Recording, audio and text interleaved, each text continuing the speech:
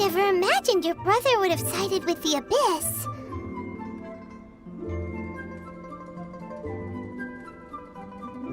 Well, keep your chin up.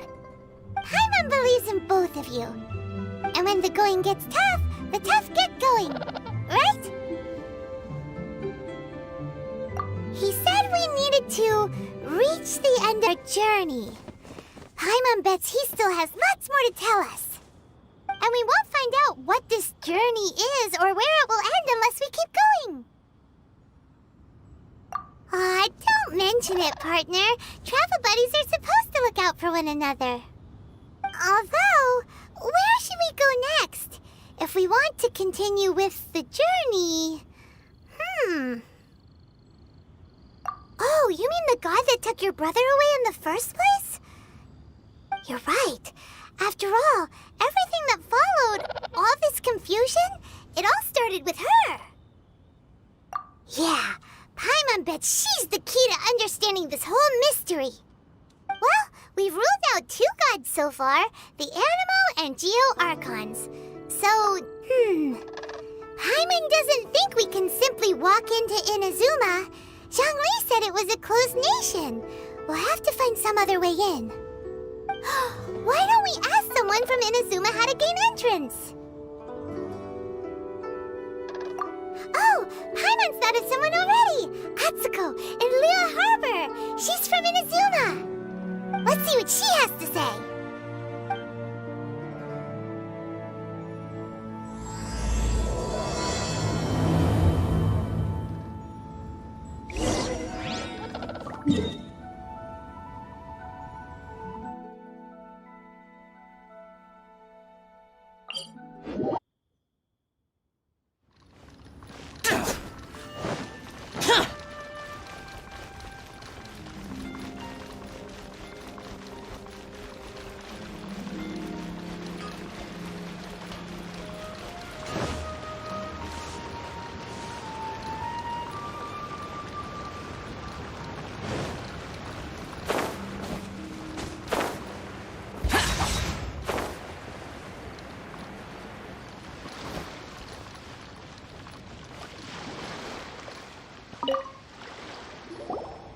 Oh. Hello. Oh, I mean good fortune, right? I'm still learning to talk like a local. Is there anything I can help you with? We wanted to ask, how do we get into Inazuma? Oh, so that's why you're here. Well, there is a way. Great! We came to the right person! But the chance of success is incredibly small. Huh. Incredibly small? Then how did you get out of Inazuma in the first place? It was in leaving Inazuma that I found out just how dangerous this method truly was. All I had to rely on was a little wooden raft that I'd put together myself. There was a storm raging ahead of me, and my pursuers were close on my tail. After I'd escaped their clutches, I floated on the open ocean for I don't know how many days. My rations and freshwater supply soon ran out, and I remember getting to the point where I was sure I'd reached the end. Then, I blacked out. But, to my surprise, my journey didn't end there. Or to put it another way, a new beginning found me. Ah, that's right. I escaped by the skin of my teeth. The fact that I'm even alive to tell the tale must be a sign that the gods were watching over me. What a horrible journey! And you set off knowing how dangerous it was? Why? Well, because everything is just too restrictive over there. The atmosphere is so stifling. The Kanjo Commission subjects everyone leaving or entering the nation to a protracted approval process, and I felt like I didn't belong there. Kanjo Commission? What's that? Along with the other 2 commissions, they oversee everything in Inazuma. We usually collectively refer to them as the Tri-Commission. I suppose they're equivalent to the 8 trades under the Liyue Chising. One of the obligations of the Kanjo Commission is to conduct rigorous identity checks on all individuals leaving or entering Inazuma. All non-nationals are processed centrally on Rito upon arrival. Meanwhile, The Tenryo Commission is responsible for implementing the recently promulgated Vision Hunt Decree. They act like the executive arm of the Raiden Shogun's rule. Loyal, yet unfeeling. It doesn't feel good to speak ill of my home like this. But after spending so long under that oppressive atmosphere, I begin to lose all hope for the future. What I mean to say is, unless you have an extremely compelling reason to go to Inazuma, you should abandon your plans of trying to get there. You should know that the sea around Inazuma is engulfed in a perpetual tempest of wind and rain. Supposing you survived that, you would still need to get past the samurai guards that enforce the Sakoku Decree, the closed nation policy of Inazuma. And even if you did manage to find a way, you'd still have to produce the necessary documentation at the Rito Center for processing Outlanders. Otherwise, you'd be kicked out immediately. Seems like they really don't want anyone setting foot in Inazuma, huh? They only set that up as a port to guarantee a supply of goods and information to the island. Most Outlanders would be unable to acquire the documentation needed. But if you really are set on going, there is one thing you could try. The raft idea sounds a little on the dangerous side. Plus, Paimon would definitely get seasick. That's not what I meant. You could ask someone from the Crux Fleet if they have some way of getting you to Inazuma. They're well known in Liyue. Voyaging far and wide has made them a well-traveled group with a wide range of experiences. They may just know how to break through the storm. But it's an armed fleet, right? Why would they agree to a request like this? That part is up to you. If you're able to persuade their captain, Beidou, then the hardest part will be out of the way. The Alcor is the flagship of the Crux Fleet. I heard that it's currently anchored by Guyunstone Forest on a supply run. This might be your best chance. Then there's no time to lose. Let's go find Captain Beidou.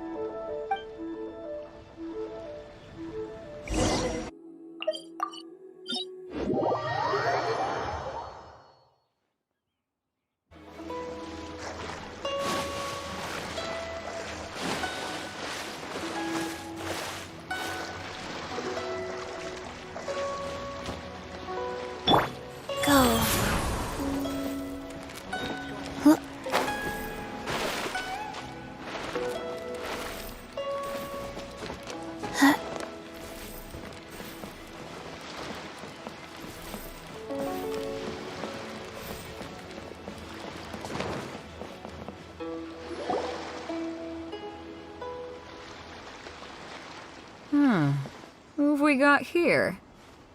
Wait, I know you. You're that traveler, aren't you? The one who fought against the Fatui and Osile, right?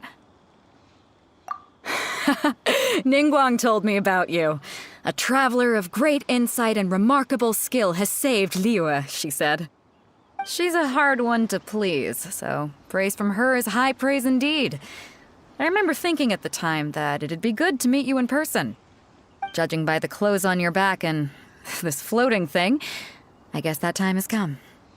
Hey! The name's not Floating Thing! It's Paimon! Paimon? What a fascinating being. You two give off not only the essence of wind and earth, but also of...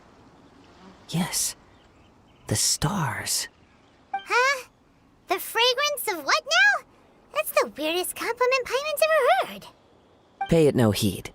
I mean only to say I am certain that it is by fate, not chance alone, that we should meet. And that gives our encounter meaning. You're not far off, but they go by a different name in Inazuma. This young man is Kaidahara Kazuha, a temporary addition to my crew for reasons I won't bore you with. Occasionally he opens his mouth and flowers come out instead of words. With this fine ship and the soft sea breeze, would it not be romantically irresponsible of me not to acknowledge it with a line or two of poetry? Well, I can't argue with that. Okay then. Once the clash is underway, I'll give you a chance to perform. Only if the mood takes me, of course. Poetry for poetry's sake tends to lack meaning. Hey, you don't want to pass this opportunity up too easily. Especially seeing as our great hero here might be in attendance. Oh, wait a minute. What's the clash? Also, just to clarify, by great hero, do you mean... Huh? I thought you might be here to sign up. You're telling me you've never even heard of it? The Crux Clash is a martial arts tournament that I hold. There'll be a whole bunch of folks taking part to showcase their talents. There are 2 important rules. 1, competitors must be renowned fighters. We want those with real martial arts ability, not just people taking part for the fun of it. So, you've got nothing to worry about there. I don't think there's anyone out there who hasn't heard of you. 2, you can't take part if you've got a vision. Otherwise, things get a little one-sided. You must be feeling confident, but you might want to watch out. There are a few crouching tigers and hidden dragons lurking around in Liyue.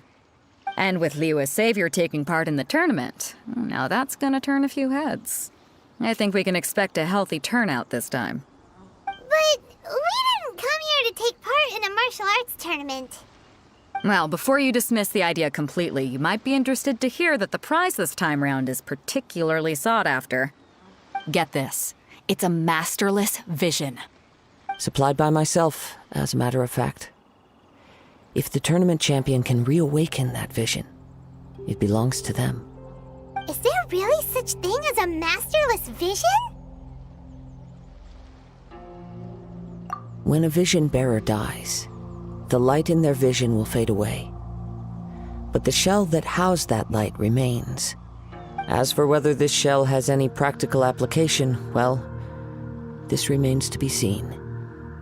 But my intuition tells me that while it remains in the world, it may just be possible for someone else to inherit it. Yep. And the way I see it, a vision is a badge of recognition from the gods. So if anyone's able to rekindle it, it's gotta be an individual of exceptional strength and talent. Organizing the clash is my way of uncovering hidden talents. And hopefully this time, getting a vision to glow again. So if you don't have a vision, this is the perfect opportunity to get your hands on one of your very own. Yeah, we're interested in getting to Inazuma, not fighting in some tournament. Inazuma? You want to go there? Well, why didn't you say so? Inazuma? No sweat. In that case, if you win the tournament, I'll give you a choice. Masterless Vision, or a ticket to Inazuma aboard the Alcor. Up to you. You just want her to take part in your tournament! What's wrong with that? The more talent we have, the better the tournament will be. I couldn't let a competitor like you fall through the net. What are we gonna do? Looks like we pretty much have to do this tournament if we want to get to Inazuma, huh? Great. Then let's get you signed up. Head to the tournament arena in Guyun Stone Forest. Kazuha and I will be over soon. It seems like it will only be a matter of time before the answer is revealed.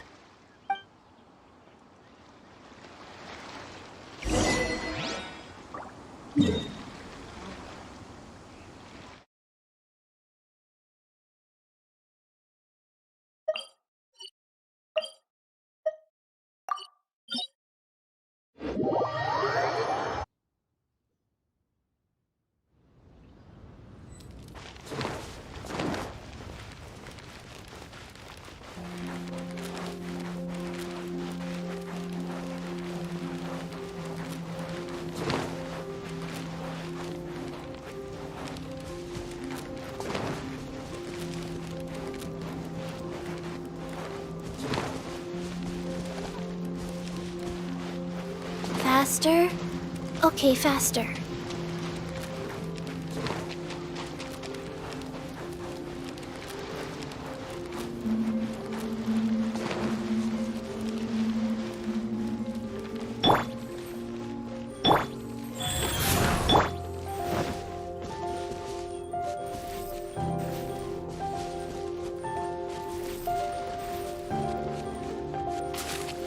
Before we sign up, let's see who the other competitors are.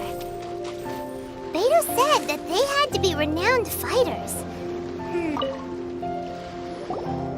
Hello! Are you here to compete in the Crux Clash? You bet I am. Have you put your names down yet? Well, I'd have a look at the entrance criteria if I were you. Then allow just anyone to take part. The Clash is a comprehensive test of fighting ability. Anyone who turns up for show over skill is gonna get their butt handed to them. Nobody wants to see that, right? Yeah, we heard a rule about that. So, Paimon's wondering, are you a renowned fighter? Me? Only a former runner-up in the Chihu Rock Freestyle Combat Summit. Oh yeah. Aha! Also, that doesn't sound like the most official tournament out there. What? You... Nonsense. Have you been living under a rock? It's been going on for years. There were plenty of competitors when I took part. Not to mention, I've helped the Millilith catch treasure hoarders before. There were 2 of them trying to escape. I soon sorted them out. They tried to sneak past me under the cover of darkness. They didn't know what hit them. I planted a left hook on the skinnier one's face and sent him flying. Then, the big guy pulled out a knife. I stood my ground, of course. A roundhouse kick sent the blade hurtling into a beam above us. I told you. Unarmed, outnumbered 2 to 1, but I still got the upper hand. I'm not saying I came out completely unscathed, of course, but the fact remains that I did manage to subdue the both of them, and hand them over to the Millilith. I received quite the commendation. Oh yeah. Uh-huh. But for us, even 4 or 5 treasure hoarders at a time is all in a day's work. Alright, we're gonna keep looking around. I'll see you in the arena, but I don't plan on losing to a pair of children anytime soon.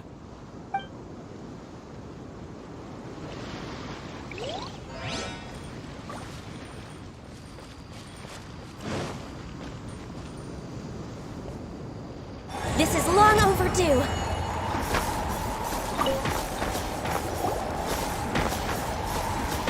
Hi there! Are you here for the Krug Splash too? That's right. Nothing beats real-life combat for honing your skills. That's what our master taught us. But this tournament is more than just a chance to put training into practice. It's also a chance for us to obtain the masterless vision. Exactly. With a vision, we'd quickly become our master's top students. This master of yours must be pretty incredible, huh? Are they someone famous? Famous? He's the founder of the Lingshan clan, and his skills are unparalleled. Liang and I are both proud disciples of his. You probably wouldn't have heard of it. It was founded quite recently. The clan is nowhere near as famous as the master himself anyway.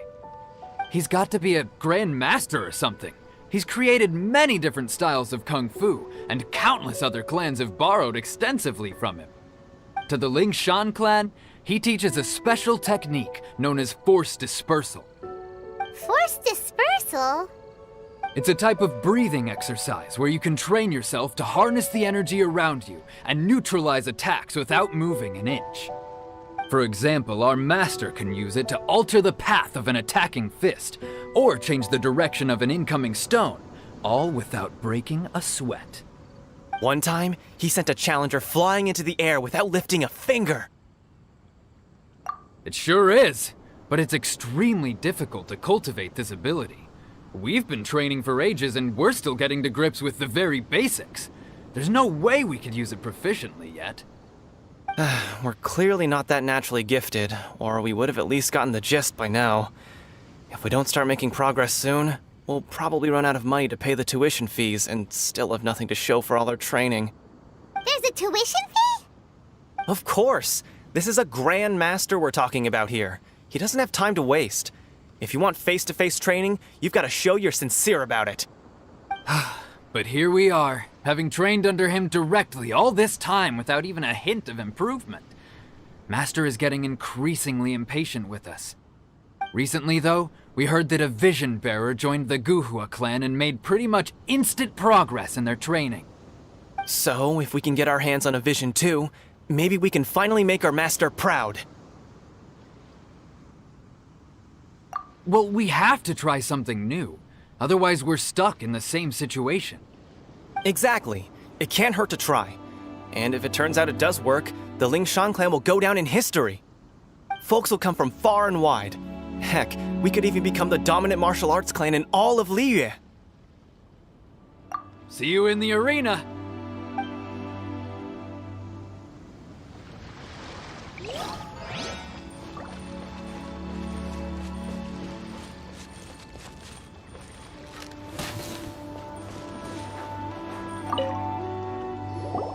Hey, youngster. Are you here for the Crux Clash too? If so, seems I found myself another new adversary. So you're also here for the tournament? You better believe it. I wouldn't be here if I didn't think I could walk away as a champion. For me, obtaining a vision is the final and most important piece in the puzzle that is my life. No. It's not about what I want to do. This is about who I want to be. I am looking to become a perfect person. I know how that sounds, but let me explain. I've lived a successful life so far, without any setbacks. I've passed every exam I've ever taken, enjoyed numerous successful business ventures, and seem to get on with just about everyone socially. In most people's eyes, I am already the very embodiment of the perfect person. Though, of course, I'd never let the praise get to my head. I know I haven't reached perfection yet, because there's one thing I'm still missing. A vision. You have so much self-confidence. That's not important. I have a contact in the Crux fleet who was happy to vouch for me, so they very kindly made special arrangements on my behalf. I've also brought along a bit of an entourage for moral support. It's such a blessing, really, to have so many good friends in my neighborhood. Of course, I also put in a few good days' practice, concentrating mostly on rare and esoteric styles of Kung Fu. As a high achiever by nature, I'm confident I've done enough to guarantee my victory in this tournament. I seem to have gained another fan. Don't let my aura overwhelm you, though. You'll need your wits about you today. Now then, if you don't mind, I need to finish my pre-competition routine. It's not too long now before you'll get to see me in action.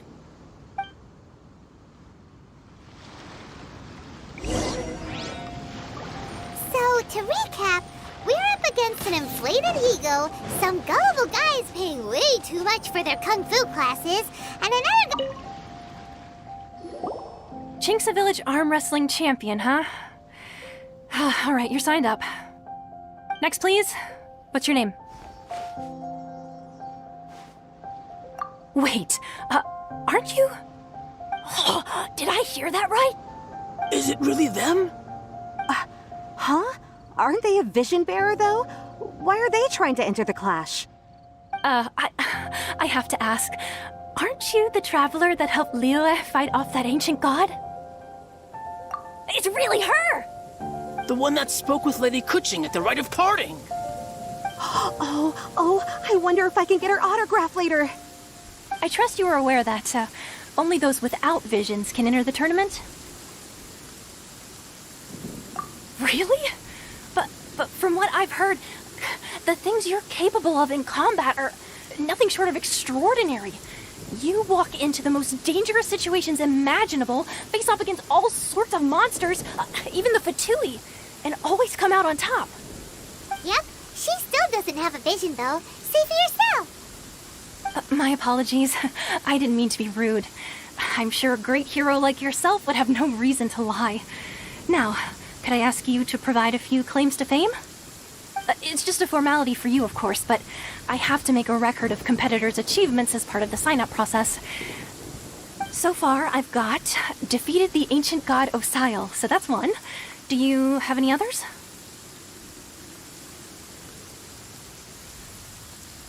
Yeah, and also a dragon, too! Put down Battle with Storm Terror. Whoa. Might as well declare her the champion already. I wonder if it's too late to withdraw. Okay, that's plenty. Actually, this is the most dazzling track record I've ever seen. By a long shot. Right, your registration is complete. Now, a brief word about the prize. A great hero such as yourself can surely only be here for one thing. to win the tournament and claim the grand prize, namely, a vision. Oh, we're not here for that.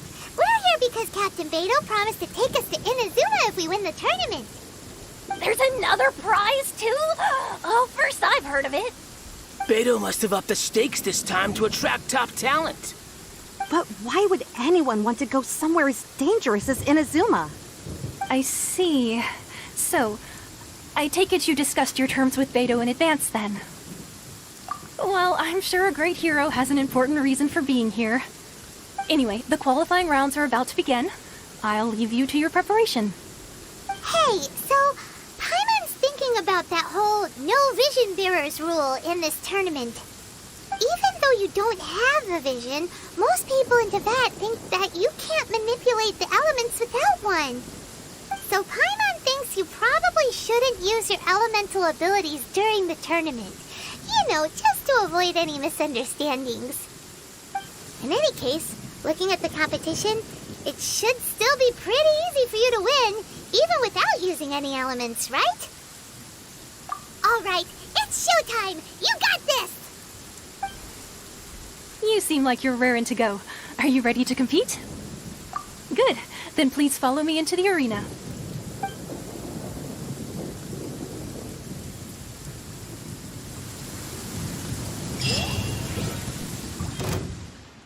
Our next competitor is seen by many as the favorite to win this tournament.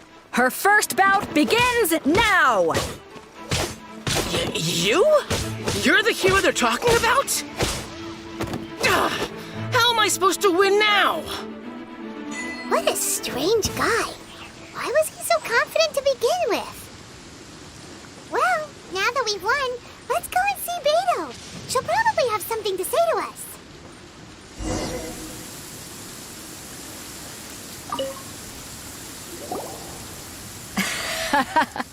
I knew I wouldn't regret introducing you as the favorite. So, what do you think, Kazuha? She totally dominated that guy and did it with style, too. Impressive. But I also observed our favorite exercise some restraint, as if to protect the opponent from serious harm. Well, I fought my fair share of battles, both big and small. And I say, after the show she put on just now, she's more than convinced me of her ability. So come on. We all know you've got a wide vocabulary in there. Can't you spare a word or two to congratulate our up-and-coming champion? All right. Let me think how to aptly phrase these words of praise. You fought well. All right then. I was thinking your inner poet might want to join in the fun, but I guess I shouldn't put you on the spot like that. You know, a lot of competitors came to me saying how surprised they were that Liyue's hero was entering the tournament. And since you signed up, we've had many others do the same, with more than a few top-tier fighters among them. I'm sure lots of them are here to find out how they stack up against you. Well, since everyone sees you as the one to beat, I figure I should start treating you that way too. For one thing, we don't want you wasting all your energy in the early rounds fighting people who are well below your level. Not to mention, you must be itching to fight someone in your league too, right? So, I'm putting you straight through to the semifinals. Huh? But we only just started the qualifiers. Seems like a crazy system if we just skip straight to the semifinals. This is how Captain Beto works. You won't persuade her otherwise. Besides, at your level, you would have made it to the semifinals anyway.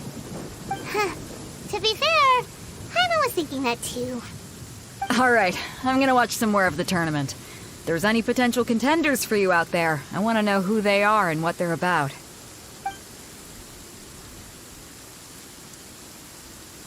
We're finally here, folks. The real show is about to begin. The captain seems to have high hopes for this tournament. I have not seen her so excited in quite some time. Your opponent has fought many rounds to get to the semifinals. This makes him a seasoned warrior. You may well be stronger than him, but this should not give you cause to lower your guard. Very well. Show me that you are ready to push through the storm that lies ahead. All right, that's enough chit-chat for now. The audience is waiting. Go find the crew member that signed you up. She'll take you into the arena.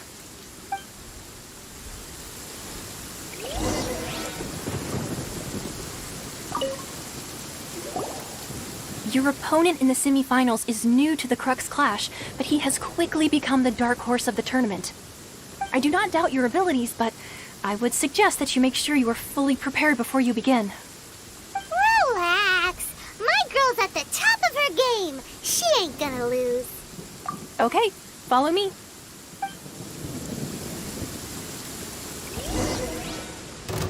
At last, the moment we've all been waiting for. The semifinals have begun. Who's it gonna be this time? The hero or the dark horse? I don't care about the prize. You're a strong opponent. That's what I'm here for.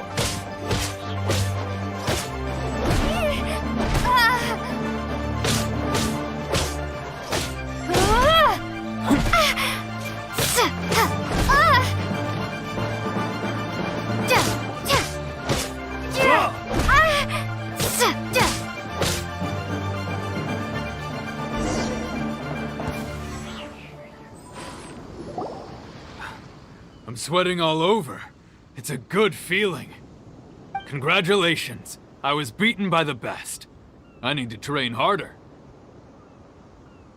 Right. For a moment there, Paimon was a little worried. If you had a vision, you'd definitely be one of the strongest around. I wanted a vision once, when I was a kid.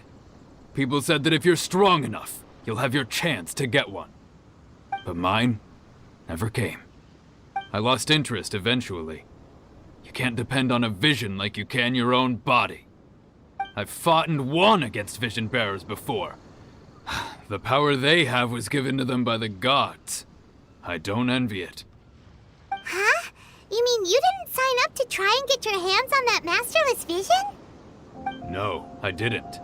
I only wanted to pit myself against other fighters and see who was the strongest. Only in defeat can you understand your weaknesses and learn from them. So I'm pleased with today's outcome. I don't often have the pleasure of experiencing defeat. Wow! Now that's true strength talking. If you have the chance in the future, please come and spar with me again. I will be stronger next time.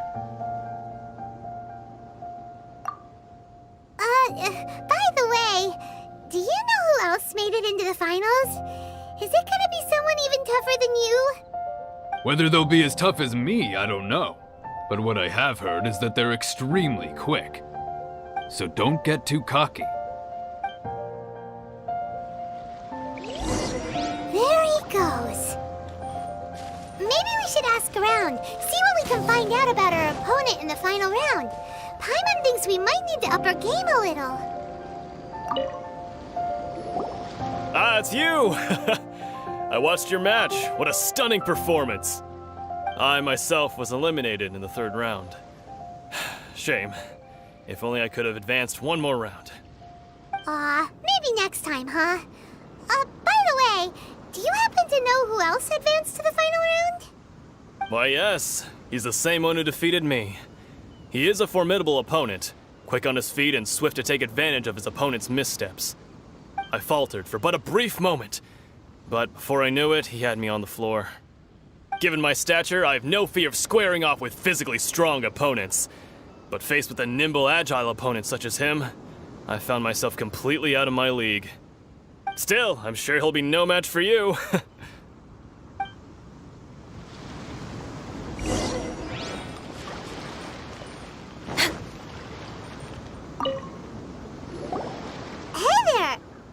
Well, where did the other guy go? He tried to use force dispersal to deflect a punch, but instead he took it straight to the nose. There was blood all over the place.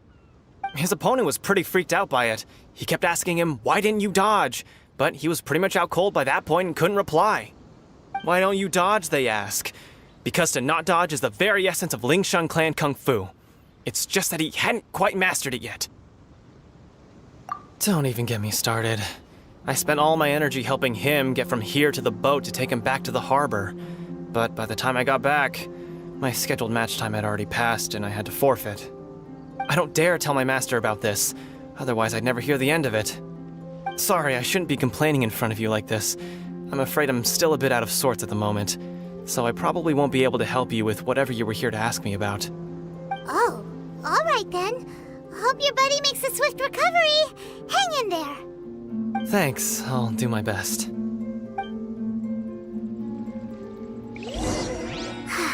We still haven't got any useful information yet. Maybe we can go talk to Beto. You gave an outstanding performance. Truly commendable. I could sense that you're not familiar with bouts of this kind, and it could have cost you the match. But you were quick to adapt and managed to claim victory over your opponent. That is a most invaluable skill. In fact, I discerned this not from what I saw, but what I heard.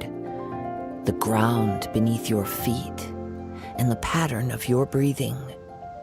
But it is nothing remarkable, for I discerned nothing more than Captain Beto did. He's right. But in my case, I was purely relying on previous experience. I guess not using your elemental powers must be quite new for you, huh?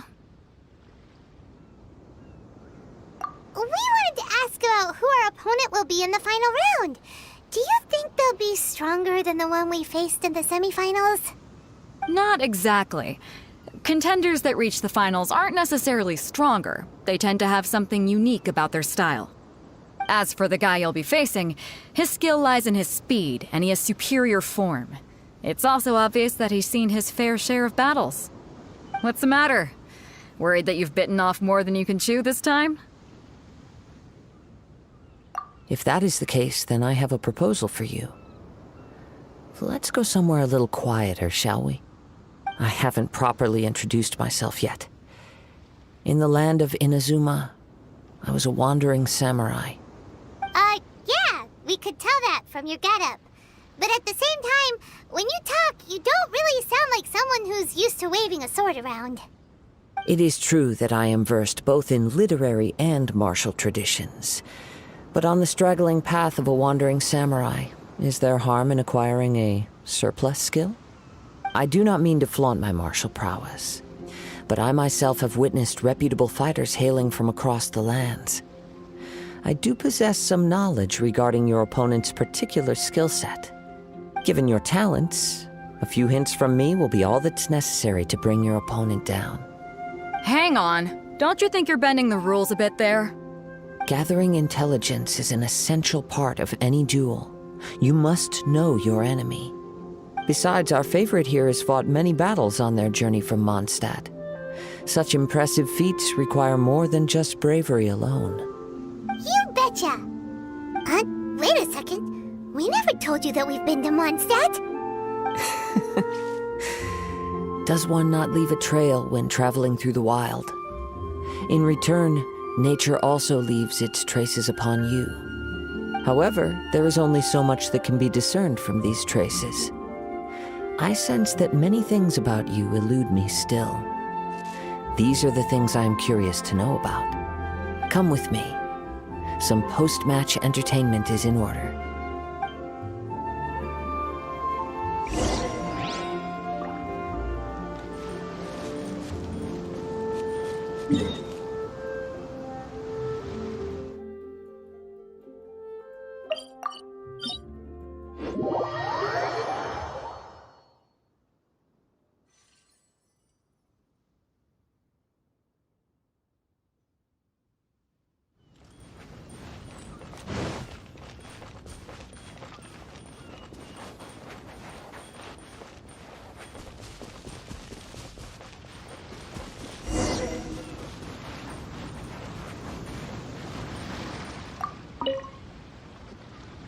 Now that we're alone, let me cut to the heart of the matter.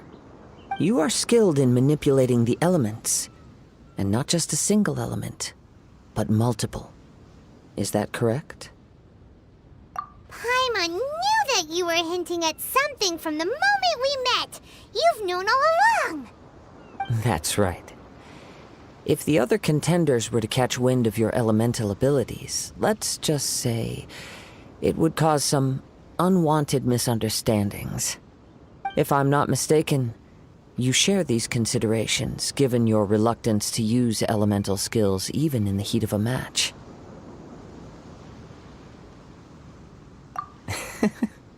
When I talk about that which I see or hear in you, this is not poetic symbolism at play. I mean these things in the truest sense possible. Since a young age, I have been attuned to the tidings of nature. I hear the breath of the wind and the whispers of the leaves. It is things of this nature that I also hear from within you. Nothing more. As crazy as all that sounds, somehow Paimon still believes you.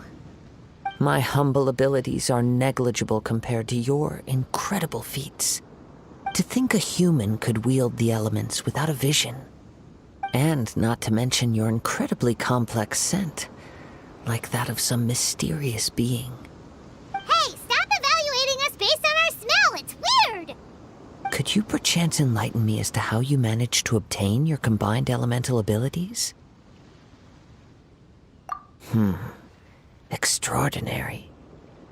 So then, might I be so bold as to inquire how exactly it is that you learned to channel elemental energy and even wield it in combat?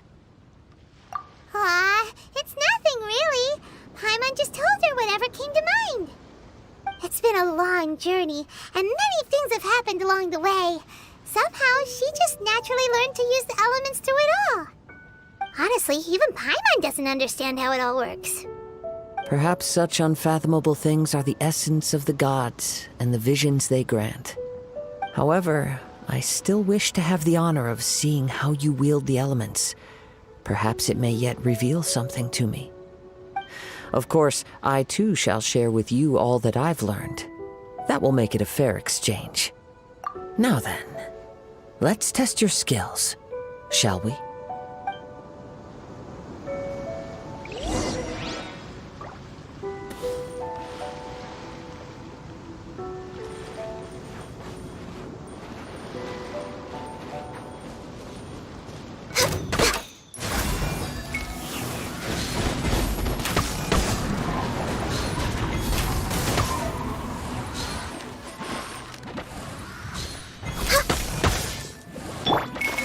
Burst forth!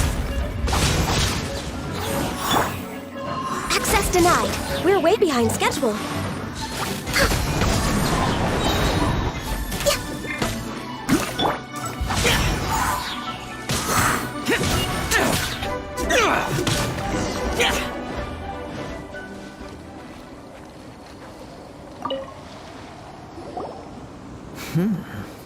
Your skills in battle are truly beyond reproach. Even with your opponent's speed, he shouldn't be able to overwhelm you.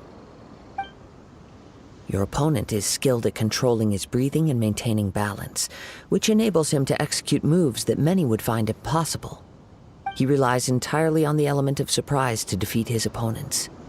In other words, as long as you remain mindful of his ability to detect weak points, then his attacks should pose no threat to you. Please, save your thanks. If anything, I should be thanking you for the opportunity to witness your command of the elements that defies all known principles. The world is a truly mysterious place, it seems, and one will always encounter that which is still unknown. You seem kind of obsessed with visions, but don't you already have your own? Why are you so intent on exploring the connection between visions and the elements?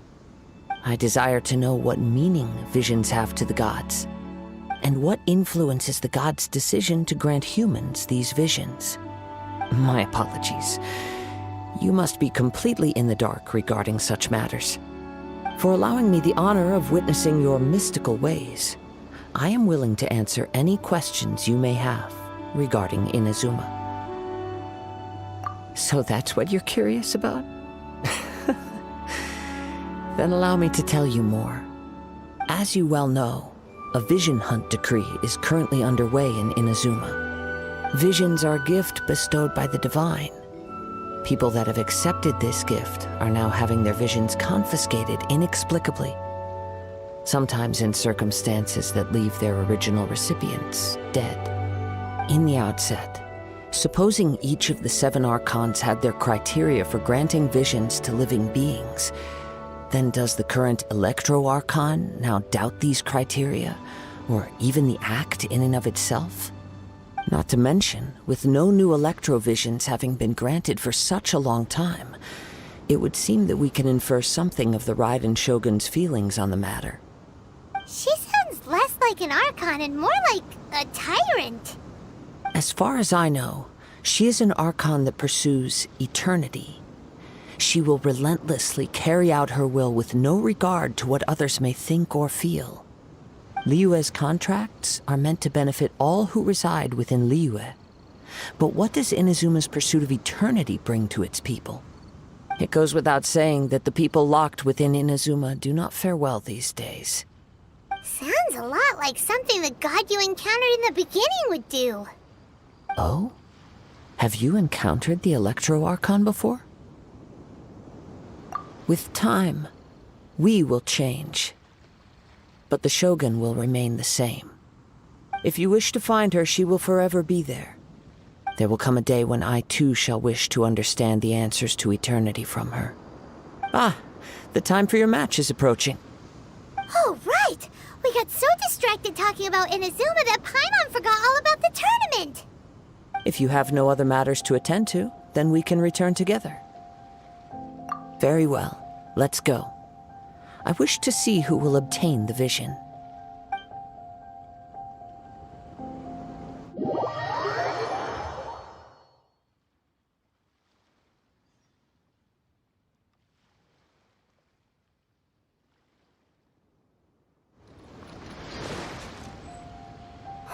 Why isn't he here yet?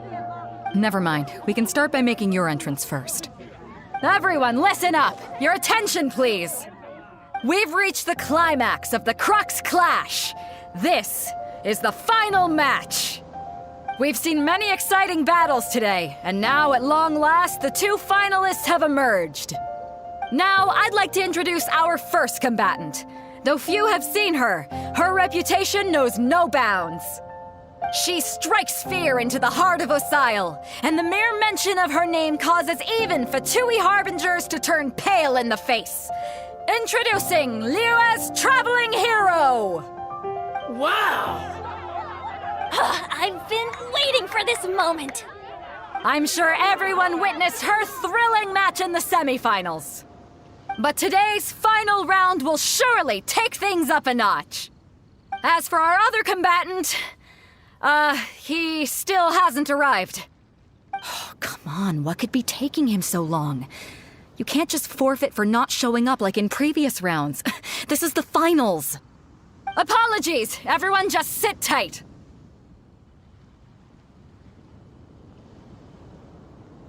We've got no other choice.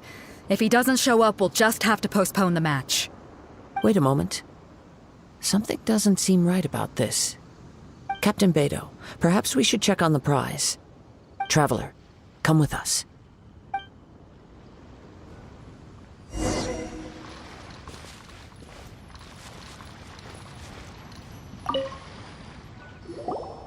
Let me see. It's gone all right. The vision is missing. Huh? Did somebody steal it?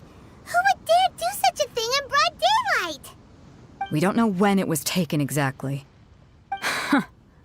I never thought that someone here would have the guts to cross Captain Beidou. No need to worry. Even the craftiest sleight of hand does not escape nature's watchful gaze. The culprit has only acted recently. They will not have gotten far. The vision was the prize that I had offered, and it was my responsibility to look after it. I will be certain to get it back. Well, if you insist. I'll leave the matter to you then. I'll stay here and try to offer some explanation to all the spectators that came to see the match. If you would, please come with me. But we're on an island. Where could he have possibly run to? Come with me. I can sense the winds are coming.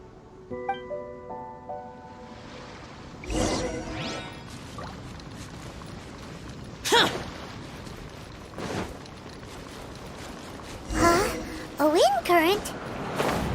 The winds have come at an opportune moment. Let's seize this chance. Ride the winds upward. From there, we can continue our search for clues.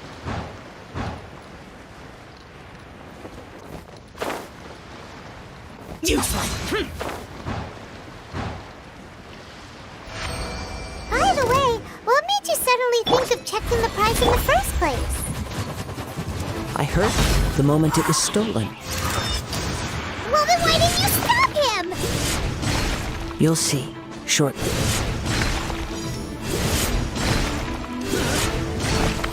Here! Here!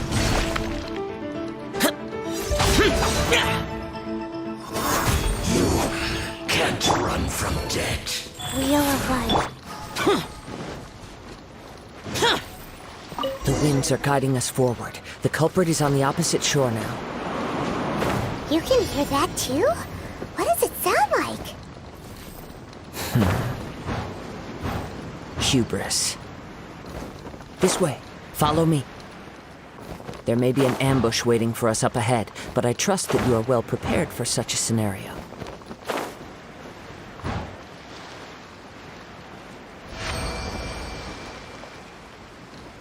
Hoarders, they're here! Get them! Treasure hoarders, just as I expected. In which case, please stand back.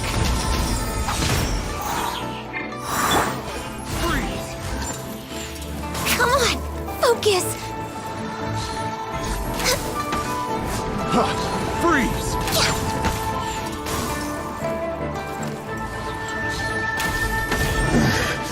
The hunter. Next on the agenda.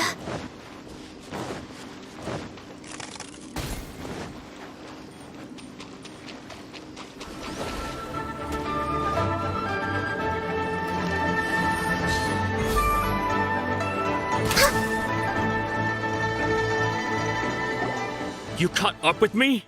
How is that possible? I had even prepared a boat to ensure a quick getaway, and still you caught up to me. No boat could ever match the speed of the wind. The wind?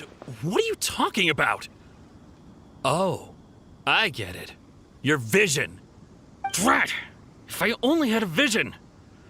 Or if I could activate this one, then you'd never be able to catch me. This has nothing to do with visions. You may be skilled at vanishing from a crowd, but it seems you know precious little about how to conceal yourself from nature's gaze. Additionally, your chosen escape route was flawed for reasons that are too numerous to go into, and on top of that, I could hear your boasting and proud laughter in the wind as I was pursuing you. In other words, you failed to meet any of the basic criteria for a grand heist, namely speed, stealth, and style. You... But most disappointing of all is the state of the vision in your hand. It appears that the vision doesn't respond to human desire indiscriminately. Fine. I admit it. I've had my eyes on this vision for quite some time now. I decided to register after hearing that this fighting contest was full of a bunch of lousy fighters. I fought my way to the finals and... Aha! So you were supposed to be our opponent! I'd intended to win the contest through skill alone all along. But then you showed up. After watching the semifinals, I knew that I didn't stand a chance. But I wasn't about to give up on the vision so easily after coming all this way. Since there was no use in trying to face you in the match, I decided to put my skills to good use while everyone's attention was on you and Beto. I was convinced I prepared thoroughly for my escape, but somehow you still managed to catch up to me. Drat. This should have gone differently. Really? Fine. But you'd better mean it. It didn't activate once I took it anyway. It's nothing but a useless shell to me. You know, according to the laws of the sea, the penalty for stealing is breaking the culprit's arms. Huh? You're not serious, are you? Not to mention that the item you stole was a prize. You didn't show up for the final match, and you damaged the reputation of the captain of the Crux fleet. It seems that it would be only fair to brand the word thief on your forehead with a hot iron. Whoa, whoa! We don't need to go that far, do we? I never would have guessed you could be so cruel. If this is where talking gets me, then forget it. I'll risk a fight. Ha ha! Just you watch. Coming to be. I'll have my revenge eventually. No, no. Do what you want, but please, don't brand my forehead, please! He has persevered to the bitter end, and now death looms near. Yet still the gods do not bestow their favor upon him. Put down the vision and leave. I've changed my mind. No further punishment for you. Huh? What's wrong? Are you asking for more punishment?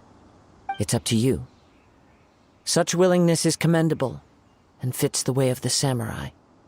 No need for that.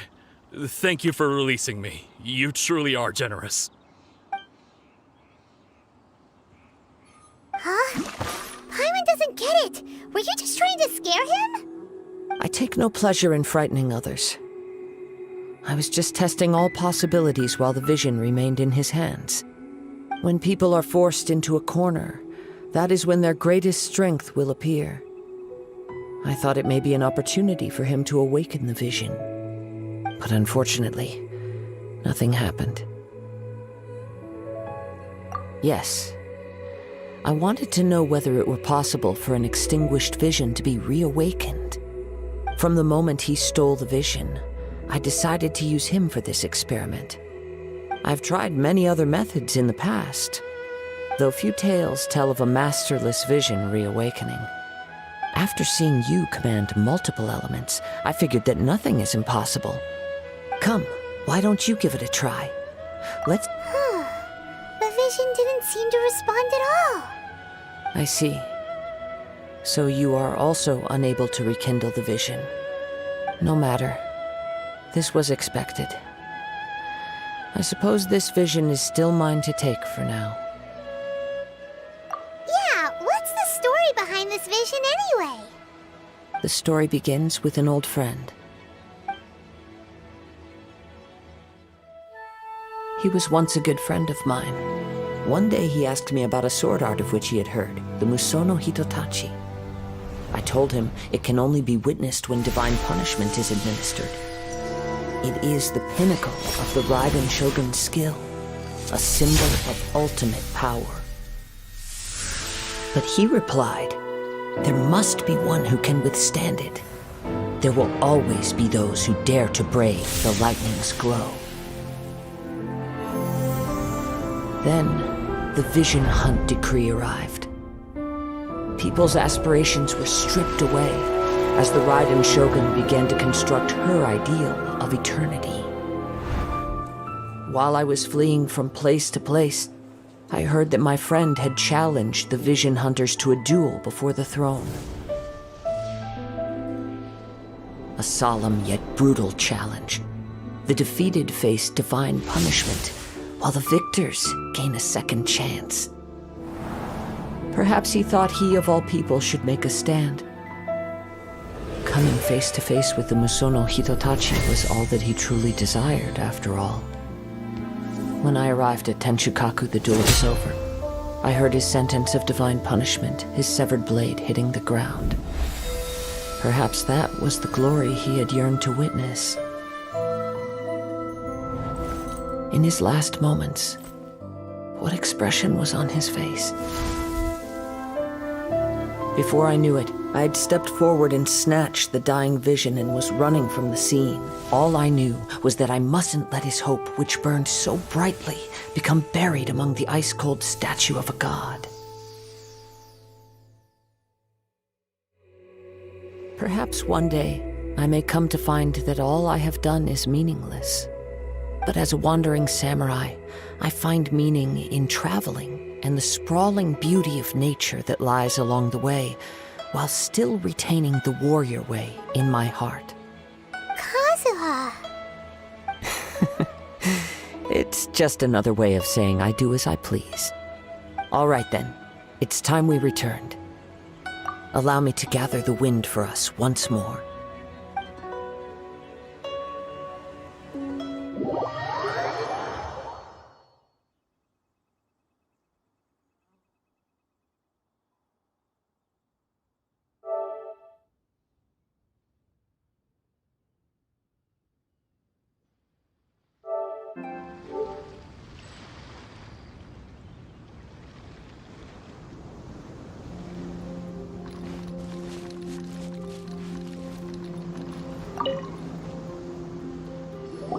Huh? Did Beta leave already? Maybe she went back to her ship. If you're looking for the captain, she was summoned by Lady Ningguang. It seems that the Crux clash got out of hand this time and has attracted her attention. Captain Beidou was muttering something about Ningguang being a stick in the mud as she headed off to Liyue Harbor. It's not unusual for those two to be at odds with one another. But still, Captain Beidou was disappointed she didn't get to witness the crowning of the new champion. She had been looking forward to it for quite some time. The one who stole the vision was originally to be this hero's opponent in the final round. He knew he stood no chance of winning the match, thus the wicked idea of stealing the prize took hold in his mind. In which case, the Crux clash comes to a clear-cut conclusion. Huh? So that's what happened? If that's the case, then the rules stipulate that he is disqualified, and our hero here is the champion. Paimon thought we'd win and all, but not like this. It doesn't matter. As the saying goes, honor given is honor deserved. Now, let me go prepare the champion's medal to award you. Yes, I believe so. Though Captain Beidou is no longer present here, I'll be sure she receives word of it. She is a woman of her word. But the voyage to Inazuma is a treacherous one. You will be plagued by a perpetual tempest the entire trip. In fact, the relentless rain and wind are also an embodiment of the Raiden Shogun's will to close the nation. Hold on a second. You're saying she can change the weather just with the power of her mind? Let us not forget that this is one of the 7 Archons. If Liyue's Morax could form Guyun's stone forest by casting down his stone spears, then it should come as no great surprise that the Raiden Shogun is capable of summoning an eternal tempest. Suffice it to say that if you wish to journey to Inazuma, the Alcor will need some time. You will be notified once all the preparations have been made. In the meantime, I intend to embark on a journey of my own. I will travel all across the vast lands of Liyue in the hope of finding a way to reawaken the vision. Paimon believes you'll find a way for sure. Thank you. May both our journeys prove meaningful. One final word of warning. The part of your journey that lies after the storm may well prove to be the most arduous.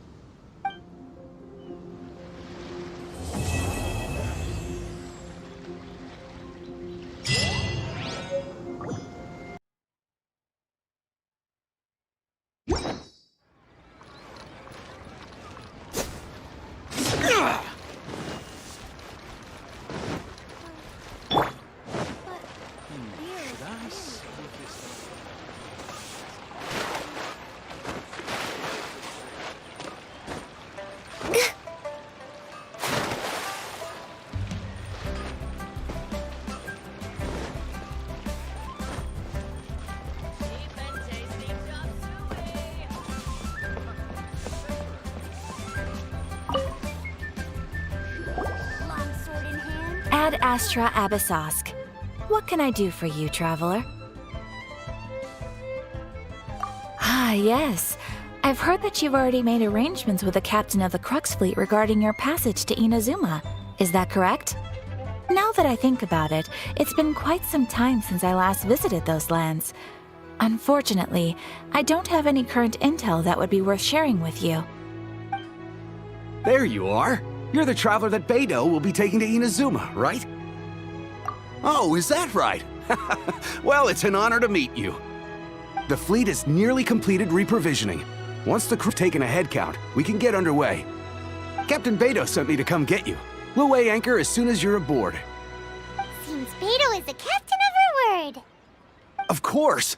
There are many things that the captain insists upon. I'm sure you'll see for yourself once you're on board. So you'll be heading off then? I suppose congratulations are in order.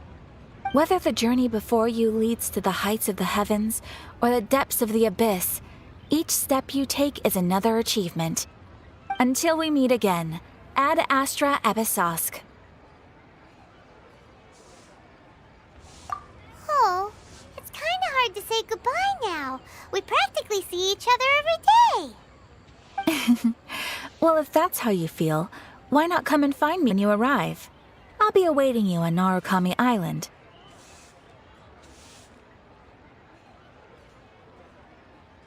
So there's another Catherine at Ninazuma? See, there's no need to get all sappy now. Well, I guess it's time for you to bid farewell to Liyue Harbor. Now that I've delivered my message, I'll be heading back. The ship is currently anchored off of Guyan Stone Forest. Okay, thanks for coming all this way to let us know. Just following orders. I'll see you two aboard the Alcor.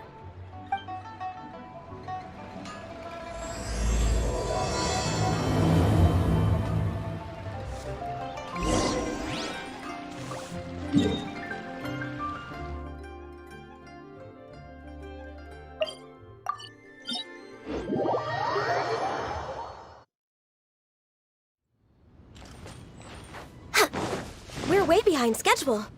Next on the agenda...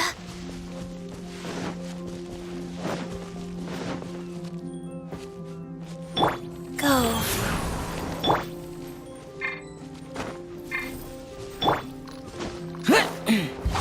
Boring!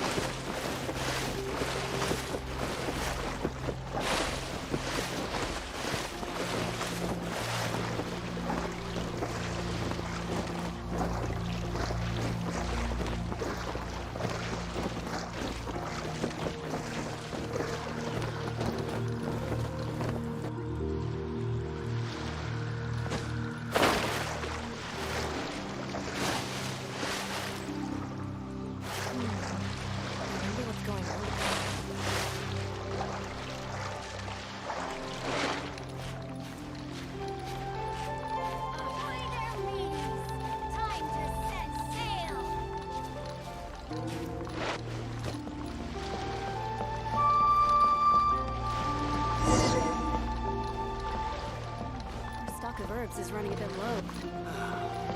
Waves are as calm as always. Useless! Ah, you finally made it.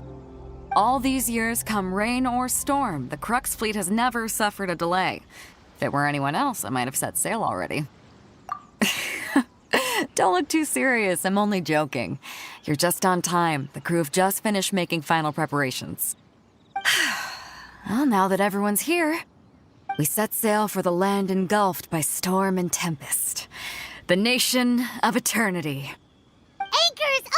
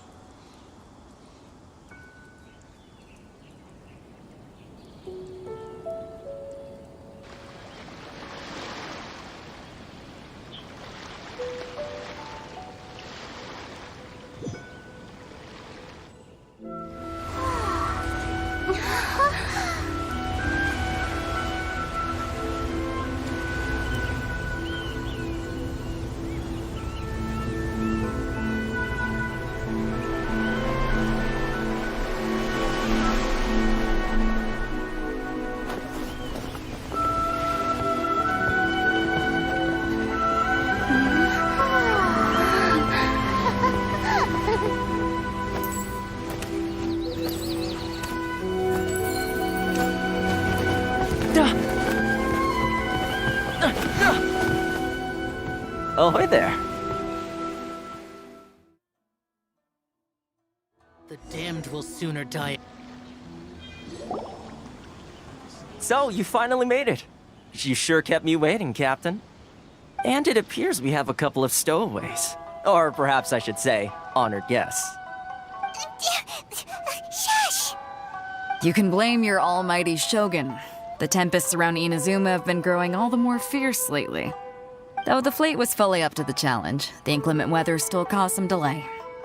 Now then, let me introduce everyone. This is Toma, a trade partner that I've gotten to know recently. You don't know how long I've been waiting to see you. Toma, these two are... Oh, no need for introductions. Their reputation precedes them. Seems even the stormy seas can't keep rumors of these Outlanders' sterling deeds at bay. Oh, it's sure nice to hear you say that. With any luck, it'll give you a head start here. Toma's resided on Rito for quite some time now. It wouldn't be going too far to say he's the fixer around these parts. If you run into any problems here, just talk to Toma. But if he tries to pull any moves on you, I'll be sure to deal with him personally the next time I'm around. No need to worry. I'm sure we'll get along just fine. Good. Then if it's all settled, I'll be going. I wouldn't want to be caught with my sails down here.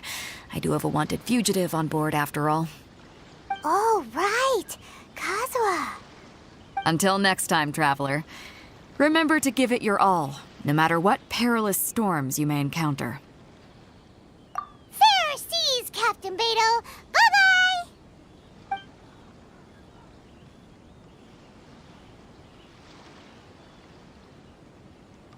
Now then, first things first.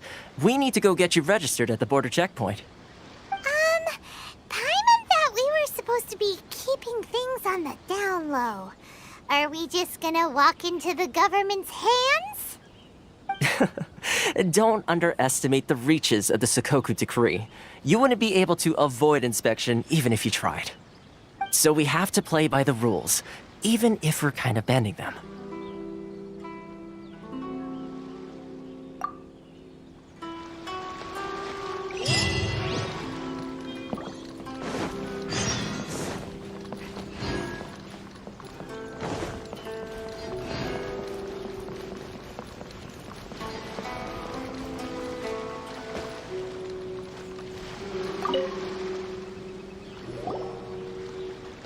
Hello? Please state your name, identity, and the purpose of your visit. Oh, except you, Toma. You must be new here. Excuse me? Please provide the information requested and also declare any goods you are carrying with you. Oh, well, I'm sorry. We cannot approve entry for purely personal reasons. So, unless you have a valid reason for visiting in accordance with the rules...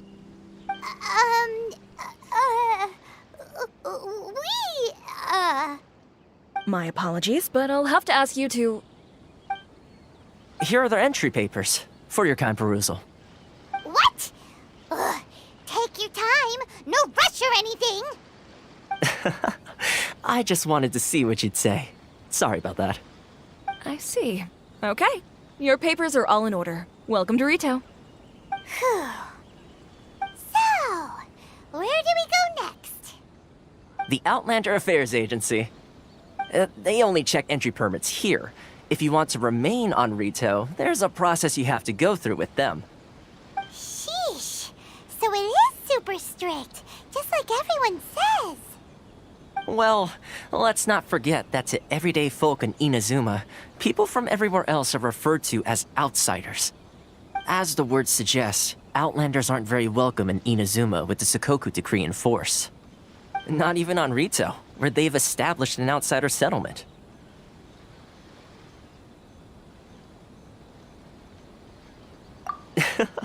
I like how you think.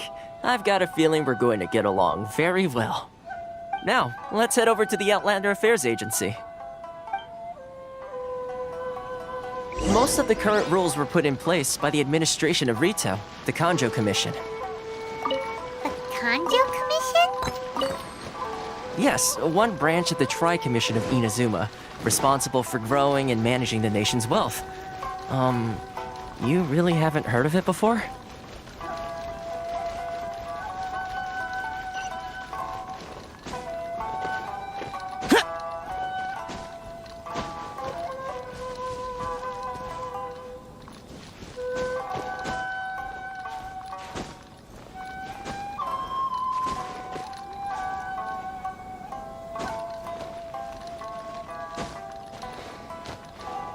This is the Outlander Affairs Agency.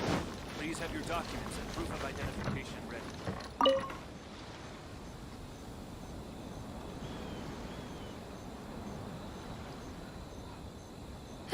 You've completed the entry procedures, yes? And now you want to apply for residency? Both of you? Yes, please. Okay, the processing fee will be 2 million mora. 2 million? For a processing fee? Are you serious? That's right. 1 million per applicant, which makes 2 million total. Don't worry, you can trust my math. Paimon wasn't so much questioning your math as... Ma'am, these two here are good friends of mine. I think you'll find I'm one face you recognize. Ah, Mr. Toma, it's you. By way of courtesy, allow me to reduce it to 400,000 mora total. Thank you ever so much, Miss Eureka. But as this is just a processing fee, I think 600 mora should cover it if I'm paying on their behalf. I'll treat you to dinner too. How does that sound? That's not how you haggle! By all means, bargain the price down, but... All right then, as you wish, Mr. Toma. I will make a record. Much obliged.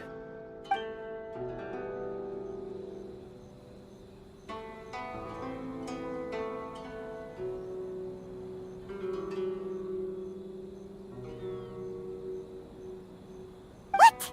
She went from 2 million down to 600? There's something seriously wrong with people's sense of finance around here!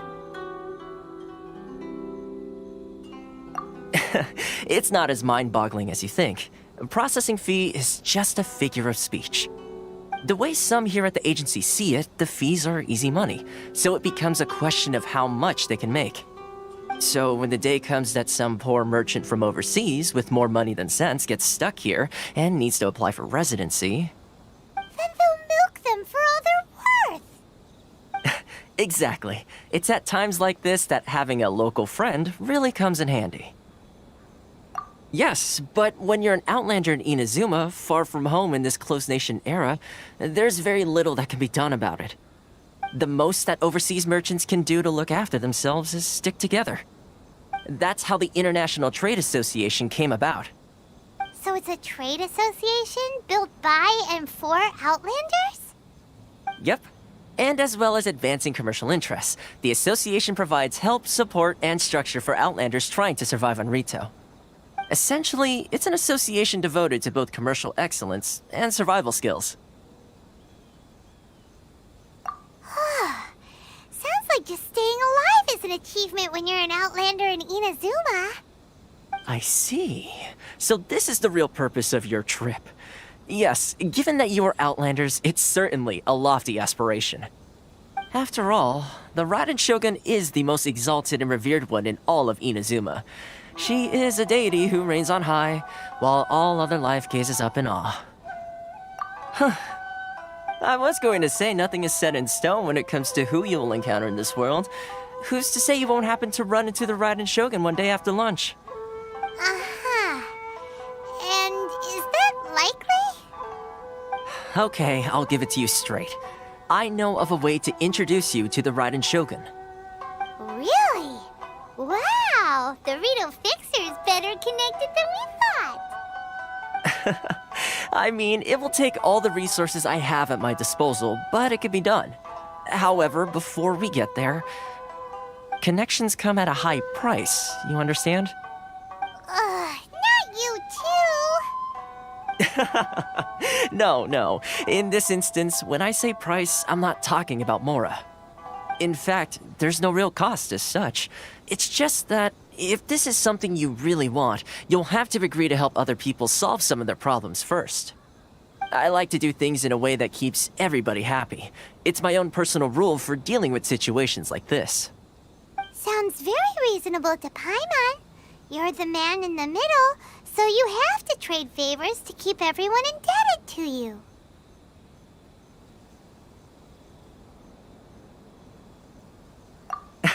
Why do I get the feeling you're making me out to be some sort of crook? Never mind. Here's the situation. As I touched upon earlier, the members of the International Trade Association are constantly struggling to survive. Recently, things seem to have gotten more difficult than ever for them, so just go and check things out. See if there's any way you can help. The head of the association is called Caricio, and he's a good friend of mine.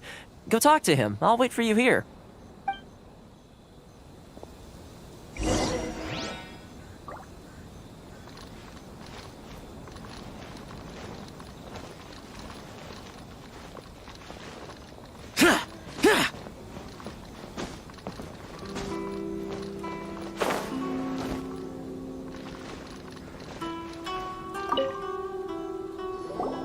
Huh? Hello there. You must be seeking refuge with the International Trade Association. The Outlander Affairs Agency took you for all you're worth, I suppose. Good. That's a relief. You need to be careful, or you'll find yourself losing your savings all at once. We heard the association has been having some difficulties lately. Is that true? Yes. Left, right, and center. Obstacles at every turn. But that's nothing new for us. The Sakoku decree certainly makes things difficult for anyone who wants to come here from overseas. But it's not the root cause of our woes. The Sakoku decree might restrict our scope of activity, but in and of itself, it doesn't stop us from being able to enjoy a comfortable existence. No. What's really squeezing us Outlander merchants dry is those Mora grubbers from the Kanjo Commission. Oh, of the 3 commissions, that's the one that oversees everything on Rito, isn't it? That's right. They impose astronomical tax rate, unbelievable regulations, and that's not the worst of it. They just issued a new tax decree recently that, for some reason, completely changes the way we pay our taxes. It used to be Mora, but now it's something called Crystal Marrow. Crystal Marrow? What's that? Something that most of us in the association had never heard of before either, until the new decree came along. Eventually, one of the older Liyue merchants recalled that he once shipped a batch of it to Snezhnaya in his youth. So, in order to pay our taxes, we began an arduous search for this Crystal Marrow. But then we found we'd only managed to create a bigger problem for ourselves. The rising demand for Crystal Marrow drove the price higher and higher. Now there's only one vendor who even has it in stock. We can't get a hold of it anywhere else. Isn't that what they call a monopoly? Exactly. So this vendor keeps pushing the price up, and we have no choice but to buy from them because the tax decree forces us to. It's a vicious cycle. The consequence of which is that our taxes will soon exceed our profits. And once that happens...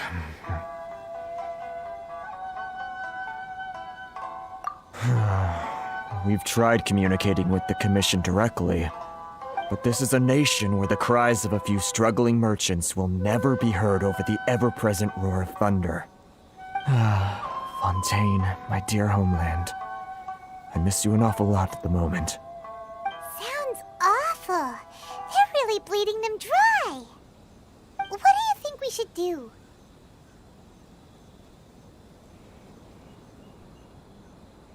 But Carisu's the head of the association, and even he hasn't had any luck. Not to mention, we're Outlanders too. Right. And besides, I think this may well be the fate they've ordained for us. Okay. Well, we could try tackling the problem by going to the other party involved. That vendor... I've actually done business with him in the past, but after a point he stopped contacting us. I have no idea where he sources the stuff. Well, it definitely sounds like he's being unfair. How do we find him? We could go talk to him and see if he lets anything slip. Hey, that's a pretty good idea. Since you're not affiliated with the association and you're new to Rito, he may just let his guard down. If I remember correctly, our usual meeting point with him is under a tree by the coast in the residential district. See if you can find him there. Got it! We're on the case!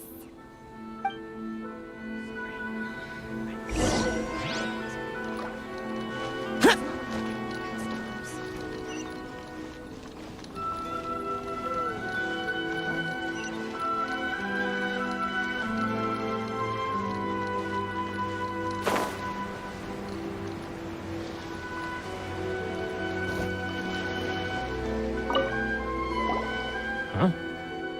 I don't think I recognize you. Are you new arrivals?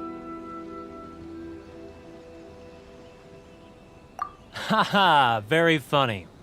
Real fixers don't need to refer to themselves that way. I wasn't born yesterday, you know. So, what do you need with me? The sheer nerve. You don't go around asking questions like that. If I gave you my sources, I might as well hand you the whole darn business. Trade secret, got it? You know what trade and secret mean, right? This guy's got a bad attitude. Ha! Are you even buying? Oh, I see what's going on here. Karisu and his associates sent you here to try and plead their case, didn't they? They're wasting their time. The price is non-negotiable, not by a single Mora. Hey, what's your problem? Get out of here, go on. Tell them they're lucky to be buying from me in the first place, and they ought to be more grateful. If it weren't for me, they'd be in seriously hot water. What are we gonna do? There's no talking to this guy. Good idea. Let's check back in with him.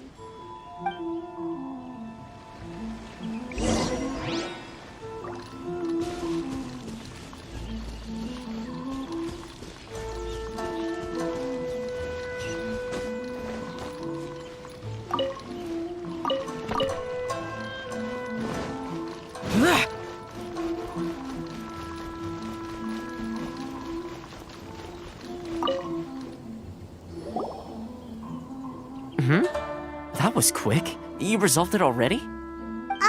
Actually, we're having a little trouble. No? Well, by all means, tell me what you need. I'll help as much as I can. Getting you to go fixing things when you've only just arrived is quite a demand.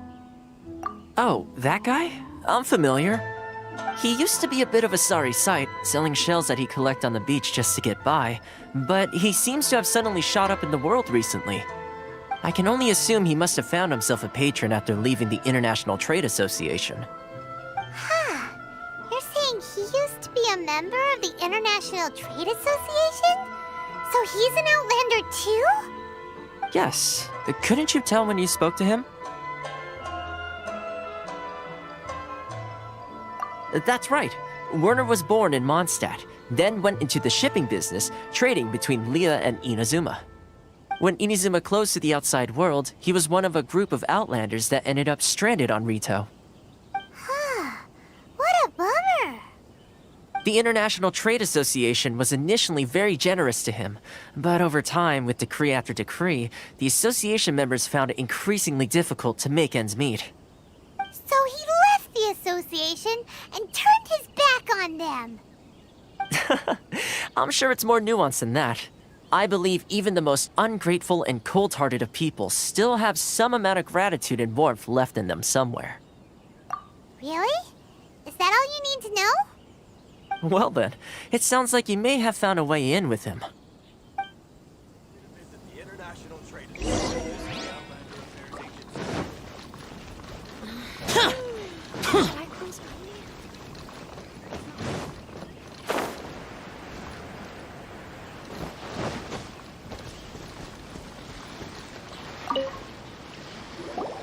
What are you doing back here? Just because I got plenty of time on my hands doesn't mean I want to waste any of it talking to you. Huh? Where's this coming from?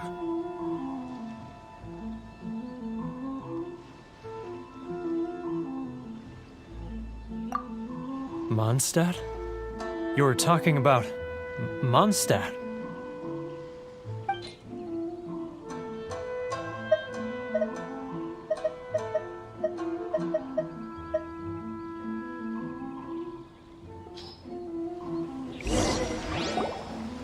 Goodness, I can sense it now. So familiar, but I can't remember the last time I was there. The scent of Mondstadt. Oh, how it takes me back.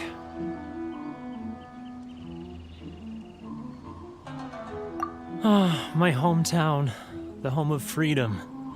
How I long to go back and visit. It's working!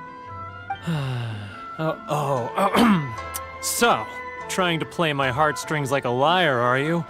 I know what you're up to. Huh? What is this? What are you up to now? Just close your eyes already! You mean the sound of the ocean? Leah Harbor. I can see it so clearly. Oh, and the sound of the waves, the calls of the merchants. Xiao lanterns. I'm right there at the lantern right. Oh, look at them floating up into the sky. This guy has a really active imagination.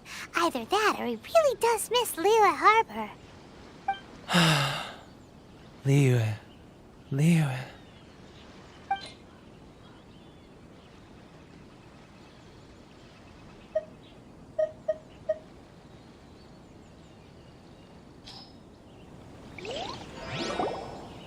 Wait. Stop. That's enough. Don't make me relive it anymore. My poor heart can't take it.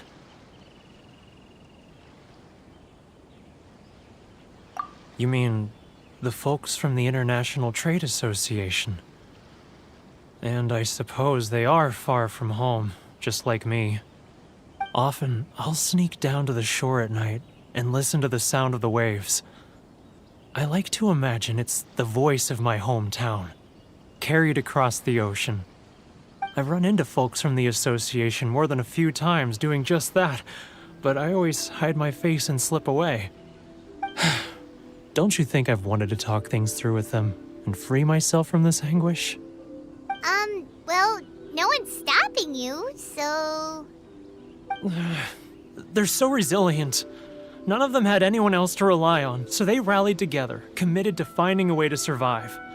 But I couldn't do it. I'm not strong enough. So I caved. Those people, they'd make the smallest of promises, offer the most measly benefits, and I'd do whatever they asked of me.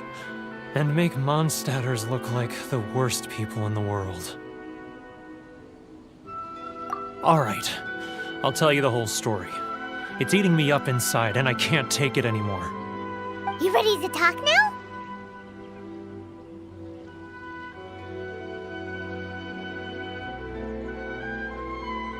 But I betrayed them. I can't show my face there. Come on, you scaredy cat. Look, you messed up, but now it's time to make things right. So come on, get it off your chest. What's the deal here? It's a scheme by the tax collection Ashigaru, Keijiro and his companions.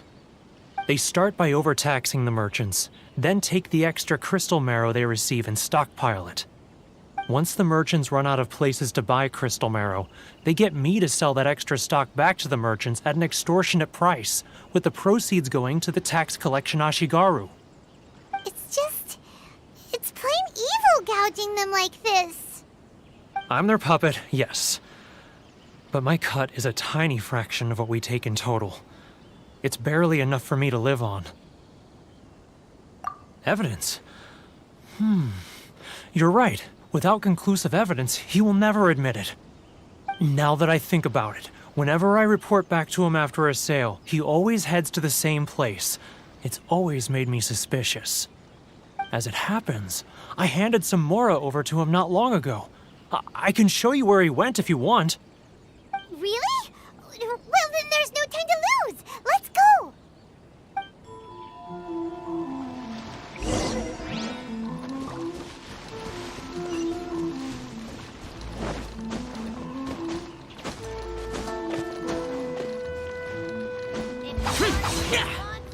Great wines that look no further than sailing breeze.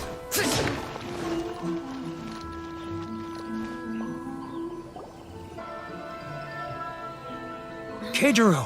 It's him!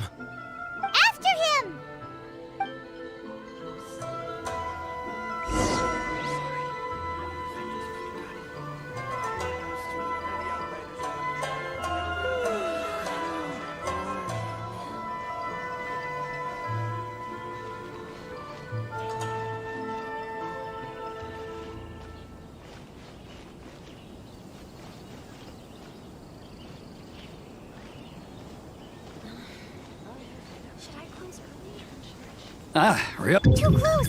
That's too close! He'll notice us for sure! I'm not used to it at all.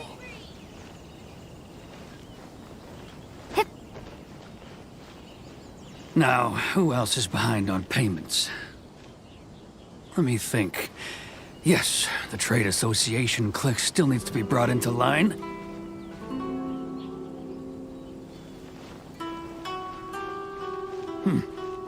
What was that sound? Quiet! Don't let him find us! Too close! That's too close! He'll notice. He's getting further and further away! Let's catch up a little. Huh? Where'd he go? He was right there a moment ago. Seems he disappeared in a blink of an eye. If only we made less noise.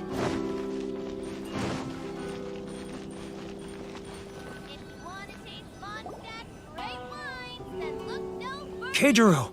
It's him! After him!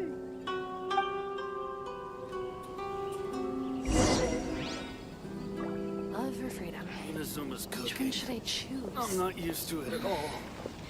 Should I close early? It's not like I'll get any customers. Sorry. I need to think about it.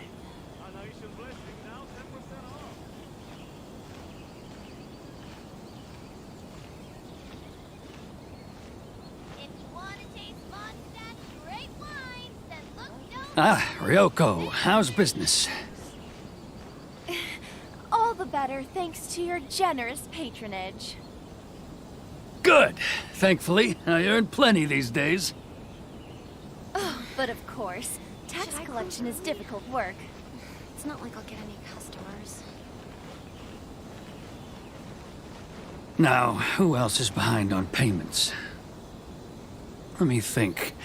Yes, the Trade Association clique still needs to be brought into line.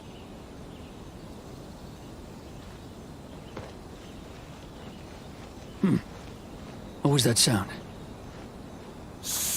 Quiet! Don't let him find us! Must be hearing things. Drat, I'm behind schedule. I need to hurry.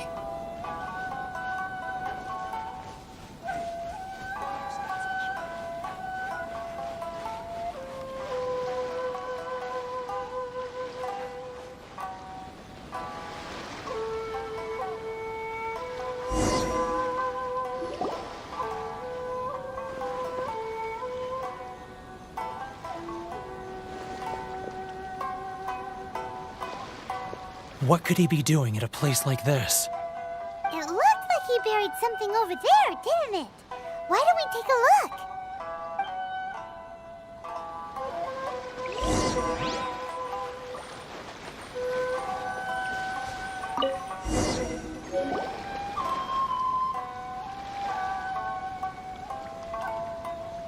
Whoa, it's a ledger. Boring! Paimon thought he'd hidden a big pile of Mora here.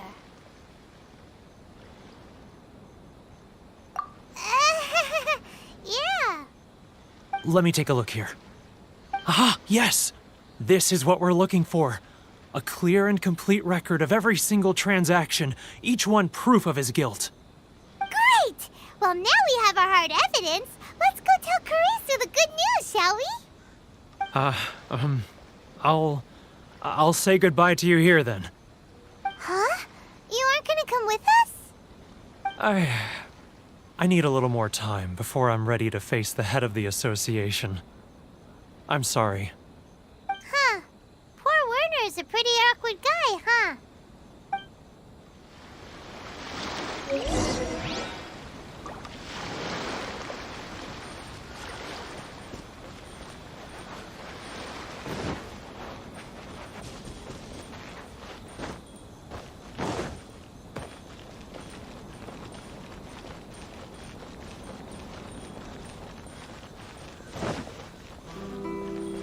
This is the Outlander Affairs Agency.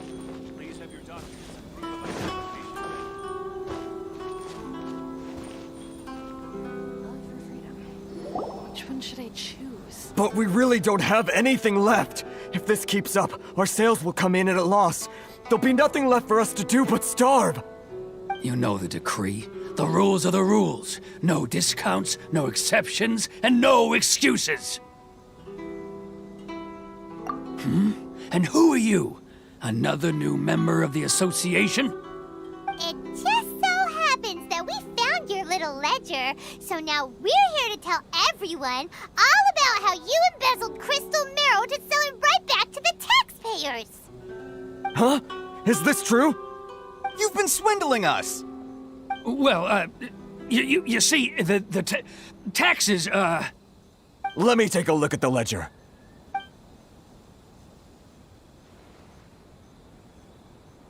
Well, would you look at that?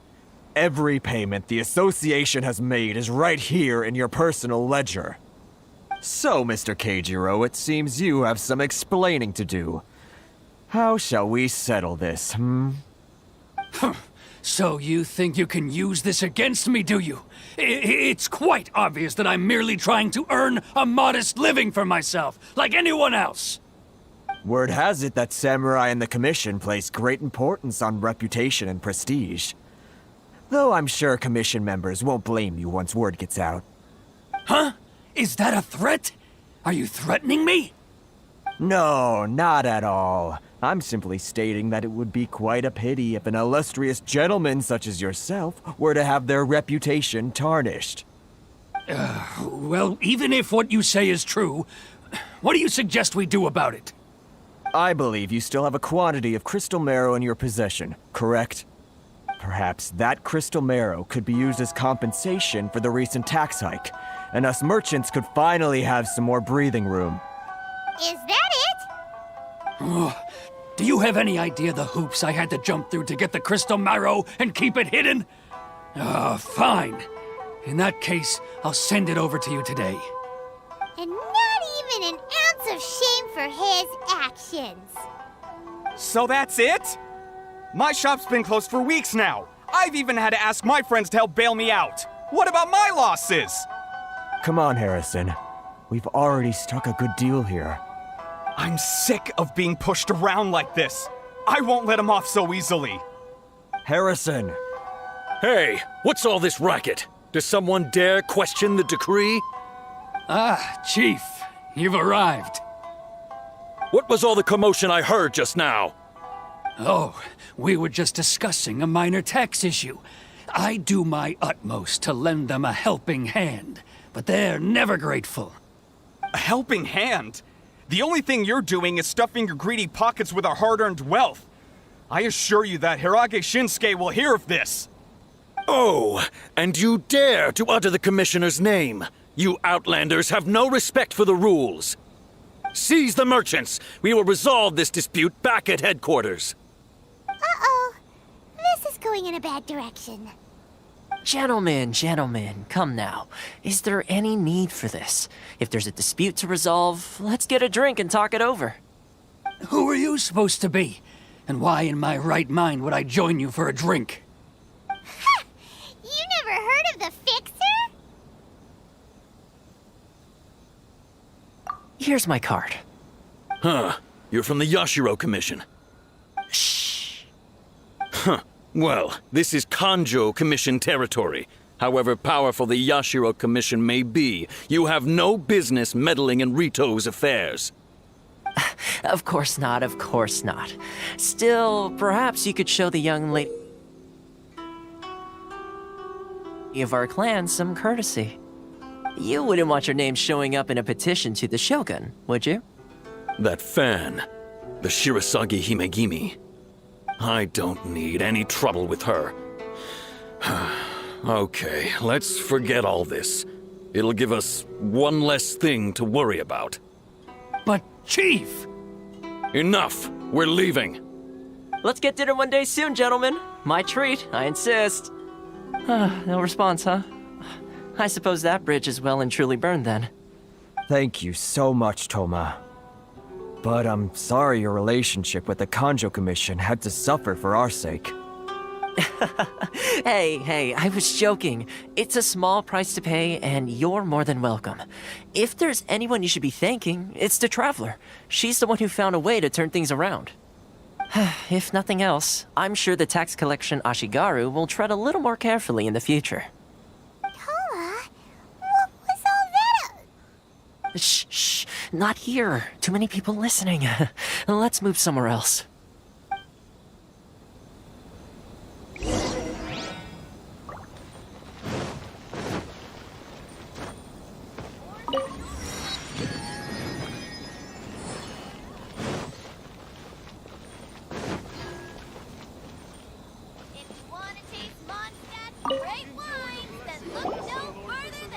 Corruption seems rife in the Kanjo Commission. They truly are rotten to the core. All right, time for me to answer your questions. What would you like to know?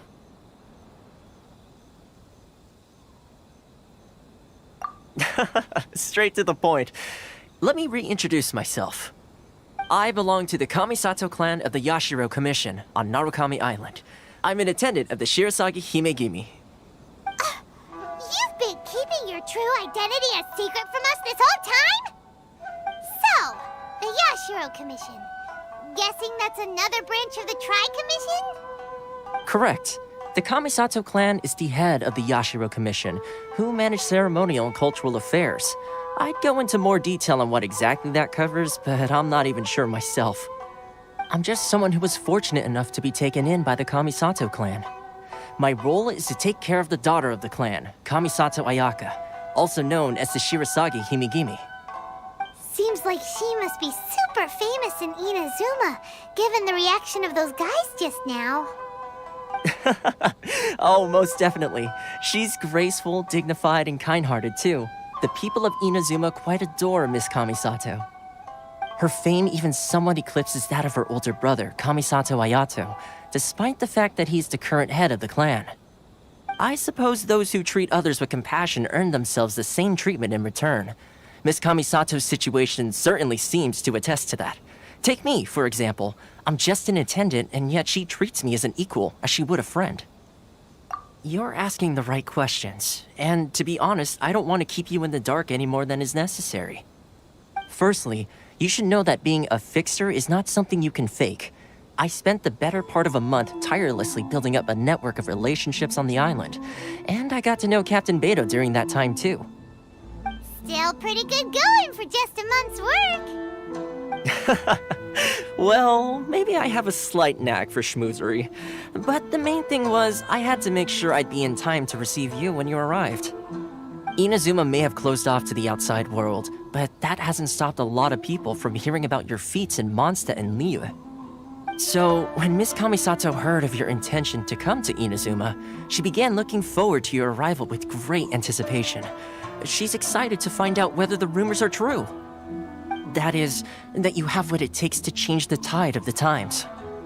Change the tide of the times?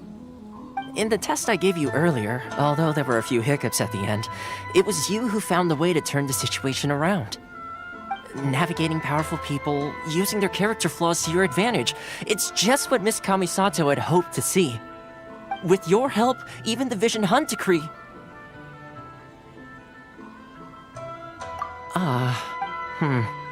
That's an unexpected development.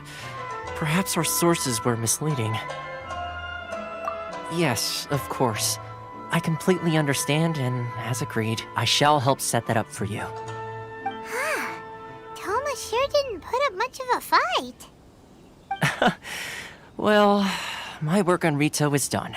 So I suppose this is goodbye for now. Oh, one more thing. This invitation letter is for you. When you get to Narukami Island, you can find me at the Komori Tea House, as per the letter. Good luck with everything. See you soon.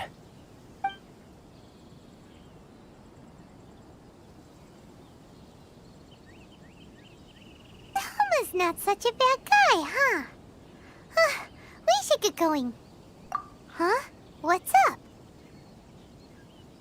Oh, right! Paimon forgot all about that! Wait, so did Toma forget that too? Oh, darn it! No wonder he was so matter-of-fact about the whole thing! As soon as we get off Ritu, Paimon's going straight to Komori Tea House to settle the score! Well, guess we should give it a try. Let's head to the border and see how far we get.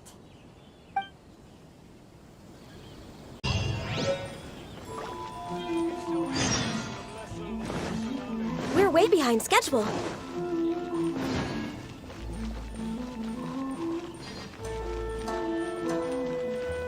Healthy. Stop there! Present your travel permits. Sorry, but we really gotta get to Narukami Island. It's kinda urgent. If you don't have a travel permit, this is as far as you'll get. Those are the rules. As expected. Traveler, you gotta think of something. How do we get out of Rito? Are you saying we should go and meet with the Kanjo Commissioner? Guess it can't hurt to try. Even if Paimon has a few choice words to say about his subordinates. Who knows? Maybe he's our biggest fan.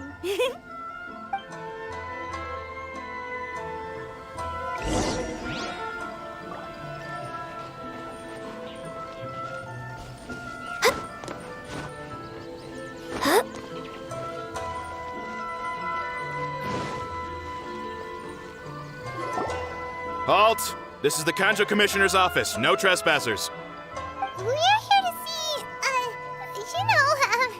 the Kanjo Commissioner? The Kanjo Commissioner seldom entertains Outlanders. Leave now or we'll be forced to... Ah, wait. Oh, Commissioner! These two are honored guests from afar. No need to give them the usual spiel. Come on in. Let's see what we can do for you. Did you get all that, mister? My sincere apologies.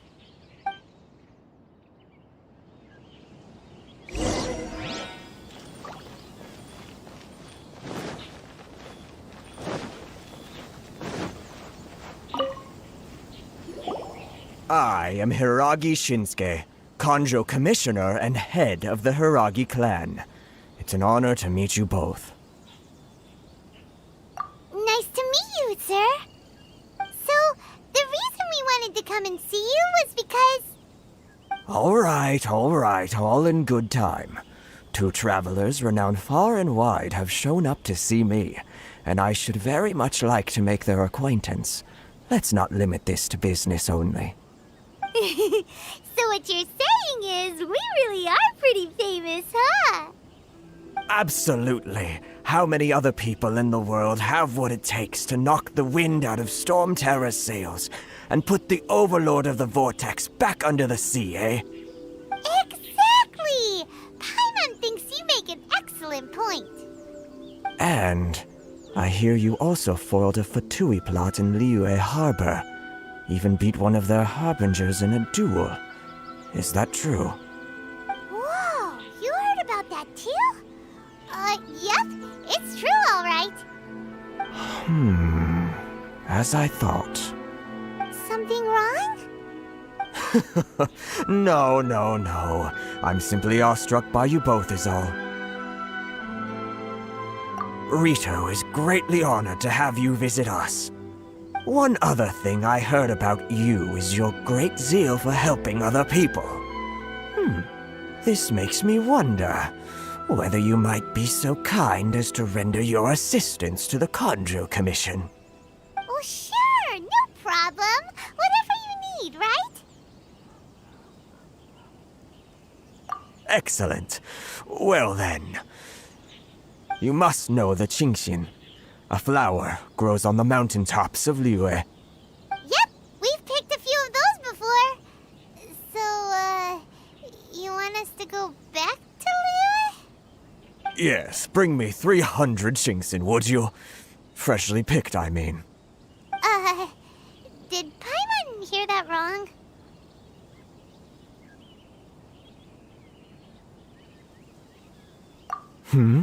Too much trouble, is it? I see. Then how about this? We have a few items that need delivering. Perhaps you can help with that? That sounds much more like it. 709 letters to be precise. Hey, what gives?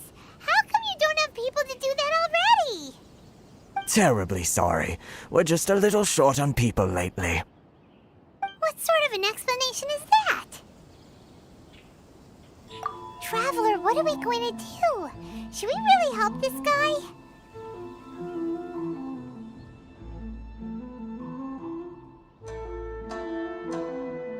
That's the spirit. Don't keep me waiting too long now.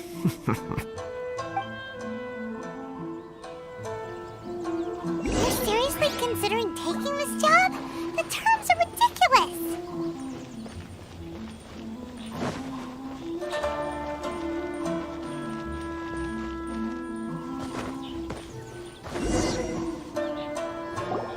Halt, you two!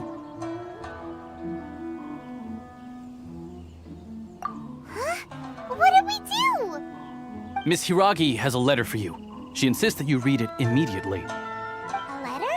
Quick! Let Paimon see! So this means she wants you to secretly meet her at night? But you didn't seem surprised at all by this. What's going on?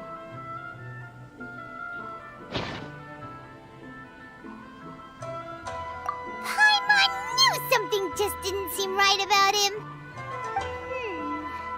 Let's ask her tonight and see what she has to say.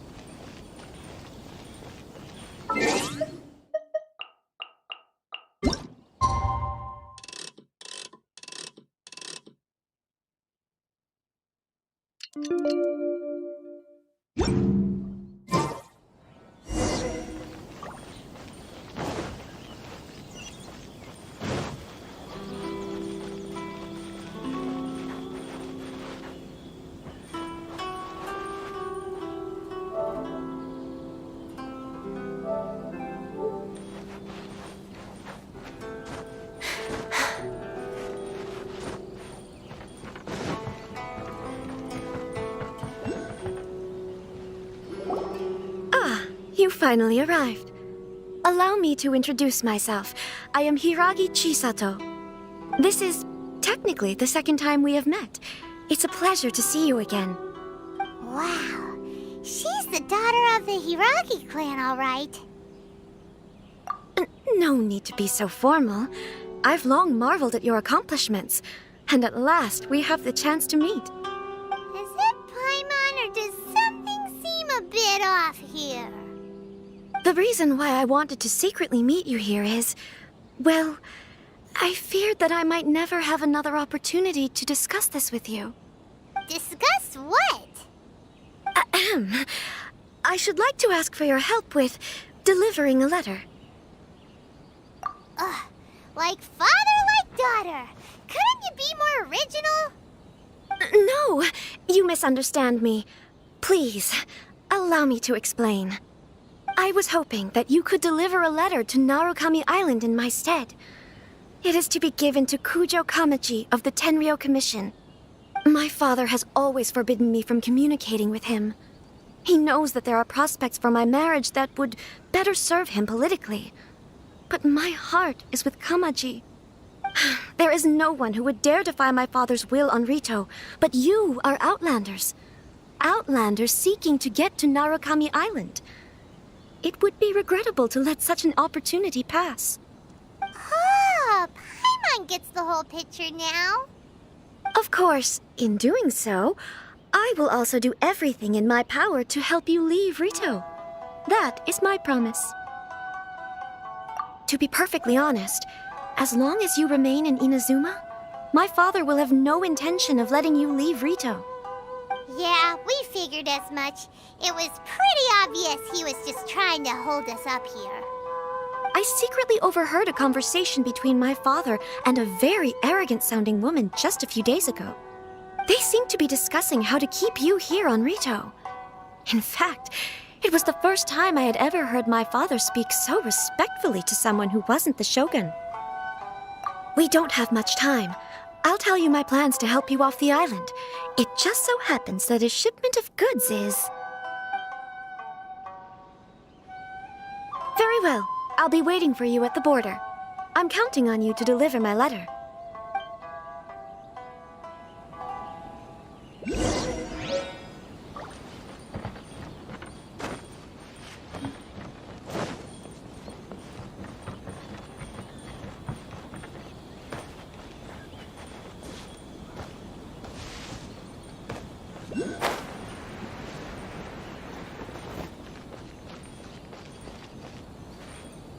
Next on the agenda...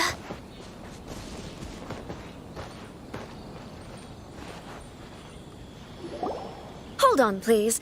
These goods are being sent to Watatsumi Island? My lady, this is an unexpected honor. You are correct. These goods have been repeatedly requested by the Kanjo Commissioner. We must be certain that they reach Watatsumi Island intact. Is there something wrong, Lady Hiragi? No, as you were. My father simply has some concerns of the shipment's safety, and has ordered that myself and an additional qualified escort be dispatched to ensure safe transport of the goods. My lady, you aren't suggesting that you intend to escort this shipment personally, are you? There's certainly no need for you to trouble yourself with such a matter. And as for this qualified escort... Please, do not cause us any further delay. If memory serves me right, my father has already asserted that this shipment must arrive on time. I'm certain punishment will be duly dispensed if it fails to do so. Yes, of course, my lady. It's just that, well, we don't know who this... Now, need I remind you of the penalty if anything were to happen to me en route? I'm sure you are all quite familiar with my father's temperament. Do you really presume that you can fully guarantee my safety on your own? Boy, Chisato can talk the talk. They don't stand a chance. Yes, my lady. Very well then. It's an honor to have you accompanying us. Your safety is our highest priority. Shinojo, you can't really be agreeing to this. Well, the request is from Lady Hiragi herself.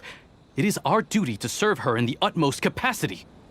Yes, but that's not the problem here. Well then, if we're through here, I suggest we set off at once. Dawdling will only allow potential thieves more time to prepare, no? Yes, my lady. You heard her. There's no time to lose.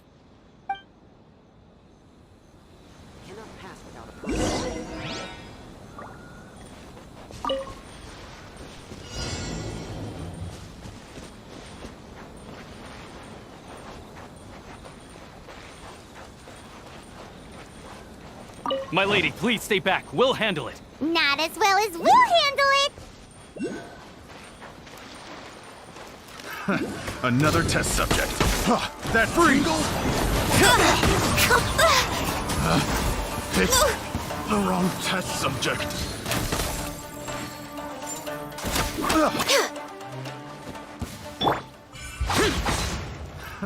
Another test subject. No touching. Blaze over. Monster sighted. Prepare to counterattack. Protect Lady Hiragi at all costs. We'll take care of this. Stay with Chisato.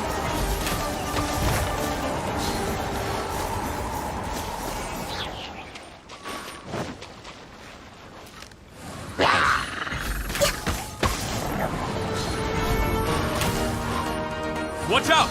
More monsters inbound! Lady Hiragi, stay close. I'm ready. Come on, focus. Coming to be. Boring. The fairy.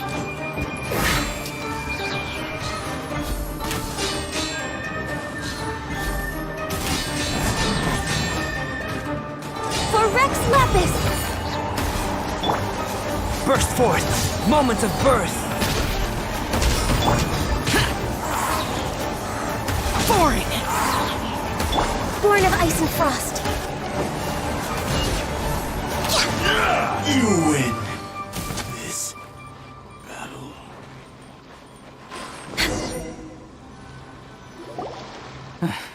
We can take refuge in the village up ahead. How are you faring, my lady? I'm perfectly all right. You may stop here. The road to Narukami Island is just over there. In my letter, I've requested Kamaji to grant you a special travel permit from the Tenryou Commission.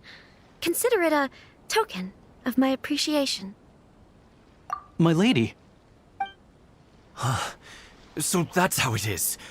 I had a feeling something was amiss, but Shinojo, you... No, Lady Hiragi would never hide anything from us, I'm sure of it. But who is this Kamaji you speak of, my lady? I'm not afraid to say that he's the one I love. The one you love? Shinojo, did you honestly think that... What? No, I was just clarifying, that's all. I would never in my wildest dreams, You two needn't worry. Please, forget that this ever happened. If my father catches word of it, I alone will be held accountable. Yes, of course. As you wish, my lady. But what will happen if your actions here are discovered, Chisato? Don't fret. My father has always been one to spoil me. The worst he'd do is sentence me to half a day without food, or something to that effect. Huh. Paimon never suspected a guy like him could have a soft side. I wish you a safe journey. I'm sure we will meet again. Bye, Chisato! Come now. Quit your staring and let's get moving. We've got goods to shift. All right.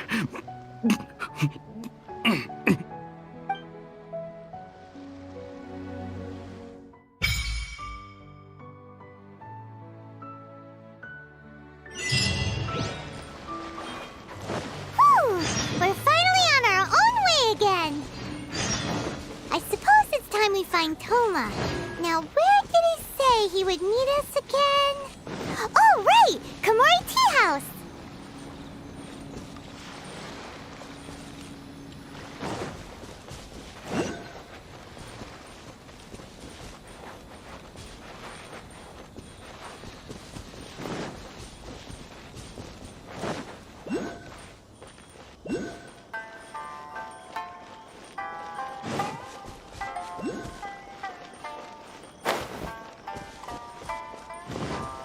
We're way behind schedule.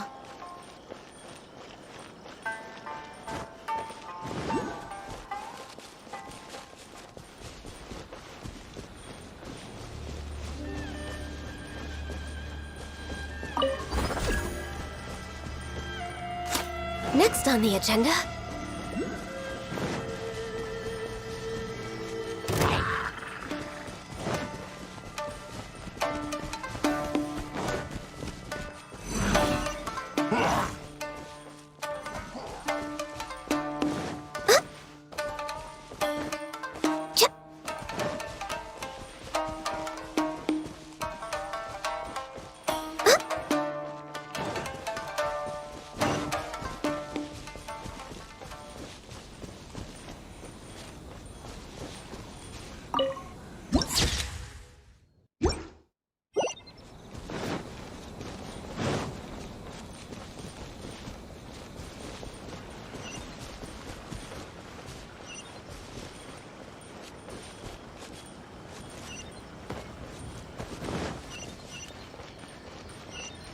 Naganohara's fireworks are the best in Inazuma.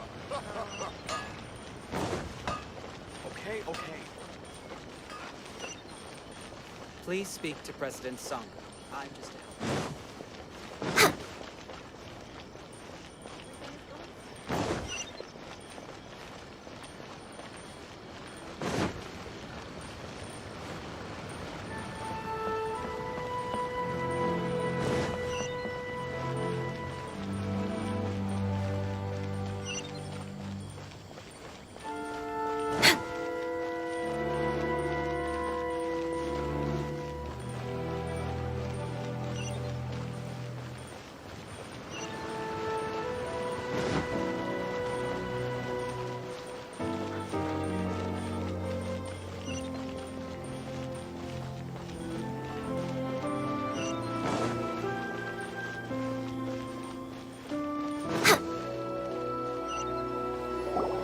According to the letter, this should be the place.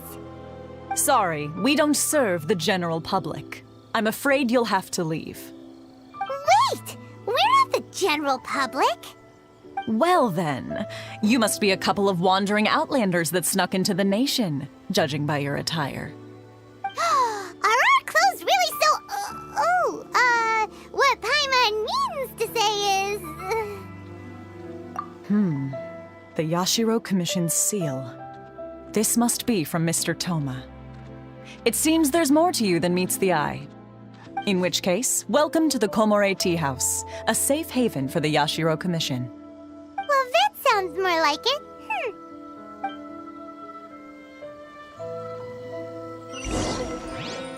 What kind of tea is this?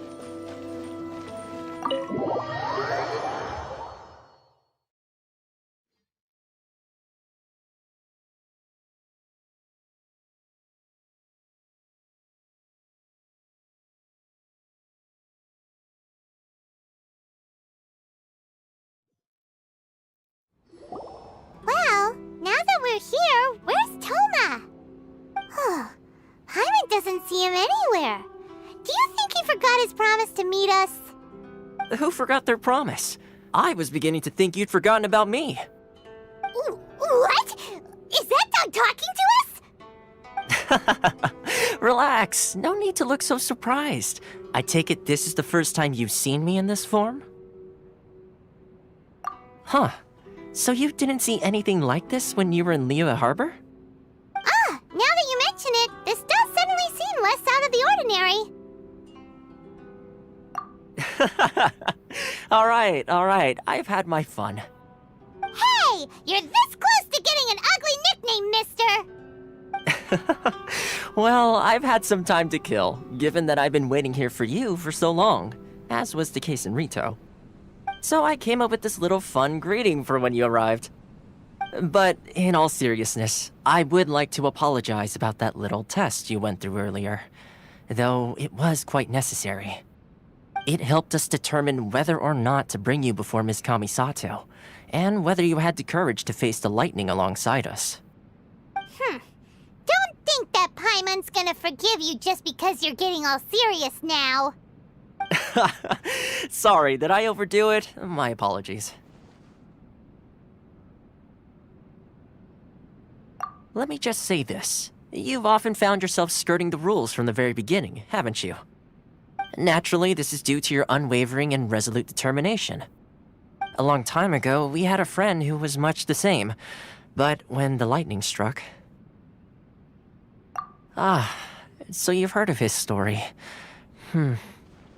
His light still burns all the more brightly. Yes, of course. I will bring you to the Kamisato residence where the Yashiro Commission is located. But before that, there is one other place I was hoping you both would accompany me to. Oh? Where? I would like you to come with me to the statue of the omnipresent god.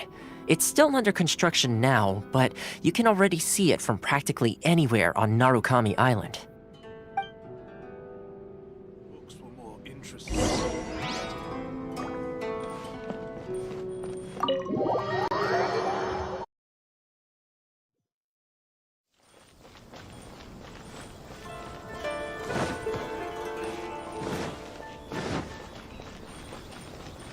Next on the agenda...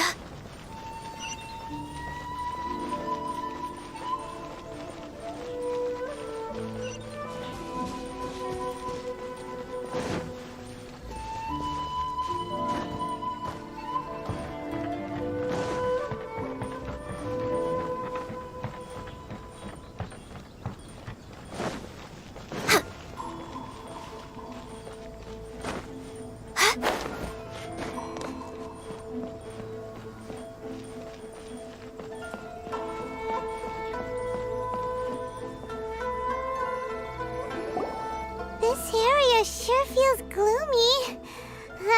People probably don't come here often, do they?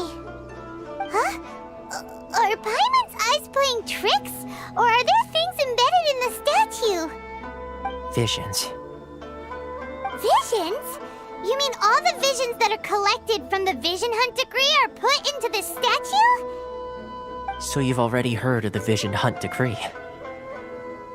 Before I try to explain, I should perhaps remind you first that Mondstadt is the city of freedom, and Liyue is the city of contracts.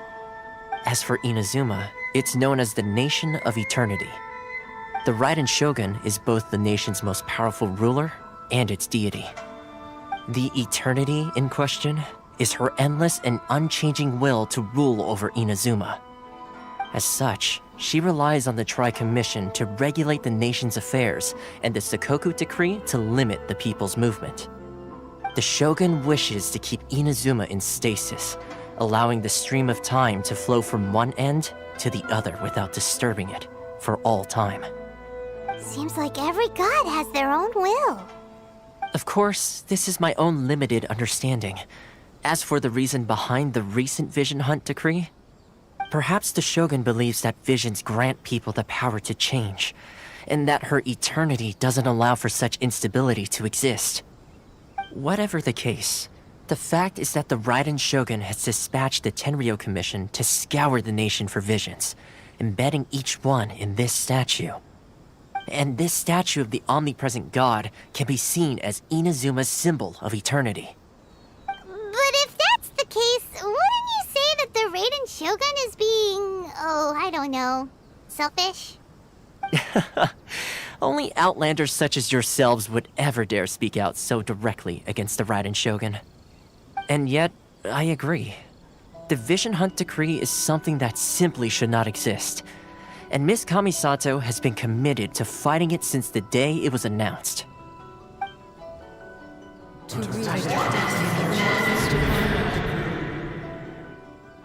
Huh? Hey, are you okay? You look like your mind is elsewhere. Sound? What sound? I didn't hear anything. Did something happen? Yeah, you touched the statue, and then what? Aspirations? That would seem to confirm the saying. Have you heard it before? That when a person's ambition reaches a certain strength, the gods look upon them with favor. That is where visions come from. In other words, a person's vision represents their ambition. So if what you just said is true, then the ambitions of these people are stronger than I imagined.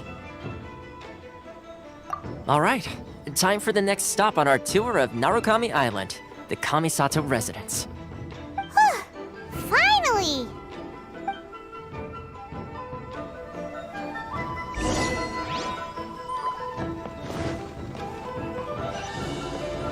We're way behind schedule.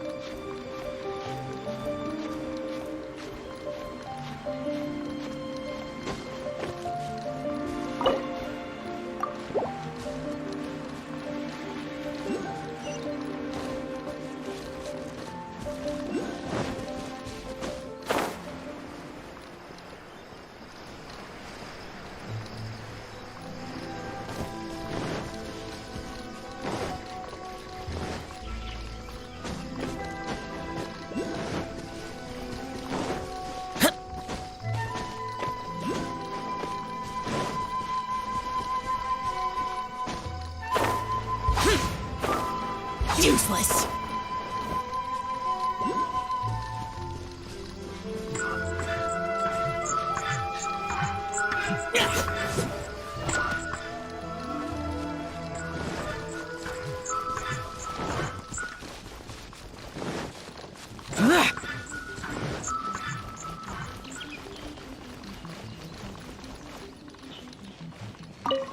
I shall protect the lady of the clan. I'm sure the Kamisama clan will be fine.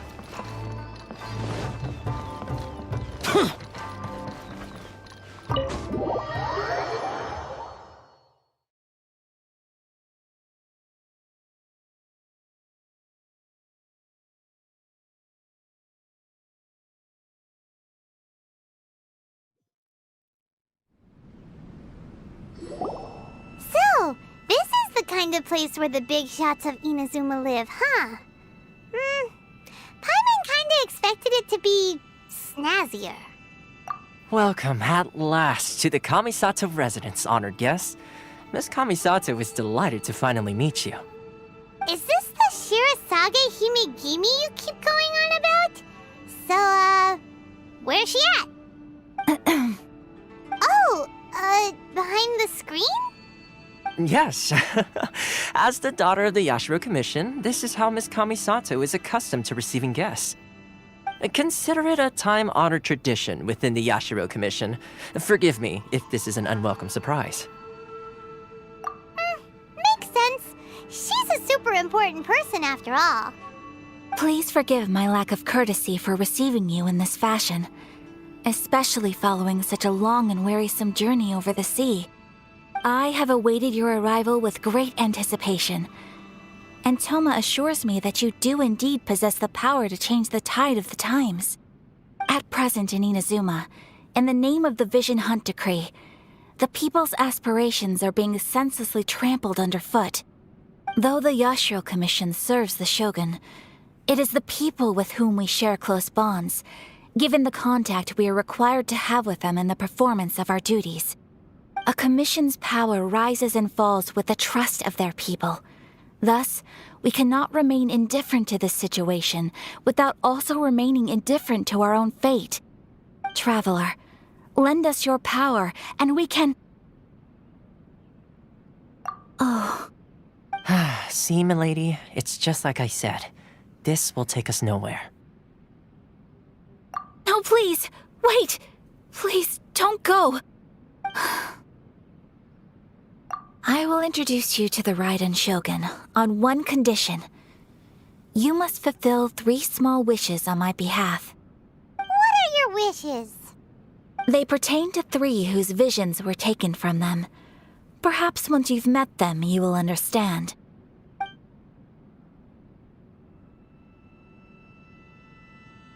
A warrior who guards a village, a former samurai who helped carry out the Vision Hunt Decree, and a swordmaster determined to become the best in the world.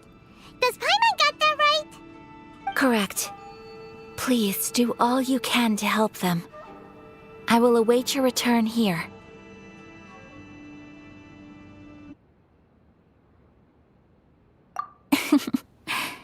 Then you have my gratitude. I'm sure you'll do great.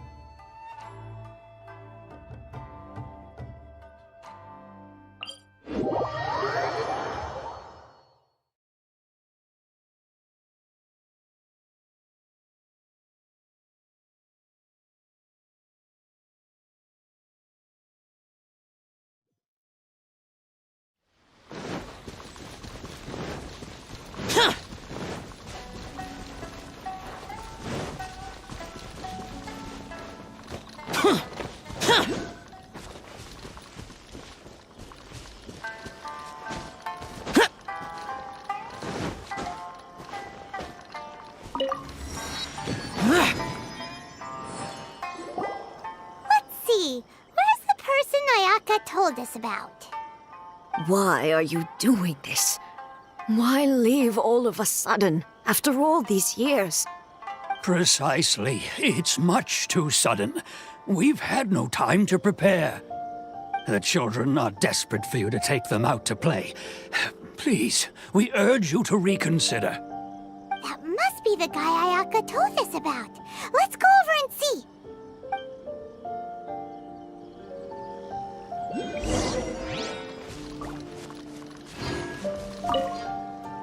Ah, you must also be here to try and convince Tejima to stay. Tejima has protected this place ever since he arrived here 30 years ago. Keeping out the treasure hoarders, fending off any monsters that draw near, resolving quarrels between the villagers.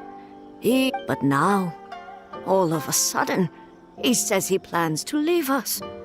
We can't help but wonder, was it something we did? We will gladly apologize if that's the case. All we want is for him to stay.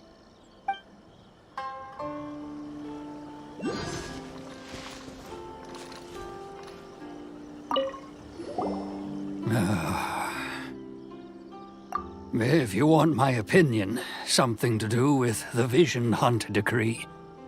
It's clear that Tejima had done nothing wrong, and still they confiscated his vision. After that, he became a completely different person. I can't claim to fully understand it, but I could tell that he'd lost something very important to him. He went off on a walk, alone, circled the village a few times, and then out of the blue, he announced that he was going to leave and become a wanderer. Truth be told, we aren't sure whether trying to keep him here is the right thing to do. But equally, it doesn't feel right to let him leave when he's in this state. He's a lost soul. Seems like he's a well-respected guy around here.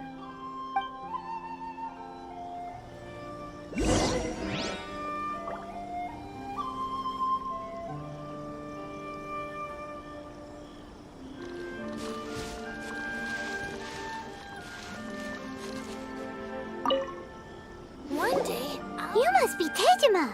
So what's made you want to up and leave all of a sudden? Me?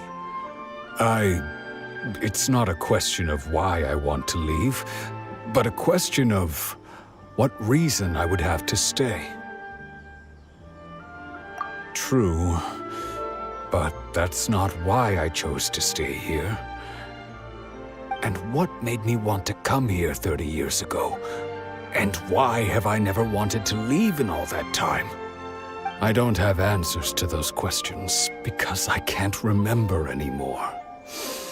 Ever since they took my vision away, it's like a slice of my memory is gone. In the past, I knew I wanted to stay here. But whatever resolve I had then, it's gone now. So I thought, what's to stop me from moving around instead? The emptiness inside me will be there either way. Okay. Well, in that case, if we help you rediscover the reason you chose to stay, you won't need to leave anymore, right?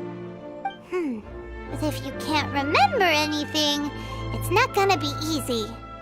Oh, maybe if you just try a little harder to remember, then it'll all come flooding back? Oh, that reminds me. Last time I brought Tejima some fruit, I do believe I saw him writing in a diary. I keep a diary? If you say so. I honestly can't seem to remember. Oh, yes, you do.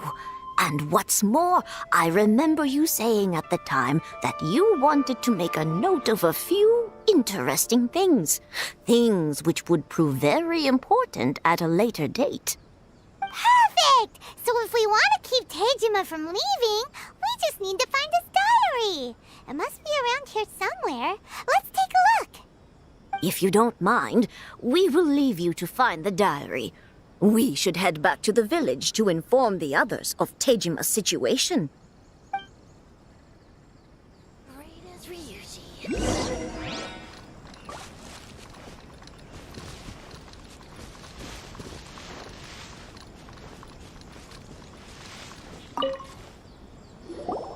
This looks like Tejima's diary, all right. Let's see what we have here. Today, the villagers and I got together to cook dry braised salted fish. I messed up and burned mine a little, so I had to pretend that it was black snakehead instead. Today, I helped rescue a kid who had fallen in the water. After I pulled him out, he told me that his best friend Bamboo was still in the water. I searched the water the whole afternoon before finding out that Bamboo was the name of his pet crab. I went kite flying today. The string broke, so I chased after it as fast as I could.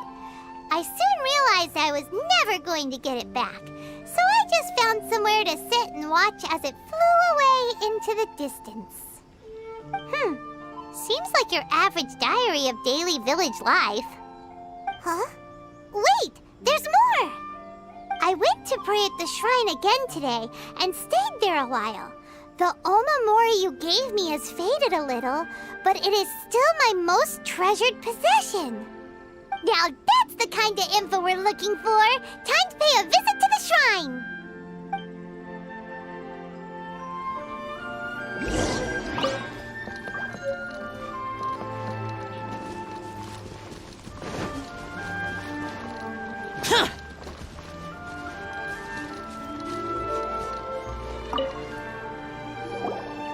So this is the Omamori Tejima wrote about. Interesting. Looking at the color and the design, Paimon would have thought it belonged to a child. But anyway, if he had this with him all the time, there's a chance some of his elemental energy remained on it. Do you think that it might come in handy?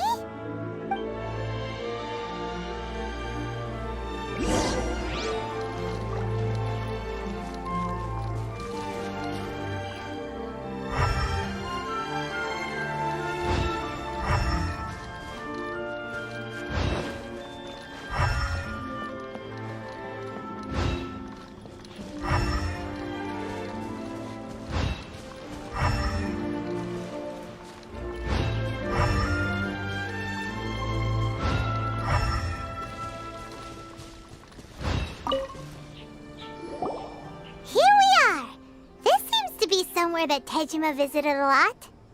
The soil looks like it's been disturbed.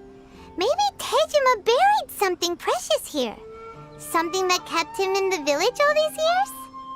Must be something pretty amazing if it made him stick around for 30 years. Let's dig it up and take a look. It looks like a letter. The paper's gone yellow. Must have been written a really long time ago. Konda Village. Sounds so familiar. Where is that place again? So the reason Tejima came here was to wait for someone. But he's been here for 30 years. Oh, guess they didn't show up in the end, huh? Well, let's go give Tejima his stuff back and take it from there.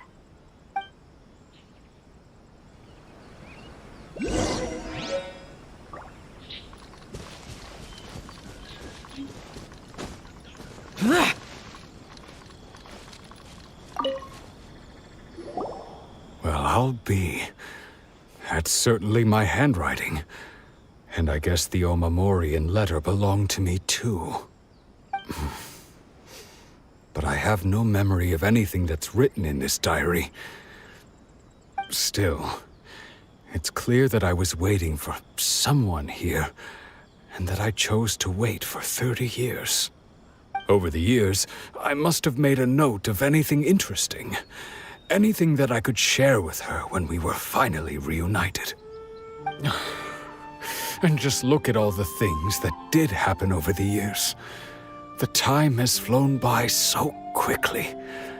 30 years feels like the blink of an eye. How could I have forgotten something so important to me?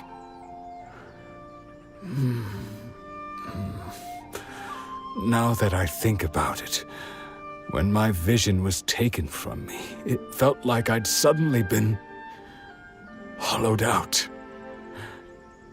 Love, regret, everything I felt for her, it's all disappeared. No, not especially. After all, I've forgotten who she was. Her face, her voice, the things we experienced together. I barely recall any of it. It's as if she'd never been in my life to begin with. As if all these years have been nothing but a hazy dream. I think maybe not. If this is something I waited most of my life for, I suppose I should carry on waiting. Although, what if she were to turn up eventually, only to find I didn't remember so much as her name? Wouldn't that be upsetting for her? When I think about it like that, I do feel a slight tinge of sadness in my heart. How curious. Why am I thinking like this when I don't even remember who she is? It's just like that feeling of emptiness, the feeling that something is missing. Thank you both for helping me reconnect with my reason for staying here. I shall remain here and keep waiting for her. Tejima seems to be dealing okay, but still, it makes Paimon really sad. Seems it's just like Ayaka and Toma were saying. If you lose your vision, you lose all your hopes and dreams too. That certainly explains the state Tejima was in earlier. At least we were able to help him, weren't we? Well, let's go find the next person. According to Miss Kamisato, the second one who lost their vision is a samurai from the Tenryou Commission.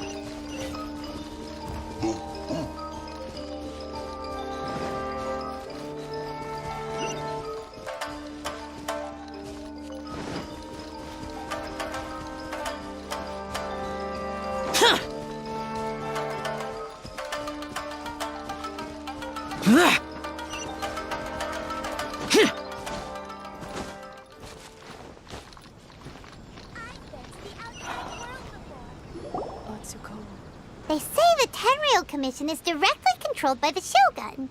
They're the ones responsible for maintaining law and order in Inazuma, the ones actually enforcing the Vision Hunt decree.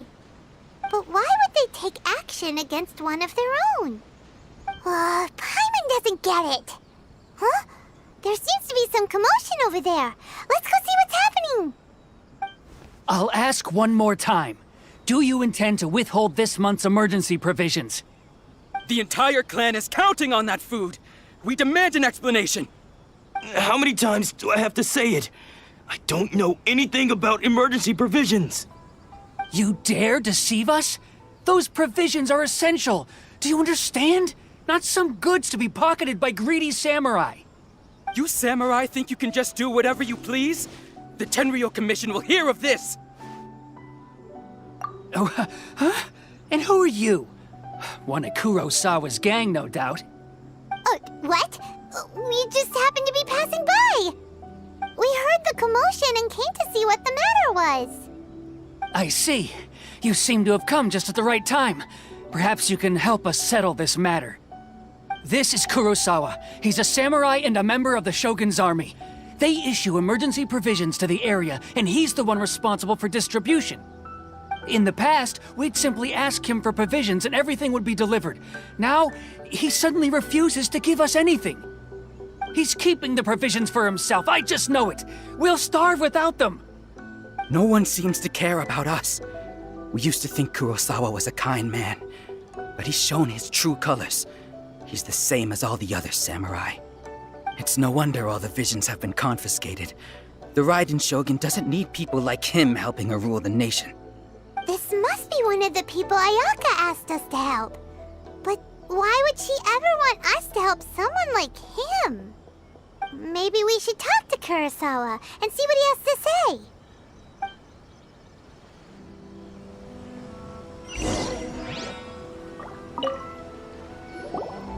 I've never even heard of these emergency provisions. I don't know whether it's rumors or whether they're trying to blackmail me. But either way, it's ridiculous.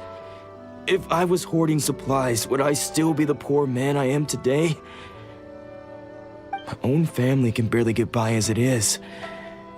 Now, if you'll excuse me, I've got other matters to attend to. And that's the first bit of truth I've heard all day. The Shogun's army told me that I was unworthy of my vision. And they said I was slacking off in my work. Apparently, I'd even disappointed the Raiden Shogun. And that's why they confiscated my vision. Well, that's strange. You were helping enforce the Vision Hunt Decree. Why would you be unworthy of your vision? To be perfectly honest, I don't seem to remember the details. All I know is that I would perform certain things every month. But I don't recall what they were. And it's not just that. I have this unsettling feeling, like someone owes me something. Does it have to do with the missing emergency provisions? I didn't take any. Like I said, if I was taking them for myself, I wouldn't be going through such hard times right now. To top it all off, my house was just raided by treasure hoarders, which is why I came here in the first place. I was chasing after them when I got held up by these two. If you don't believe me, go find the treasure hoarders yourself. If there were any emergency provisions to be had, they would have found them. Huh. He seems to be telling the truth. But we better confirm. Let's go round up those treasure hoarders and see what they have to say. We should be able to follow their tracks. They couldn't have gone too far.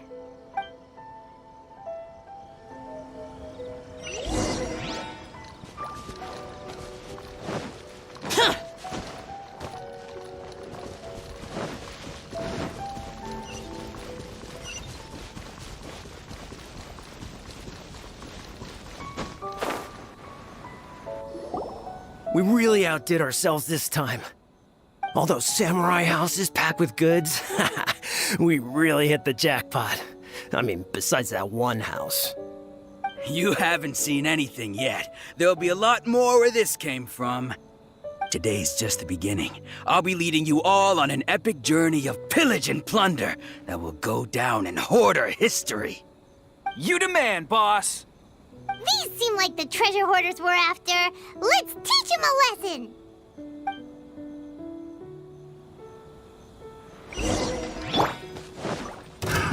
Another Come test. into being!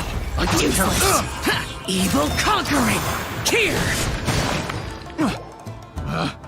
Picked.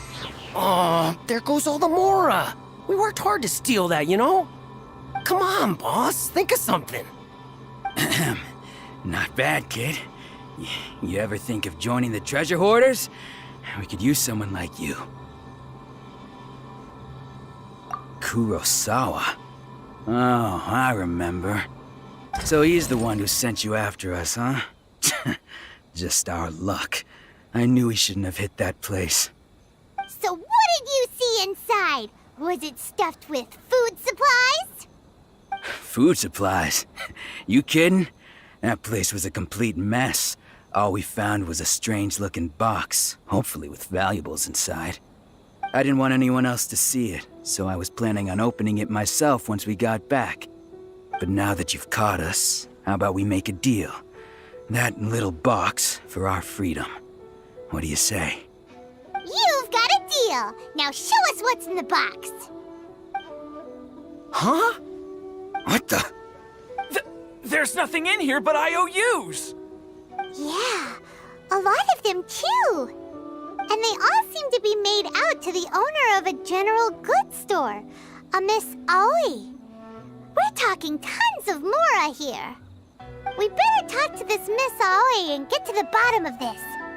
As for you guys, you're free to go. Just pray that our paths don't cross again. Yes, of course. So, we redeemed ourselves for some IOUs.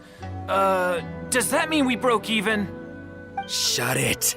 Let's just get out of here.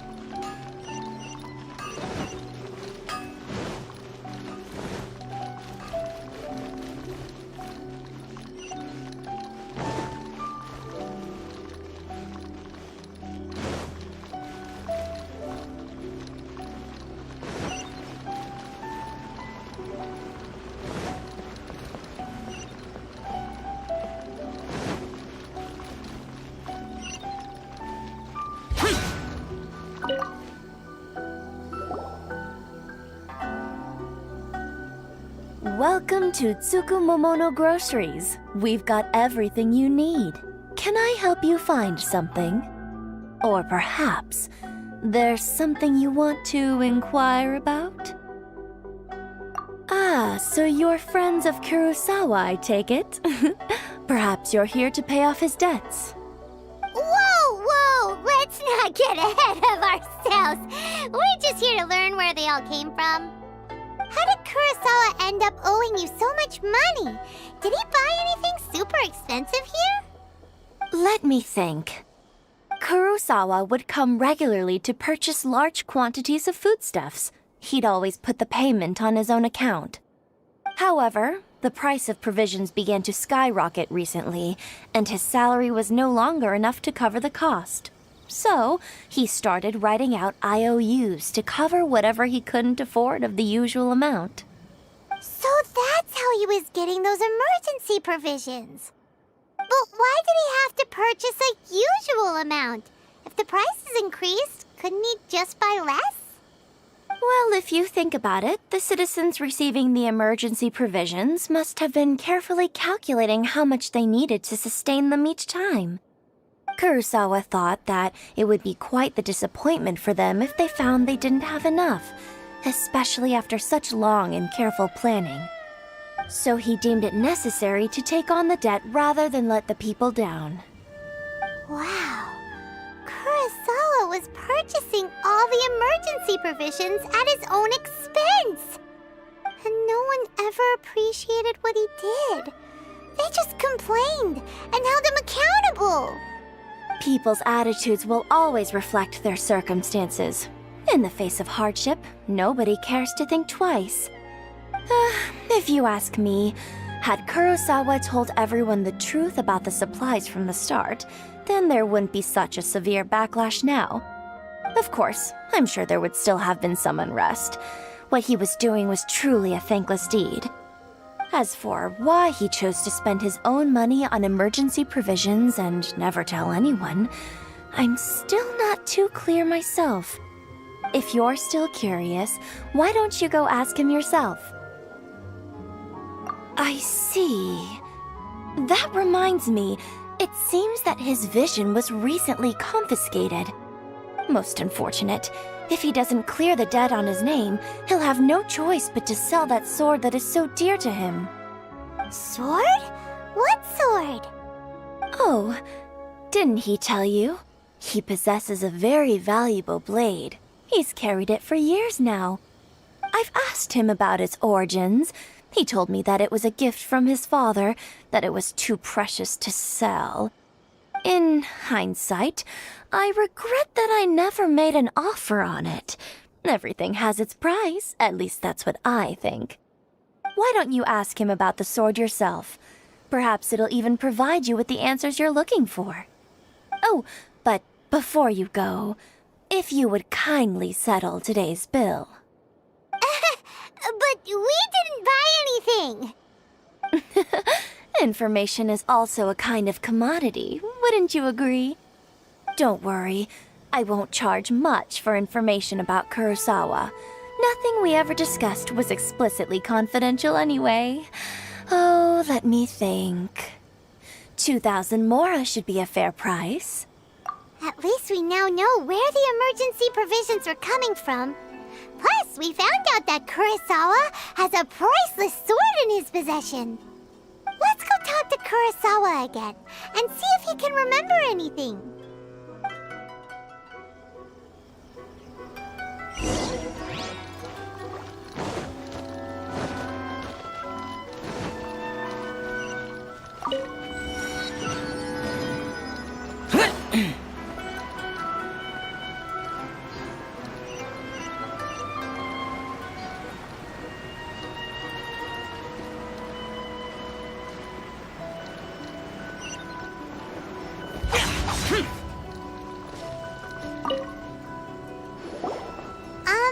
What are you doing here all by yourself?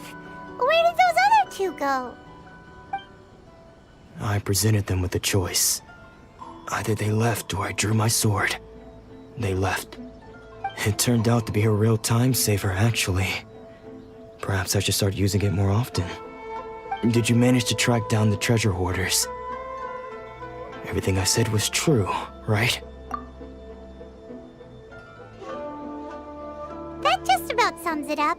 It turns out that you really were distributing emergency provisions, but they were all purchased at your own expense. Strange. Is that really the kind of person I was? I don't really have any such recollection. Even after all you've told me, I still don't remember anything. Why was I purchasing emergency provisions for everyone? And why would I put myself in such a difficult situation? I really don't understand. But I cannot deny that when I brandished my sword to scare those two away, I could sense that my body was somehow reluctant to do so. This sword was once wielded by my father.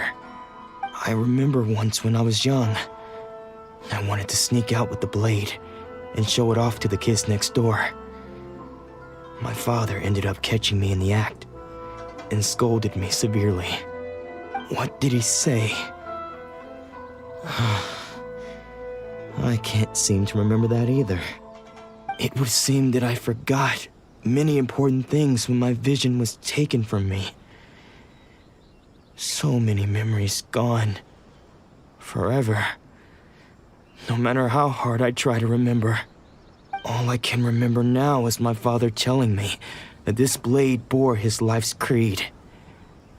Before he passed away, he placed the sword in my hands and said to me, "With this sword, you should..." Hey, if you look carefully, there seems to be some words engraved on the hilt. Can you recognize the words? Virtue and justice? Somehow those two words seem to explain everything now. Taking on seemingly endless debts to make others happy. I guess that must have been my greatest ambition after all. But what use of virtue and justice? I purchased the provisions for those in need, and look how things ended up. The Tenryo Commission seized my vision, and the very people I was so desperately trying to help refused to understand me. And the irony of all of it is, I somehow still felt sorry when threatening them with my blade. I'm incapable of being a good person, yet I'm equally unable to be bad. I don't know what to do with myself. Yet another troubled soul. When we get the chance, let's speak to Toma about Kurosawa's debt. The Yashiro Commission would surely help cover his expenses. In any case, we must never let him sell off that sword. Yeah, seems like losing all ambition is a terrible experience. Fortunately for us, you don't have a vision. Let's go find the next poor soul.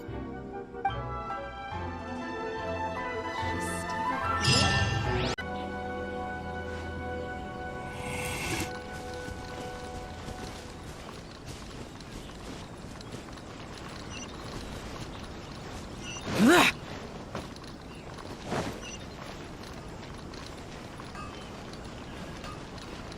essence of the Okinoma art. How can I improve my colors?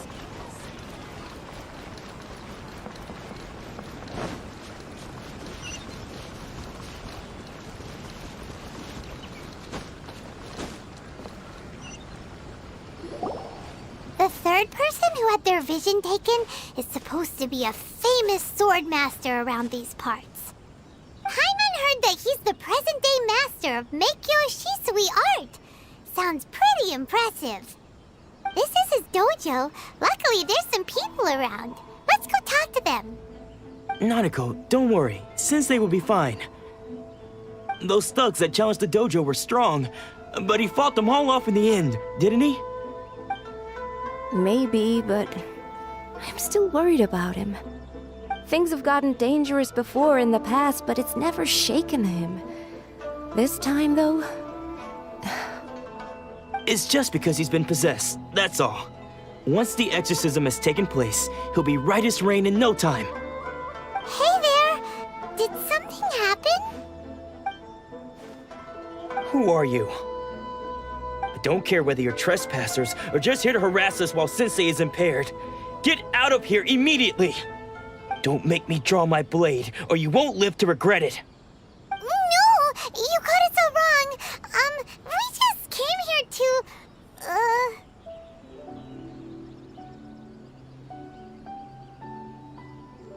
Disciples? Yep.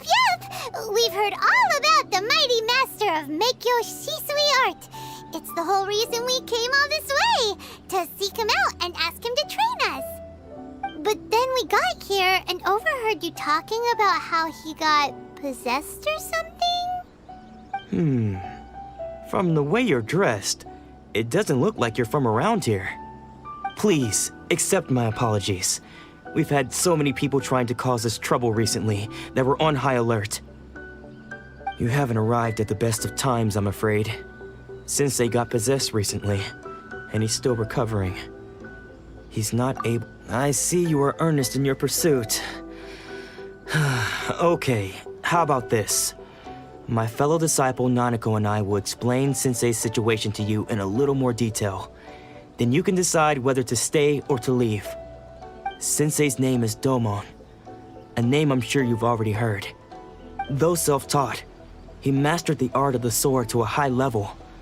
He then proceeded to defeat many other prominent sword masters, never losing a single fight. He once said that his goal was to become the best sword master in the world. And so, even while training us, he continued to hone his own art. His fervor truly inspired us, and we trained hard, determined to keep up with him. But then... Not long ago, Sensei had his vision taken away. He hasn't been the same since.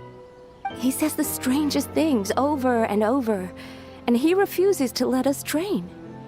Junya and I have discussed it, and we both think that he's being possessed by an evil spirit. So, we've asked the Shrine Maidens from the Grand Narukami Shrine to perform an exorcism. But if I'm honest, I still have my doubts over whether he'll completely recover. The Grand Narukami Shrine? What's that? You haven't heard of it? It's the largest shrine on Narukami Island. The head shrine maiden is reputed to have very close ties with the almighty Shogun herself. Not that we'd have any means of involving the head shrine maiden, of course. But even one of the ordinary shrine maidens from the Grand Narukami Shrine would have clear power and authority to perform an exorcism. So don't worry, Nanako. Sensei is going to be just fine. The exorcism will take place this evening. You're both more than welcome to come and watch if you're interested. So, losing your vision can cause possession? Guess we should come back this evening and see for ourselves.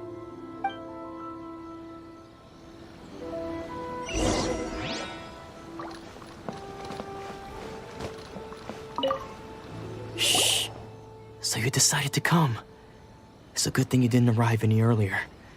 You would have had to witness Sensei in one of his fits of madness. Just now, when Nanako was attending to him, she heard him whispering a few names to himself. When she asked him who the people were, he suddenly looked panic-stricken and pushed her away. It looked like he was in great distress.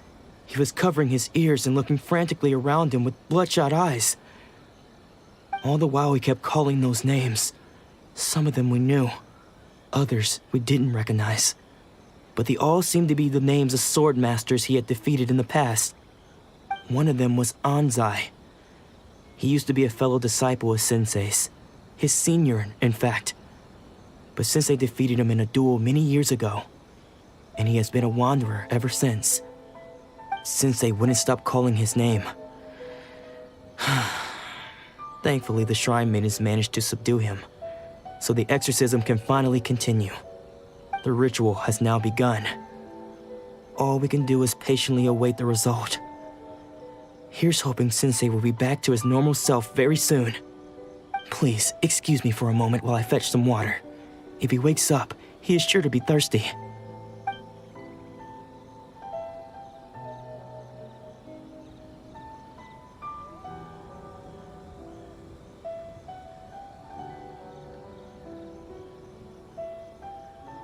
Huh? Who's that sneaking around? Uh-oh. Could they be here to mess up the exorcism? We won't let them get away with it. Come on, let's go after them.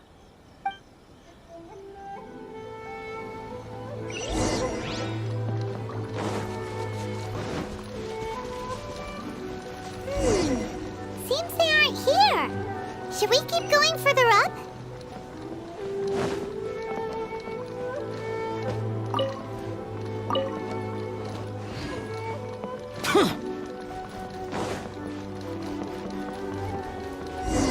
Is this definitely the right place?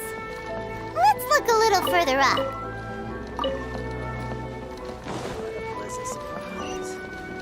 Aha! Suspicious person sighted! That's gotta be him! How did you catch up with me so quickly? Are you sure you're Domon's disciples? You move even quicker than he does. Unless... I guess it's been a few years. Maybe his skills have improved again. Excuse me? We're the ones asking the questions here.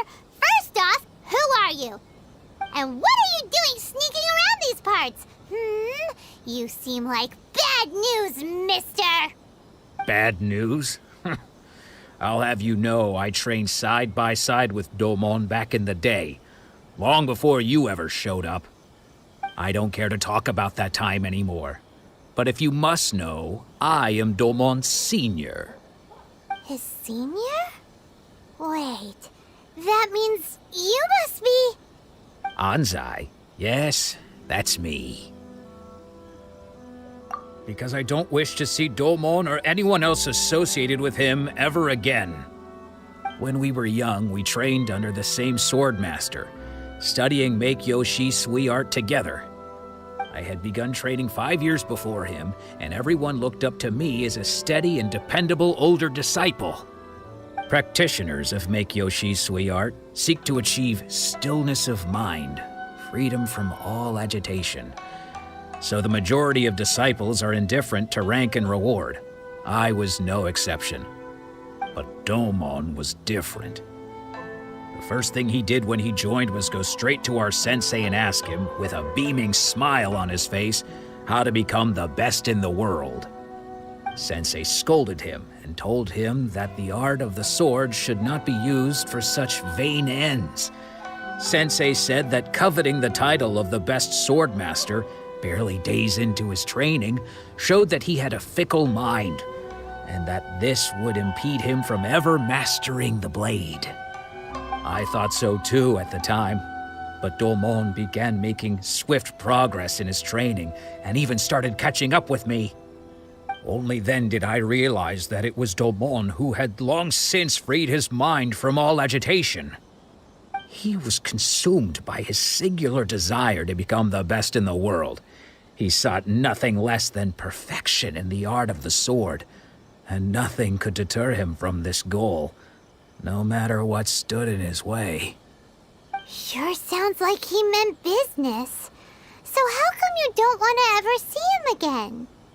Because until he arrived, I was convinced that I would succeed our sensei as the master of Meikyo Shisui art. Of all the disciples, I was the most gifted. I had trained the longest. Everyone had high expectations for me. Domon's arrival changed everything.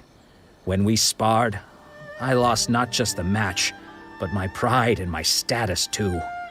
I fled the dojo that day and never looked back. Later, I heard that he sparred with Sensei too.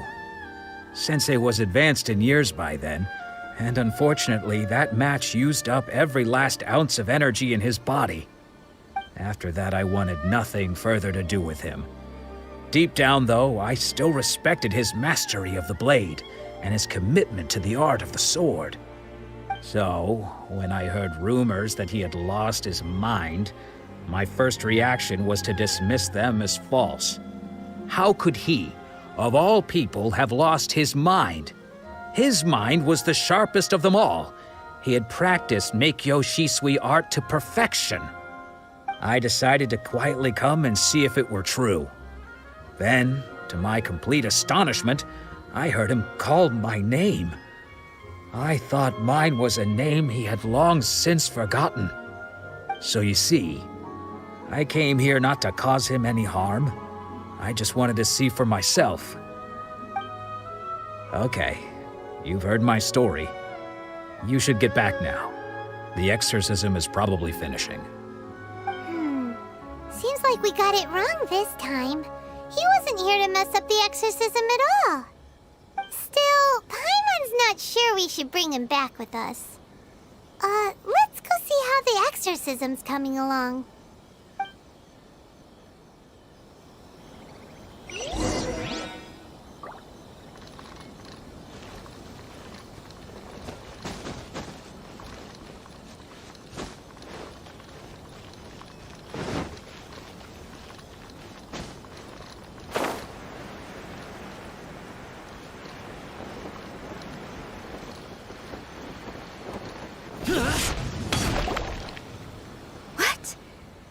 You're saying he isn't possessed? Does that mean he's just lost his mind? But how is that possible? No, I refuse to believe it. Something's clearly wrong. Nanako, please. Try not to get agitated. I am sorry. With what powers I have, I can find no sign of any malignant spirit having possessed Domon. But spirits may take a myriad of forms in this world, many of which I cannot claim to have witnessed myself. Thus, I dare not rule out possession with complete certainty. And all is certainly not lost, for I received word not long ago that Lady Yai has taken an interest in your sensei's case. Lady Yai? Is that the same Lady Yai that I think you mean? The head shrine maiden of the Grand Narukami Shrine? That's wonderful news! Then Sensei will be sure to recover. Correct. Lady Yai is most knowledgeable indeed, and has abundant experience in the exorcism of evil spirits and aversion of great calamities. I am unable to say for certain whether an evil spirit has possessed your sensei, but Lady Yai can give a conclusive verdict. Excuse me, Miss Inagi, but I must ask, should we prepare a greeting gift for Lady Ai? That won't be necessary. All that is required of you is your timely arrival at the Grand Narukami Shrine. Lady Yai does not like to be kept waiting. I must leave now, but we will meet soon at the shrine. I wish Domon a full and speedy recovery. Who'd have thought Lady Yai herself would have taken notice of our sensei's case? Do you mean to say that Sensei isn't renowned enough to deserve Lady Yai's attention? No, that's not what I meant at all. You misunderstand me. I just mean this is Lady Yai, the head shrine maiden. She has direct and close contact with the almighty Shogun herself. Anyway, you should join us too, tomorrow. Given that you've traveled all this way just to meet our sensei, we, the disciples of Meikyo Shisui Art, will do our best to help you.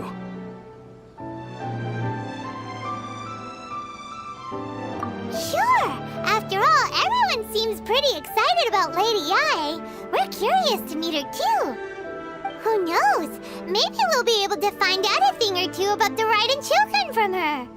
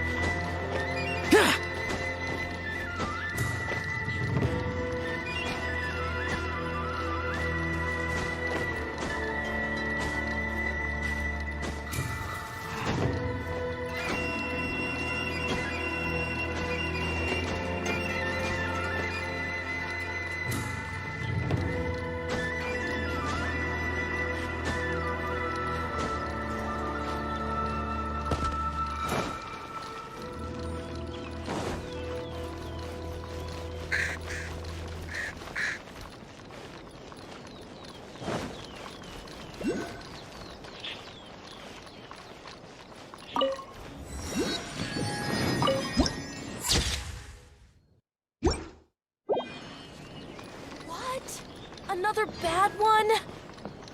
No, let me try again.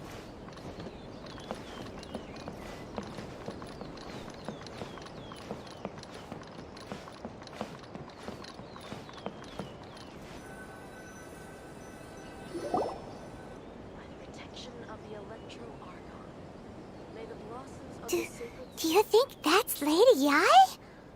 Oh, no wonder wonder Junya was so excited.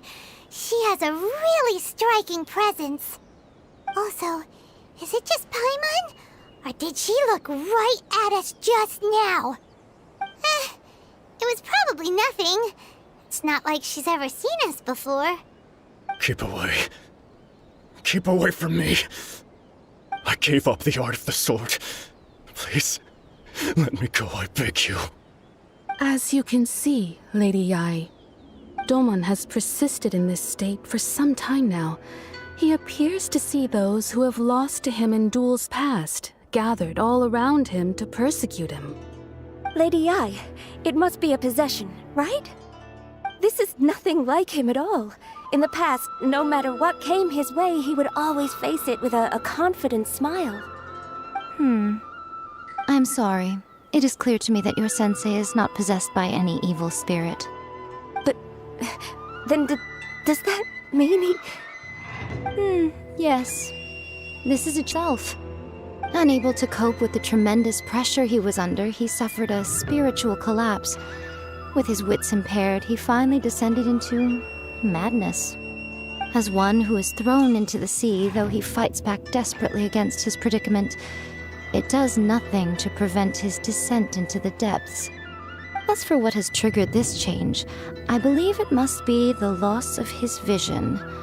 For to be stripped of one's vision is to be stripped of one's ambition. Stripped of his ambition?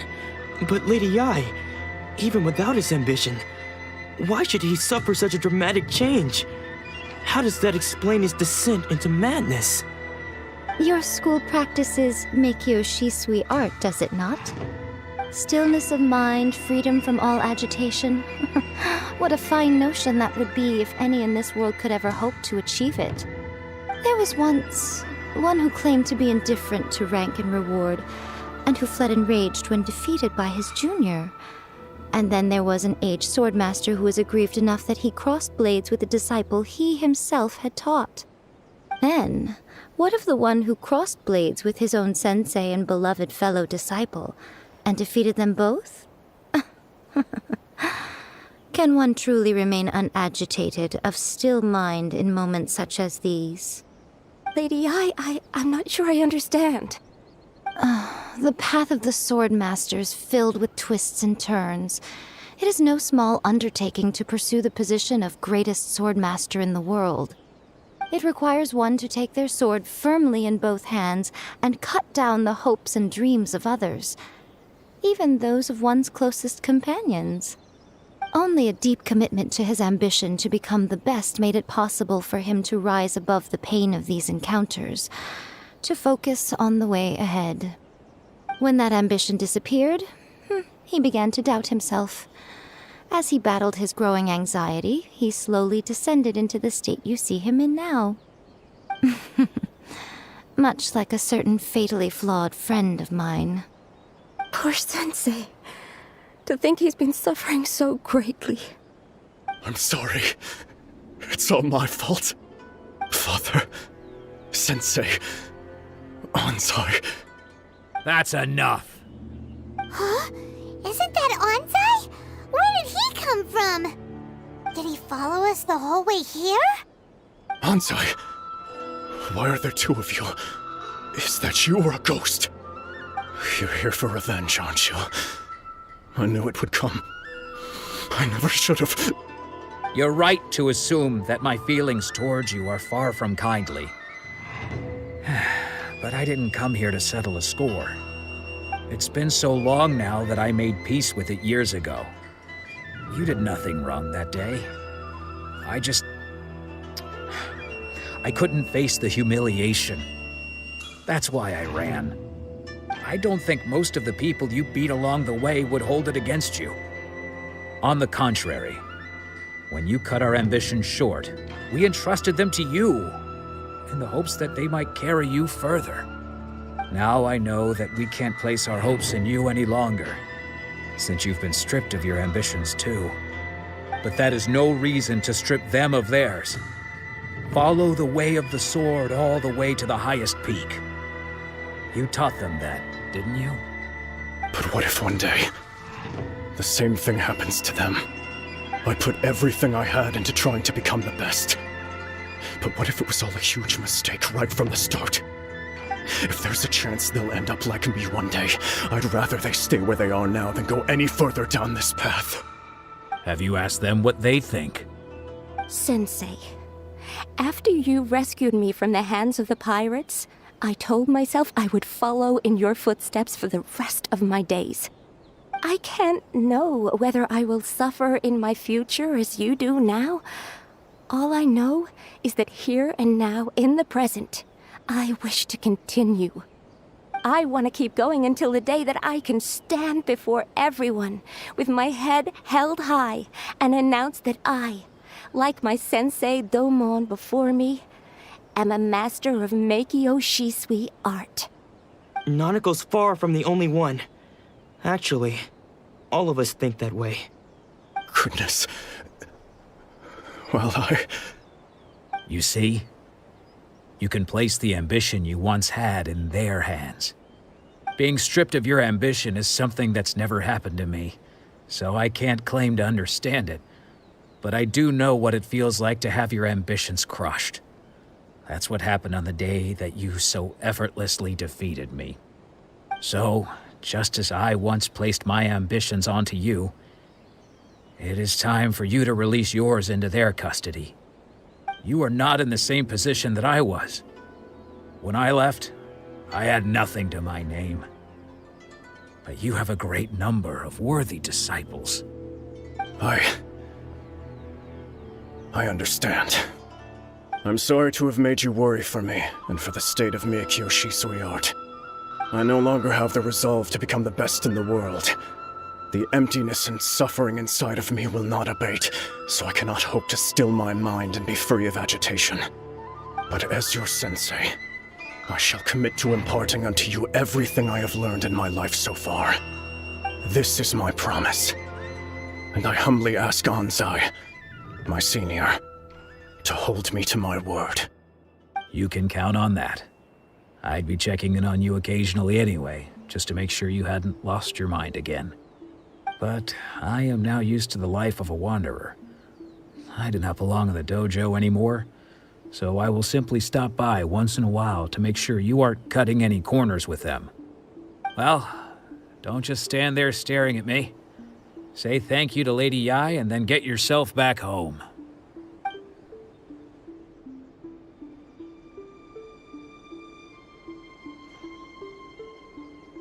So even though his ambition was taken away, his disciples can take it over on his behalf. Guess that sort of solves this one, huh? Traveler, a moment, please. Lady Yai has some words for you. So, my intuition was correct. The wind that blows from afar carries fresh life to these shores. For us to meet now is premature. Nevertheless, you set foot on these islands at precisely the right moment.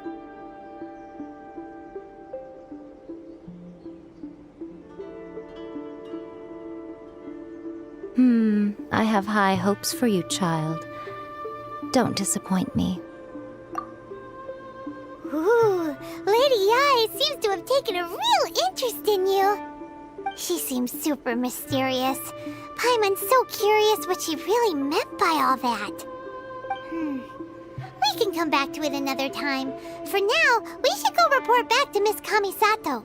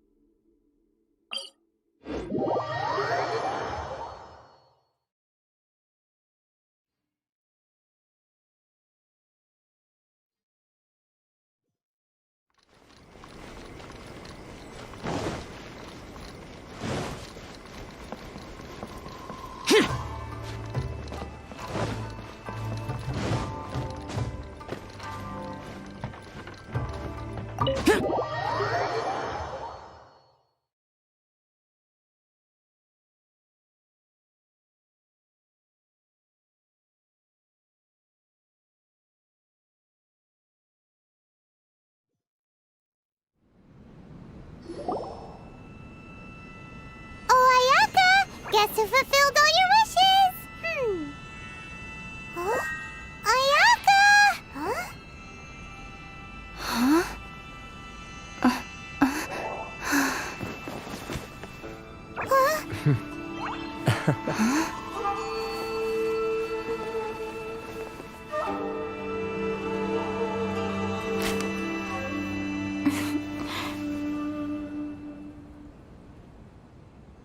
Traveler, Paimon, it is a pleasure to finally meet you both face to face. I have heard all about how you helped our three friends. My sincerest thanks to you.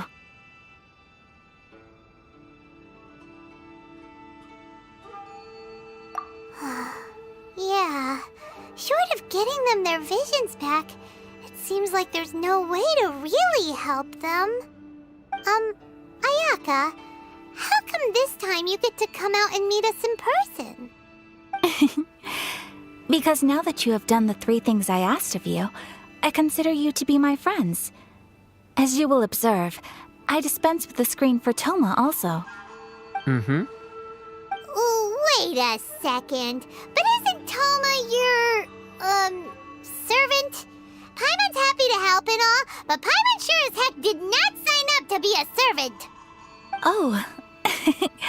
Paimon, you are most entertaining.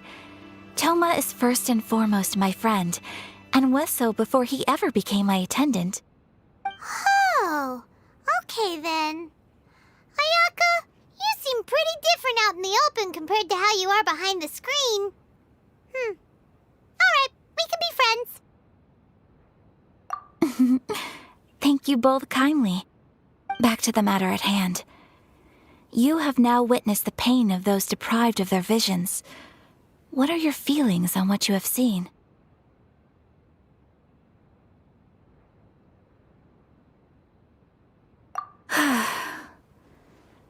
Perhaps in the eyes of a deity such as the almighty Shogun, the lives of those who inhabit the world are inconsequential.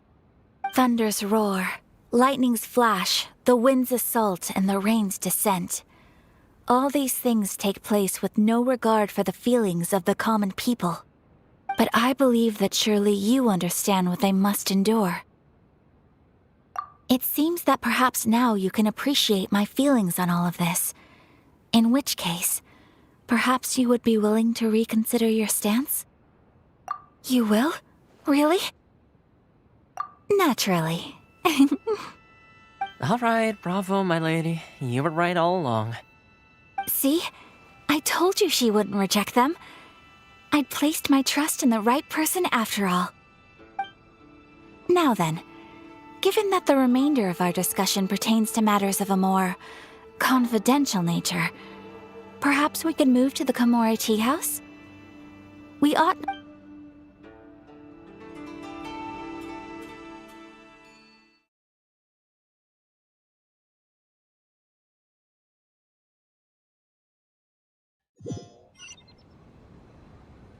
Well, here we are again.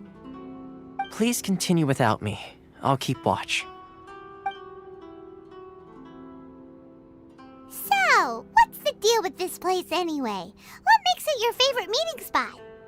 This is land that was gifted to the Yashiro Commission by the Shogun.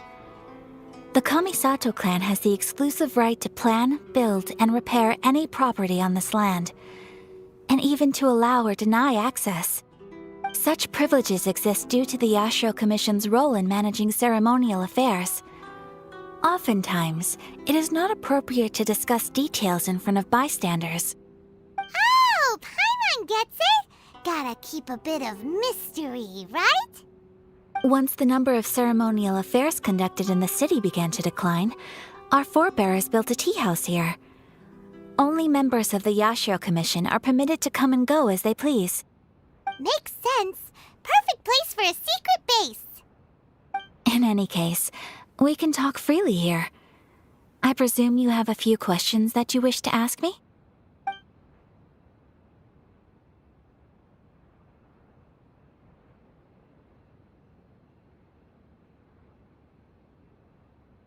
The almighty Shogun. I've seen her on but only a few occasions, most of them formal ceremonies. She inspires awe, commands respect, and exudes a sense of absolute authority. But as I recall, there was something else about her that struck me even more deeply. It was her almost complete lack of any emotion. In that sense, she appeared to me to be less of a ruler and more of, well, an executive official, I suppose. Focused exclusively on her single goal of implementing eternity, acting accordingly without feeling.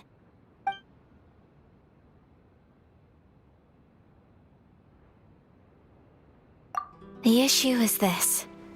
For the vast majority of people, the Vision Hunt Decree is something that has no implications whatsoever. After all, it is but a tiny minority of people who receive visions. Moreover, it is not unknown for visions to spark jealousy in others. Because of this, the attitude of most people towards the Vision Hunt Decree is one of indifference. How can they be like that? Paimon's getting mad. Nevertheless, in addition to us, there is also the resistance on Watatsumi Island. Resistance? You mean like an army fighting against the decree? Yes. Many who have lost or fear losing their visions have rallied together under Sangonomiya on Watatsumi Island to form a resistance group. To say a little more about Sangonomiya, historically, there has always been some conflict between them and the shogunate of Narukami Island due to their different belief systems. But I do wonder whether there may be some other agenda behind their resistance movement, beyond merely fighting the Vision Hunt Decree. Of course, we have tried on numerous occasions. Unfortunately, each time a proposal to repeal the decree arrives at Tenshukaku, it is promptly vetoed by both the Tenryou Commission and the Kanjo Commission, and subsequently scrapped. They invariably adopt a stance of unconditional support for the Shogun's decisions. They have no interest in discussing anything. It almost makes one wonder whether they had a hand in the Shogun's sudden decision to issue the Vision Hunt Decree. Ooh, Paimon has a question though. Oh? What would you like to know, Paimon? Have you got a plan yet to fight the Vision Hunt Decree? To be honest, we do not. What? Please, do not forget that challenging the Vision Hunt Decree is tantamount to challenging a deity. Coming to terms with that is already a difficult step to take. So what are we gonna do? Well, for the moment, all we can do is try and reduce the harm that is being caused by this decree. For example, by providing vision bearers with safe refuge, or manufacturing counterfeit visions for them as a contingency measure. You're telling Paimon that there are people out there who can make fake visions? Don't underestimate the talents of the craftspeople in Hanamizaka. To the naked eye, their counterfeits are indistinguishable from the genuine article. The problem we are facing right now is that Master Masakatsu, who was providing us with counterfeit visions, has recently been arrested by the Tenryou Commission. Darn! So they found out about it? Ugh. Yes. We knew it was not a long-term solution, and that it was only a matter of time before it would be exposed. But we cannot simply abandon Master Masakatsu.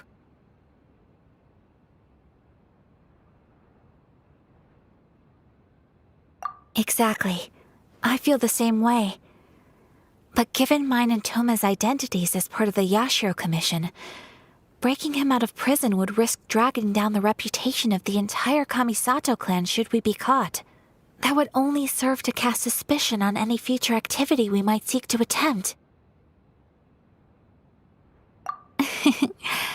By no means do we intend to place the burden of such a task on your shoulders alone. When you are ready, go to Hanamizaka and look for a fireworks shop run by the Naganohara family. There, you will find someone who can help you.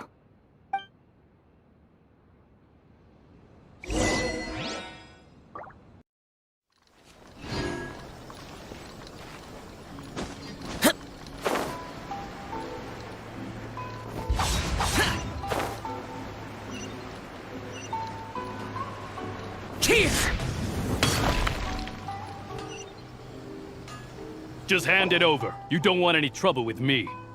If you think your elemental powers are enough to resist the Vision Hunt decree, then you'd better think again. Believe me, you're not the first of your kind we've encountered, and we've seen the same unpleasant outcome time after time. You'd best save yourself the trouble. Can't you make an exception? I just got this vision. I won't even use it, I promise. So this is the Vision Hunt decree in action, huh? We can't just sit around and watch things unfold, can we? Psst! Hey, wait! Huh? There's someone trying to get our attention. Come on, this way. What's going on? Can't you see we need to go help? Shh, quiet. Just sit tight and watch for a moment. Hey, this isn't right, you know. Just because you don't have a vision doesn't mean you can sit back and watch others in trouble. Huh? Hey, wait! You do have a vision! Shh! If you don't keep your voice down, I won't have one much longer. All right. Here, take it. Wise choice. All right, let's go.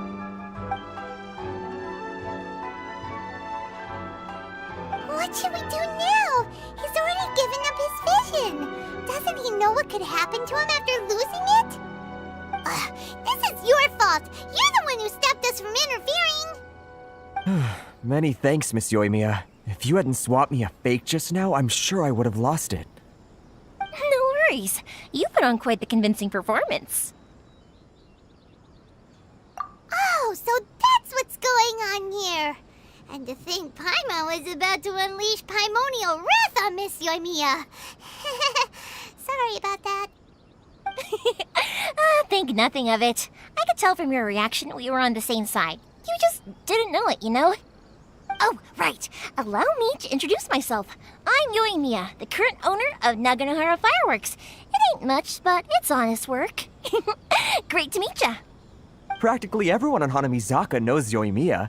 She's the queen of the summer festival. Without her and her fireworks, summer on Narukami Island just wouldn't be the same.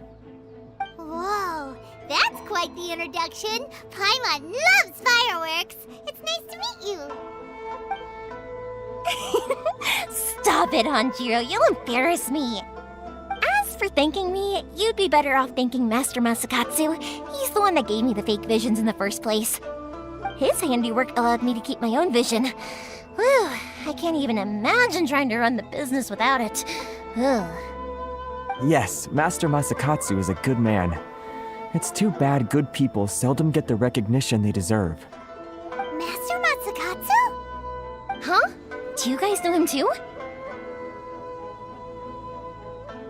You don't say! Then it sounds like the Shirasagi Himegimi has a plan. Awesome! I've been thinking about breaking him out too recently. But if I just march straight in there by myself, I'd probably get Miss Kamisato in a whole heap of trouble. So, what about if I join you instead? Sure, welcome to the team. Ayaka told us to go look for help at a fireworks shop. She must have meant you. Seems like I finally got a new job to do. Besides hiding vision bearers in my shop, that is. So, Master Masakatsu is being held at the police station. I've already surveyed the area and found a way in. Whoa, talk about a reliable source. Seems we've got the right person on our team. Not bad, huh? Let's go as soon as everyone's ready. Don't worry, Master Masakatsu. We're on our way. Time to break him out.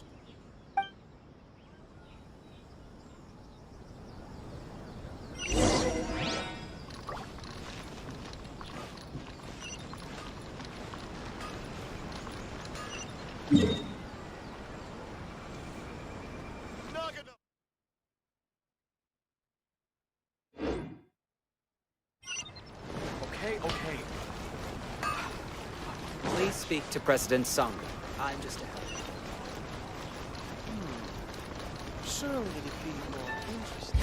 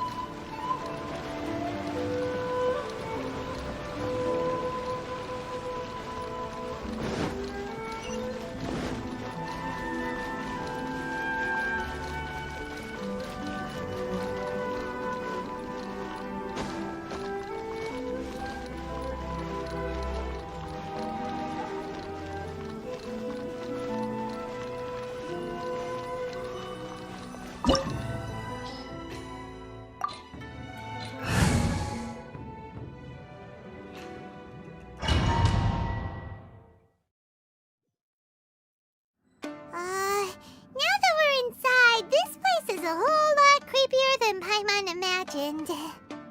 Come on, this way. As long as we stay quiet, we've got a good chance. I certainly wouldn't want to end up locked away in here. Let's find Master Masakatsu and get out of here. We should split up. I've got a little present to prepare for Master Masakatsu. I'll be right back. You sure? Alright then. Just be careful not to get caught. Yes, you too.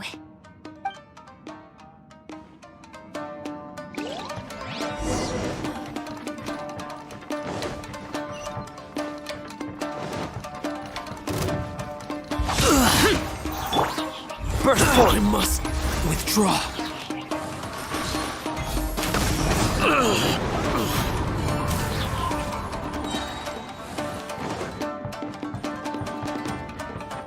Talk about a big door!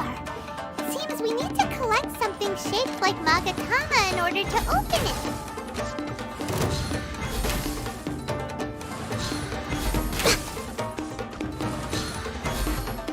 Next on the agenda...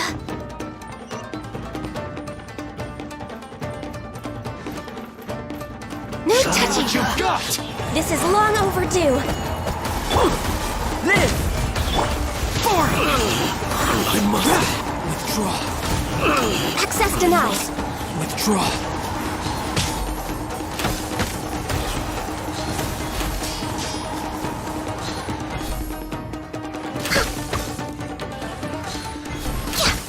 I need to train harder.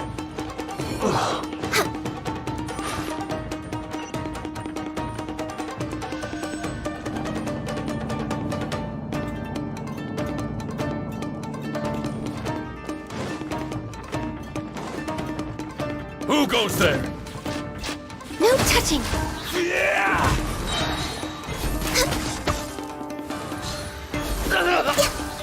Get them! I've lost. This wall looks a bit odd. Maybe there's some special trick to it. These guys seem a lot tougher than usual. Paimon wonders if that armor over there has anything to do with the source of their strength.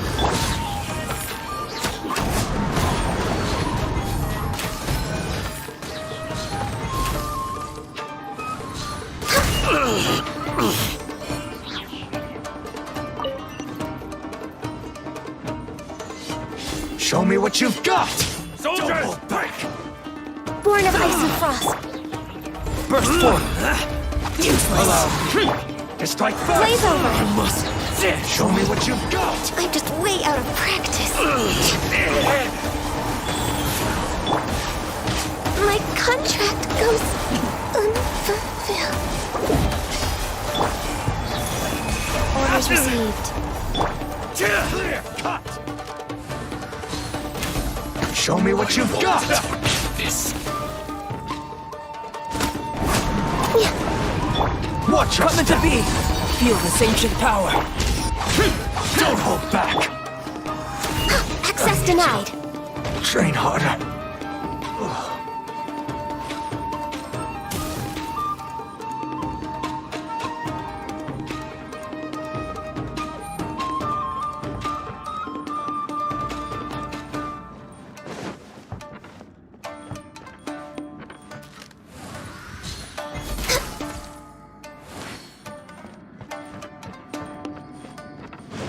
Brace yourself. Allow this to strike first. Show me what you've got. I dare you. Born of ice and frost.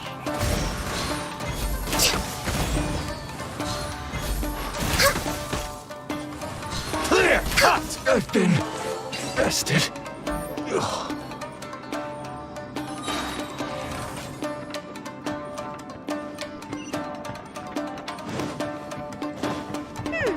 Doesn't that Magatama shape look pretty similar to the grooves on the door over there?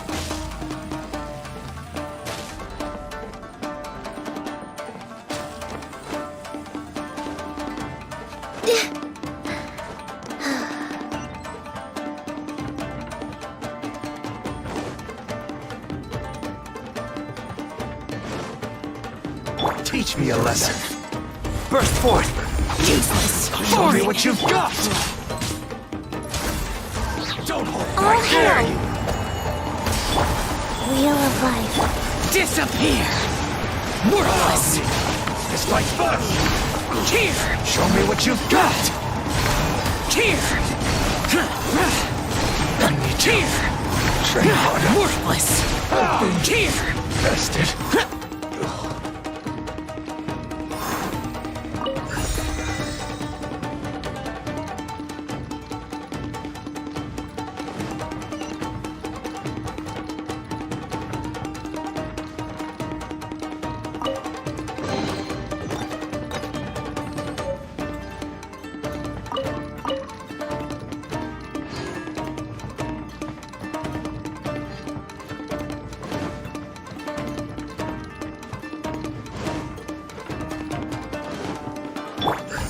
Come into being! I must withdraw.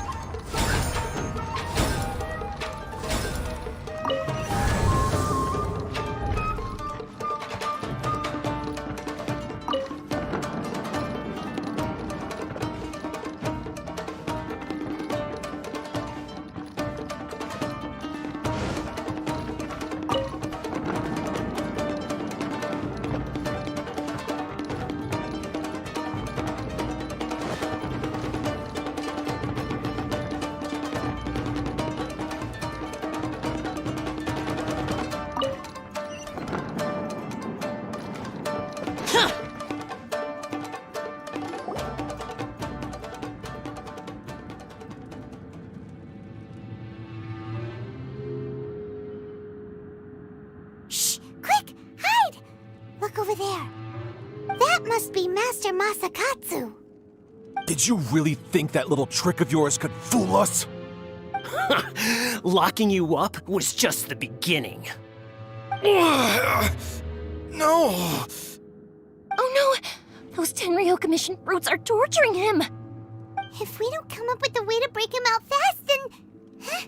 Yoimiya, when did you get back here? I can't bear to watch. If anything happens to Master Masakatsu, our whole plan will have been for nothing. Hey, you there! What are you doing? Ma'am. We were just teaching him a little lesson, that's all. Huh? Who's that? That's Kujo Sara, adopted daughter of the Kujo clan of the Tenryo Commission. She's also a general in the Shogun's army. What's she doing here? Make way, let me have a look at him.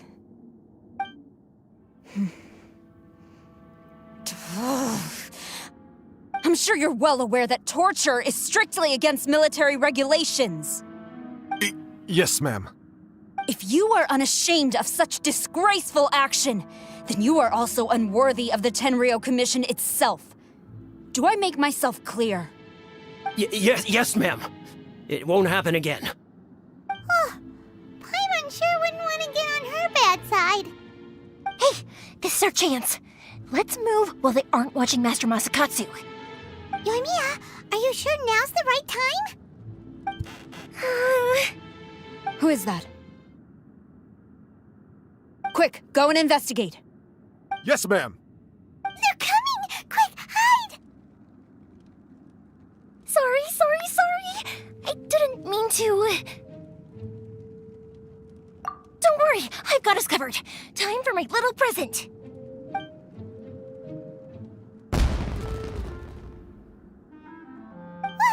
Fireworks! Huh? Was that an explosion? It sounded like fireworks. Quick, let's hurry! The fireworks were enough to distract them. Maybe more than enough.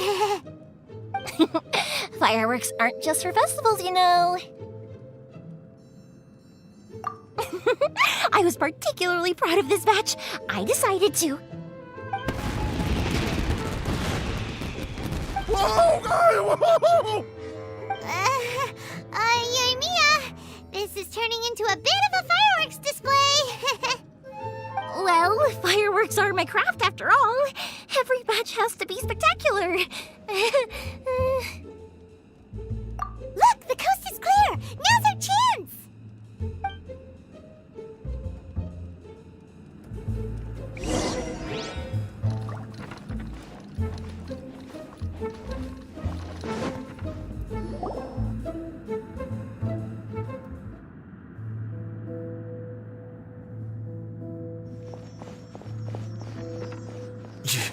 Yoimiya, is that you? Master Masakatsu! Sorry we took so long. Oh, those awful guards. Come on! We've got no time to lose! They could be back any minute!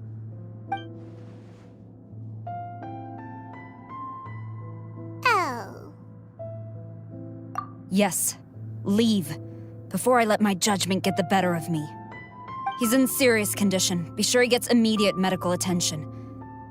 But remember, once he's recovered, it won't be long until I bring him right back. Well... You can bet we'll do all we can to keep that from happening. Leave this place.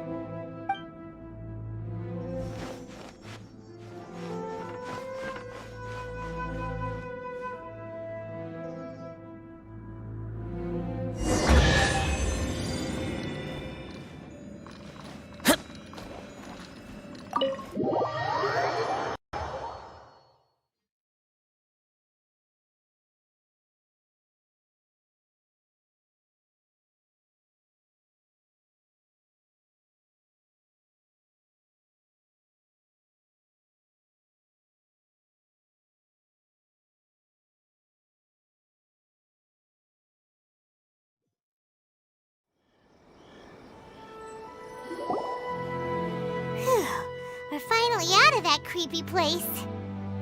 Yes. Finally, I've made it out of there. Master Masakatsu, how do you feel?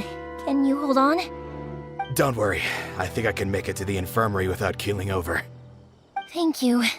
All of you. I'll take him to get treated. I'll treat you to a round of drinks once this is all over. Don't worry about us. Just take care of Master Masakatsu.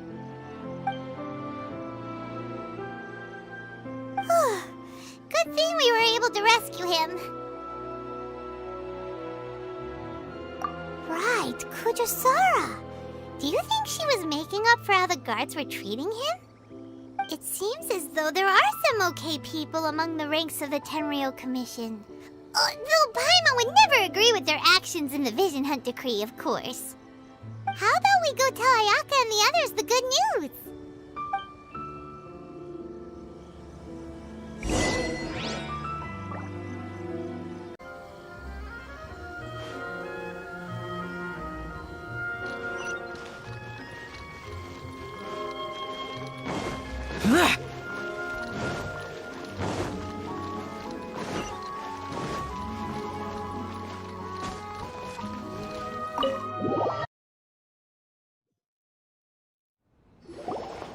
I see.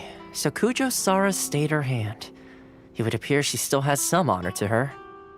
I wonder if we should try establishing contact with her. Perhaps we could coax out some information. Unlikely. Don't forget, Kujo-Sara is also carrying out the Vision Hunt Decree. She obeys the orders of the Raiden Shogun without question. In her eyes, Master Masakatsu is of no threat to the decree. This is why she was so willing to allow his escape. If our true motives were ever divulged, she would act against us without a second thought. True. Though if you ask me, Master Masakatsu's release was an unexpected blessing. We are now one step closer to victory. And we couldn't have done it without Yoimiya and the Traveler. You're turning out to be even more reliable than we expected. Don't mention it. Indeed.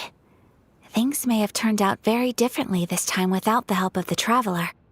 But if we wish to mount any sizable resistance against the Vision Hunt decree, there is still much to be done.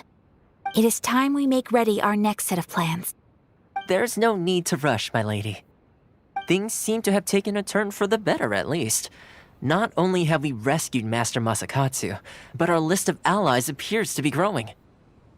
Yes, which reminds me. The Tenryou Commission seems to be making preparations for a celebration. They call it a ceremony of sorts. And the number of samurai out enforcing the Vision Hunt decree seems to be waning. The days ahead may be more peaceful than usual. A ceremony, you say? Why would such a task be left to the Tenryou Commission? I don't know, but I'm sure it has nothing to do with us. Anyway, with the Tenryou Commission busy with preparations, we should have a little more breathing room than usual. You do present a good point. Being in a constant state of alert will only tire us further. Perhaps a period of rest is in order. Toma, what would you suggest? I'd say a celebratory feast is in order. Might I suggest an evening of hot pot together? Funny enough, I learned a new hot pot game recently. I'm sure you'll find it quite amusing. A hot pot game? What's that? Well, as long as it has to do with eating. Simply put, every person prepares an ingredient to add to the hot pot. Once the meal begins, we add all the ingredients together. Then we take it in turns to close our eyes, pick an ingredient out of the pot, taste it, and guess whose ingredient it was. Anyone who guesses correctly can go again, and whoever finishes the meal with the most points is declared the winner. Tradition even has it that the winner receives blessings from the god of hot pot. Don't you think it sounds like fun? I've been wanting to give it a try. In fact, I've already got my ingredients prepared. You really do want to play, huh? Well, sounds like we've got our work cut out for us. Time to gather some ingredients. But what should we choose?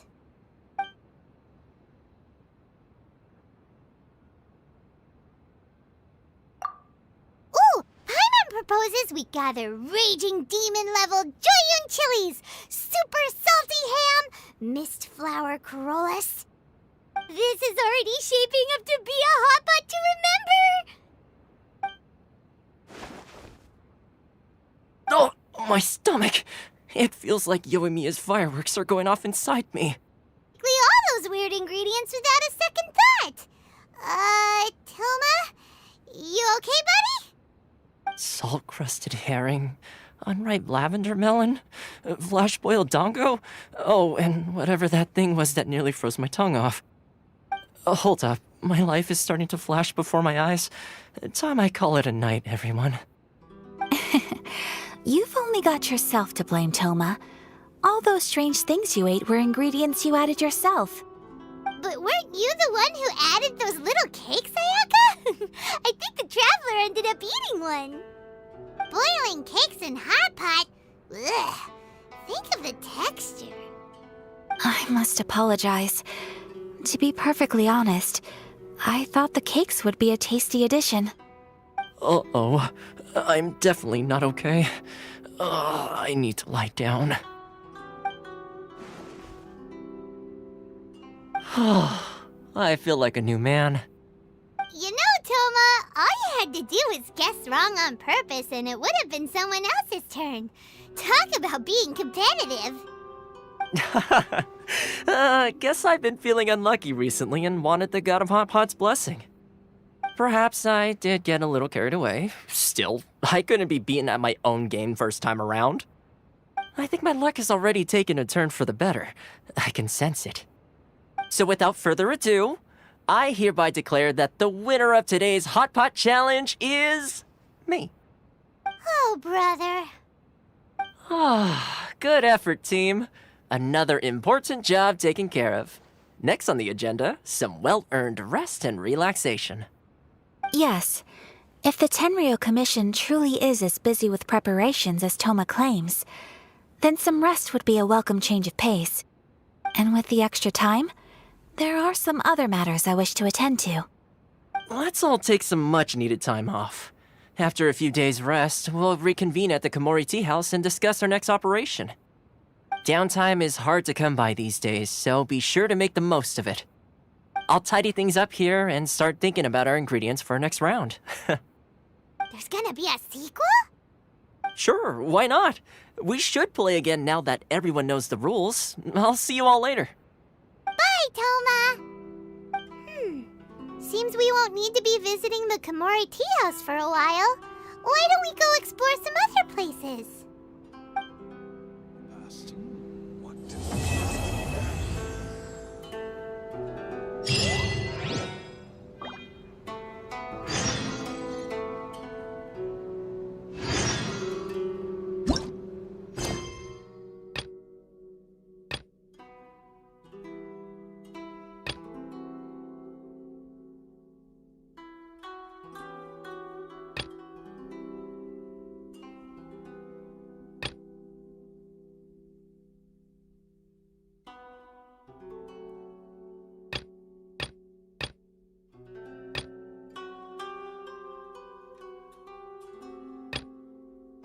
The damned will sooner die again than lay a hand on me.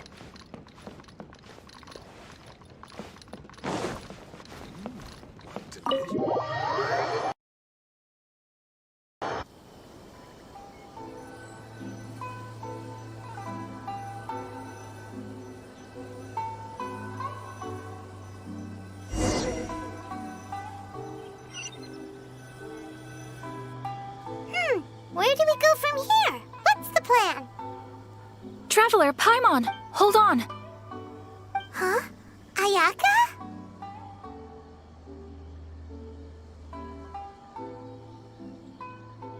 Something has come up, and I would like to request your assistance.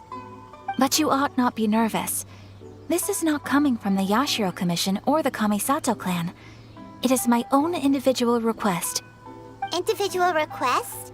You mean personal stuff? Correct. It concerns my mother. This may seem a little sudden, but in my view, you are the only person I can entrust this to. A few days ago, I was sorting through some old family belongings when I found a notebook that belonged to my mother. She wrote about all kinds of things, mostly of little consequence. But what drew my attention was a name. It is one that I have never heard before, so the fact that she mentions it so frequently, it makes it difficult for me to ignore. Probably your mom's best buddy, right? Never. And although my mother and father passed away many years ago, both my brother and I are familiar with the vast majority of their acquaintances. So, I am very curious about this mysterious individual. I would very much like to meet them. According to the notebook, their name is Tsubaki. This seems to have been someone very important to my mother. Someone with a lot of personality, who liked to have fun. Paimon thinks it sounds like a girl's name. That's what I thought too. So what do you want us to do? Do you need us to find her for you? No. Her address is given in the notebook. We can head straight there. I wanted you to assist me with the preparation of greeting gifts. Please keep everything I have told you in strict confidence. The proper course of action would be to involve my brother and visit her together, but he is terribly busy at present, and on a more selfish note, I don't wish to involve anybody else from Inazuma in this matter. Exactly. That, and you are also a kind, well-mannered person with a genuine concern for other people. Not to mention trustworthy. I would not feel comfortable with anyone else in this situation. You can count on us! We've done greeting gifts before, so we should be able to help. In terms of payment, just treat us to some delicious food and we'll be more than happy. Wonderful! In fact, I was hoping to take this opportunity to show you both around, if you don't mind, of course. Oh, we don't mind. We don't mind at all. Do we? Thank you kindly. Shall we head off then? Ogura Textiles and Kimonos is our first stop. Alright, sounds great! What kind of tea is this?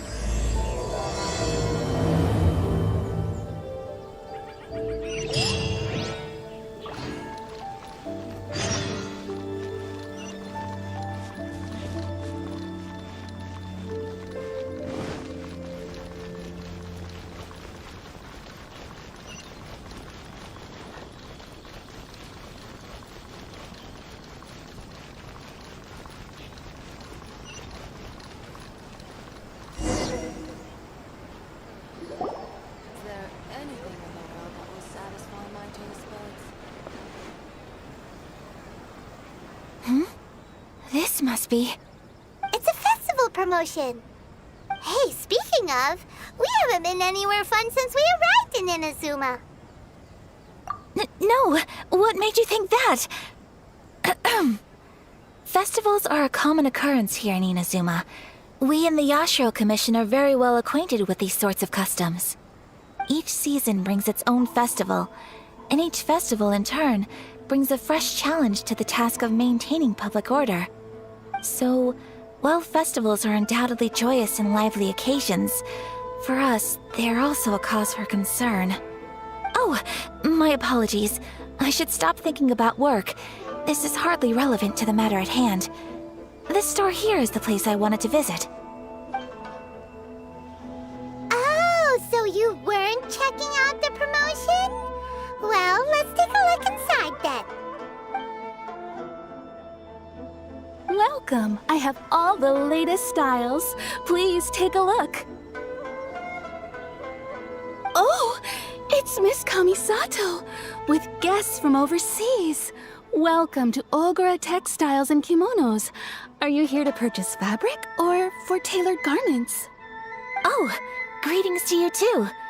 I have a design here for a garment. Would you be so kind as to take a look? Oh, Ayaka came prepared. Let me see. This could be... It could be... Oh, it's a very fine design. Miss Kamisato, you'd like us to make a kimono following this design, yes? Please, if you could. I'm honored that you'd choose Ogura Textiles and Kimonos for your tailoring needs. However, there is one rather difficult problem.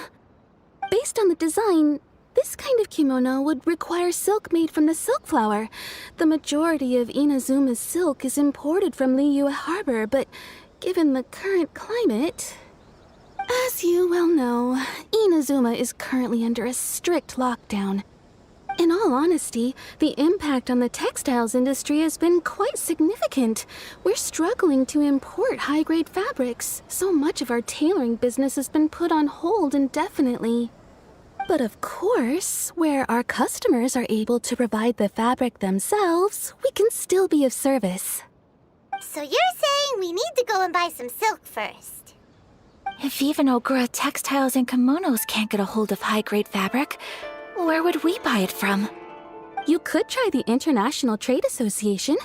They are a little better connected than we are. After all, the association brings together merchants from all over the world. The only thing is their prices. They're not the cheapest. In times like these, though, we're lucky to even have an option of getting a hold of the things we want in the first place. So even just getting clothes made is an ordeal in Inazuma. Wait, the International Trade Association? That's Kurisu's thing, right? We haven't been to Rito in a while. It looks like that will be our next stop. Thank you ever so much. We will be back once we've acquired the fabric.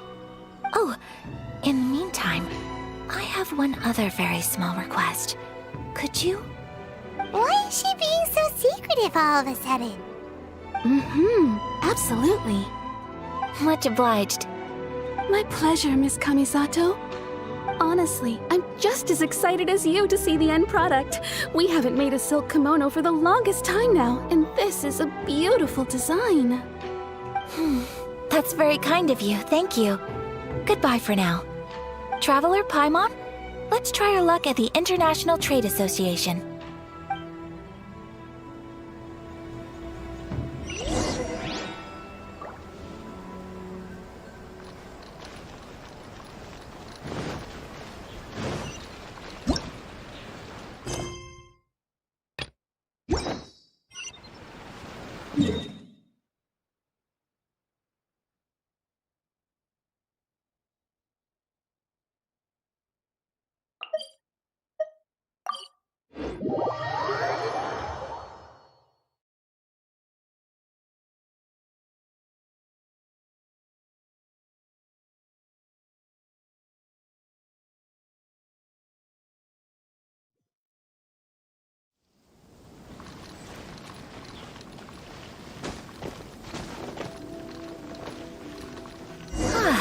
This is it.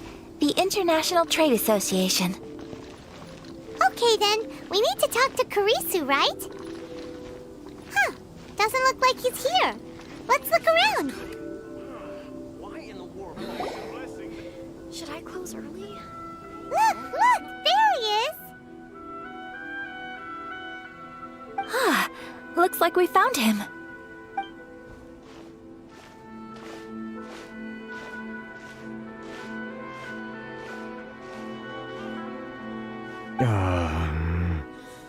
What am I gonna do? Mr. Kurisu, are you alright? Oh, you're Miss Ayaka from the Kamisato clan. How do you do? Better than you, it appears. And if it isn't the Traveler, I haven't seen you in a while. I take it you've been out of Rito? Thanks again for your help last time. The association is back in business, and it's all thanks to you. That's great, but, why were you staring into space just now? Did something bad happen? Well, you see... It's embarrassing to admit, but some of the association's goods have been stolen by vagrants. Which goods were stolen? It was a batch of high-grade silk. Aww. We imported a big batch of silk from Liyue several years ago. It's been sitting in storage ever since. Recently, we heard that clothing stores in the city have more or less sold all their silk stocks. So we figured now would be a good time to bring our batch out of storage, thinking it'd probably fetch a good price. But then... the vagrants swiped the whole batch, then disappeared into the woods. I'd report it to the authorities, but... well, as you know, they don't think much of foreign merchants like us. The Kanjo Commission don't want to give us the time of day. Honestly, you can just tell that our suffering amuses them. Well, I also take issue with aspects of the Kanjo Commission's operational methods. Please remember, Mr. Kurisu, that while you are here in Inazuma, you should be careful with your words. My apologies. I had to let off some steam. Anyway, there doesn't seem to be much we can do ourselves to get our goods back. Perhaps I'm doomed to go bankrupt after all. I am afraid I can't intervene in an official capacity, but I can still help you get your lost goods back. Of course, I would never... Wait, what? Huh? Yes, acting in my own capacity, mind you. Even then, there is no escaping the fact that my every action and word will be seen to reflect on the Yashiro Commission and the Kamisato clan. I do so not without reservation, so I hope that you will treat this matter as confidential. That aside, as I'm sure you're aware, I'm afraid that I won't always be able to help you in such circumstances. Given your position and that of the International Trade Association, please try to exercise more caution in the future. You do not want to incur further unnecessary losses. We will. We certainly will. But, are you sure this isn't gonna cause any issues for you? What if someone high up in the Kanjo Commission sees what you're doing and doesn't like it? You're a highly respected member of society. Surely putting your neck on the line for small-timers like me can't be worth the risk. Very humorous.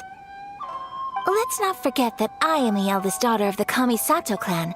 I would be very surprised indeed if anybody in the Kanjo Commission felt that I was accountable to them for my actions. Whoa, that sent shivers down Paimon's spine! Does everyone from a powerful clan talk like that? Mr. Kurisu, I need to know the exact time and location of the theft, and anything that stood out about the perpetrator's appearance. Thank you so much. Let's see, it was 2 hours ago now, over at the,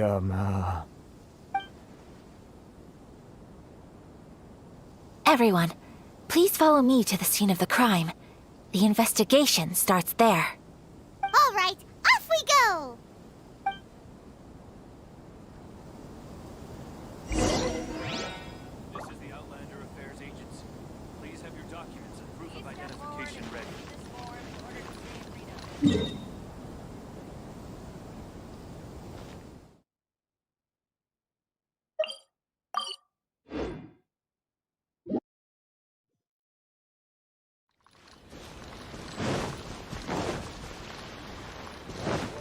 here we are. This is where we were robbed. Hey, look on the ground. What are those? Huh? Footprints. Very deep ones at that.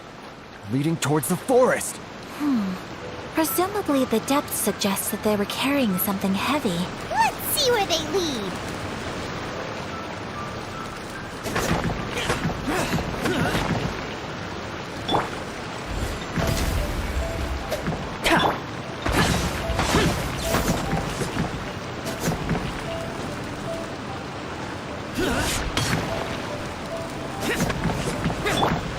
Coming to be!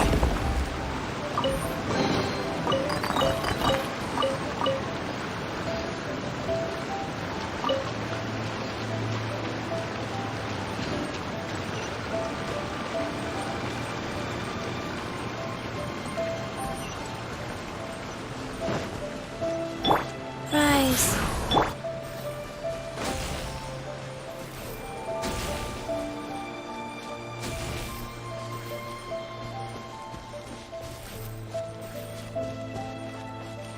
We're way behind schedule.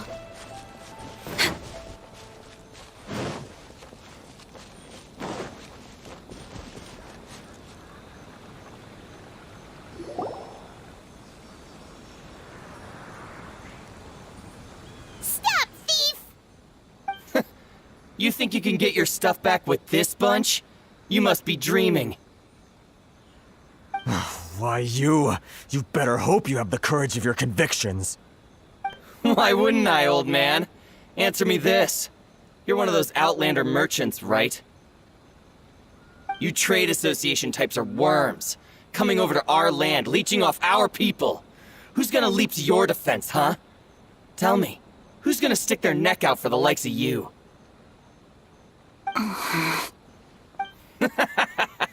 Look at that, no response. You know I'm right. Face it, this is Inazuma. You've got no ties here. You're at the bottom of the pile. Can you really blame us for walking all over you? You are despicable. Hey, I just had an idea. Since you came all this way, how about we do some business? Business? Pay up, and you can take your fabric back. Sound good? If you ask me, it beats walking out of here with black eyes and a broken nose. You're just a big bully. What choice do I have? Wait. Mr. Kurisu, please do not pay any money to this man. But... I trust you remember our agreement? If you keep your lips firmly sealed, I too shall uphold my end of the deal. Oh, yes, of course. Then please stand well back where it is safe. Now, it is time for me to honor my word!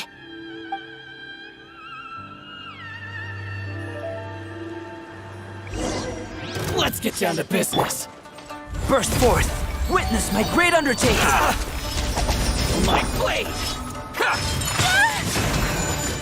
Say no more! So rude! How's this? Unthinkable! Whirling snow! Finally, to the fairy.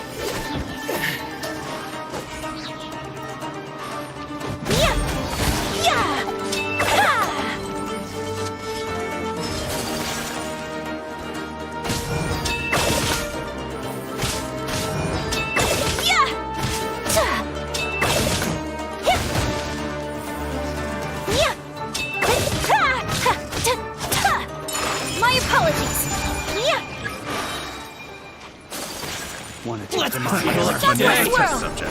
That tingle? I know a thing or two. Boom! The fairy Should replace my hand. Take flight!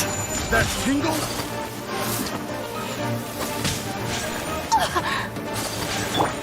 Go. That tingle? Access denied.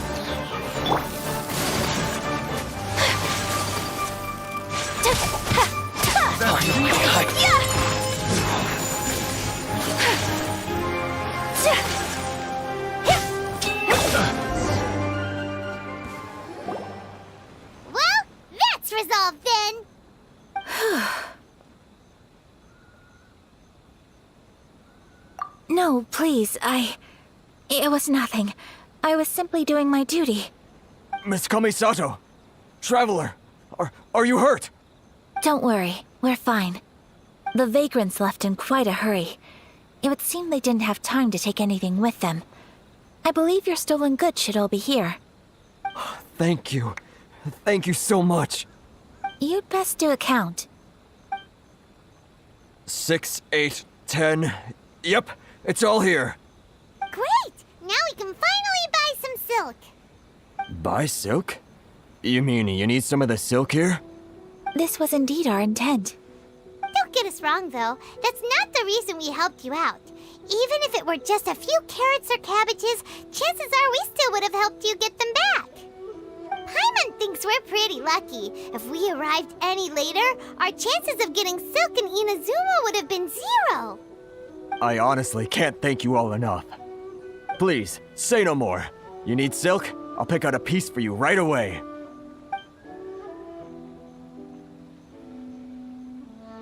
Thank you, good sir. How much do I owe you? Oh, it's free of charge. I could never ask you to pay after everything you've done for me. No, that will never do. Things cost what they cost, and what they cost is what I shall pay. Merchants already have enough challenges to deal with, and as Paimon explained, my help was unconditional. Please, sell your wares to me at the price you would sell them to any other customer. There is nothing to feel distressed about, because nothing, I repeat, nothing happened here in these woods today, did it?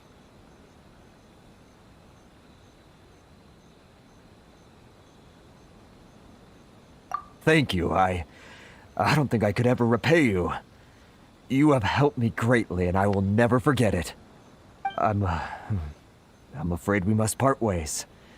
I must get these goods back to the association.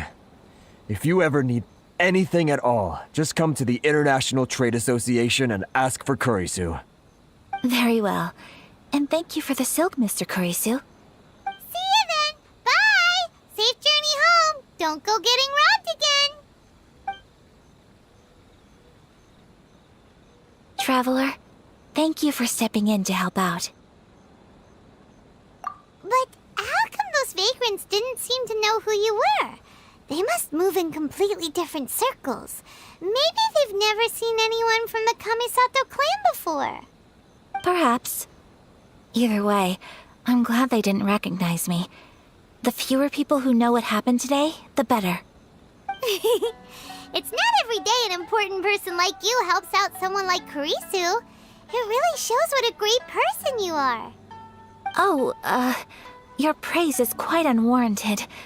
I merely did what anyone in my position would have done. I admit that it did feel strange for me to come to his aid. But this should have nothing to do with identity or social class. As far as I'm concerned, it was one individual helping another in need. I guess that deep down, I don't see how a society can be considered just when people encounter such obstacles in their livelihoods. Sorry, I'm getting off topic. Right. Let's head back to Ogura Textiles and Kimonos and give our hard-won silk to the shopkeeper. Okay!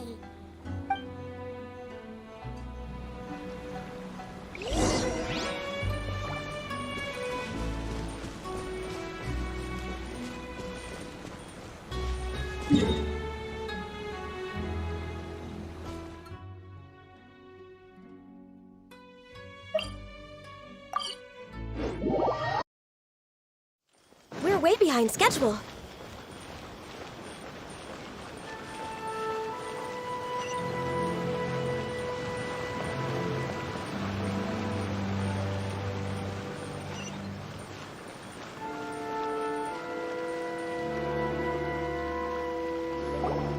Hey there, we're back!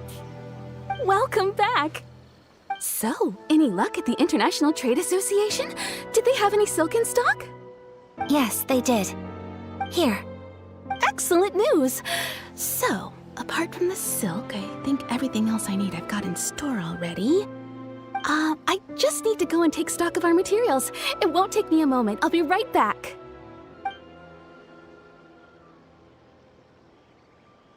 They better all be there. do hope nothing else is missing. Traveler, on the subject of garments, I've been meaning to acquire a new outfit for you, too. It's just, I wasn't sure how you'd feel about the idea of dressing in Inazuman attire.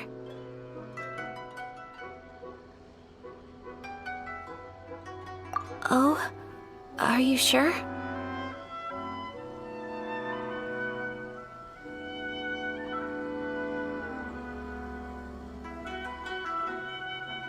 Is that so? Impressive. So travelers of your stature hold themselves to a dress code, as well as a code of conduct. More like when you're away from home, you've gotta live by certain rules to survive, whether you like it or not. But Paimon would still love to check out some Inazuman outfits. Just what is that supposed to mean? They make them in whatever size the customer asks for. Your interactions are so adorable to watch. I can certainly find someone to tailor a Paimon-sized outfit if Paimon so wishes.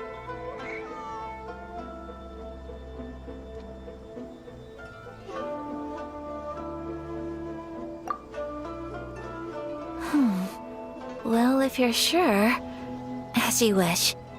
Something else I've been wondering is, how do people in other nations dress? It's so true. People dress in all kinds of ways. Some people like to wear a hood, some cover up half their face with a mask, some just straight up dress like a peacock. Oh, and some have their tummy on show. Others wear skin-tight leotards and leggings. If you can imagine it, Paimon guarantees that someone out there is wearing it. Really? So there is no single standard and people just dress however they like? So fascinating. Somehow, I feel a little envious. Wait, so you want to dress like a peacock now? No, of course not. I just mean, I admire those who are able to do as they please. I would very much like to travel across the 7 nations and see how people live. Sorry to keep you waiting. I've checked my inventory. Thank you. Is there anything else you're missing? Fortunately not. I have all the materials I need. As for the size, would you like me to go by the dimensions given on the design? Yes, please. Understood. I'll get to work shortly. In total, that'll be this much. Here you go. Is it possible to treat this as an urgent order? Well, luckily, we don't have any other urgents at the moment, so I can begin work right away. It will still take me some time, though, so please come and collect it later. Until then, I'm sure you'll find somewhere nearby to pass the time. Good idea! Let's check out the whole area. We don't want to leave any loose ends. There will be no loose ends while you're in my company. I already decided where to go while we wait. For our next stop, I'd like to take you both for a meal. Food? Oh, Paimon likes this plan. I picked the venue especially for you. A humble local eatery called Kiminami Restaurant. I thought that the relaxed atmosphere there would suit our day much better than the prohibitively formal one of a high-end restaurant. Shall we head off? Yep. Paimon can't wait.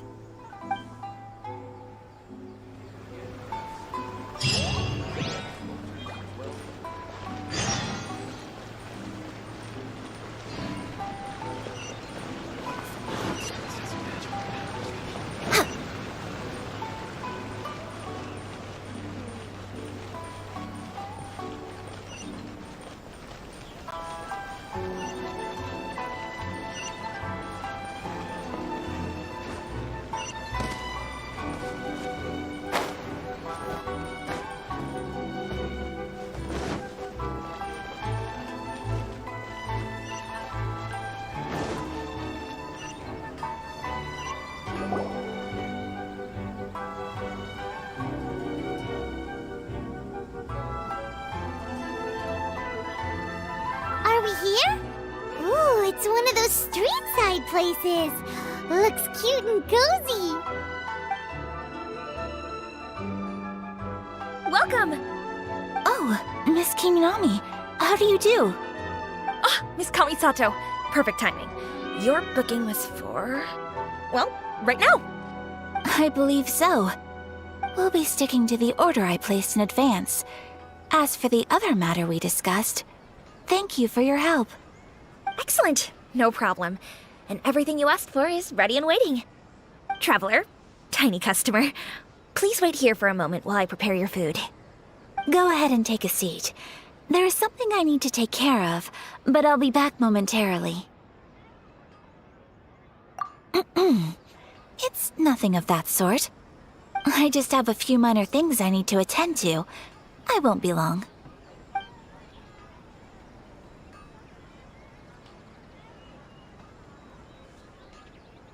She sure left in a hurry. Whatever it is, it must be pretty urgent. So you two are Miss Kamisato's friends? Well, we serve all the classics. Sure, there are fancier looking places out there, but the food here speaks for itself. Hope you enjoy it. Over the years we've been in business, we've gotten to know the Kamisato clan quite well. Miss Kamisato and her brother are both fond of our food. They're always sending staff down here to order something and take it back to them. Her table booking surprised me, not least because it was a group reservation. This is the first time I've ever heard of Miss Kamisato going out for dinner with friends. The first time ever? Oh, guess that makes us pretty important people, huh? Sure does. And I'm probably crossing the line here, but I'm just telling you what others have told me. Apparently, Miss Kamisato doesn't have a lot of friends. How is that possible? She's so kind and polite to everyone. Paimon would have thought that would make her really popular. That's what I used to think too. But it turns out the rules of social interaction are a bit more complicated than that. Nobody in the neighborhood has a bad word to say about her. They all say she's beautiful, elegant, graceful, not to mention that she belongs to one of the most illustrious clans in the land. In short, they see her as a model young lady. But that's just it. People look at her and they see a model of perfection, and they don't feel like that's something they can relate to. So the majority of kids from our ordinary families don't even try to talk to her.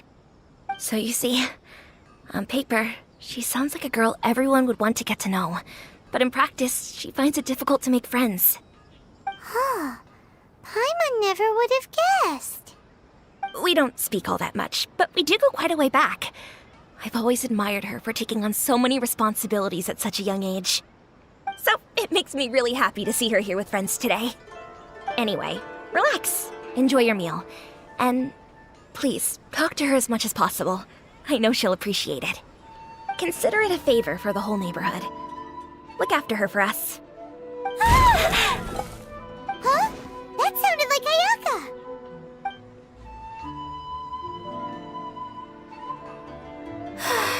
I'm so sorry, Traveler. Could you join me over there for a minute? I need your help with something. I'm sorry. I didn't want to drag you away all of a sudden. I, just had a cooking catastrophe.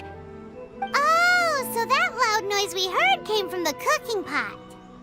As you can see, this house is right next to the restaurant. It's where the owner lives. Actually, this whole compound is the family's private property. I asked Miss Kiminami to prepare some ingredients and utensils for me so that I could cook a special dish here. Right! If there's something you want to eat, you could just order it from the menu. Actually, I wanted to cook something as a gift for Tsubaki. My mother mentioned in her notebook that Tsubaki enjoys food from all over the world. So I thought, if I'm going to meet Tsubaki, perhaps a dish from overseas would make a fitting gift. A dish from overseas? So anything from outside Inazuma counts, right? If so, then we've got lots of options, don't we?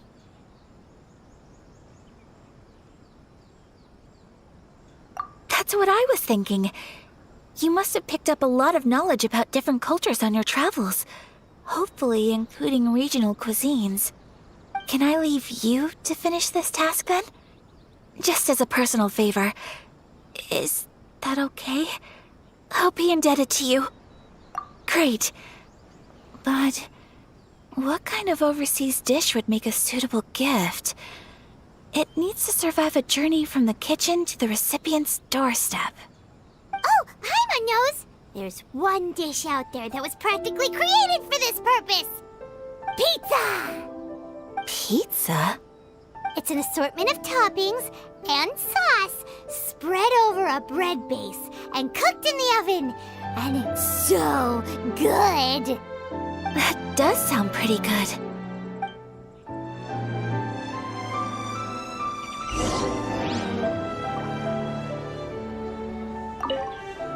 Is the pizza ready?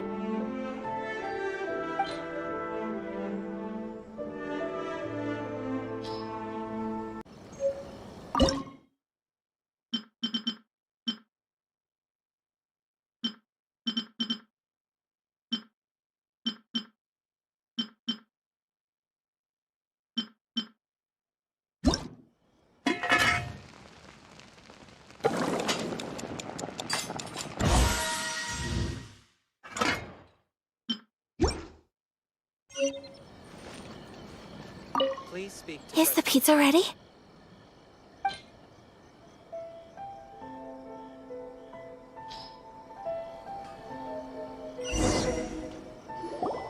Oh, it's ready!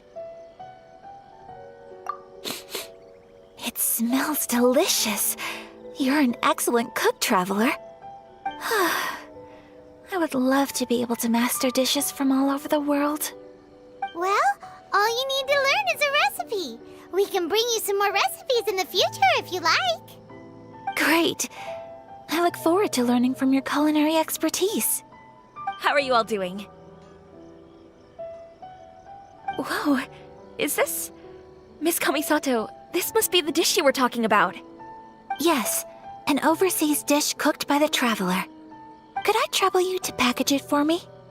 Sure, no problem. Oh, it smells good. I bet it tastes amazing. Oh, now I really want to put something like this on our menu. Want us to teach you how to make it? Oh, could you?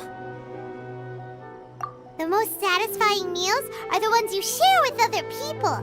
So Paimon thinks that our friends in Mondstadt wouldn't mind us sharing this dish with Inazuma. Really?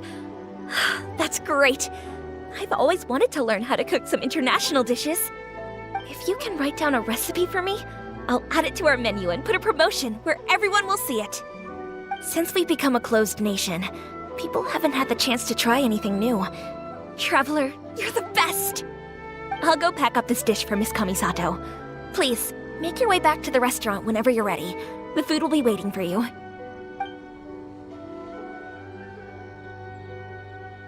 You could have sold that recipe for a high price, but you selflessly gave it away for free. You're a wonderful person. I mean it.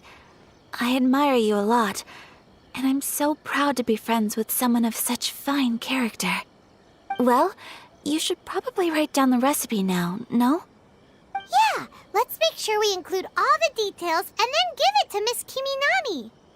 So, pizza. Start with the basic ingredients. Correctamundo. Right, now to add the next couple of ingredients. Yep, that's right. Now for the cooking instructions. Place onto oven rack at high heat and cooked until golden brown. Alright, it's done! Long may our reputations and our recipes precede us wherever we go in Inazuma. I have no doubt that they will. This dish is exquisite. Cool! Then let's get this recipe to Miss Kiminami pronto!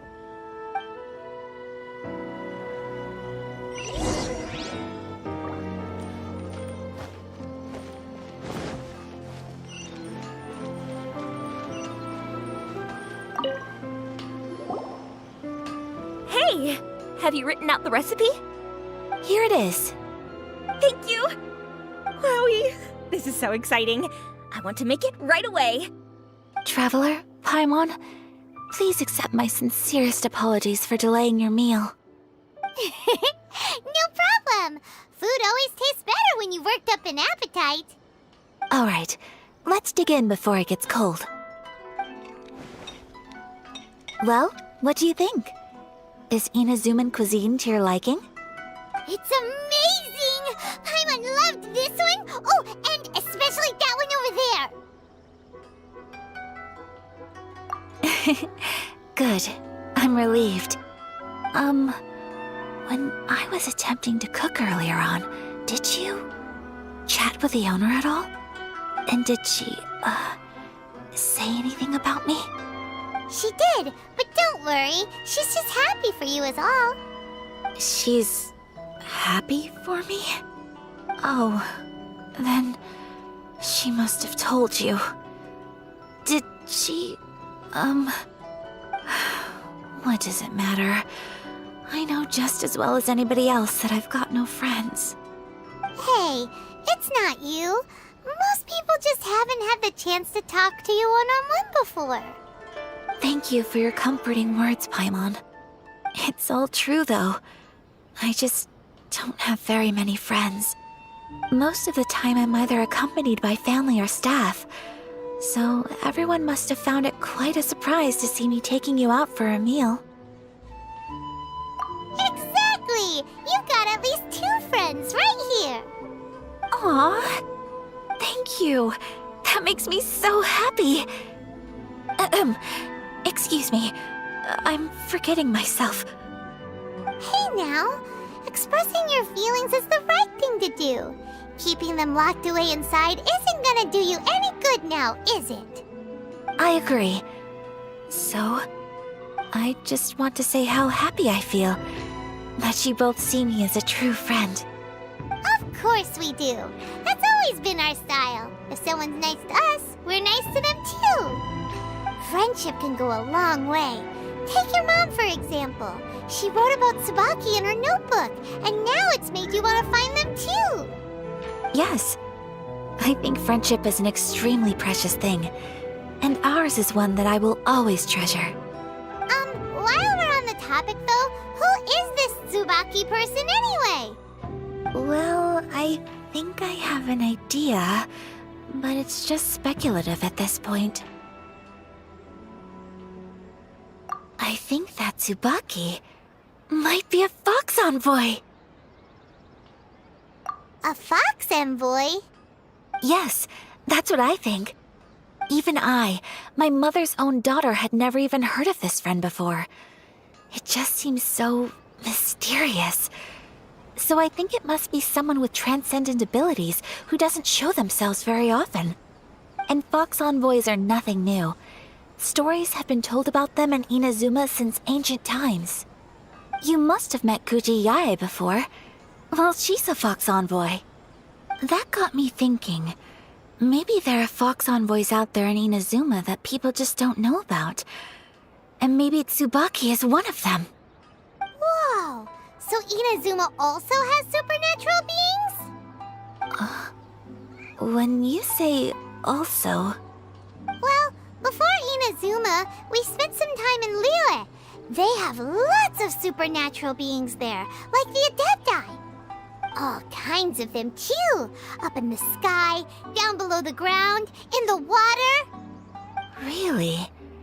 I've come across such things being asserted in books, but to hear someone talk about it from first-hand experience is extremely surprising. So Liyue lives up to its reputation. Its culture has a long history and gives rise to the most beautiful legends. Quite captivating. You should come visit Liyue with us sometime. The best part is, they have loads and loads of delicious delicacies. Really? I would love that. Speaking of delicacies, Traveler, Paimon, have you eaten your fill? Oh, Paimon has. Excellent. Then let's collect the kimono. Then we can pay a visit to my mother's mysterious and transcendent friend.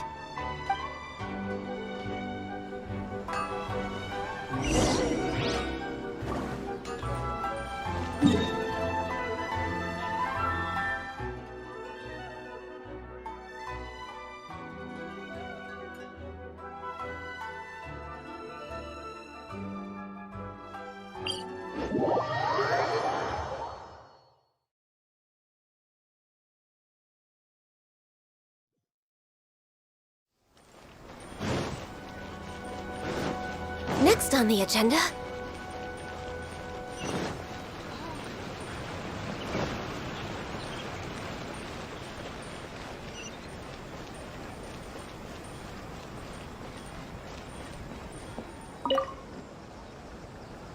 Your garment is ready, Miss Kamisato. I've folded and packaged it for you. Oh, and the other item we discussed? That's ready too. Thank you very much. No, thank you. It is a beautiful piece of clothing, and it was a pleasure to work on. See you again next time.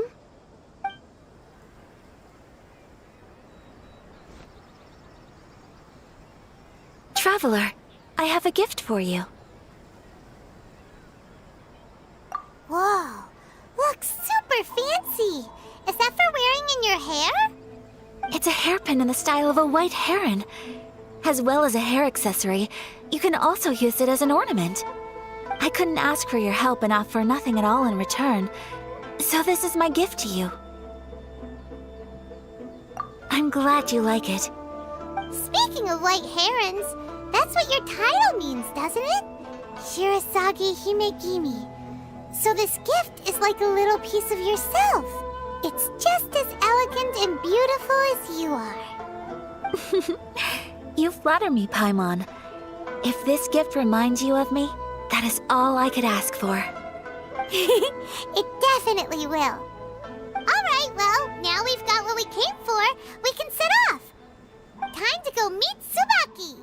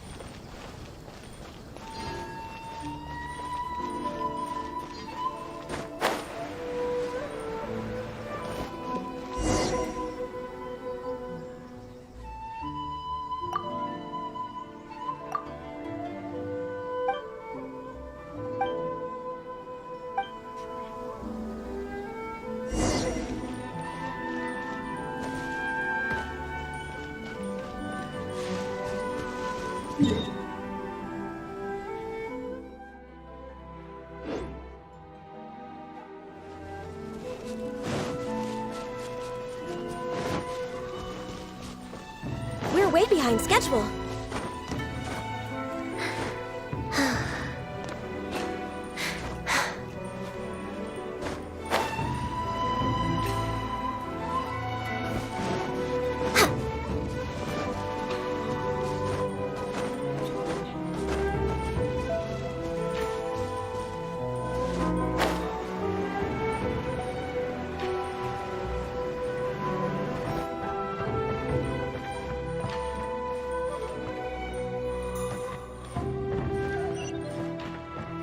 We're way behind schedule.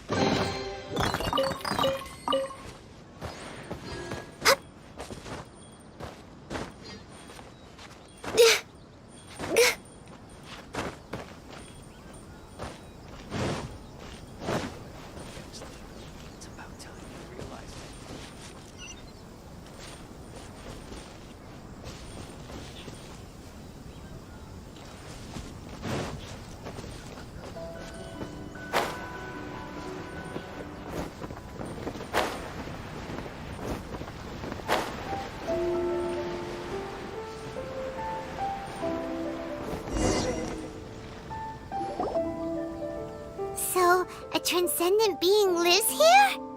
Ugh. If someone lives here, then why is it so chilly? I'm asking myself the same question. How strange. I'm quite sure that this is the location my mother wrote about, but surely... I'm starting to have second thoughts. But since we're here, I still think we should go inside and explore in full. Yeah, makes sense. Who knows? Maybe there's a surprise waiting in there for us. So, what does the notebook say exactly? Let me think. A crane brings one fresh flower in its beak to decorate my hair, while a white rabbit sews a hemline from 4 rays of moonlight. Dressed appropriately, I face eastward and call out Tsubaki's name 7 times. In the blink of an eye, I'm standing on the path that leads to her house. Sounds like a fairy tale. So your mom would do a little ritual, and just like that, Tsubaki would come to meet her? I have a feeling that it could be some sort of code. Let's get a little closer before coming to any conclusions. Good idea.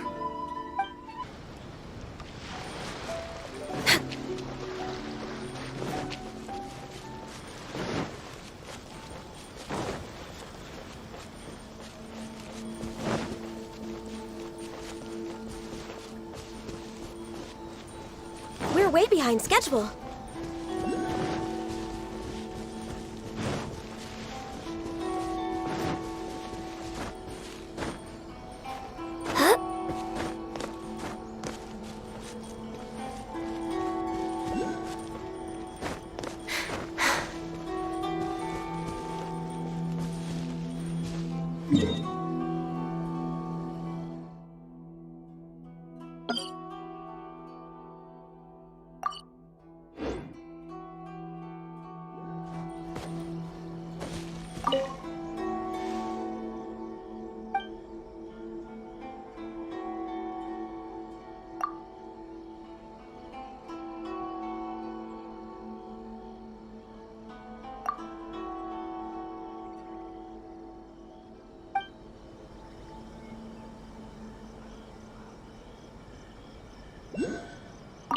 Let's recap what the notebook says. Maybe it'll give us a hint. A crane brings one fresh flower in its beak to decorate my hair, while a white rabbit sews a hemline from 4 rays of moonlight. Dressed appropriately, I face eastward and call out Tsubaki's name 7 times. In the blink of an eye, I'm standing on the path that leads to her house.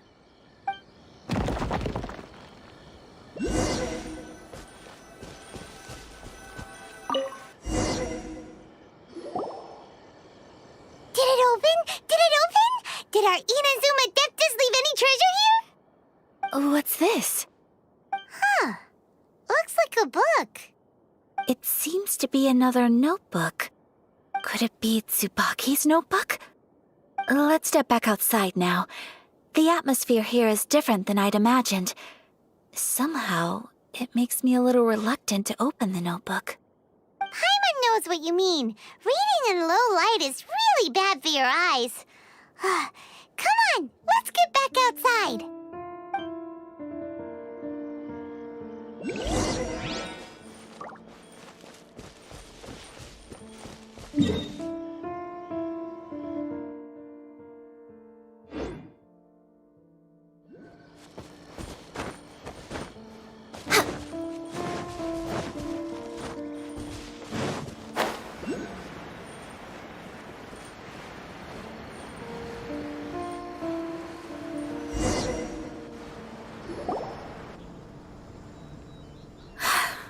Here will do just fine.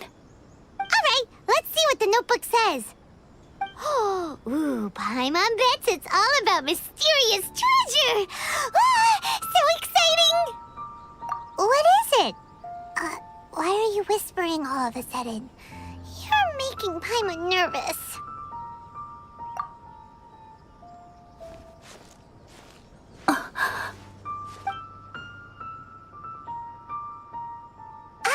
Oh, you want to let Ayaka read the notebook without distraction. Seems whatever's written in there must be pretty major after all.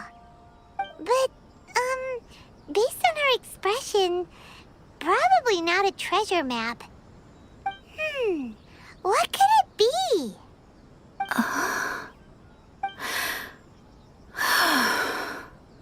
Traveler, Paimon, sorry to keep you waiting so long. No worries, it wasn't long at all. You're a very fast reader.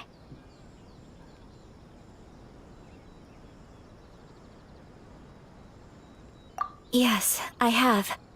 I think I ought to share the truth of this notebook with you both, even though the contents are completely different than what I was expecting.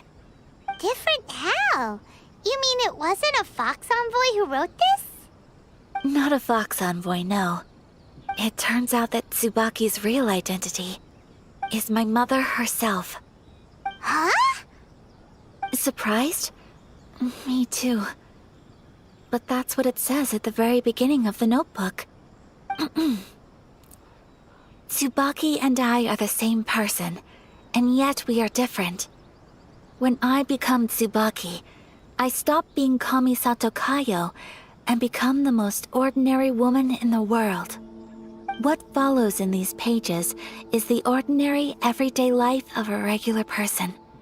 Nothing more, nothing less. This notebook is, for the most part, a collection of my mother's musings, both private and trivial.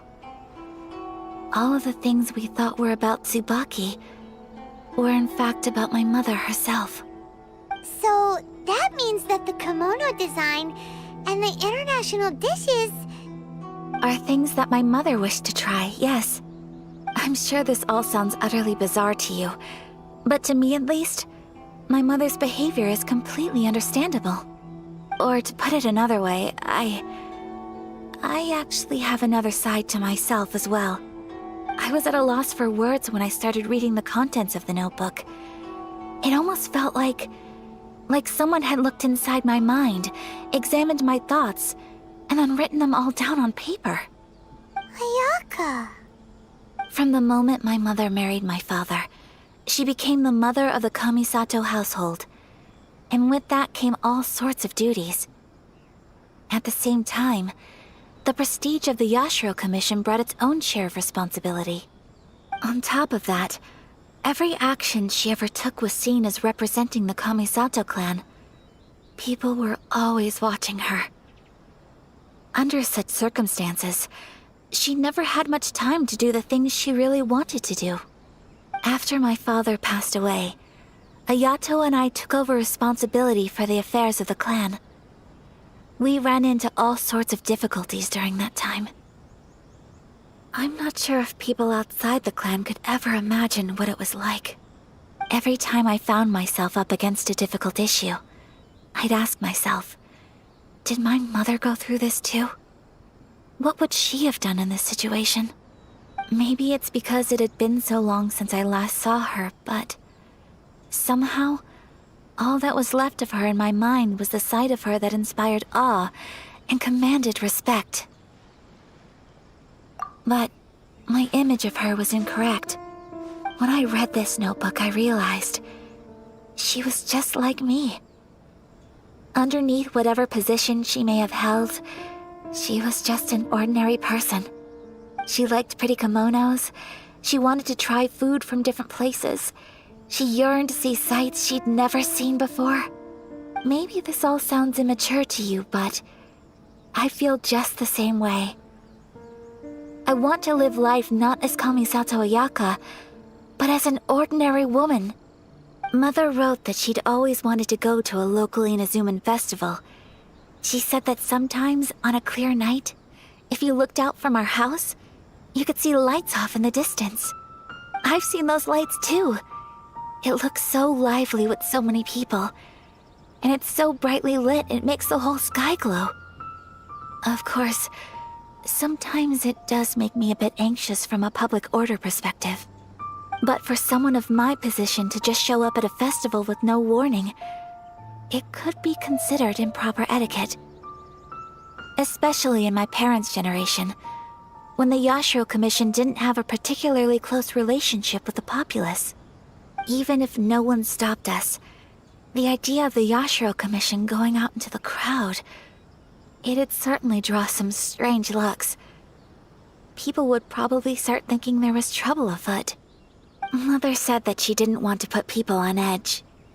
She wanted everyone to enjoy the fun and freedom of the festival.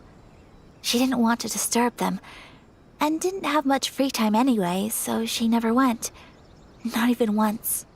Aw, so the kimono design, that must have been the outfit she planned on wearing if she ever did go to a festival, right? That's right. And sometimes, festivals sell international food. She wanted to try that too. I hope this isn't a disrespectful thing to say, but I never knew my mother was so in touch with her inner child. Well, that's not disrespectful at all. Paimon thinks your mom was the best of both. A big softy on the inside and a big sense of responsibility on the outside. Without knowing it, I've ended up fulfilling several of my mother's wishes already. But going to a festival is the one thing that I cannot do for her. Perhaps this is one thing that can simply never be.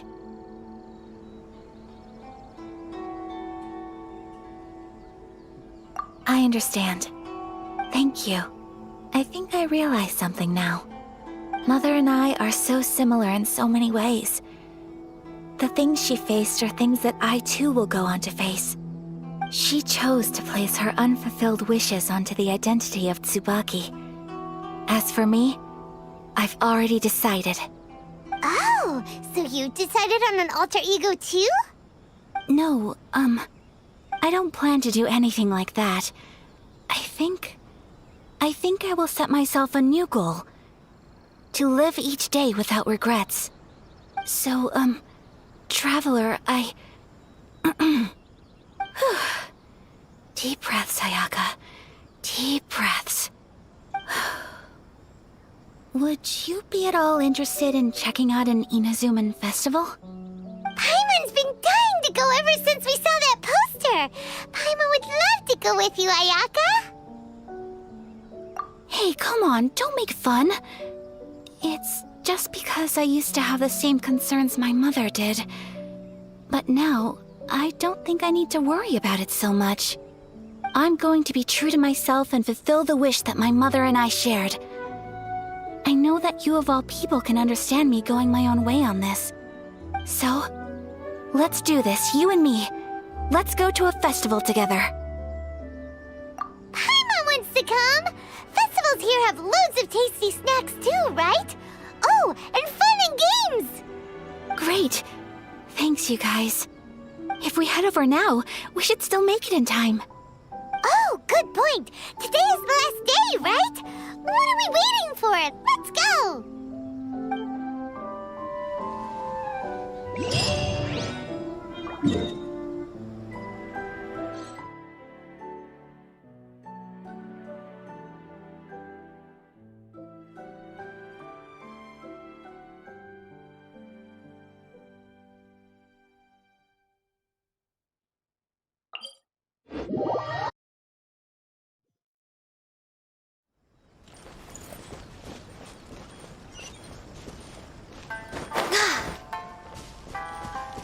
Next on the agenda...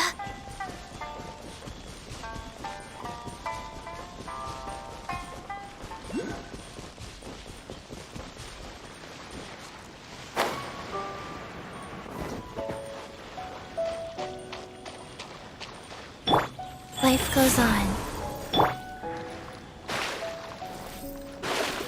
Boring!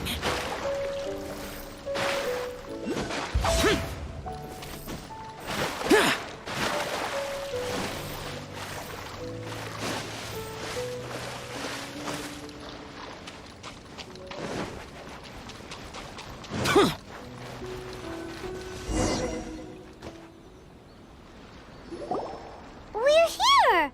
But it doesn't seem as lively as Paimon imagined. What's going on? Since it's the final day, many of the visitors must have already returned home. I've heard that the peddlers often close up shop earlier on the last day because there are fewer people around. I'll go and ask. Whatever happens, I at least need to go inside just this once. That's the way to go. We'll be right there with you.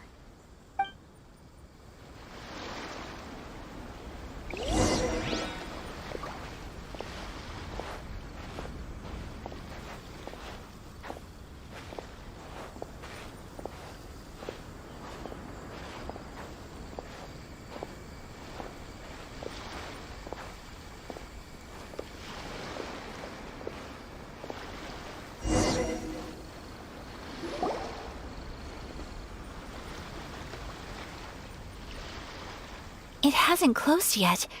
It's just that there aren't many people left. Let's hurry and see as much as we can. Hey, look at that stall! They have so many masks! Paimon's heard that everyone's supposed to wear a mask at these kinds of festivals. Is that rule still around nowadays, or...? That used to be the custom, yes. And today, it's still a popular way to dress up during festivals. But it's not a hard and fast rule. Hey! Is that who I think it is? Miss Kamisato, right? Oh, greetings. People seem to recognize Ayaka wherever we go. Guess that's just what it's like when you're a famous Inazuman. But of course! The Kamisato clan leads the Yashiro Commission. It's one of the most well-known clans in Inazuma. Not least because back when Master and Miss Kamisato had just taken over the family's affairs, they used to make public appearances all the time. Some of the younger generations have never even seen Miss Kamisato in person before. Being the age I am, I'm lucky enough to have seen her on many occasions over the years. You're too kind. My brother and I simply go where we must to fulfill our duties. But this is the first time I've seen anyone from your family at a festival. There must be some official business, I take it. Oh, there isn't actually. Today, I'm taking my traveler friend here around to see the sights. Oh, a traveler? Huh, now that you mention it, you do look like you've come a long way to get here. First time in Inazuma? Hope you enjoy yourself, young one. Ah, excuse me 1 second. Hey everyone, listen up! Don't close up yet! Miss Kamisato has come to join the festival! No, it's not like that. Please, there's no need to make a fuss. We're just here to... Yeah, thanks a lot, mister! If you hadn't let them know, they'd start closing down about now, right? At least it sure looks like that time of day. Yep, you got it. But on account of this being the first time Miss Kamisato has ever come to the festival, it seems only fair to keep things open a little longer. Oh, here's a couple of masks for you. On the house. No. You've been far too accommodating to us already. We couldn't possibly... Don't give me all that. Here you go. Here you go. It's not often that we regular folks get some attention from the Yashiro Commission, so I've got to mark the occasion somehow. Besides, it'll make me look bad if you refuse. But... Okay, I think I understand. It's my pleasure. You have yourself a good time. Sir, do you have anything for Paimon? Oh, hello there, kiddo. I'm sorry, but we don't have any masks in your size. Huh? Surely you're not gonna let Paimon be the only one at the festival without a mask? Paimon, don't worry. Wearing a mask is optional. But... Paimon doesn't want to feel left out. How about a tree leaf? That should be enough to cover up that little face of yours. What? No way! Oh, okay then. In that case, I'm afraid there's nothing I can do right now. But don't you worry, kiddo. I'll have a mini mask made specially for you when I get back. I cannot thank you enough. Aw, it's nothing. But I won't hold you up any longer. You should go and enjoy the festival while everything's still lit up. All right. Traveler, shall we? Oh, wait. Just one thing. I need to explain myself. I got a little nervous back there and I just made up any old excuse. But don't think of this as me taking you sightseeing, please. I brought you here because I genuinely wanted to spend time with you. Okay, great.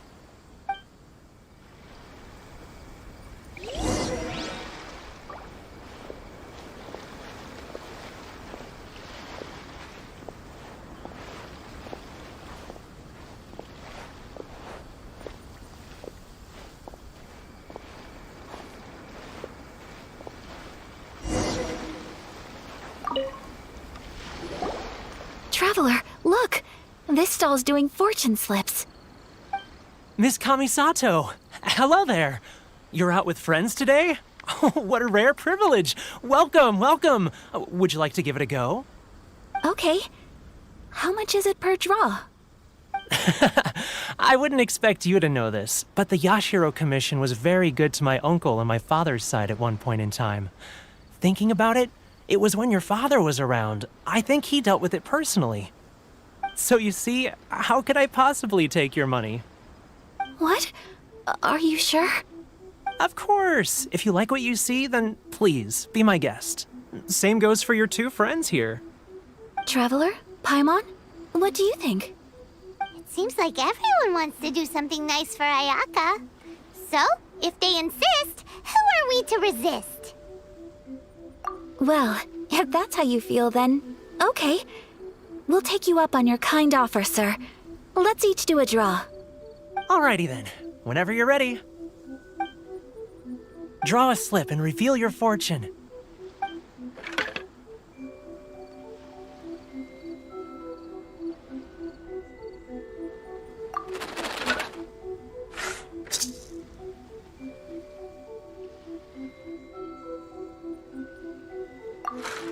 Open it up and see how you fare. Whoa! Which one did you get? Paimon got Rising Fortune. No way! We got the same one! Traveler, what did you get? Wow, you're so lucky! Oh, congratulations are in order. Here's what great fortune from heaven means. The blessings of the gods are upon you. Your voyage ahead shall be plain sailing, and all your endeavors shall prosper. In other words, your good luck isn't about to run out anytime soon. What a great sign! Good things lie ahead! Congratulations. You all have very fine fortunes lined up. With this kind of luck, you'll certainly be able to achieve anything that you wish. Well said! Here's hoping that our good luck will never run out!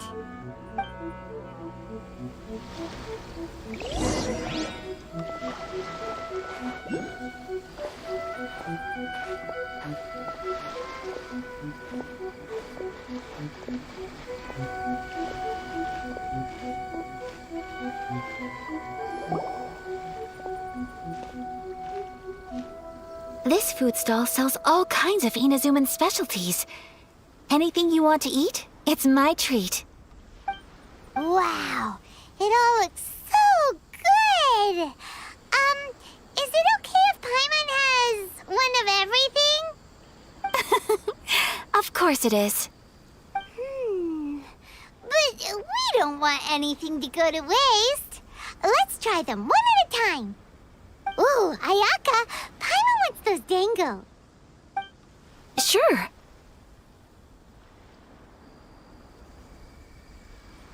Those look good too. Ooh, but so do the egg rolls. Paimon will try an egg roll too, please. All right then. I too shall have a sakura mochi. All right, coming right up.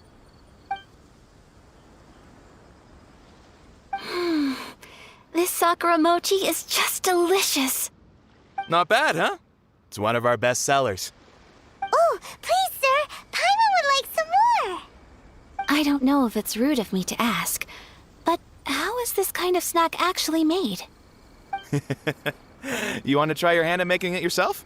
No problem. Just give me a second and I'll write out the recipe for you. Ooh, a new recipe?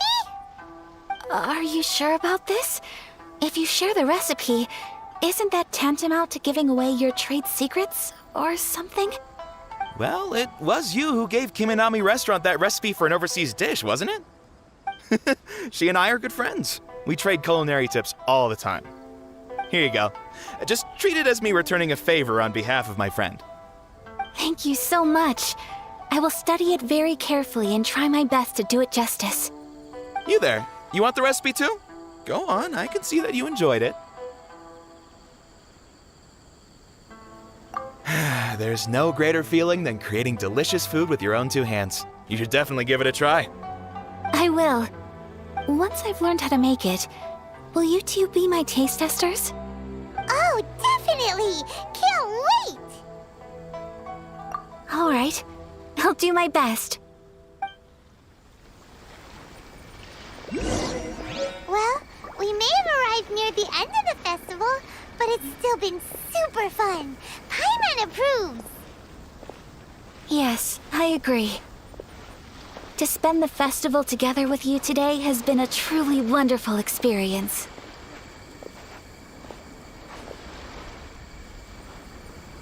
This stall sells prayer plaques.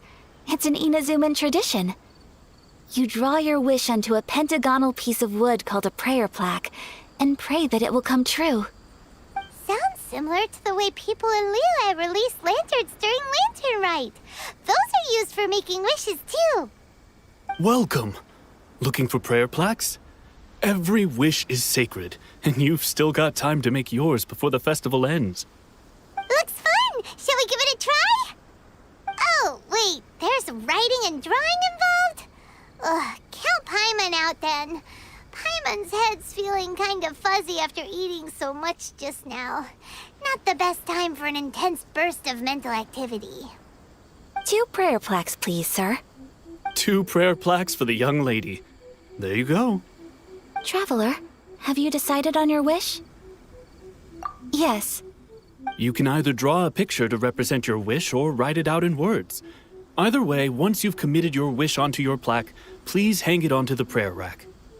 Wait, so they'll be on public display? Alright, well, let's see what you got.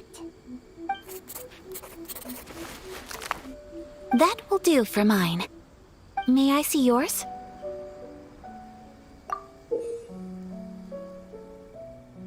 This is you and your brother, isn't it? It's lovely. You'll be back together one day. Paimon believes it, and you should too. I believe it too. Your wish will surely come true. And I will keep you in my prayers. Ayaka, what did you draw? Is that Tenchukaku? That's right. I wish for peace and happiness for everyone in Inazuma, and good health for my family and friends. I do hope that wish can come true. Thank you. That gives me hope. I think that might be all we have time for today. Aw, it's time to leave already? I'm afraid so. The festival is coming to a close. Time flies when you're having fun. It seems to flow away from you like a rushing river, as precious and short-lived as a cherry blossom dancing in the wind. It's time to leave.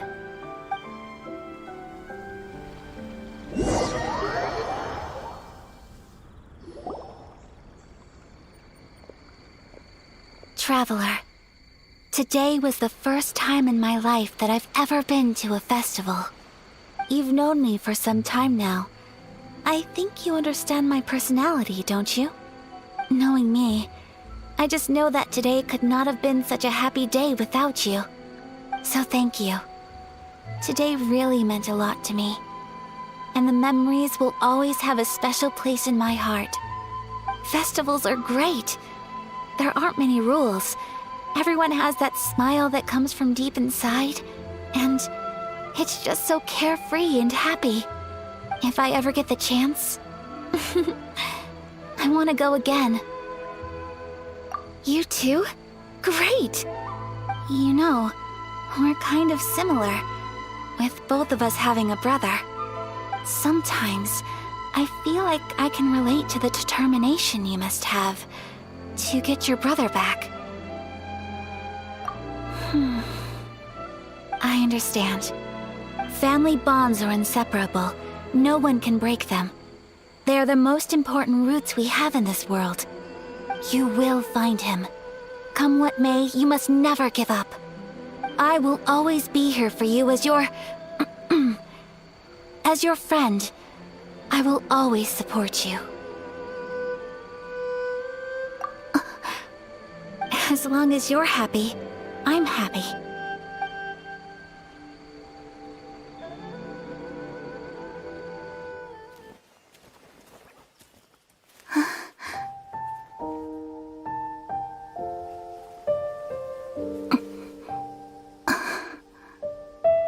Oh, Traveler. There's something that I'd like to do. If you could spare me yet another moment.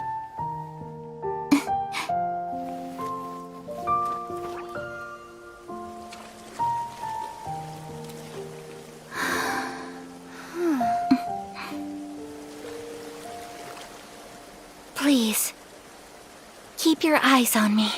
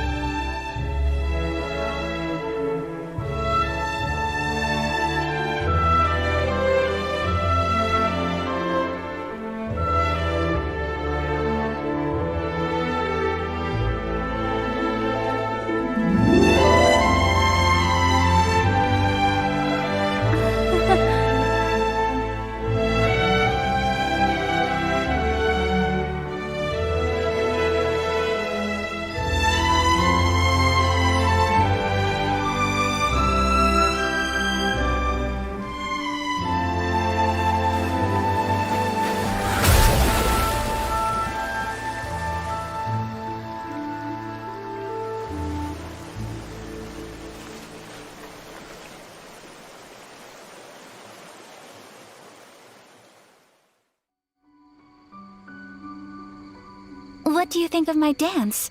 Did you like it? It was so pretty. Beautiful, elegant, and something else Paimon can't put into words. Paimon doesn't really know what it was, but it is art. I'm not very good at this kind of dance. So, as long as I didn't embarrass myself, that's all that matters. I just had a sudden urge, and I ran with it. In a way, that sort of sums up today for me. Dancing like nobody's watching. That goes for you, too. When I'm with you, time seems to slow down and speed up at the same time. Anyway, it looks like this is goodbye for today. I can see myself the rest of the way back. Good night, Traveler.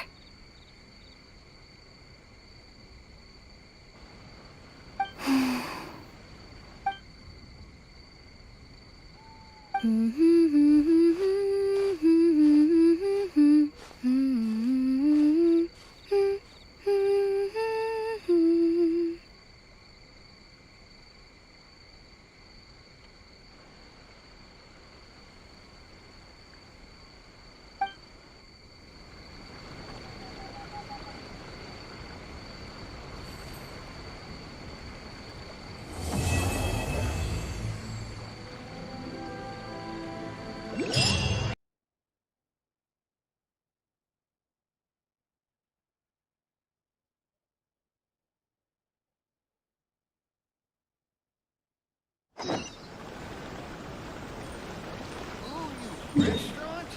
That place isn't even...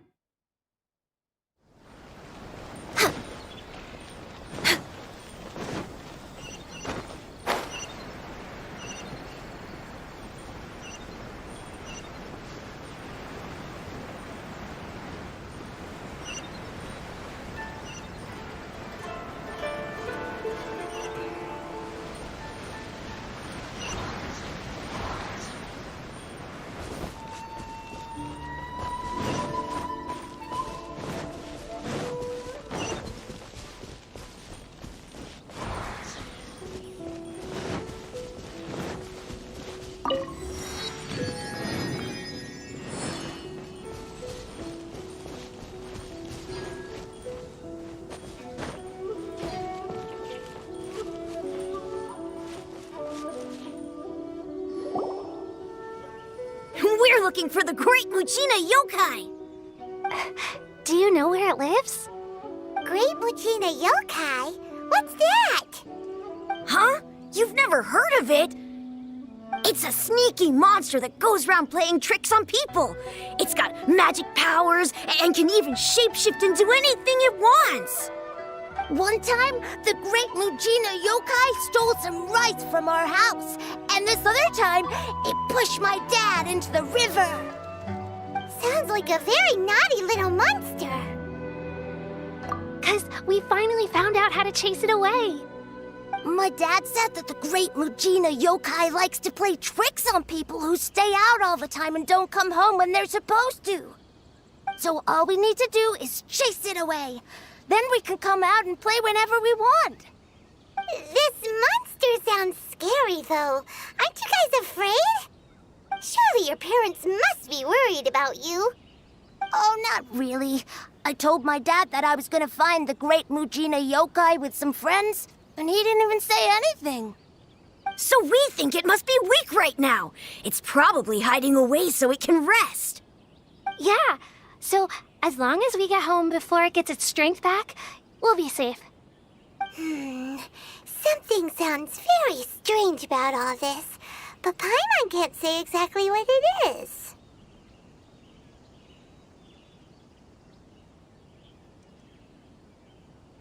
Yeah, Paimon feels like the Great Mujina Yokai is one of those storybook monsters that doesn't exist in the real world. We should tell them so they don't waste all their time looking for it. Oh, children, listen up. There's no need to go looking for the Great Mujina Yokai, all right? Because it isn't real. Huh? No way. That's impossible. My dad wouldn't lie to me. Your folks are just worried about you is all. They don't want you wandering too far from home because it's too dangerous. That's not true. The Great Mujina Yokai is definitely real. Yeah! Yoimiya's even making some weapons for us. And then she's gonna show us how to blow it up! Yoimiya, huh? Wait, as in fireworks prison break, Yoimiya? We told her all about the Great Mujina Yokai. She said we shouldn't be scared of it. We should learn how to chase it away instead. We've been waiting for ages now. And finally, Yoimiya said that today's the day! Uh-huh. Yoimiya plays with us and tells us stories all the time. She wouldn't tell a lie. But... Come on, let's get out of here and go find Yoimiya. Wait, hold on, don't go! They didn't seem to take that very well. But Paimon was only trying to look out for them. Who knows what Yoimiya's got to do with this? Let's follow the kids and see what's going on.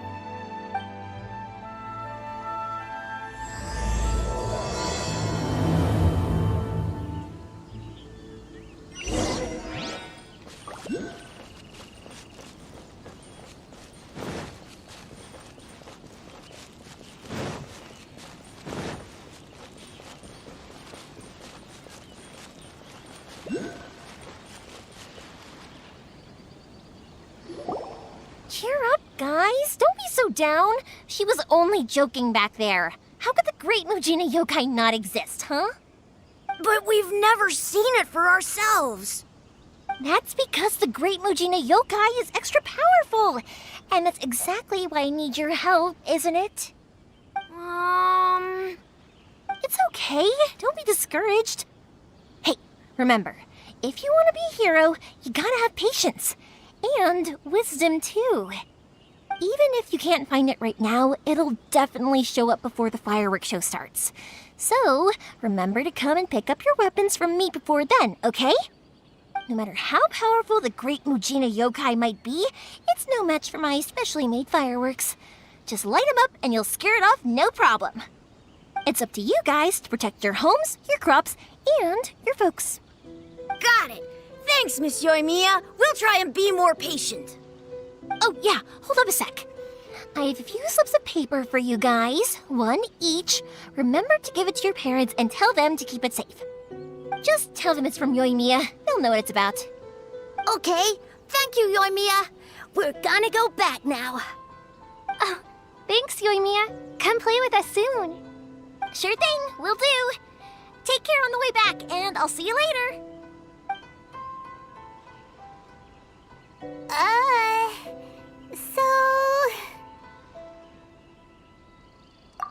So it was you guys. I guessed as much from the way the kids described you. No worries, though. I'm not blaming you. The Great Mujina Yokai is pretty popular with the kids, so of course they're gonna get upset if someone tries to tell them it doesn't exist. Okay, but it definitely doesn't exist, right? Yeah, the first time I heard about it, I knew straight away that was probably something the parents had come up with to stop the kids from running off all the time. But when the kids asked me about it, I didn't want to break it to them. I just told them that it looks cute and likes to play pranks and doesn't hurt people. So, I guess now the kids' impression of the Great Mujina Yokai is mostly influenced by me. Huh. So in a way, this monster is all a product of your creativity? Maybe so. In any case, I'm not gonna be the one who exposes it. Sure, it's likely that the parents just wanted to stop the kids from staying out all the time, but they could have easily had other reasons too. If I just go ahead and tell them that the Great Mujina Yokai doesn't exist without knowing the full story, then who knows? I might be doing more harm than good. Besides, they're just kids. They should be allowed to believe it if it makes them happy. That's more important to them than questioning what's real and what isn't. Heck, I entertain my fair share of fantasies too. The fire diamond that spins around and shoots out lights that are all the colors of the rainbow. Ooh, the mist spirits that live far off in the mountains and guide you to fairyland if you can find them. I know that they don't really exist, but I still enjoy believing in them. If someone came up to me and started telling me to stop being so stupid, they don't exist, I'd give them the evil eyes and tell them to get the heck out of my face because it's just so annoying.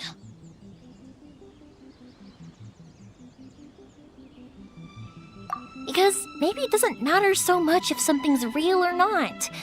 Maybe magic and awesomeness are what makes something worth believing. Why should someone else get to take that away from you? The things we believed and the experiences we had when we were young turn into our priceless treasures as we grow up. When you were kids, surely you guys believed in things like heroes who slew dragons and sacred swords that cut through darkness. It's the same thing. If we tear apart these kids' fairy tales now, what else do we have to tell them? That Inazuma's locked down? All the grim tales of the Vision Hunt decree? I think it's a bit too early for all of that. Yeah! Oh, way too early, for sure! Whether you understood me or not, don't you worry. I'll take care of the kids and make sure they stay safe. Okay, it's about time I headed back.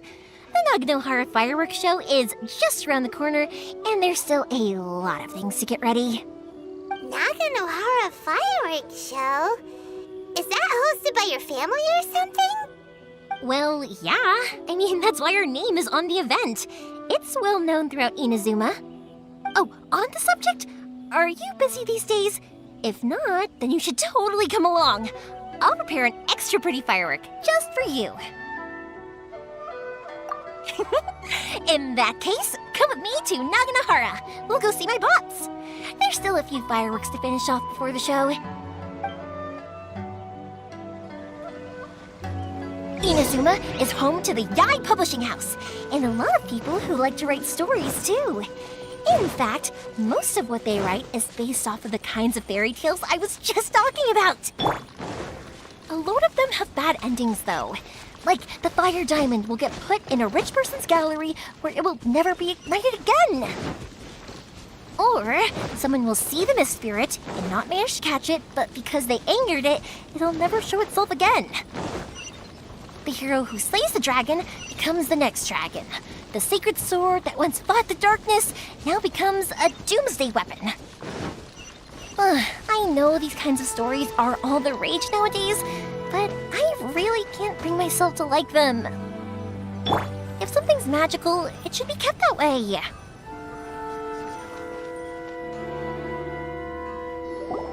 Pops! I'm back! The fireworks show is almost upon us, and the fireworks for each family are almost ready. Oh, new faces? Who are these two? Friends or customers? A bit of both, actually. They arrived in Inazuma just recently. Can't let them miss out on a fireworks show after coming all this way, can we? Well, either way, come on in and have a seat. And I, Naganahara Ryunosuke, will tell you all about the long history of the Naganaharas. That can wait. Pops, I need to ask you about something. Ah, a long, long time ago. Pops has started telling his stories again. Sorry about this. Ever since Pops had his accident, his ears don't work too well. Really? But for a moment there, it almost seemed like you were having a coherent conversation. Much, much later, people eventually realized that if you grind certain materials into dust, they burn with many beautiful colors. Pops, wait! Huh? What's that? Did they deliver those firework materials that we ordered yet? Oh! Yesterday's fireworks have all been delivered. So have the ones from the day before yesterday. And the ones from the day before that. No, Pops, I meant the materials. The materials that we ordered. They should have arrived today. Ah, today's fireworks are almost ready too. Don't you worry. Your old man's skills are still as sharp as ever. No, Pops, the materials. The raw materials for making fireworks. Sorry? Materials! Oh, the materials! Yes, the materials! Sorry, Paimon got all excited because he finally got the message across. The materials aren't here yet. The couriers did come over to explain why, but, well, I think they did, but I couldn't quite hear what they were saying. No worries. As long as we know, that's fine. We can just make them later. Don't forget to take the goods in when they deliver them, okay, Pops? Of course. Leave it to me. Oh, sorry if we were a little loud. It's always the way, though. It's like that every time I need to ask Pop something. I get told that a lot. Because my Pops is deaf, he never argues with anyone and never contradicts them. He just listens cheerfully. When I was little, I thought it was because he really understood me and agreed with whatever I had to say. So I'd tell my Pops everything. Eventually, I realized that the reason he was like that was that he's deaf. But I still tell him stories every day. Huh? Why would you do that? It just makes me happy to see him smile, and it keeps him from being lonely, right? Anyway, more importantly right now, the fireworks show is right around the corner and the materials still haven't arrived. We need to think of an alternative. Yoimiya? Is that you? Oh, you scared me there! I thought I told you to be more careful before you speak. Sorry. Hold on, I'm coming over.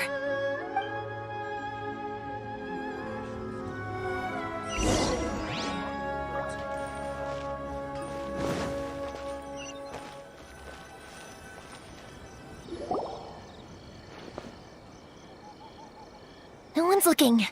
Okay, you can come out now. Come around the side. We're lucky that no one from the Tenryo Commission was around. Otherwise, we'd all be in big trouble. Sorry, I guess I was a little rash, but when I heard you come back, I just... Don't worry, Sakujiro. So far, at least, everything is going according to plan. We're going to look for firework materials shortly. While we're out, we'll sort out the boat situation for you, as promised. Thank you for all your help. He's one of our old customers. He came back to Inazuma from the outside world not long ago. While he was smuggling himself in, the Tenryo Commission found him and put out a warrant for his arrest. An arrest warrant? Shh! Keep it down! We don't want to draw any unwanted attention. If Sakujiro was caught, there's no knowing what crimes they could charge him with. All we can do is find him a boat and send him out of Inazuma again. Yeah, we know it's going to be dangerous, but there aren't many other options left. What if the boat capsizes? Drowning is really scary. If things are this bad, couldn't you have just not come back in the first place? Well, there's something I felt I had to do. But as soon as I got back, I started hearing about all these unbelievable changes. I had made my mind up originally, but now I'm not sure anymore. I didn't want to cause any trouble for Yoimiya or Mr. Ryunosuke, but I'm very grateful to them for taking me in. Hey, no worries. You're more than welcome. Remember what I said? As long as you've got that little piece of paper, you'll always be a valued customer of the Naganoharas. Little piece of paper?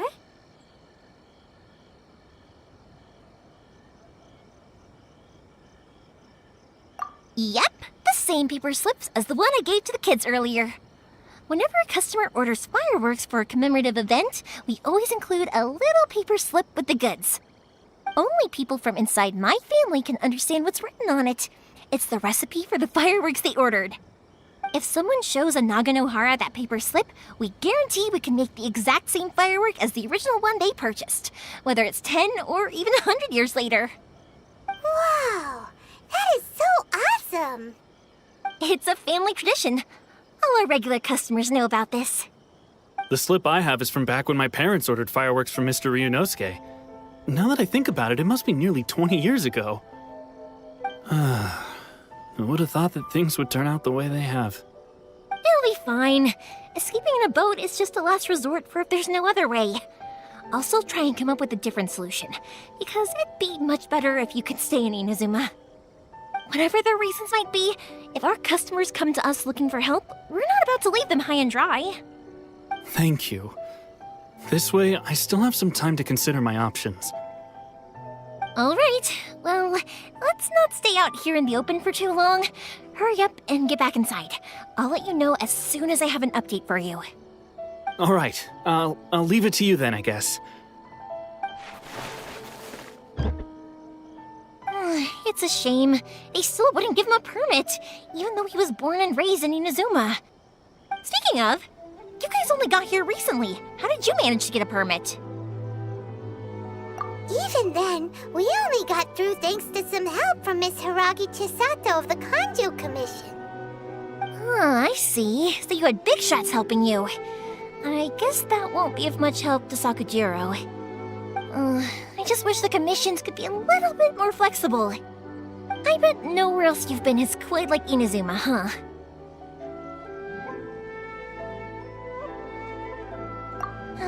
Well, no matter what, I have to find a way to help him. I'm sorry. I invited you to come watch the fireworks, but now I have to run a few errands. You don't have to join me if you don't want to. I can go sort out the firework materials in the boat by myself, and then you can come meet me back at the house later. Oh, cool! Then let's start with Sakujiro's boat. We can chat along the way. Oh yeah! If it's fine with you, can I ask how you two first met? She saved me from drowning this one time, and after that, we started traveling together. Why do you ask? Nothing. I'm just quite envious of your relationship. If my pops had a person like you around, his being deaf wouldn't hold things up all the time. What? Koichi, I'm here! How is the boat coming along? Yeah, it's, all right, I guess. I was questioned, though. Wait, should we really be talking about this in front of them? Oh, don't worry, they're my friends. You can trust them. They came with me to check up on the boat. Yeah, you could say we're all in the same boat here. Oh, I see. Sorry, I didn't mean to doubt you. I'm just being cautious. The boat is ready, but I'll have to be discreet moving it here. Huh? Why is that? Because of the Sokoku decree, the Tenryo Commission is really suspicious of any kind of seaborne vessel. Even the smallest ones, they'll stop and interrogate us, demanding to know what we plan on doing with it. It's a real nuisance. I understand. I'm sorry for dragging you into this mess. Don't be silly. I'm actually happy you came to me for help. I've always come to you for fireworks, and again this time, so just consider this my way of saying thank you. Right, I'll go fetch the boat now. I should be back shortly. Thank you. Oh, if it's on the way, you can always pick up your fireworks from my house. Everything was made in strict accordance with what was on the paper slip. You won't find the slightest thing wrong with them. All right then. The fireworks show will be starting soon, won't it? You should make sure your new friends get to see it. It's an Inazuman tradition after all. Yep, that's the plan. Oh, you know what? You should tell them about your past. About the first time you ordered fireworks for my family. That's a long story, actually. Where do I start? Maybe I'll come back to that after moving the boat here. Oh, right, yeah. Got caught up in the conversation there. Okay, well, I'll leave you to it for now and meet you back here later. Lucky you reminded me. Otherwise, I would have ended up chatting the rest of the day away. I've been so busy with the fireworks business these past few days that I haven't had a moment to stop and chat with anyone. It's killing me. Of course, Pops is happy to listen to me chatter away, but because he can hardly hear anything, it's difficult to get an interesting reaction from him. And I'm doing it again, aren't I? What I meant to say was, while Koichi is bringing the boat here, we should try to find some firework materials. I need to make fireworks not just for you guys, but for those kids and Sakajiro as well. We're missing a lot of materials. It'll be fine. It's actually like this every year. There's always a bunch of extra orders to slot in here and there. When people want fireworks, it's always because they have something to commemorate. And if they miss the chance, they might never get another one. So, no matter how busy I am, I'm always happy to take their orders. So, what you're trying to say is that you enjoy the work? Oh, I do! I really do! Being born into a family of fireworks makers, I feel like since I was a kid, I've been obsessed with watching things go boom! And then seeing all the lights and colors and... What I really wanted to say was, don't worry about me. It'll all be fine.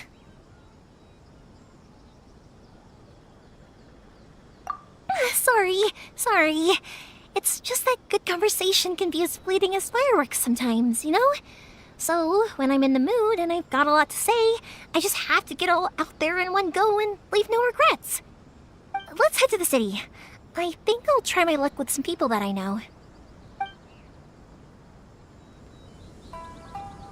Question! Doesn't it hurt your voice talking all the time? It can get uncomfortable, I guess, but what else would I be using my voice for? Huh, you kinda have a point. Next on the agenda...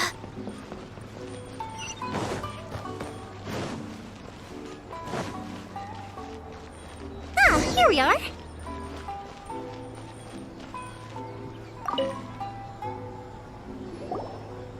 Hello, Morihiko. How's business these days? Yoi Mia, there you are. I thought you might show up. Ha, no need to beat around the bush. You're here for the fireworks materials, I assume. I put a batch aside just for you. It'll definitely be enough. Huh? Really? How did you know? Because a fireworks show is coming up. And that usually means you'll be running all over the place trying to get your hands on some last-minute materials. I've come to expect it now. There's always a few extras unaccounted for, eh? Oh, so sorry for bothering you every time. Ah, come on now. You know I didn't mean it like that. I'd sooner have my business go under than turn down one of your requests. What about you two? Are you the ones needing some fireworks made?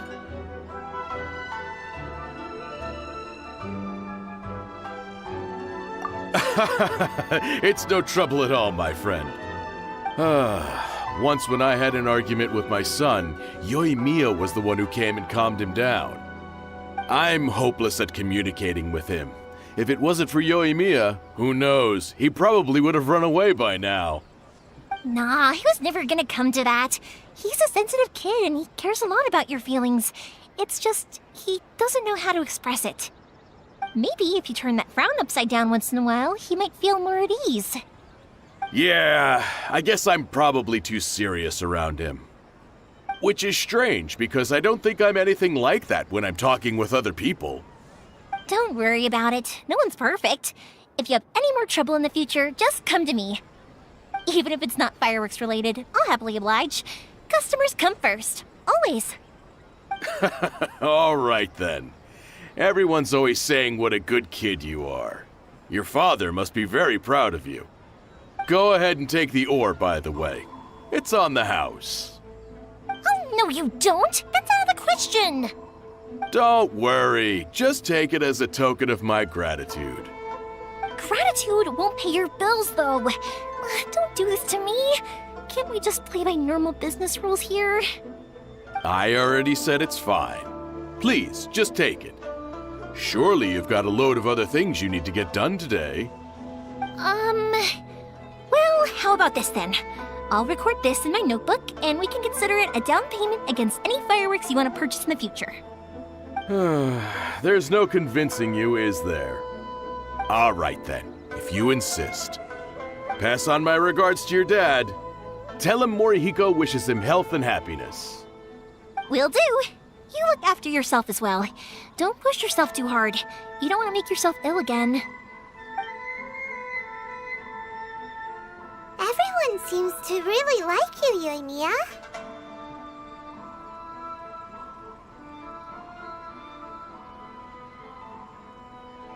Well, for one thing, if you want to commemorate something, naturally you're gonna want something loud, bright, and beautiful. But I think more importantly than that, everyone trusts us. If it wasn't for our customers, we wouldn't be able to stay in business. Anyway, we've got all the materials we need now, so that solves that problem. Next, we just need to go find someone to process them. Abilities to the characters.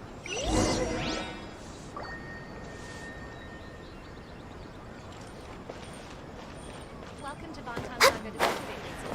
What we have is all.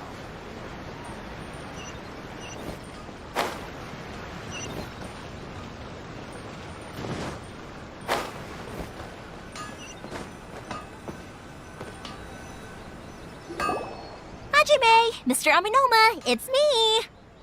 Ah, Yoimiya. If I'm not mistaken, you must be here for some firework materials. Seems like everyone knows how busy Yoimiya gets leading up to the fireworks show. I'm very sorry. Would you be able to wait for a while? I have quite a backlog of weapons orders right now. No worry. Oh, wait, actually. Yeah, that could be a problem. Some worries. How about this? Do you need a hand? As long as we can get through your orders, you can help me process my ore, right? That will depend on my master. Oh, you don't mind, do you, Mr. Aminoma? As you know, it's not long now until the Naganohara fireworks show starts. There's still a lot of fireworks left to make, if I don't finish them on time. Talkative as ever, I see, dear child. The essence of Amenoma art is patience and focus. When the mind is disturbed, it will show in the blade that is forged. If you badger Hajime like this, you will only succeed in disrupting his concentration. But this is a special circumstance, surely! The Naganohara fireworks show is right around the corner! So give me your ore, and I will process it for you. Huh? Master, you mean you'll do the work personally? Is that so surprising? It is, after all, the only option. Thank you for helping out, Mr. Aminoma. You're quite welcome. The Naganohara fireworks show is an important event. This I know well. In addition to this, I am indebted to Ryunosuke for all the business he has given me. But Yoimiya, you should plan things more carefully in the future. Do not rush everything at the last minute. I'll try my best. In the future, I'll get some extra materials in to cover any unexpected changes of plan late in the day. Though for you, dear child, no matter how much you prepare in advance, it may never be enough. Excuse me. I will be back shortly. Wow, Mr. Amenoma! Just look at the shape and size of these grains! It's beautiful! I'm at a loss for words. It's been a while since I've seen you take up your tools, but it looks like your craft hasn't degraded one bit. Of course. I have studied these techniques my whole life. They are impossible for me to forget. So, have Amenoma Art and Naganohara Fireworks been working together for a long time already? Back in the day, it was my master, and Ryunosuke's father. The people may have changed from one generation to another, but the ingredients required to make fireworks have remained the same. Hajime, in the future, this will be up to you. I know. All right, I won't bother you guys any longer. Oh, remember to come and watch the fireworks. Okay, time to head off. Koichi probably isn't back just yet, but let's go wait for him.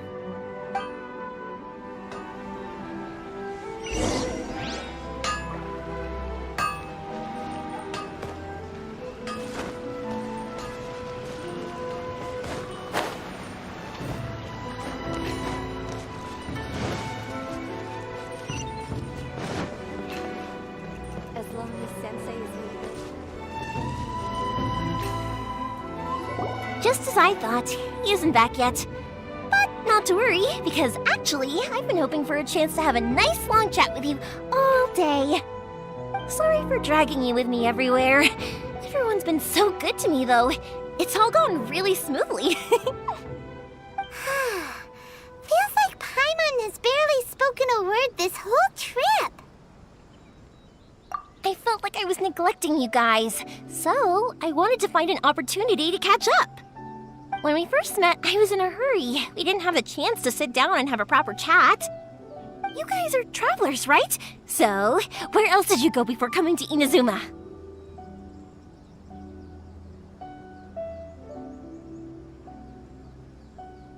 I haven't been to Liyue before, but from what I've heard from Miss Beto, it sounds like a really interesting place. But something big happened there recently, right? Didn't their Archon leave all of a sudden? Yeah, a lot of crazy things went down as a result. Luckily, everyone worked together to stave off a huge disaster that could have wiped out the whole city. Oh, well, that's good to hear. I gotta say, it's pretty remarkable that the citizens managed to step up and keep things going even after their Archon left. I mean, I sure can't imagine Inazuma without the Shogun. My friend once said to me that only people with a strong will and a clear purpose decide to go traveling.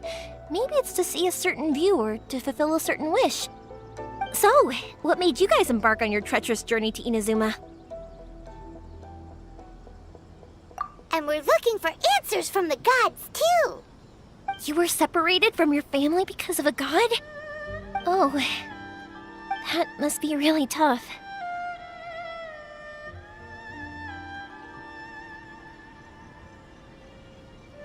I get it. Well, if that's how it is, then that's how it is. You know, I was going to ask if you guys wanted to stay here in Inazuma. Unlike the outside world, what Inazuma seeks is eternity. In other words, a state of tranquility where very little ever changes. The advantage of that is that if you're ever tired from your journey, Inazuma's a great place to come and rest. Let me put it this way. I was just worried that you might be getting weary. If you keep pressing on in that state, you might start to lose sight of the things that made you want to start your journey in the first place. Sometimes. That's also just how it is. When you're exhausted, everything becomes an uphill struggle, even trying to have fun. You won't be able to enjoy yourself if you're too tired. An adventurer friend of mine once told me that if you're too focused on reaching the end of the race, you'll miss a lot of opportunities and precious moments to be had along the way. Don't worry though, I'm sure I can think of some way to get you feeling relaxed and happy. And you're here now, so even if you're gonna leave eventually, I want to make sure you at least leave with fond memories. Who knows? Once you're reunited with your family, maybe you'll find Inazuma the right kind of place to call home.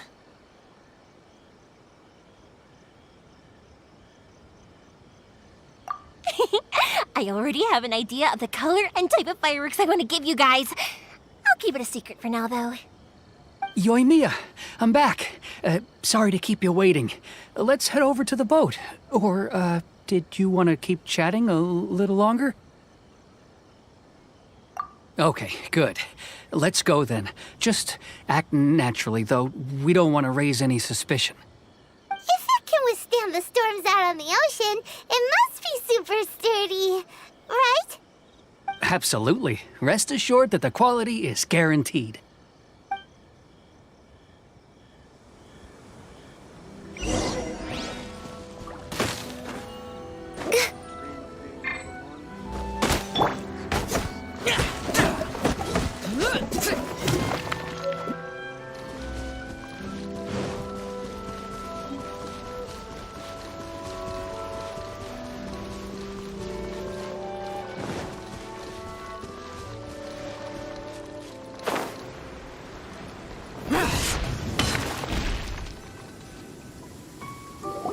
That's way too small. Can't be helped, I'm afraid. This is the biggest and sturdiest boat that I can provide. It's built from the finest Inazuman timber. Still, I'll be the first to admit that if he's planning to ride this into the storm, it's going to be exceedingly dangerous. I'm also hoping Sakajiro won't have to use it. It's just there as a last resort. I gotta say though, Koichi, it feels like your craft has improved once again. I'm not the one you should be praising. It's all thanks to the guys who kindly pitched in. To avoid detection, we each worked on our own materials separately, then assembled them secretly in the night. This is the largest we could afford to build. Any bigger and there's no way it would pass the Tenryou Commission's inspection. Let's store the boat here for now then. I'll fill Sakajiro in when I get back. He'll need to make some preparations before setting sail. Uh-oh. Hyman feels really worried all of a sudden. Doesn't helping Sakajiro make you a collaborator in the eyes of the Tenryou Commission? Maybe it does, but I knew what I was getting into from the moment I agreed to help him. My family has pretty good connections with the Yashiro Commission. We work very closely with them. And whenever there's a national event of any sort, the other two commissions come to us too. As long as I'm polite and respectful and don't cause a fuss, they won't look to cause trouble for me either. And anyway, to your point about collaboration, you've been helping out too, right? That's true. This was all a collaborative effort. Wait! Oh no! Ah, so you're seasoned crooks already, eh? Don't know what I was worried about then. Anyway, thanks for everything, Koichi. And your fireworks are ready, so just go pick them up from my house whenever you want. While you're there, you can get my pops to settle the boat construction fees. Oh, don't worry about paying anything. Third Sis would be sure to scold me if she found out I'd taken Mora from the Naganoharas. Who's Third Sis? Oh, let me explain this one. It's a story my pops told me. There used to be a thriving merchants guild in Inazuma. It got really prosperous. At one point, there were a dozen or so kids born around the same time to the families of the guild. They all grew up together, each of them learning their respective family's business. They were a tightly knit group of friends, but eventually, they all grew up and decided they each wanted to go into business themselves. It was inevitable that business would send them all to different corners of the world, and that they'd have far less opportunity to see each other in the future. That's right. Just before we went our separate ways, the eldest of the group suggested that we should all go watch some fireworks together one last time. They were all very ambitious types, and each had their own knack for doing business. One by one, they left, until Koichi was the only one of them remaining in Inazuma. After that, he hardly saw them. But whenever one of them did come back to visit, fireworks would always be involved. Yeah, no matter how close you and your friends are, there's always going to be some distance after being separated for a long time. But as soon as the fireworks lit up the sky, it'd instantly take us right back to our childhood, and we'd be chatting away like in the old days. To us, those memories are eternal. Oh, so this is what you meant when you were talking about commemorating things. Yep, that's exactly right. That's why I can't let people down when they're counting on me for their fireworks. Anyway, I need to go update Sakujiro. See you, Koichi. Thanks again for your help. Yeah, I should get out of here too. I don't want to get caught red-handed. Okay, story time. So, whenever Koichi brings one of his friends from the trade association to see me, they always mention how they used to play with me when I was a kid or held me once as a baby or something. But there are so many of them in that friendship group, and I don't remember anything from that age anyway, so I never have a clue who they are. One time, he shows up with another one of his friends, and the friend asks me if I remembered him. So I'm like, yes, I do! You held me once when I was just a baby. Koichi just bursts out laughing and says, actually, this is one of his carpenter friends. Turns out he's a lot younger than he looks, just a few years older than me. I went bright red and must have apologized like a million times. It was so embarrassing.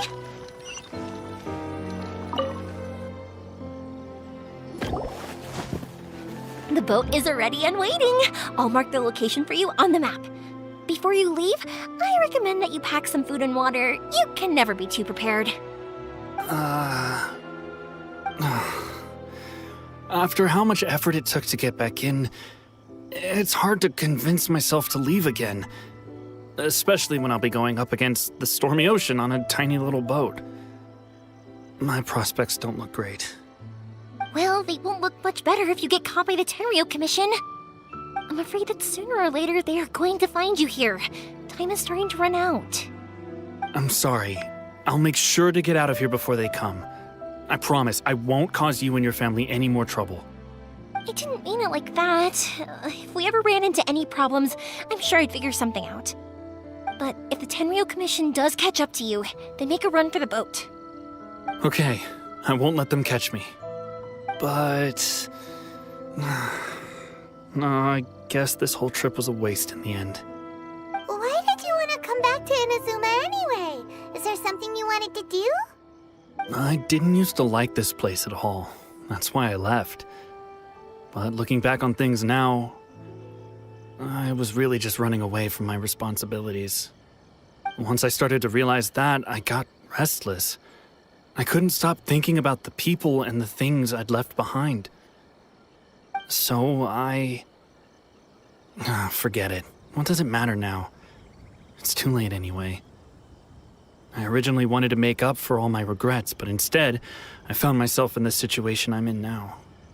What a pity. Talk to us about it. Maybe we could... If only there was no Sakoku decree, huh? Anyway, don't worry. We're not going to bother you about it. We'll keep trying to buy you as much time as possible until you reach your final decision. The Tenryou Commission. If only they weren't so overzealous, there might be a way. Oh, that's right! That elderly couple, old customers of ours, their son's in the Tenryou Commission, isn't he? Yeah, quite high up as well. That's it. I'll go talk to them. Maybe they can do something. Are you sure they won't just report me instead? Oh, don't worry about that. They're really nice people. I know them well. They won't cause us any issues. All right, you should get back indoors, Sakujiro. We'll be back in no time at all. Okay, let's go. Time waits for no one. Wait, hang on. What about the fireworks? All those materials? There's so many orders to finish. Pops! Pops! No, never mind. I know. I'll write him a note telling him to sort out the fireworks. Ahem! Why did you cut Paimon off earlier? Because what he needs isn't an answer, just time. Useless!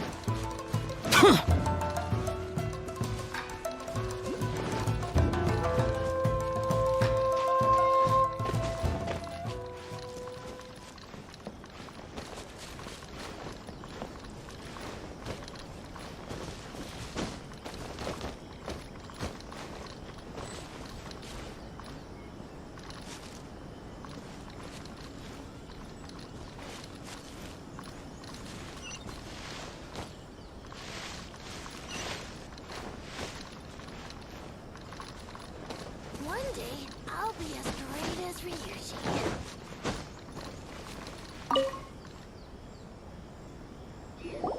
Well, if it isn't Yoimiya. Come on in, dear. Come and take a seat. Are these two your friends?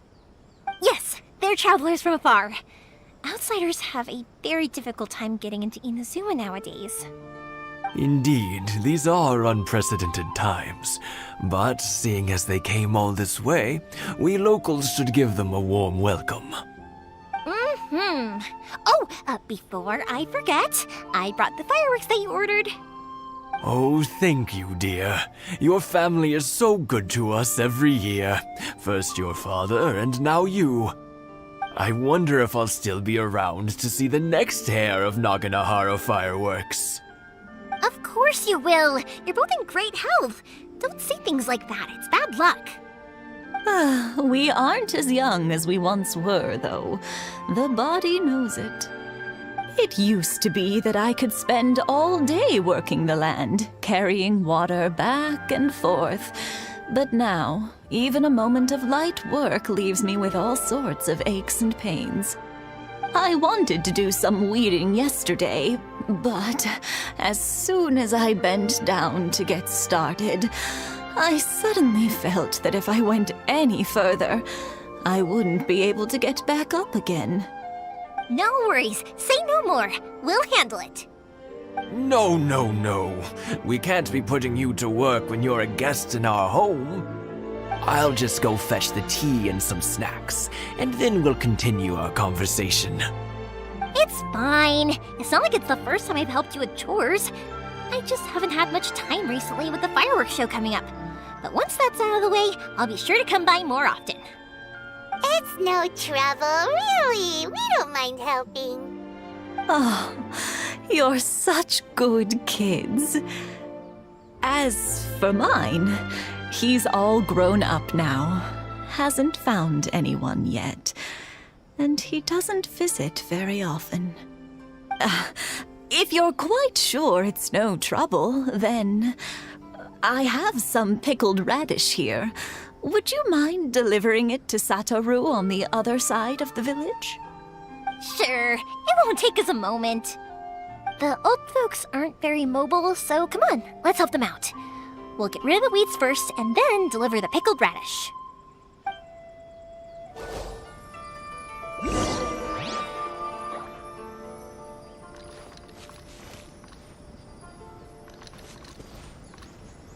Thank you, dears. Oh, sorry to make you run errands for us. I'll brew some tea and prepare some snacks for when you get back.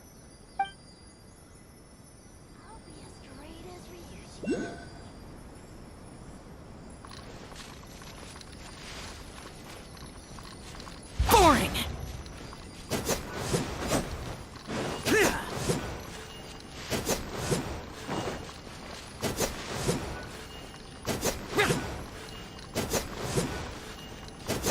Yeah, you got it! And that should just about do it. Satoru is on the other side of the village. Let's go see him now.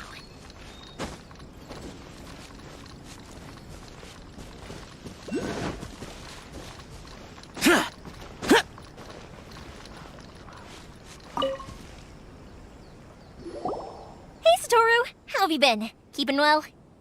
Yeah, same as usual. Not much has changed. You're looking full of life, as always. All thanks to the support of our loyal customers, the family business just keeps getting better and better. We sold some fireworks to Liyue a while back, and word is they were a real hit. So it looks like we'll be getting more business from over there in the future. That must mean a lot more work for you, though. Are you sure you and Mr. Ryunosuke can manage? If it gets too much, don't forget, you can always ask me for help, We should be fine. I think we can cope. Oh, yeah.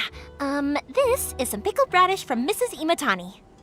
Oh, wow, thank you so much. I never used to be a fan of pickled radish, would you believe? But then I tried some of Mrs. Imatani's homemade stuff and I couldn't get enough of it. It's a family staple now. Speaking of your family, how's everyone doing? They're doing well. We have the occasional heated argument, but I guess that's every family ever. Being close to family is better than never getting to see them, even if it does mean putting up with some conflict. Now, Mr. and Mrs. Imatani seem to have a great relationship, but still, they must get lonely with their child never visiting. Huh, they didn't seem that way to me. I think they're just used to it. You make a good point, though. I should drop by more often in the future. That way, they won't get so bored. Oh, I'm sure they'd love that, as would all of us in Konda Village. You're always welcome here. Thank you! Now that we finished all the chores, it's time to talk to the Imatanis about Sakujiro.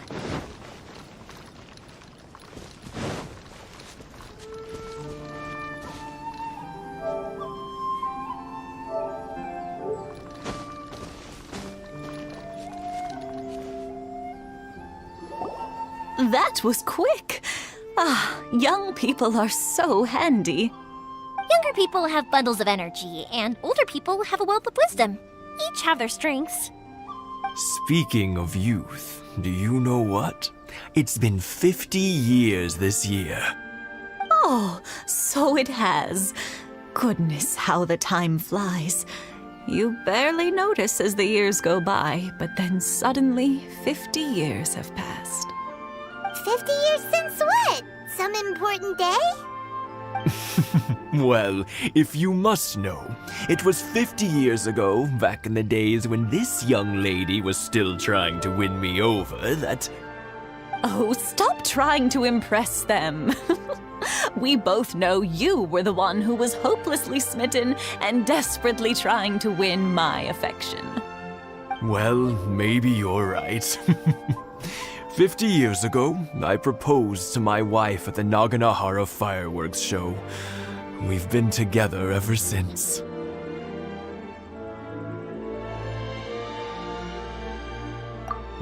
To tell the truth, I was still a little uncertain. I wasn't sure what I was doing when I walked into the Naganahara's shop and ordered my firework. Even as it was rising up into the sky, I still had no clue what I was going to say. But then it exploded, the sky lit up. I looked back at her and saw her eyes twinkling in the light of the fireworks. Before I knew what was happening, apparently, I'd already said it. And, well, she'd said yes. 50 years. In some ways, it's a long time. In others, it's no time at all. Really, it's just a number. But 50 years of being together, now that is something worth commemorating. I had no idea it was your 50th anniversary. If I'd known, I would have made some extra fancy fireworks just for you. Oh no, it's quite all right. We always set off the same firework every year. It wouldn't be the same without it. Seeing that firework go off takes us right back to those days. Even at this age, we still look back with not a single regret. Ah, what a great relationship they have. Enough about us, though. Yoimiya, aren't you busy with the fireworks show coming up? Was there something you needed to discuss? Yeah, it's a difficult thing to talk about, but here goes. Sakujiro. So he came back. Huh? You know him? He was our boys' best friend when they were young. They were inseparable. They grew up together, shared everything with each other, and went everywhere together. But one day, they had a terrible argument. Sakujiro seemed to feel that Inazuma was too peaceful, and wanted to see what the outside world was like. But our Keisuke took after his father and mother. He felt that there was nothing wrong at all with being peaceful. You know what children are like. They get terribly worked up about these sorts of things. In the end, Sakujiro stormed off, and that was that. I see. Keisuke said nothing to me or my wife about the fight. We could sense that he was very hurt by it, but he didn't want to talk with us about how he was really feeling. Eventually, whether out of pent-up anger or for some other reason, he joined the Tenryou Commission. He rarely comes home anymore. If it was anything else, I could talk to Keisuke, and I'm sure he'd be willing to help. But since it's Sakujiro, I don't feel there's any way we can get involved. What a strange coincidence! Who'd have thought? I understand now. When I asked Sakujiro why he came back, he just said because of past mistakes and wasn't willing to elaborate. Now I finally understand why he can't decide what to do. Two best buddies in childhood. One grows up to join the Tenryou Commission, the other grows up to join the Tenryou Commission's most wanted list.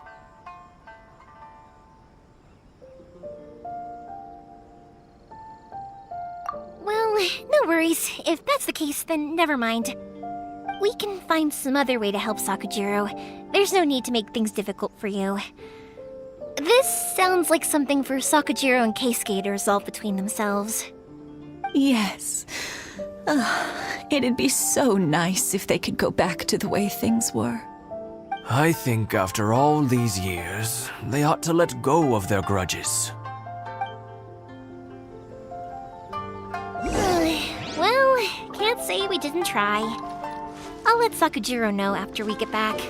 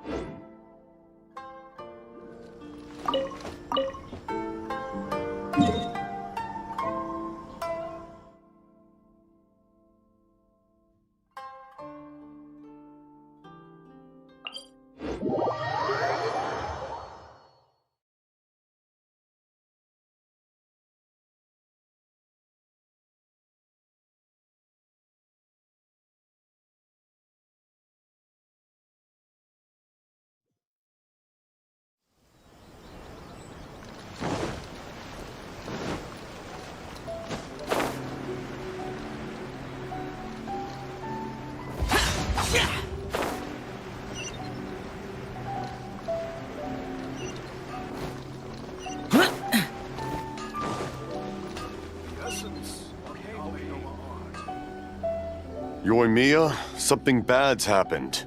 Some people from the Tenryou Commission came by. Huh? Why? Do they know? Pops, are you alright? They didn't do anything to you, did they? I told them the show was starting soon and the place was filled with fireworks, so they shouldn't go in because it's a fire hazard. But they didn't listen. It seemed like they knew Sakujiro was inside. Luckily, Sakujiro heard them coming in time and managed to escape through the window. The Tenryou Commission wasn't able to capture him. Oh, this is bad news. I don't think Sakujiro had enough time to make his mind up. Pops, did you see where he went? Oh, the Tenryou Commission will definitely be chasing after him. Good point. Names. Reading names.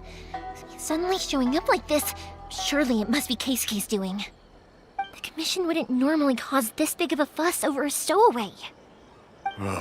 Sorry, my ears are no good. And I didn't get a good look at them either.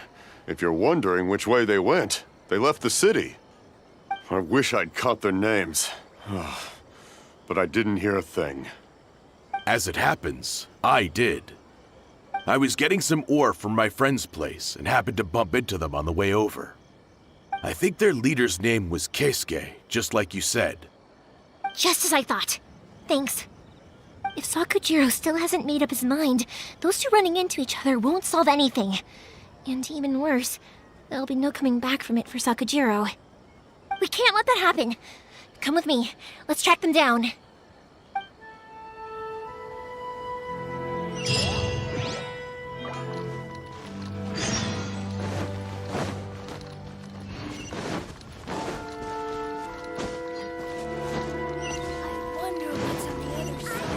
Masasaka and his friends! Hi, Yoimiya! Are the weapons to scare away the great Mujina yokai ready yet? Oh, Mr. Ryunosuke is making them right now. You can go collect them from my house later. Aren't you gonna play with us, Yoimiya? I'm sorry. I have something important to do right now. I'll be back later on. But I'll bring you guys some candy next time. The extra sweet candy, the one you guys love. Yay! We're gonna get candy! Woohoo! Candy! Woohoo! Also, I wanted to ask you guys something. Did you see a bunch of scary-looking men come by here at all?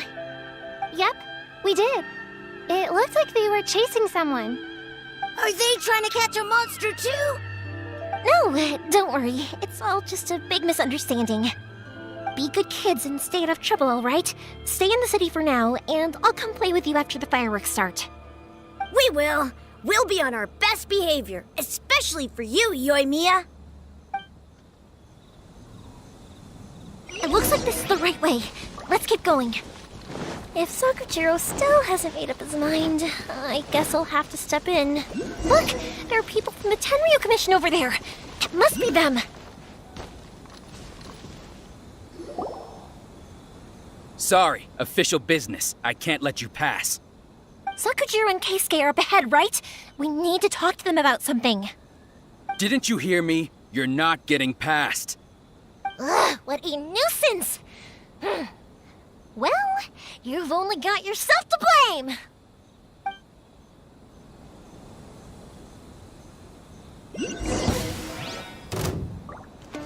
Fire hazard!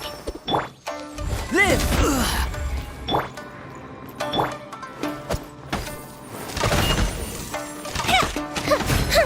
I must withdraw.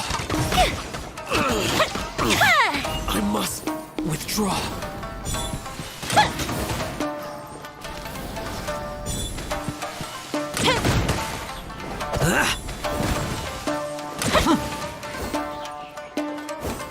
Time for a light show!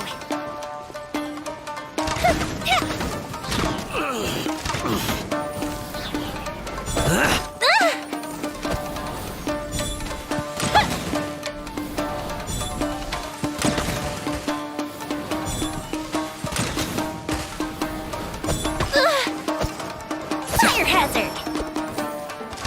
I must withdraw. I must withdraw. A festive reprise!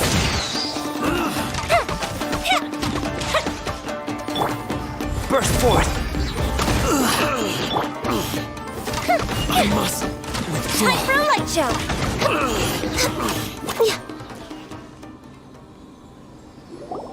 How dare you impede the work of the Tenryo Commission? You will be punished for your actions. There is nowhere you can escape justice, not even at the edges of the world. Look at that! The one with the loudest mouth had the fastest feet. We can't waste any more time on these guys. Let's push on. They should be just ahead.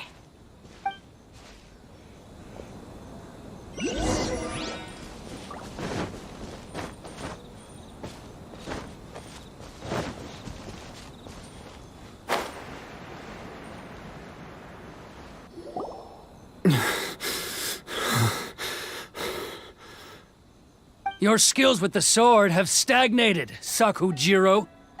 You should have known that you stood no chance against me in a duel. I never imagined I'd fall into your hands.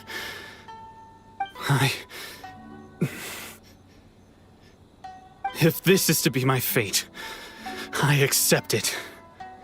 I have nothing else to say. But your return says that you finally came around to my point of view. Whatever you say. You will return with me to the Tenryo Commission to await your sentencing. The one who made this boat will also be punished. Wait! It doesn't have to end like this! Don't you have anything else to say to one another? Hey, I know you. You're Naganahara's girl, who makes the fireworks. I know you like to get involved in other people's business, but stay out of this. It does not concern you. It's okay, Yoimiya. The past is the past. Then why did you risk life and limb to get yourself back into Inazuma? And why were you so reluctant to leave after you got here? I'll tell you why. This is why. This is the chance you've been waiting for, to talk everything through. I have nothing to say to him. He's a criminal. I work for the Tenryo Commission. There is never any room for discussion. Out of respect for the friendship we once had, I gave him a chance to fight for his freedom. But his skills with the sword are as disappointing now as they ever were. What are you talking about? And just who do you think you're kidding? You left all your subordinates back there to guard the road, making sure no one else followed you here. Seems to me like you were hoping for a chance to talk. I can see it in your faces. You both have so much to say, and you're just gonna choose to keep it all inside? Tuh. Don't flatter yourself. What would you know? Yoimiya, leave it. It was just my wishful thinking. No, I won't leave it. I will not stand by and watch when you haven't even done anything. Keisuke, you seem to like settling things with a duel, so let's do it your way. I challenge you to a duel. If I win, then you need to say everything that's in your heart. No more running from your feelings. And the same goes for you, Sakujiro. If I win, you will tell Keisuke exactly why you came back, no matter what the consequences are. You have to tell him everything. If you don't say anything now, you may never have another chance. And if you lose? Then I'll admit to collaborating with Sakujiro and accept the Tenryo Commission's punishment. Yoimiya. I accept. Let's settle this with a duel. Sir, we're here to back you up. Back up? Duels are supposed to be one-on-one! All right, that's it! Let's help Yoimiya! We can't let her fight them all alone!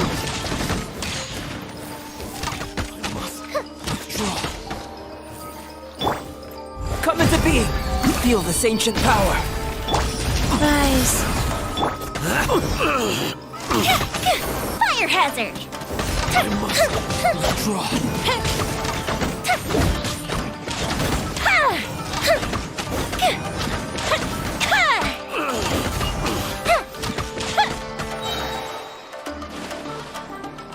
Here come the fireworks!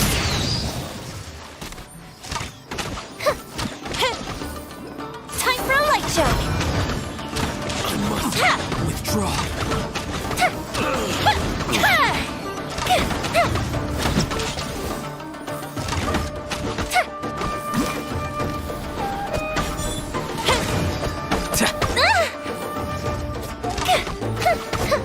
Fire hazard!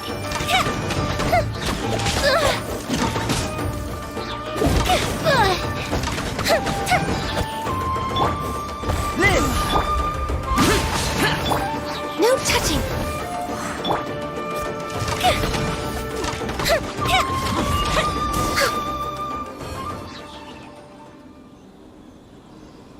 Sir, they are too strong. We need more men. Stand down. What? I thought I told you to stay away. Now stand down. Yes, sir. Sorry.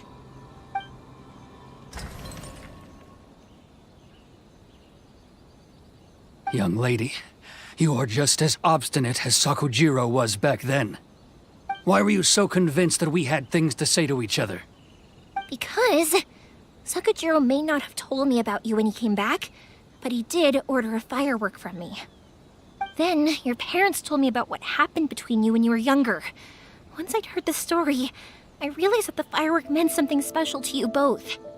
And that's why I simply refuse to believe that you have nothing to say to each other. Nobody sets off a firework to feel lonely, do they?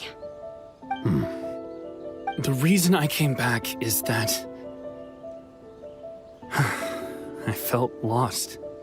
It wasn't that I'd changed my mind, I just felt that what I'd done in the past was to try to escape from reality. I saw the freedom of Mondstadt, the contracts of Liyue, the wisdom of Sumeru, and the justice of Fontaine. It all left a deep impression on me. I was glad that I'd left Inazuma, but then I happened to hear about the Sakoku decree. I was an escapee, and I was proud of that. What I should have tried to do is take the good things from the outside world and bring them back home. So that's why you came back? Out of your naive hope of changing the way things are here? No, I let go of all those delusions of grandeur. I just felt that I never should have run away like that. After all, you never ran away. Huh? I don't know about you, but life hasn't been easy for me. But I just had to come back and visit. It was like fate was calling me, and I couldn't ignore it any longer. Life isn't easy for anyone. I truly worship the Raiden Shogun. Her ideas were my personal creed, and I desired nothing more than to see her will done. But now, my role is to punish violators of the Sakoku Decree and confiscate people's visions. It's not what I signed up for when I joined the Tenryo Commission. I do wonder, am I really doing the right thing? The boat is yours. Huh? I couldn't make you stay in Inazuma, but that doesn't mean I want to keep you here by force. What will you say to the higher-ups? Don't worry about that. I'll handle it. If you want to come back, I hear the process of returning to Inazuma from the outside world is long and complicated, but it can be done. I will lend you my help, but until then, you'll have to wait. And don't kick the bucket on the way out. Don't worry, Keisuke. I won't. Any chance we can watch the fireworks together? Maybe next time.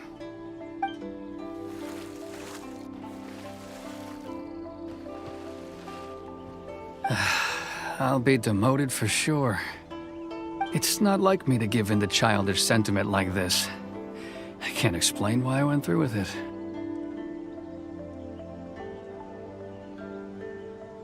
It's the one that Sakujiro planned on using for his escape. I asked Yoshitaka and the others to transport it here, citing the temporary contraband storage clause. Forcing Sakujiro to this spot was also something I had planned all along. It's just like you said, Yoimiya. Even though I hadn't fully made up my mind, my actions betrayed my intent. But I think you did the right thing. And look, now you've managed to resolve the grievance in your heart by talking about it. I understand now. Thank you. I didn't know you were quite so perceptive. You saw right into what I was thinking. That's only because I know your parents so well. They're both really nice people, so I didn't think the apple would fall too far from the tree. I had heard there was a new Naganohara running things these days. Little loud and reckless, maybe, but you live up to the family name. By the way, Naganohara fireworks can reproduce the firework that the two of us set off back then, right? Would you be able to make one for me? Sorry, no can do. Without the slipper reference, I can't make the same one again. And I'm afraid Sakujiro is the one with the slip. Ah, I see. Never mind then. Don't get too down just yet, though. I mentioned that Sakujiro ordered a firework from me, didn't I? I can't make another one, but I'm guessing Sakujiro probably won't be needing his anymore. It'd be a shame for it to go to waste, so I'll make an exception and let you set it off instead. Thank you very much. No worries. And don't miss out on the start of the fireworks show. Yoimiya! The way you took command of that whole situation was amazing! What can I say? I like to talk. I'm a strong believer in the power of words. If you're not willing to communicate, then the problem just sits there. If you just keep staring at it without doing anything, eventually you'll watch every last opportunity to resolve it slip away before your eyes. Sakujiro and Keisuke can't turn back the clock in their relationship, but that's no reason to live with remorse. Anyway, follow me. I'll bring you to the perfect place to watch the fireworks. My pops will set off the firework that I wanted to give to you.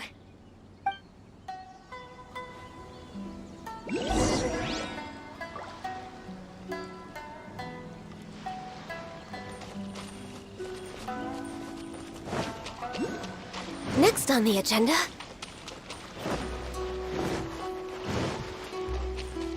We're way behind schedule.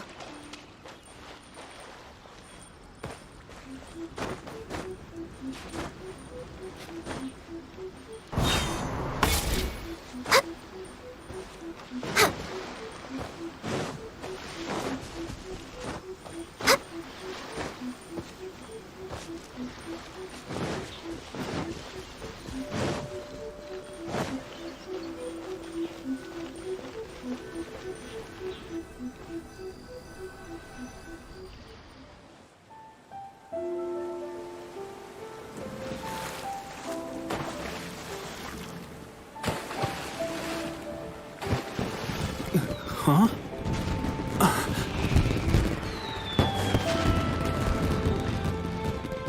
No.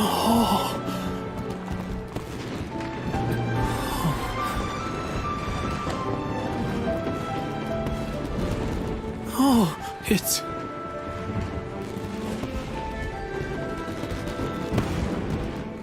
Keisuke.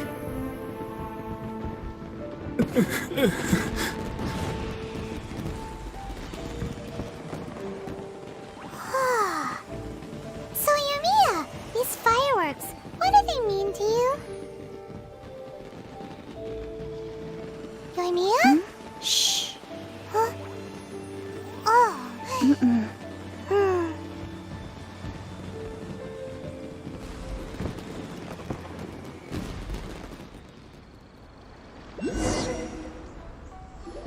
Oh, that was amazing.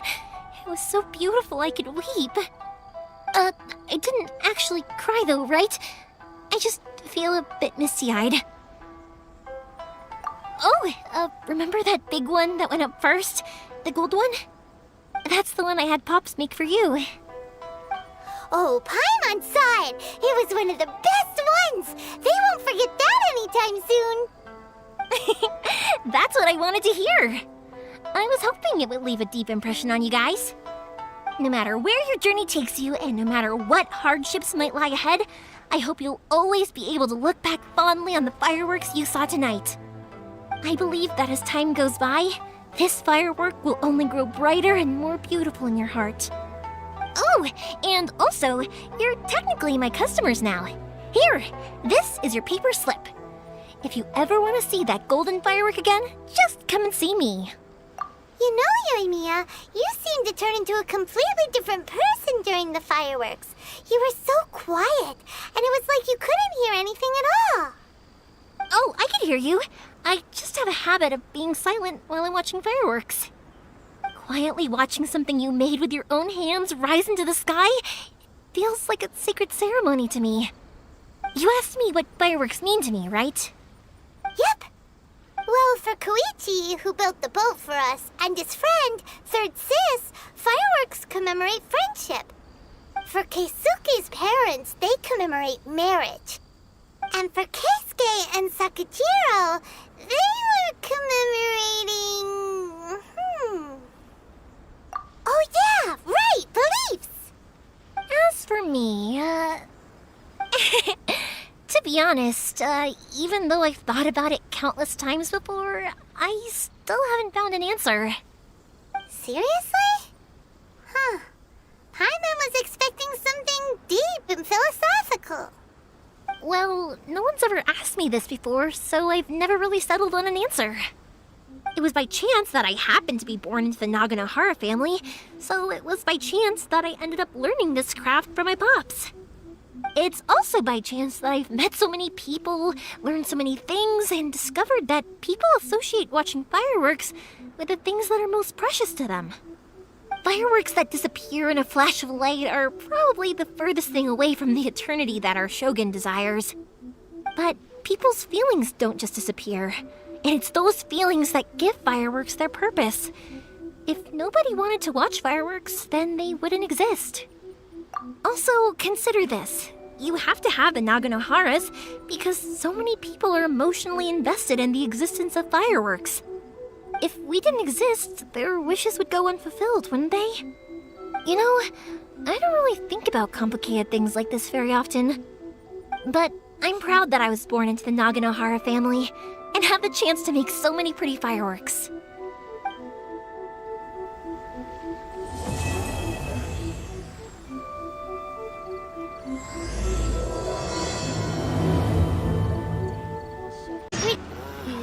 Why do those this time it's the same mistakes over and over again?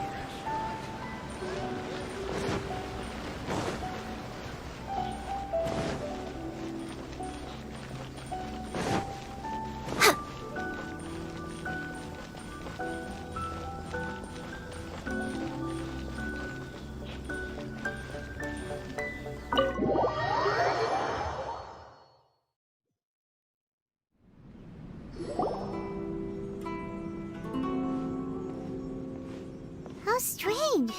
It's never this quiet here. Toma's playing his ventriloquist game again, huh? Toma? Toma! Hey, you can come out now. Paimon's seen you already. Huh, not a peep. So where the heck is he then? Huh, what's got Taro Maru so worked up today? He's always such a good boy. Hello. Have either of you seen Toma? No, we thought he'd be with you. Why? Has something happened? Then it's as I feared. On the way here, I heard that Toma had been taken away by the Tenryou Commission. I wasn't certain whether it was true, so I came right here. The fact that he hasn't arrived here as we arranged suggests that it is true. The Raiden Shogun is holding a vision hunt ceremony at the statue of the omnipresent god today to mark the 100th vision seized under the decree. And the 100th vision bearer in question, the one who will have their vision seized, I fear, is Toma. Hold up a second. So the ceremony that Toma said the Tenryou Commission were busy preparing for, that was this vision hunt ceremony? And he was the target all along? I believe so. The Shogun and the Tenryou Commission see the ceremony as a milestone. With the 100th vision, they wish to mark the success of the vision hunt decree to date. This cannot happen. I must go and rescue him.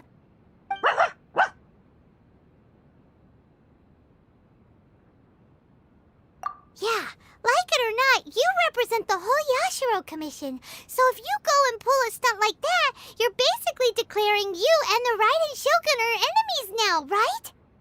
And by doing it so publicly, you might be implicating a lot of other people from the Yashiro Commission too. There is no other option. I must act with haste. The ceremony is about to begin. I will not abandon Toma like this. He is my friend.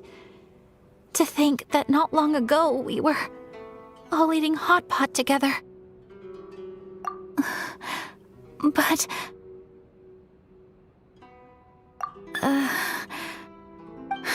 Okay, I'll wait here for your return. Get back safely. Don't worry, Ayaka. A friend's life is on the line. We ain't about to mess this up.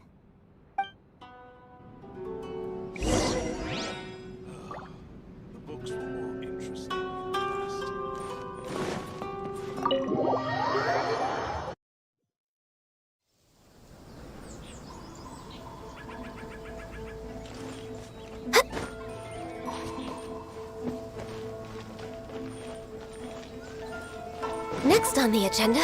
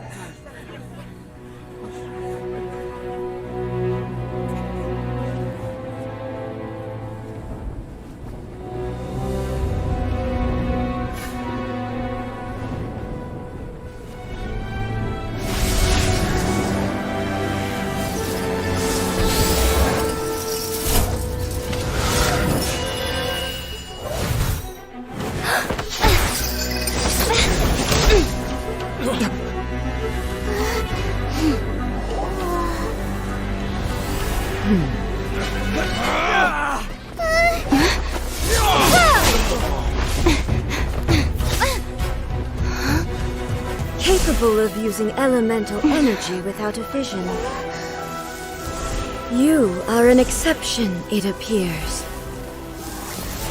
Exceptions, the enemy of eternity.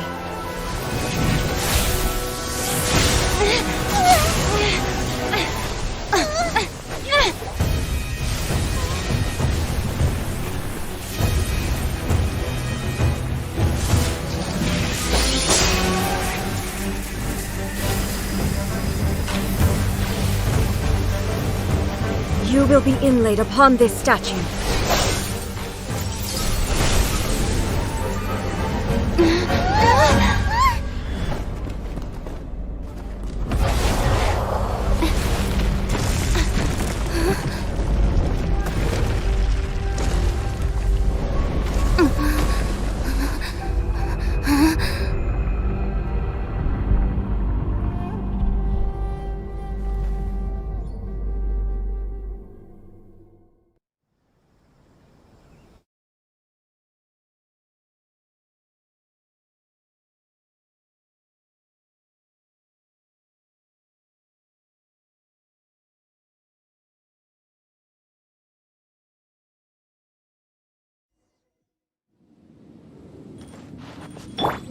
There is much to verify about you.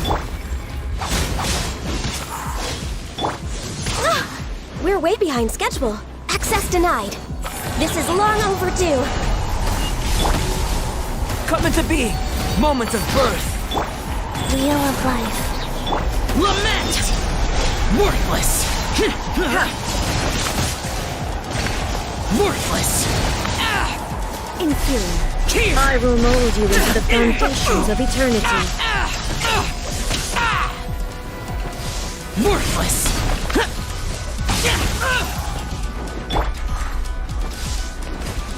Lightning falls on the land of eternity.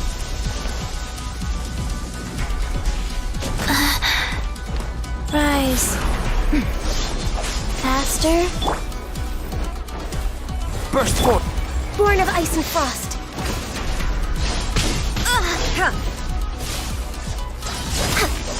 Next on the agenda.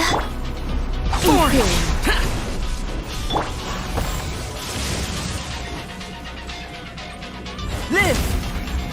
Sacred name. Fortune preserver. We're waiting.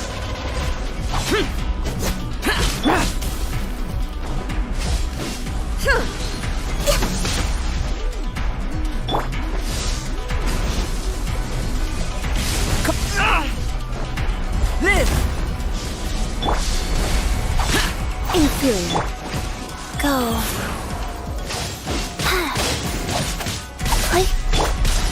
No touching. Access denied. You are an enemy that Coming to requires be. special attention.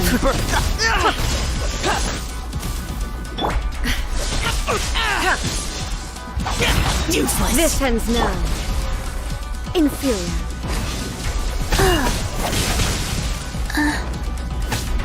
Inferior. Rise. Coming to be! Born of ice and frost. Instabilities will be removed.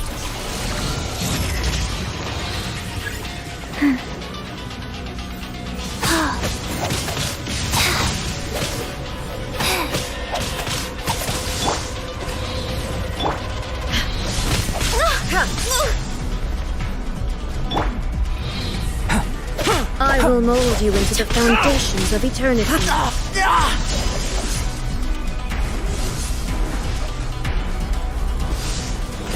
Strike dead!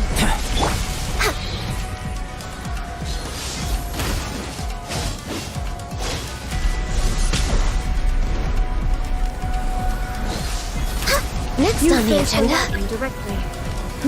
Commendable.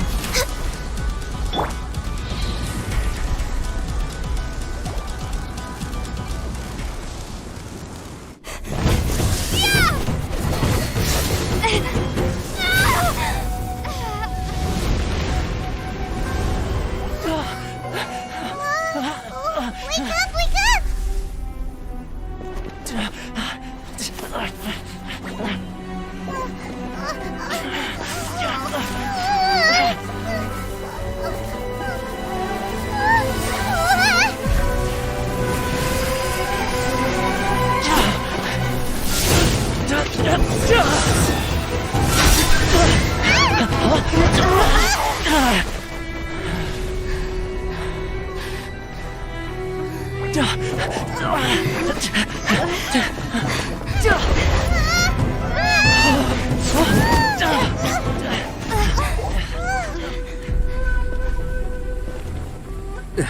Shogun, who was that? Seize her under the decree. Huh? Next time, I will strike twice. Why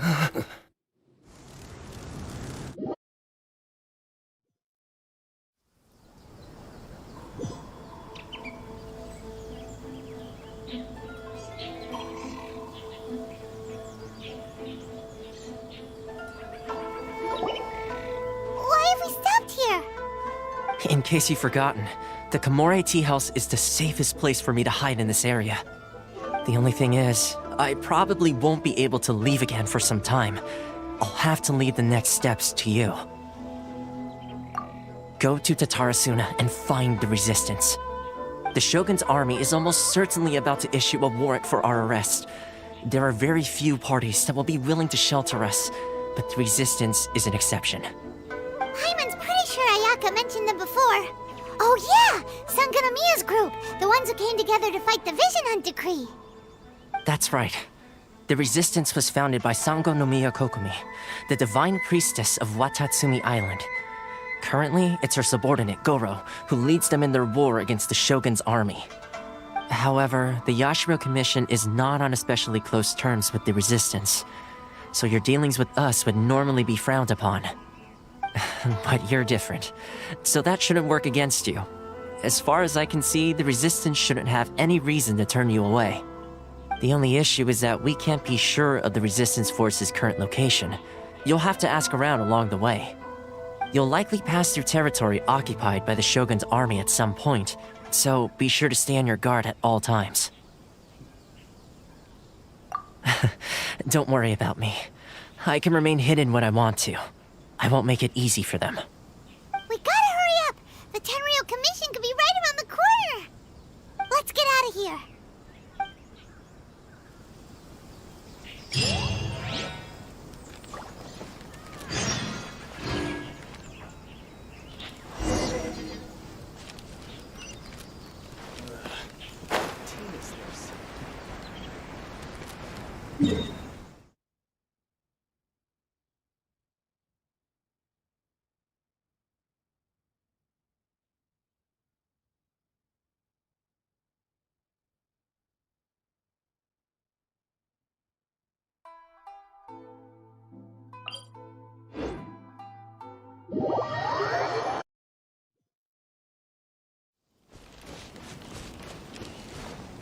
Life goes on.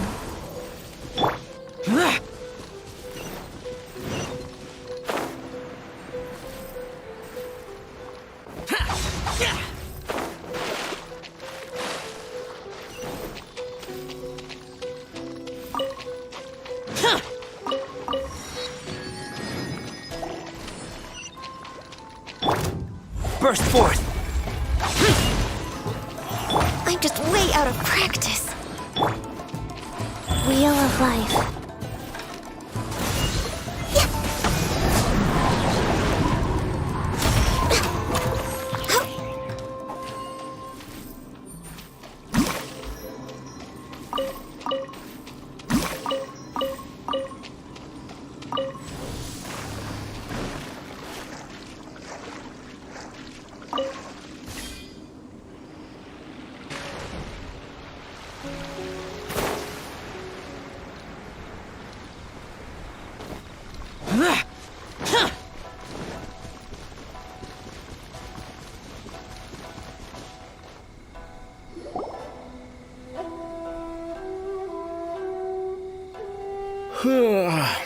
I heard they added a couple more people to the wanted list.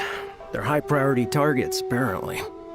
But most of our forces are out on the front line. How are we supposed to effectively prioritize them?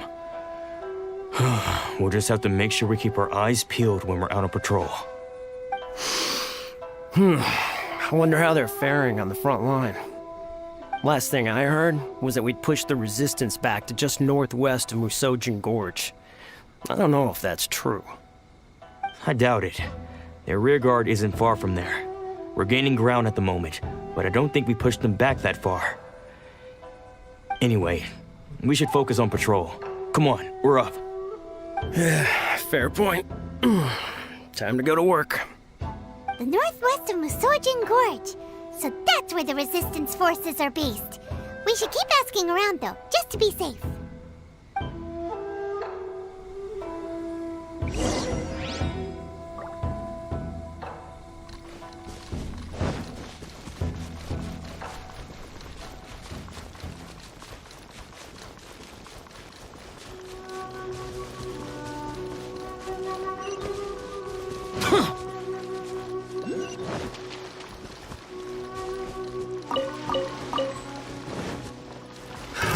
Another test subject. Suffocate!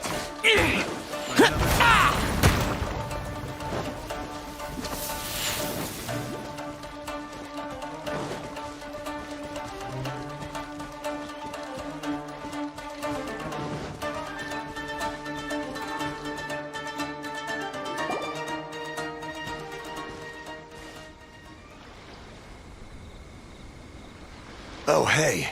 You managed to escape too? Yeah. Where are you headed? Hiki Village. I've heard the rumors, but it's still gotta be a safer place than a war zone. What about you? Don't get me started. I was recuperating on Nizuchi Beach. It's complete chaos over there. The Resistance aren't having an easy time of it. They don't have the manpower for an all-out confrontation, so they can't contend with the Shogun's army. The front line used to be further forward, but they had to retreat a couple of times. Now they're back to Nizuchi Beach. That's where I've just come from. I was lucky to get out. It's much too dangerous. Their forces are so scattered that no one knows who's who, and anyone you run into pulls their weapon. I just dropped my luggage and ran here. I think we need to keep moving. Things are changing so fast. The further away we can get, the better. Agreed. Why don't we stick together? Can't hurt to team up with someone. Nizuchi Beach. Sounds like that's where the Resistance and the Shogun's army are battling it out right now. Let's head over and take a look.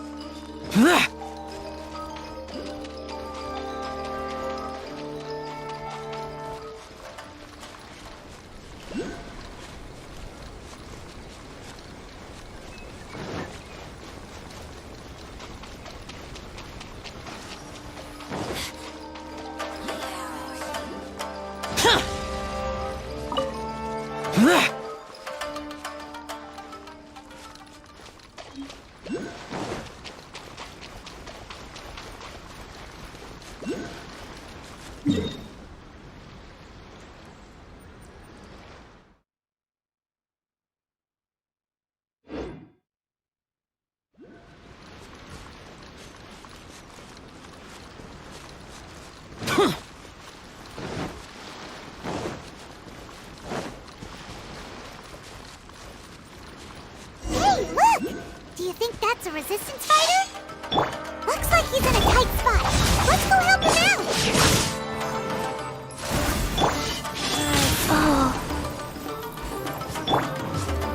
Cut!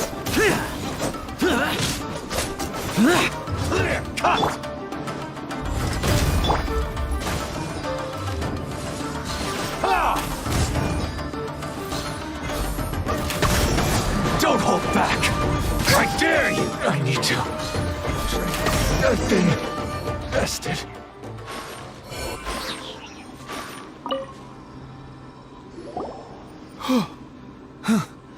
You saved me. I thought I was about to die. Thank you so much for your help.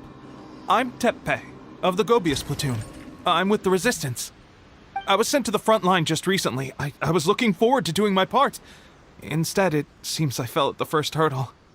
So, you aren't dressed like Resistance fighters? Have you come here looking to sign up? Great! Just the other day, I heard General Goro complaining about how desperate we are for more people. Your support will make a big difference. I'll escort you back to our camp. But first, let me bring you up to speed on our current situation. As you can see, the Resistance are at a constant disadvantage when it comes to open confrontation. The goal of the Shogun's army is to uphold eternity. To this end, they have the support of the Tenryou Commission's general, Kujo Sara, who commands an exceptionally strong force. As for us, vision bearers are few and far between as it is. And because of the Vision Hunt decree, they're rarer than ever. The fact we're even able to hold out is thanks to the brilliant strategic mind of Her Excellency, Sango Nomiya. We're also indebted to the great courage shown by General Goro and the Resistance troops. If only I had a vision myself. Not only would I be better placed to share Her Excellency and General Goro's burden, but I'd be able to hold my own on the battlefield too. I couldn't help but notice that you used elemental energy when saving me just now. You must have a vision yourself? She's a special case. She doesn't have a vision, but she can control the elements anyway. Are you serious? That's incredible. I guess that means you're immune to the Vision Hunt decree. You have to let me introduce you to General Goro. He'll welcome you with open arms. Perhaps I can also make a worthy contribution this way. Of course, I'd much rather prove my worth by the sword. If only taking down Shogunate samurai was as easy as you make it look. Anyway, we shouldn't delay. Let's head off.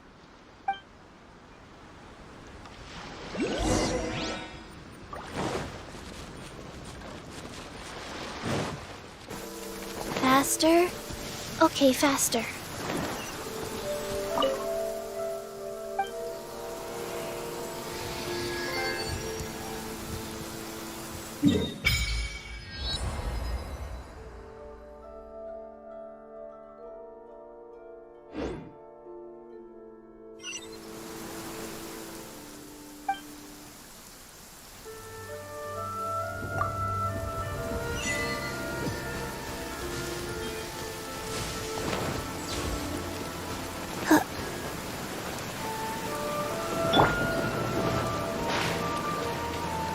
Many mortals fear lightning.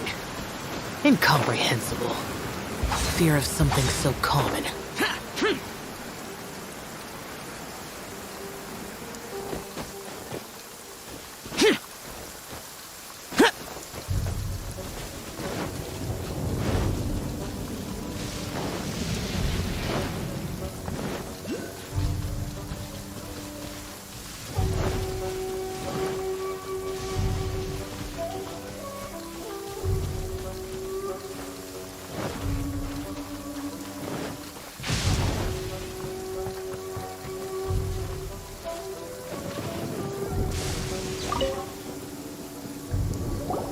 This is what happened, General Goro. I was surrounded by Shogunate samurai, and they came to my rescue. They can use the elements without a vision. The Resistance could really use people with that kind of skill. We should bring them in. I presume you've heard that the goal of the Resistance is to defeat the Shogun's army and repeal the Vision Hunt decree. This is no easy task. Each who sets foot on the battlefield must be ready to sacrifice their life. Tell me, why do you wish to join us? The Resistance cannot accept any who don't possess a warrior's will. You and I must be certain of your decision. You're referring to the ceremony to mark the 100th vision seized under the decree, right? Yes, we received some news of it here, despite it taking place over in Inazuma City. There was a disturbance, allegedly. Highly unusual considering that the Raiden Shogun appeared in person. But why do you wish to discuss this all of a sudden? Unless you have some information to share. What? Yep, we had a fight with the Raiden Shogun and everything. Then we grabbed the Vision Bearer and whisked him off to safety. After that, they added us to the Army's wanted list. That's why we came here. Now that you mention it, we did just recover a bounty notice from a shogunate samurai defeated in battle. It read, "Reward for the capture of a blonde-haired traveler and their mysterious flying pet." Huh. So this refers to you two? What? Who are they calling a mysterious flying pet? My apologies. I understand your situation well enough for now. On behalf of the Resistance, welcome to our ranks. Her Excellency is currently away from the camp. We don't know where she went, but she instructed us to take care of everything in her absence. I will ask Teppei here to show you around the camp first, and then dispatch you straight to the front line. If you're ready, of course. Yes, sir. I used to be in the logistics division, so I'm the right person to show you around. I know the setup like the back of my hand. I'll make sure you get a warm Resistance welcome. Let's start with the field hospital. Some of my friends are recovering there. Last time I saw them, I promised that I'd introduce any new recruits. When they're finally back on the battlefield alongside us, we'll all be brothers in arms.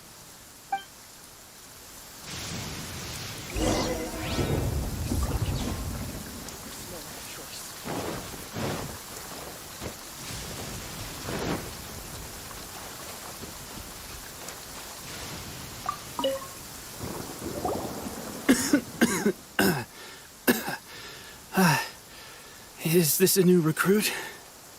Looks like a strong addition to the troop. Hopefully someone I can spar with after I've recovered. Whoa. Brand new recruit and your first thought is to start sparring with them. You're getting ahead of yourself. That wound of yours isn't something that's gonna clear up in a few days. Teppei, did you bring this one in? How are things on the front line? Well, the enemy are much stronger than we could have imagined, but we're holding our own. I've been right in the thick of it. At one point, there were a horde of enemy troops surging towards us like the tide, but I didn't flinch. I drew my blade and charged straight into the fray. 4 shogunate samurai, and only one of me. But I still managed to fend them off. Look at you. When did you grow nerves of steel? This lady stole the show, though. When she saw me tiring and falling back, she burst onto the scene and took down a whole group of them in one fell swoop. They were no match for her at all. I heard she even stormed the Vision Hunt ceremony, and that the Raiden Shogun herself failed to take her down. Amazing work, both of you. Still, I can believe most of that, but her facing off against the Raiden Shogun? I think you might be embellishing the story a little there, Teppei. I mean, we've all heard of the Muso no Hitotachi, right? Either way, to tell the truth, with all the losses we've sustained recently, I was starting to lose hope in our ability to hold out much longer. But seeing fresh recruits join our ranks and hearing Teppei's exploits, I'm itching to get myself better as soon as possible so I can get back out on the front line. Huh. That's a lukewarm epiphany if you ask me. While you're lying there itching to get better, I'm still out there training hard despite my injury. Oh, even though it burst open again yesterday. It did? Well, do you need me to get you something to dress it with? I heard about a remedy recently that uses wild bugs. All you need to do is grind onikabuto into powder and it makes a very effective dressing. They say it feels cool on the skin and acts fast to completely cure flesh wounds. Sure, I'll take one. Thanks. Sounds a little strange to me. I would have thought wolf hooks would do the trick, but it's your decision. Well, how about we let our new recruit decide? I'll stay here and make some preparations. If you're a fan of weird and wonderful remedies, please gather some onikabuto for me. I'll take it from there. But if you're more of a wolf hook advocate, bring some of those instead. Personally, I recommend we try the new remedy. It sounds promising.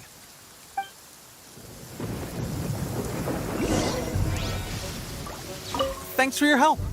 Have you decided which dressing to use yet?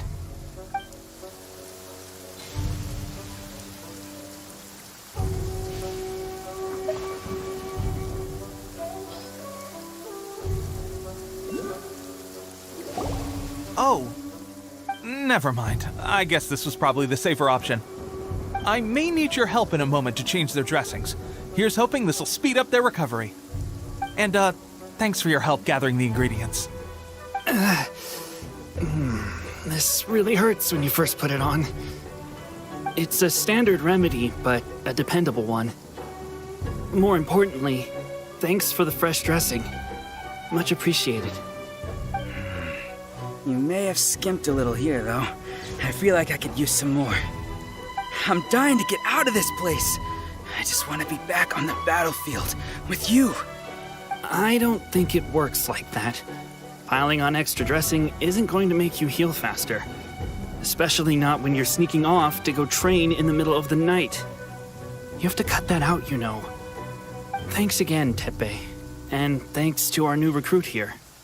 Speaking of training, that reminds me. They should be doing some archery practice down at the training grounds right now. Why don't you take our new recruit to go check it out? It'll be a good chance for them to meet a few more of our platoon and settle in. You got it. All right, let's move out.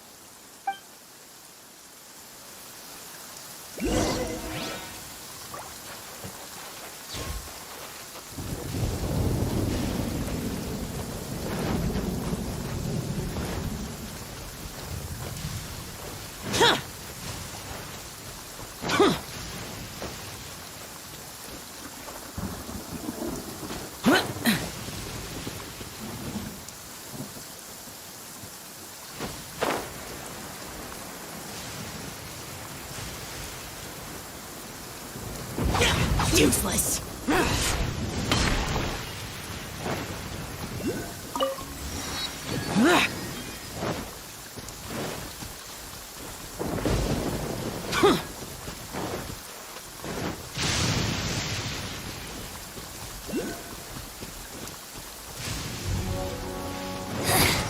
The insolent shall be punished.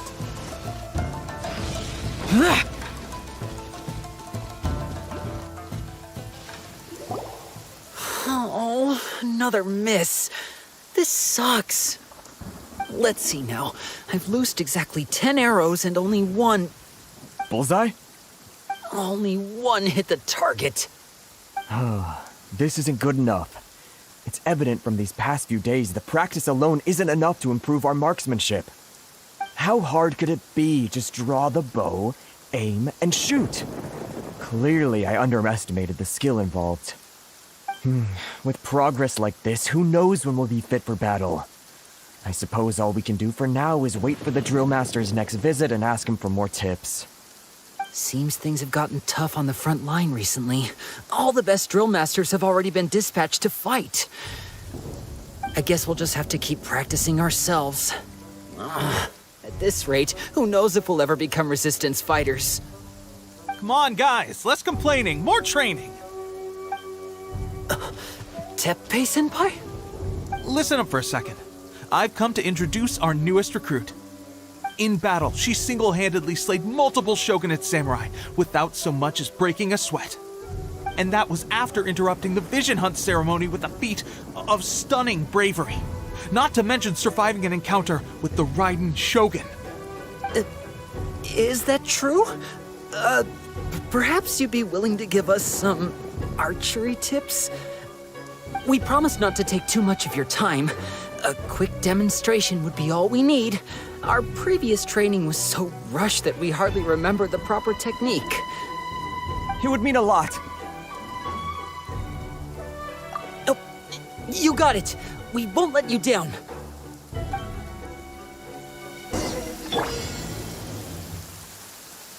Wheel of Life.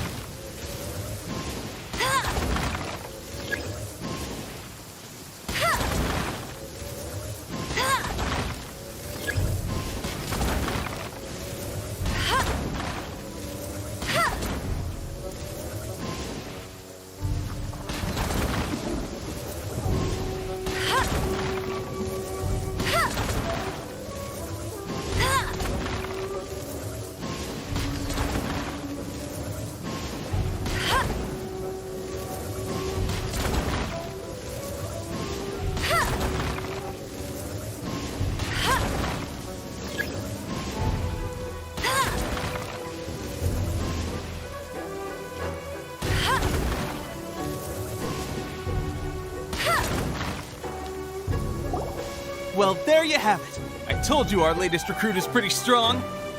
Incredible! I think I understand what I was doing wrong now. My posture was off, and I didn't draw back with enough force. Seems I also need to focus on keeping my grip steady and monitoring the external environment. If I can get those few down, I'll be hitting my mark in no time. Those few, huh? Watching your demonstration was a great help. I learned a lot. At least this time I was able to observe some proper technique. As long as I can retain it, I know I'll become much stronger. Honestly, before this whole conflict came about, I was just another everyday citizen of Watatsumi Island. My wife and I were leading a quiet life together. War and battles were the last things on our minds. That all changed with the Vision Hunt decree. The actions of the Shogun's army ignited something inside me. That's why I joined the Resistance. The road ahead of us now seems like a long one indeed. Can those of us without visions or combat skills really become adept fighters like them? There's no use in speculating. Thank you both for your help.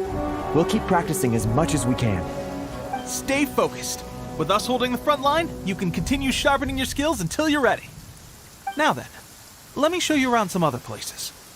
Where should we head next? Sir, we've got trouble. The Shogun's army is attacking. There are still many wounded in the camp. We mustn't let the enemy break through. We'll need your help to hold them off. What? Impossible. How could they have reached us all the way out here? We'd better go assess the situation. A chance for us to prove our worth in battle.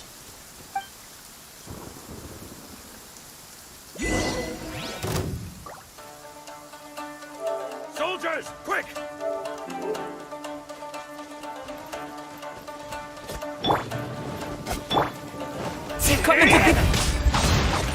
Many mortals fear.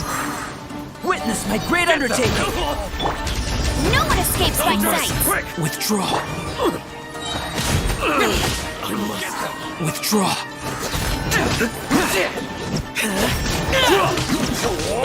I won't forget this. I will. Well, we managed to hold them off. But what would the Shogun's army be doing here? We have sentries and patrols posted all around the perimeter here. The enemy should never have been able to reach us this far unnoticed. Unless we have a traitor in our midst.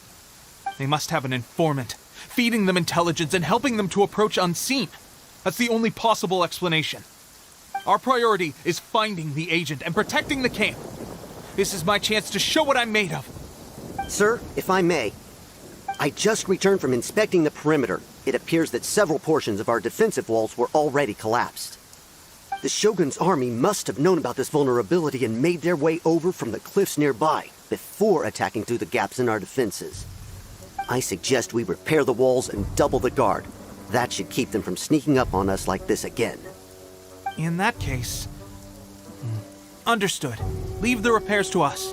We can make use of the wooden rope nearby to patch up the defenses. Why don't we make this more interesting, recruit? A contest between the two of us. Just don't underestimate me. If there's anything I know, it's logistics. You'll see.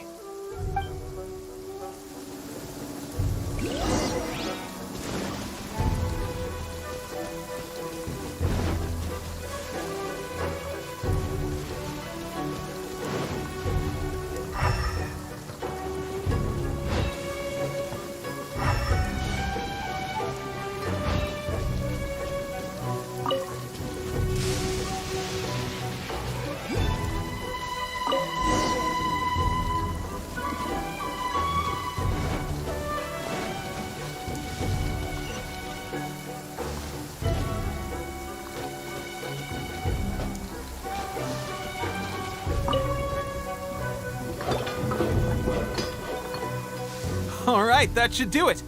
The Shogun's army will have a hard time getting past this, no matter how determined they are. Seems I've made another valuable contribution to the Resistance. But why does it always have to be logistics work? I thought getting transferred to the front line would be a chance to showcase my abilities and square off with the enemy. Instead, here I am. Doing what I've always done before. Why are you so insistent about being on the front line? It's just like General Goro said. We joined the Resistance because of our warriors' will. There are a multitude of ways to contribute to the resistance, but who wouldn't want to take out a few shogunate samurai given the chance? Anyway, we got more than we bargained for inspecting the camp. Let's report back to General Goro. If all goes well, we might just be assigned a few missions closer to the action.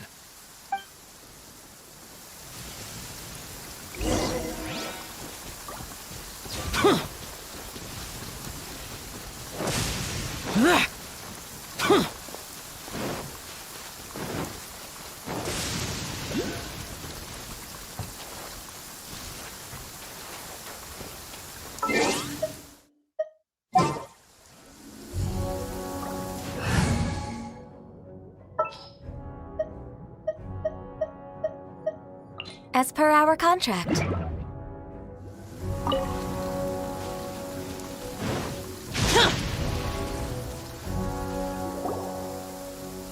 Strange.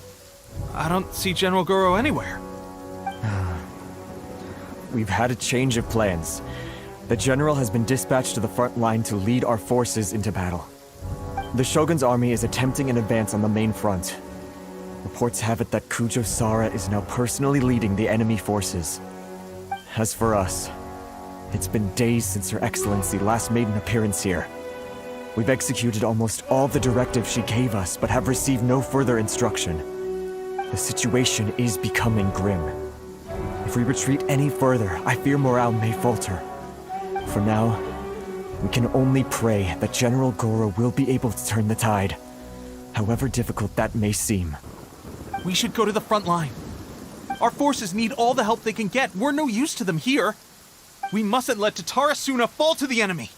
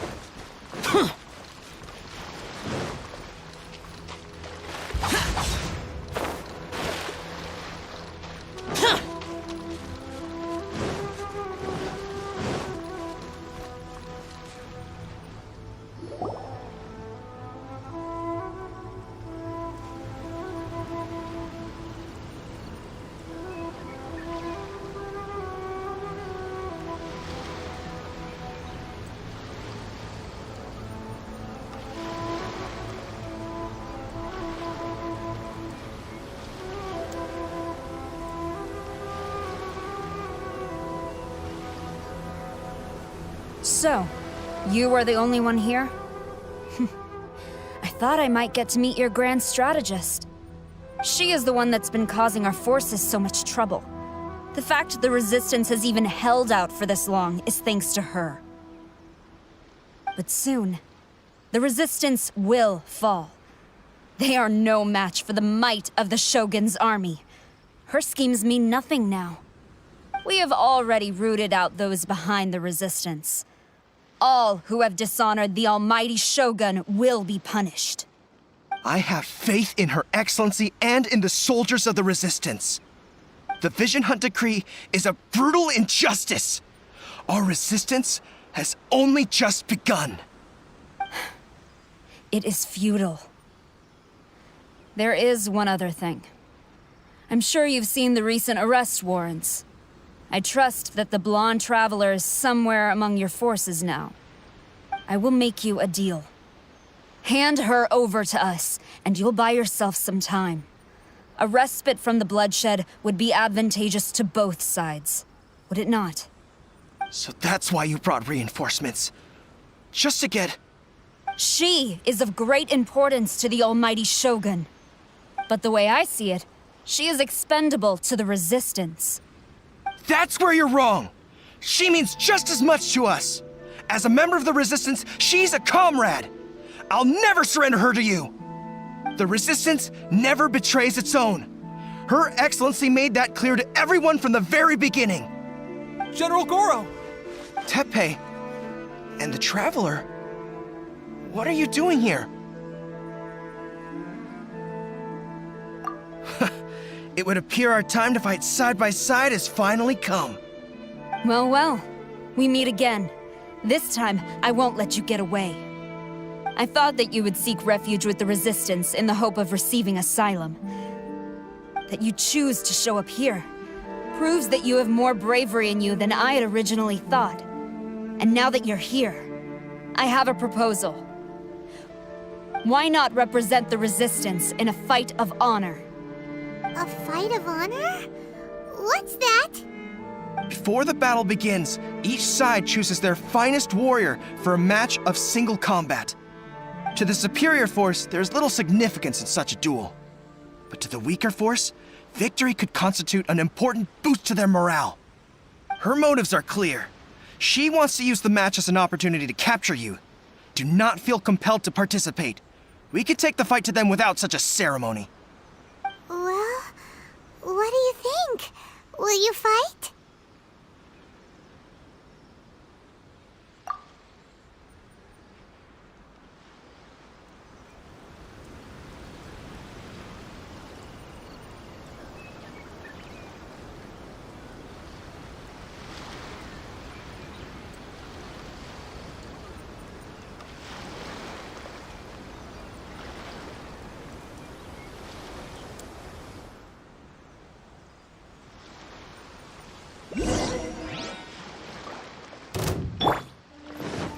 Burst forth! Useless!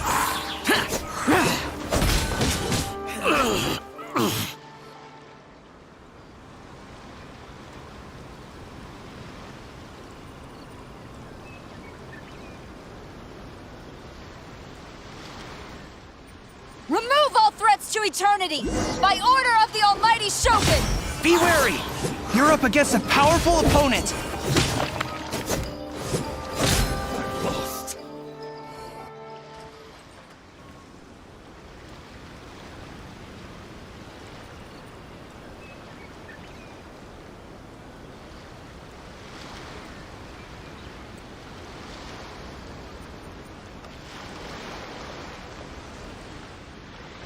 You got this!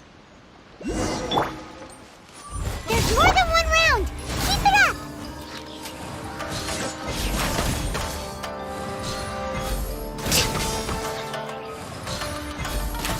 Show me what you've got. Train harder.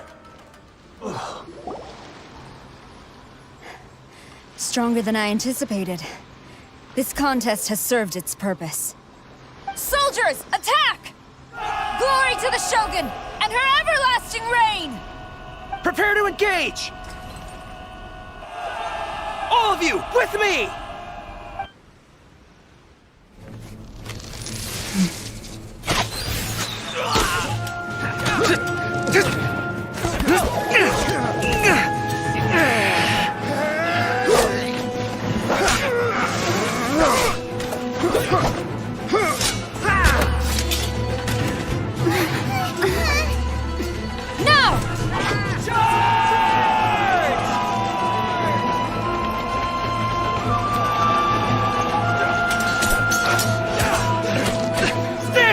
Hold the line!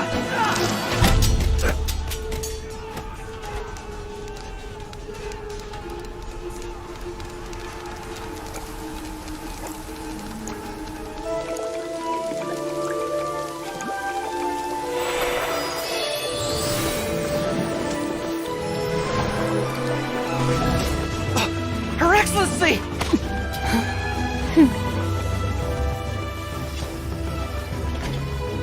The wait is over, my comrades. Now is our moment! Calm as the breeze, my lady. I just hope you can afford all these mercs you've gathered!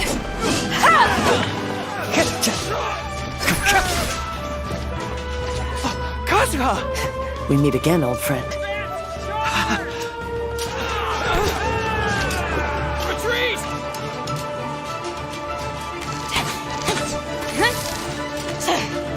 All forces, retreat!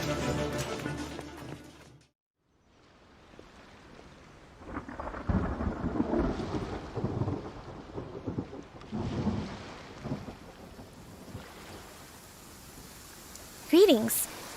Well, this is the first time we've met. Please, allow me to introduce myself. I am Sangonomiya Kokomi, organizer of the Resistance and also the Divine Priestess of Watatsumi Island. Perhaps it's the first time you're hearing that title. To put it simply, I'm the person currently in charge on Watatsumi Island, which is also the home front of the Resistance.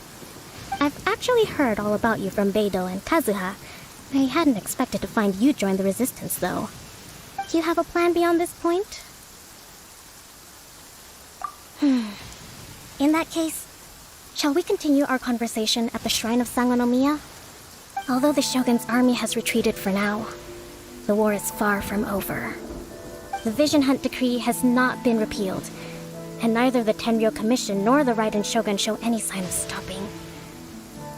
In short, our problems have yet to be resolved. I suggest we move to the shrine to discuss our counterplan. What say you? Can I come too? I know Watatsumi Island very well. I can carry on being your guide if you'd like.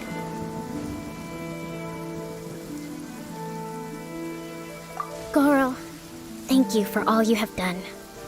Our forces are weaker than the Shogun's army, and my absence can only have made the recent days all the more trying for you. I'm afraid I must still ask you to stay a while longer, to keep eyes on the Shogun's army and also to see to the wounded. But I will ask the mercenaries to remain stationed here, and Kazuha is here too. Hopefully this will serve to reduce the pressure you are under. Well received, Your Excellency. I must return to Sangonomiya now. I have a few things to attend to. Once you're ready, please rendezvous with Teppei. He will escort you there. Thank you for all your efforts so far. From this day on, I fight alongside you. Fight for the future.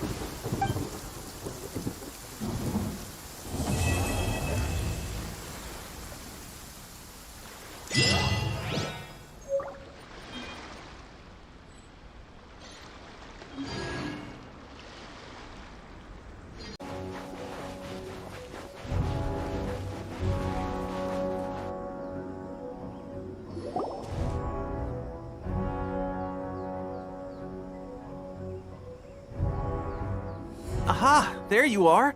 Good to see you! Your appointment with Sangonomiya is fast approaching. We should get going. Are you ready? We'll start by heading to the camp on Watatsumi Island, and then we'll go meet Her Excellency together from there.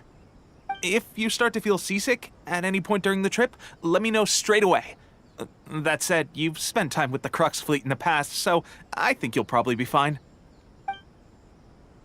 Ready? And away we go!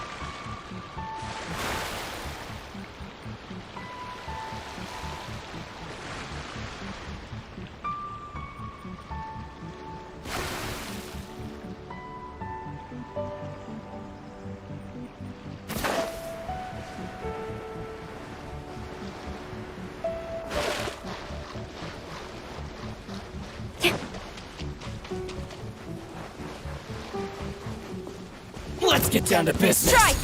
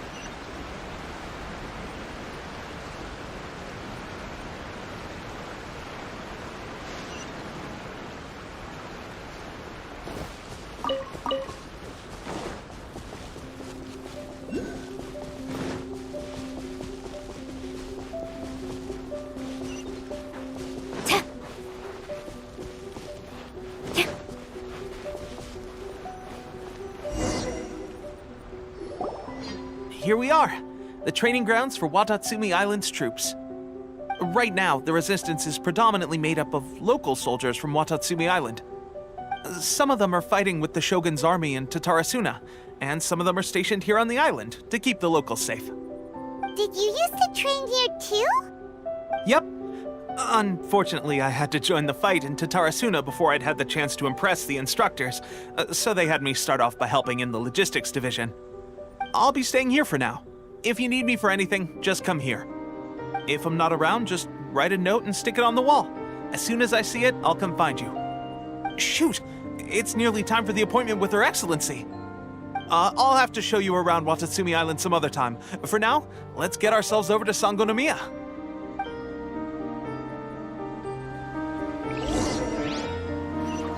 So, Sangonomiya is the name of the place where Sangonomiya Kokomi lives? Huh. Let's go check it out.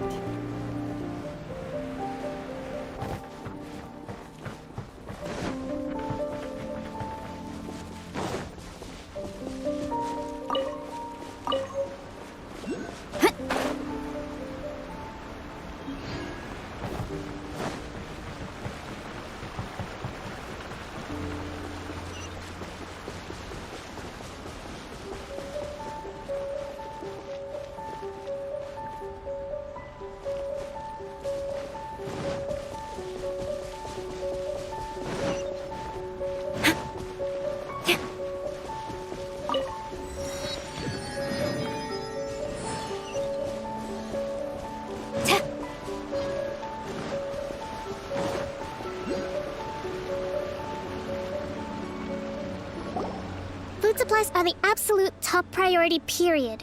We cannot afford any losses. With the conflict between us and the Shogun's army getting more intense by the day, we must prioritize the stability of the rear guard. Understood. I will think of a way. Take heart. We have a fresh batch of supplies in hand, and I'm working on expanding the army. I appreciate that the lack of manpower has been hard on all of you, but things are going to get better. We're expanding the army? Oh, that's great. Whoever this mystery supporter is, they're doing us a great service. Huh? Teppei, what are you doing back on Watatsumi Island? Might I ask who? VIP guests of Her Excellency, that's who. I'm acting under orders to escort them both here. Oh, really? Wait, so are you the new recruit everyone's been talking about? Strength of 20 men, splits an arrow in twain from 100 paces, skin as hard as diamond. That's you? Seriously? What is going on with these rumors? You've come a long way. I'm sure you must be here on pressing business, so I won't disturb you any further. Feel free to visit me if you have any time to spare. Your Excellency, I'll take my leave. Your Excellency, I couldn't help but overhear Okubo mention something about a third-party supporter? What was that about? Not long ago, someone wrote to me saying that they wish to support the Watatsumi Island resistance effort.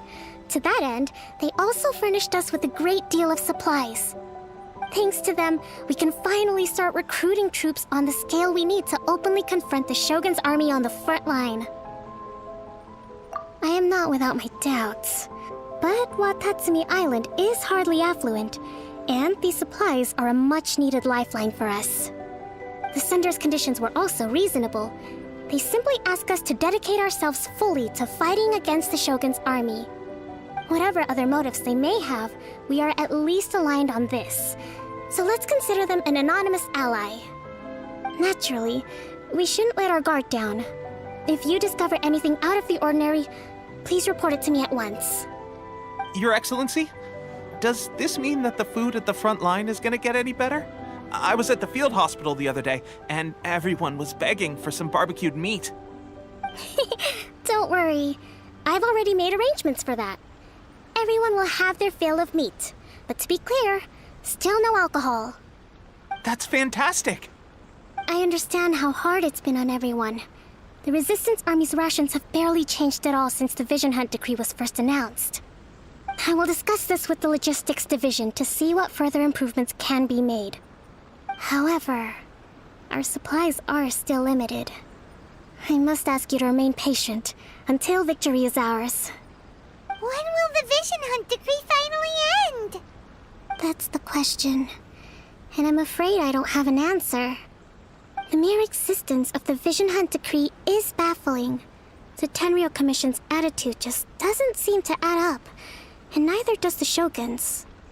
The Tenryou Commission's zealous support for the decree seemed to come out of nowhere, and the Shogun seems completely indifferent to the fact that it has effectively caused a civil war. I suspect the Vision Hunt decree won't end until these mysteries are solved. All I can say for certain is that as long as the Vision Hunt decree remains in force, we will never give up our fight. Traveler, to confirm, knowing the current situation facing Watatsumi Island and the Resistance, are you still willing to fight with us? Good. Then here is your assignment. I hereby appoint you as captain of the Watatsumi Island Special Operations Unit, Swordfish 2. Whoa, what? Swordfish 2? Is this the same Swordfish Special Ops unit that I'm thinking of? It's hard enough getting into a Special Ops unit at the bottom rung, let alone jumping to captain in one fell swoop. This is incredible. Although this appointment breaks with convention, I firmly believe that with your wisdom, courage, and strength, you can lead your team to victory. Great! So when do we take up our post? The members of Swordfish 2 are currently on standby in a valley to the southwest.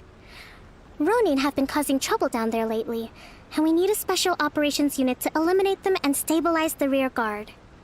I have already written your appointment letter, which you'll need to show them on arrival. Once that's out of the way, please lead them in ridding the area of Ronin.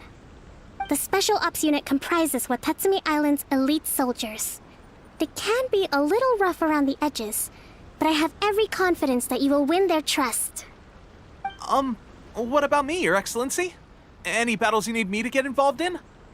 I want to make a contribution to the Resistance too. Of course. I'll arrange something and brief you shortly. All right! One successful operation coming right up! You may have swiped the captaincy of Swordfish 2, but watch this space, because this guy's on his way up! Okay, sure. Well, be careful out there. Don't push yourself too hard. Well, Traveler, let's move out.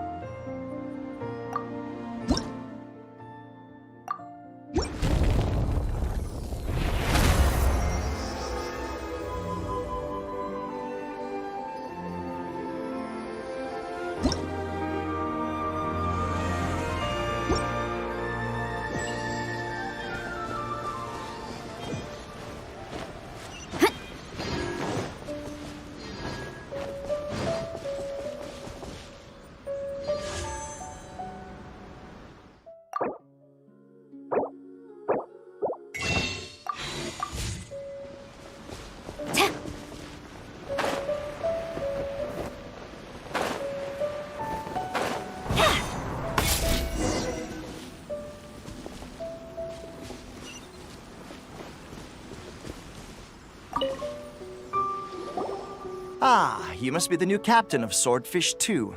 Her Excellency briefed us in advance. Your reputation precedes you, and the appointment letter is all in order. But I still have my doubts. About what? I'll be straight with you. I want to know whether you have what it takes to lead us. You mean, like, a duel? Normally, a duel would be the quickest way to settle the question. But this time, we've got a better way. We're stationed here because of all the Ronin causing trouble in these parts. If you can get rid of them for us, we'll take that as a measure of your strength. All right, let's show them what you're made of.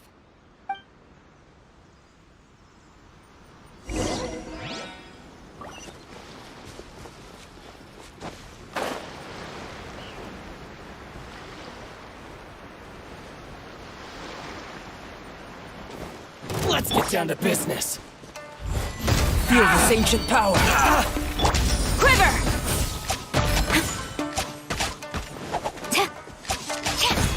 Light blade!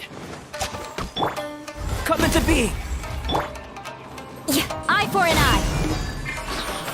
How's that? Flash!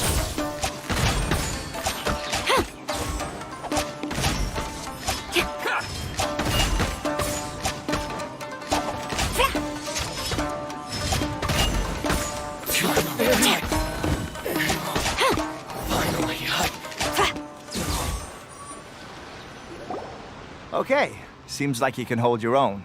The rumors are exaggerations, of course, but still, your abilities are admirable. Allow me to introduce myself. My name is Kotoku, acting captain of Swordfish 2. This is Yoshihisa, a fellow veteran of the team. I now formally cede the position of captain to you. Swordfish 2 awaits your orders. There are 2 hard-hit areas. This was one of them, but thanks to you, this area is now secure. Their only remaining stronghold is located at the shallows on the east side of the island. That said, the ones over there are tougher, and there's more of them. You got that right. Watatsumi Island is busy fighting the Shogun's army on the front line. We can't let these guys mess up things at the rear.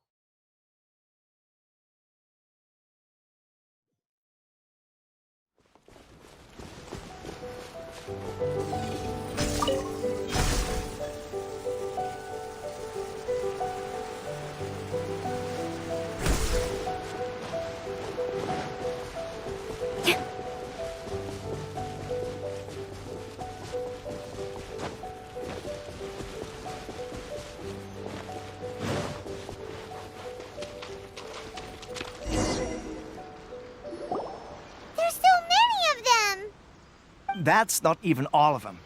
They have 2 more camps nearby. Whichever camp we attack, it's the Ronin in the other 2 camps that'll cause us issues.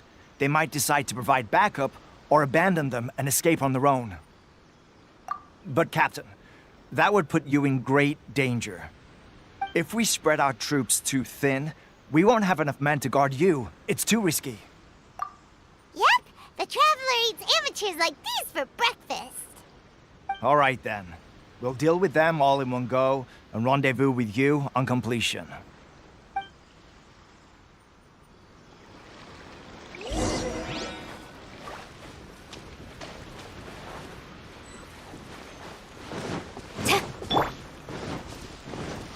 Burst forward, lucky day. Perfect distance.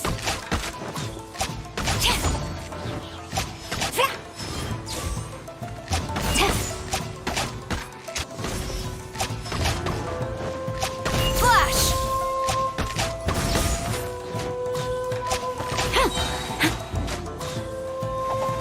Storm the front!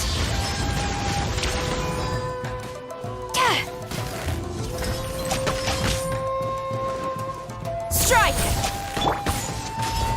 Moment of birth. Final cut. Life goes on. To the ferry. Let me try. Fall before me.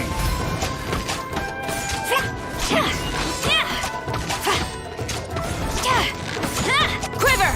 Fall before me.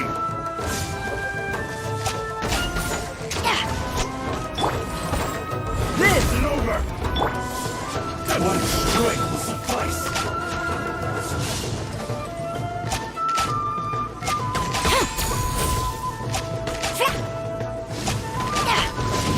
Life is not eternal. Taste my blade. Come into being!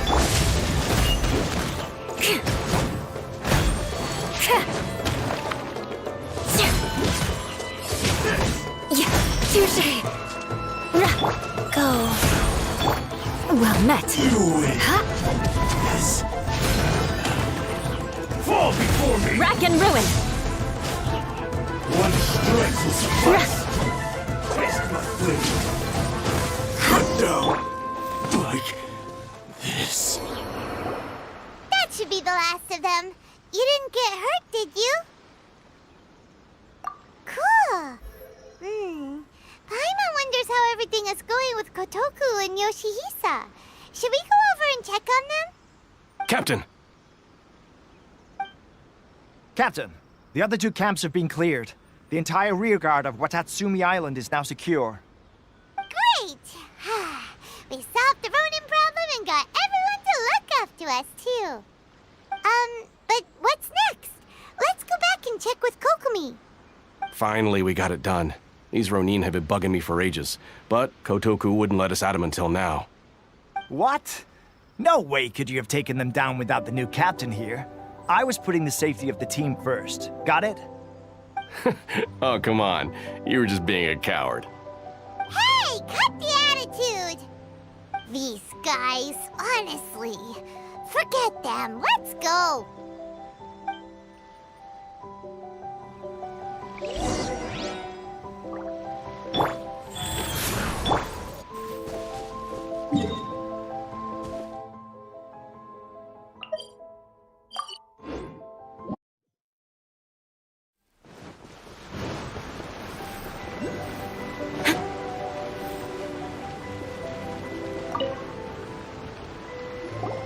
How was it?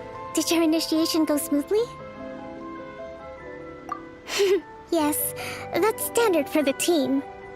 But with your level of ability, I'm sure it was a walk in the park. Since you're back, I take it that the Ronin are now gone from Watatsumi Island?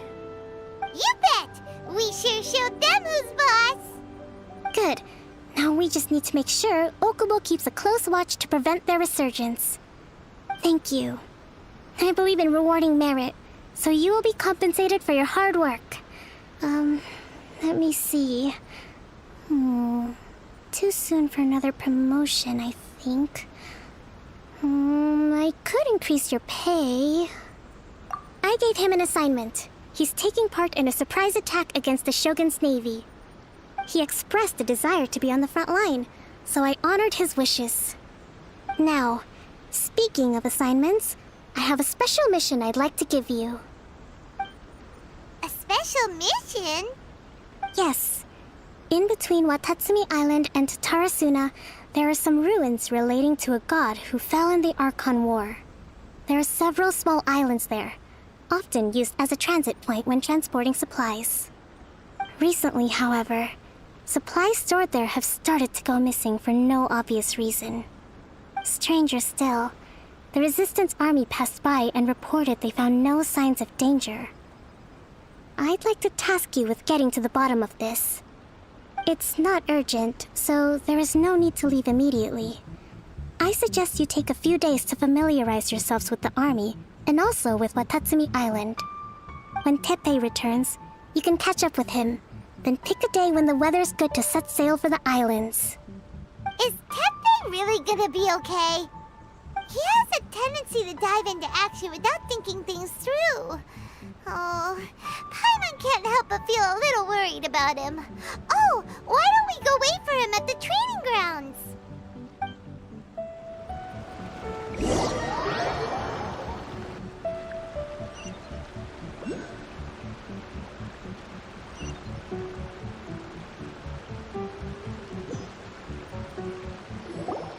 Long time no see! So, how's Swordfish 2 treating you? Getting along okay with everyone? Well, you're in luck, because this season veterans got a few leadership tips for you. Raising their pay will boost morale, while giving them a few bounties will act as an incentive to go the extra mile.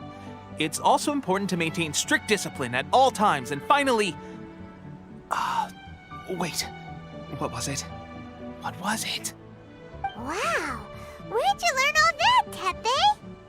I read it in a novel from the Yai Publishing House. It was a long time ago. You wouldn't believe how many doggo it took to convince my friend to let me borrow it. You're seriously gonna use a novel to tell people how to run an army? Pretty sure that's called being an armchair general. Ha ha! That's where you underestimate me. That's right, I'm learning military management on the job now. Just like you. You'd better believe it. Thanks to my outstanding achievements in the recent naval battle, I have officially been made the captain of my very own Special Operations Unit. It's a brand new unit, Herring 1. What do you think? Pretty awesome, right? I spoke to Her Excellency, and she says our uniforms are in production.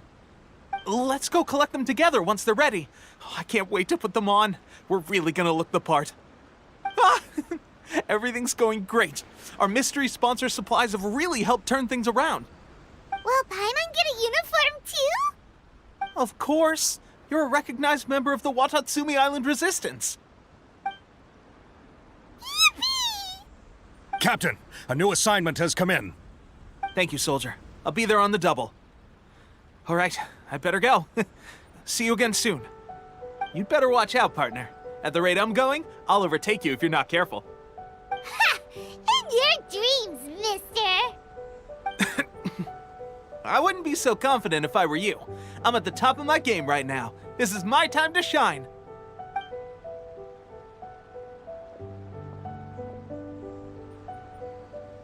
Paimon's so surprised that Teppei's been made a platoon captain. He must have been working super hard. Let's take a break, then go check out these Archon War ruins.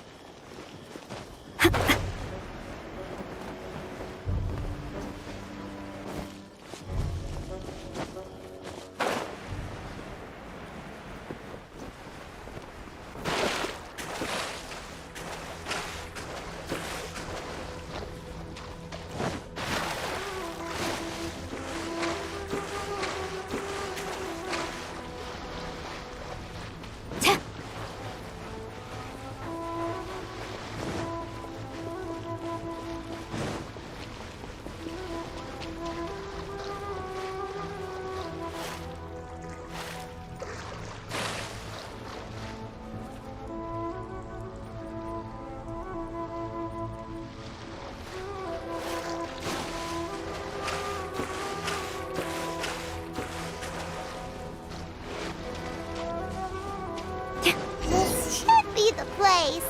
But Sangonomiya was right. It doesn't look like anything suspicious is going on. Could they be hiding? Let's see what we can find. These electro monuments look a little suspicious.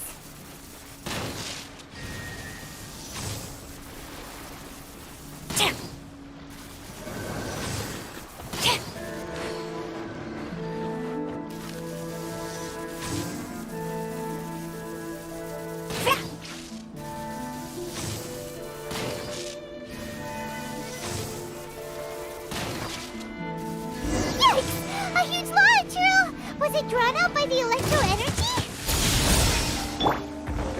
First point. Eye for an eye.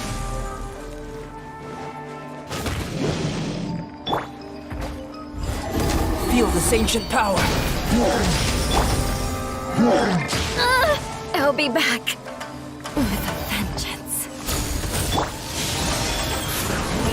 Opening box of Adepti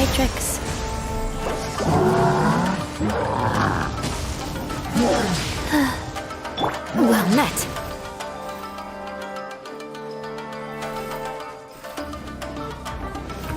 I condemn you.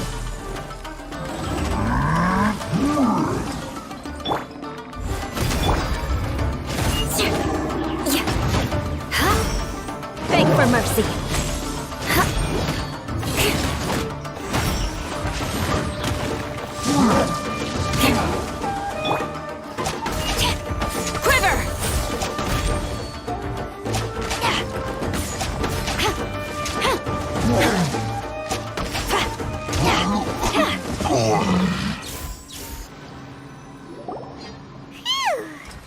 Glad that's over. As monsters go, that one was pretty tough. But what's such a huge Thunderhelm Lodge Trail doing here in the first place? It doesn't make any sense. Also, the atmosphere here gives Paimon the creeps. Anyway, the good thing is that it's over now. We should probably get going. Huh? Tepe, what are you doing here? Wow, this is a surprise. I didn't know you were the ones investigating here. I just got back from delivering some supplies to the front line. I figured I'd stop by and clear any threats in this area on the way back. Are you alright there, buddy? You're looking slightly the worse for wear. I'm fine. It's nothing. I must have caught a cold a couple of days ago while I was out at sea. On my way past, I heard that someone had just arrived on the island to investigate, so I thought I'd come and take a look.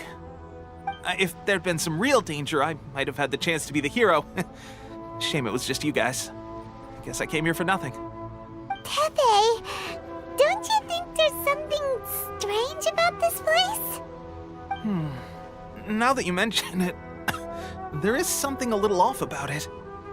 It could be that the Tatarigami is more palpable here, I guess. We're not that far away from Orobashi's remains. Orobashi? Who's that? A god. Look, there's the corpse over there. Ah! It's a gigantic snake skeleton! Oh, it looks terrifying!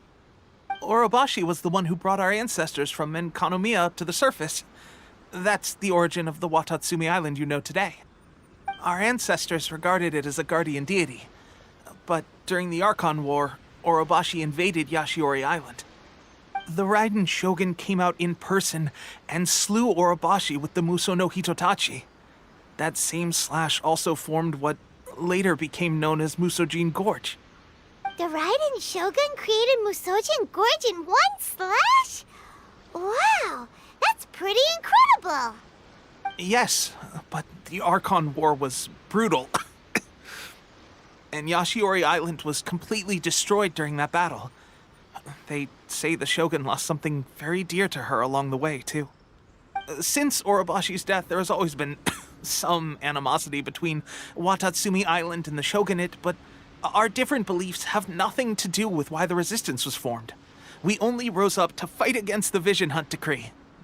When Orobashi attacked civilization, the Shogun stood up and put a stop to it. But now that the Shogun is stripping people of their ambitions with the Vision Hunt decree, it's time for someone to stand up and stop the Shogun. Alright, I'm heading back. I was just dealing with some of the Shogun's elite samurai, so I think I'm gonna take a quick breather, and it's on to my next assignment.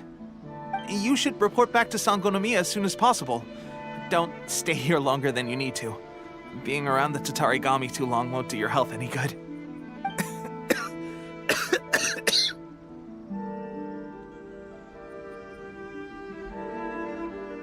Hey, don't worry about me. Peak condition.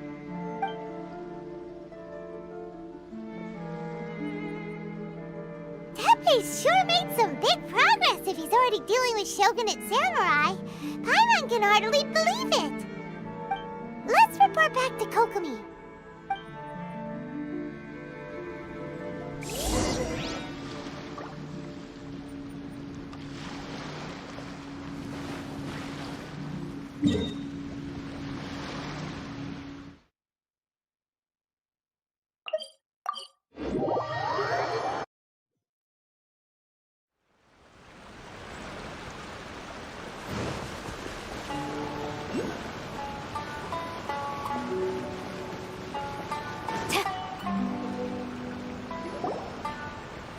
Kokomi, we're back!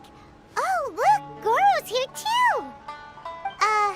What happened? They look so serious. Approximately how many people are exhibiting these symptoms?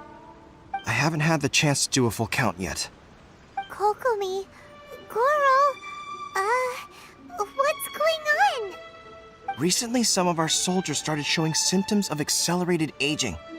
I called them in for questioning and found out they'd privately acquired some secret weapons from our sponsor. Most of them are highly ambitious types, vehemently opposed to the Vision Hunt decree. They've been using these new weapons secretly since getting a hold of them. So that's why the war has been going unusually well. But risky secret weapons are not the answer. We must put a stop to it immediately. Goro, have you managed to acquire one of these weapons? Well, most of the officers refuse to hand them over. Still, I did manage to get one. Do you know something about this? So that means our secret sponsor is the Fatui? But why would the Fatui do this? Forget that. There's no time. Right now, we need to inform the whole army to cease using their delusions immediately. All soldiers who have shown symptoms are to be taken for treatment. I just hope we'll be in time to save them. Wait a second. Speaking of soldiers with symptoms... No! Surely he can't have... let's go check on him.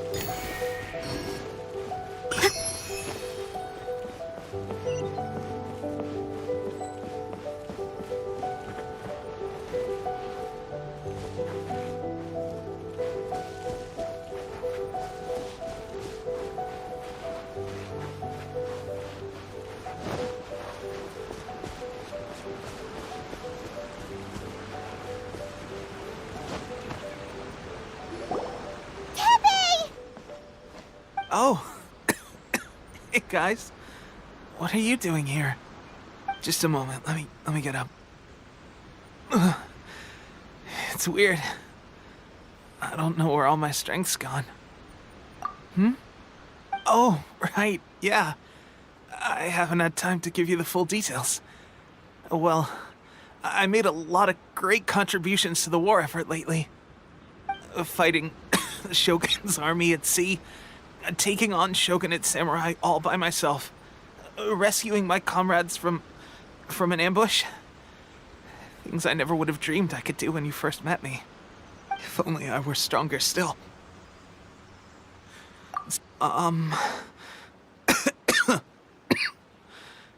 It wasn't long after you were made captain of Swordfish 2. I met these mysterious people. Said they were with our supporters. They gave it to me and said that as long as I have the will to become stronger, his secret weapon will answer my call. It's just like a vision, isn't it? Of course, I've never used a vision, so I wouldn't know the difference. Delusion. Oh God. Doesn't sound very good. So, what's the difference between a delusion and a vision?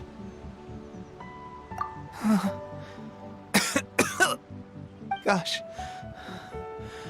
Well, I suppose it's not too surprising that a mysterious weapon of unknown origins would come with its risks.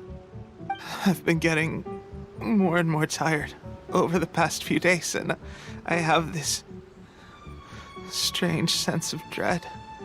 At first, I'd find I was a little more beat than usual after a battle. Didn't think anything of it.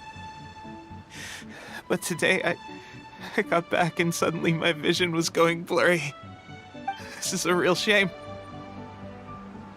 There I was, thinking I was catching up with you. Guess I didn't receive the favor of the gods after all. Hey, would you do something for me? When our uniforms are ready, grab mine for me. Bring it back here, and we can change together. What's that look for? Don't worry, partner. As soon as I've rested up, I'll be right as rain. Right as rain, I tell you. As soon as I've rested up. Tepe!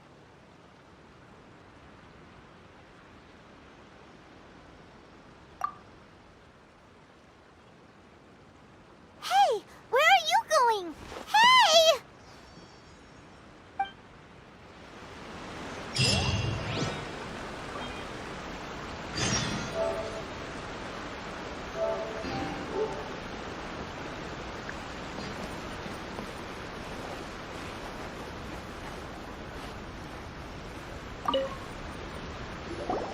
How's Tepe's condition? I have put out the order to seize all delusions. The vast majority are showing some loss of vitality, but nothing serious. Sadly, a few have been less fortunate. Your Excellency, I'm planning to establish a dedicated field hospital to monitor their condition. The soldiers are up in arms about the ban, though. They know full well what a delusion is, but they still intend to keep using them. Okay, I'll leave you to deal with the situation. I have to get to the front line. This whole fiasco is certain to be a blow to morale. If the Shogun's army attacks now while we're scrambling to recover, it could well undo everything we have achieved so far. What are your thoughts? No, it's too dangerous. The Sakoku decree is still in force, so their delusions must be produced within Inazuma's borders. To organize an operation of this scale, they will have had to mobilize a huge amount of manpower and resources. They can't have done it without local support.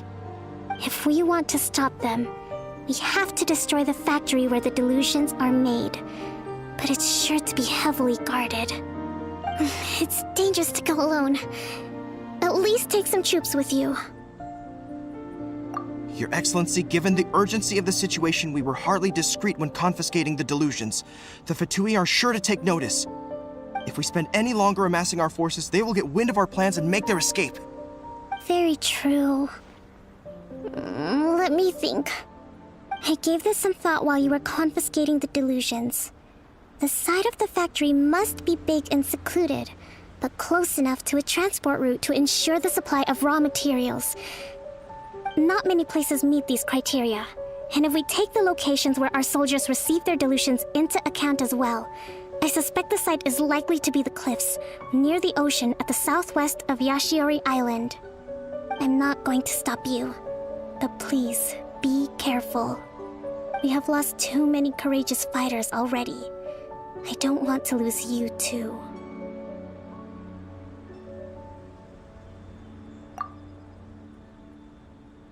Huh? You mean to the delusion factory? Really? You aren't gonna think it over first? Fine.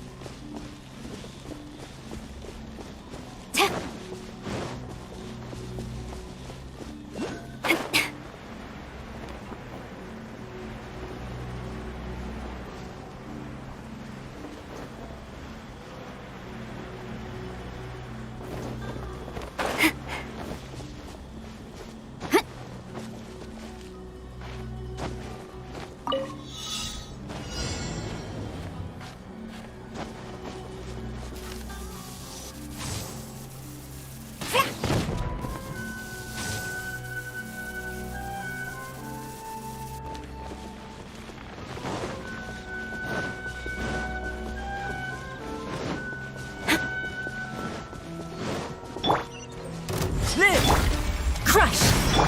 Strike! This!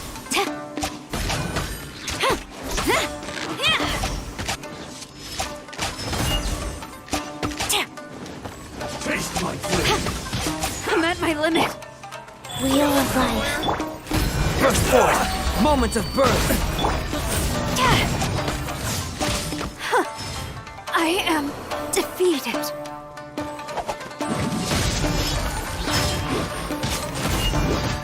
The fairy!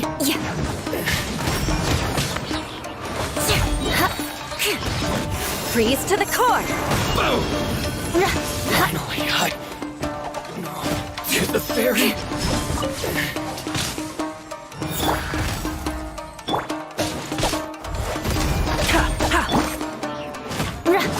You win this battle.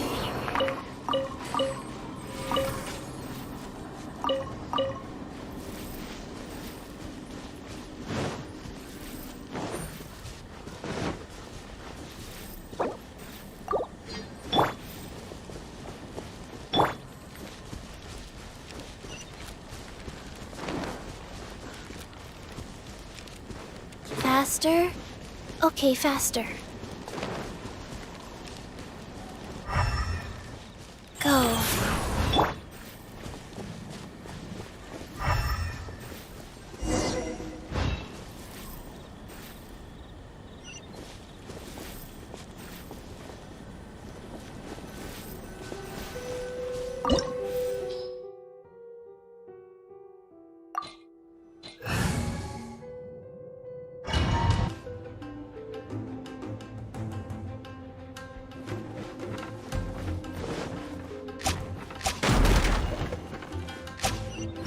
Life goes on.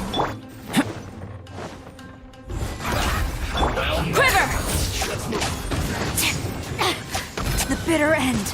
Don't be a killjoy. We've only just begun. Have a load of this. This dark side. This one's well done. Harden up. I must collect. Come into being! Feel this ancient power! I willingly yield.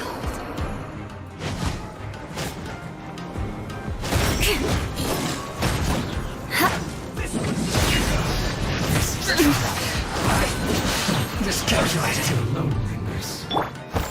Burst forth! Hurry up. Roast and fry.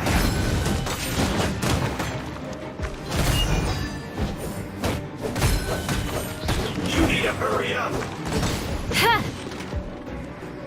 This one's well done. Eye for an eye.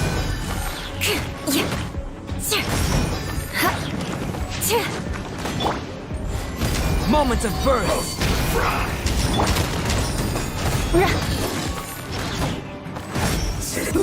An unfortunate fault.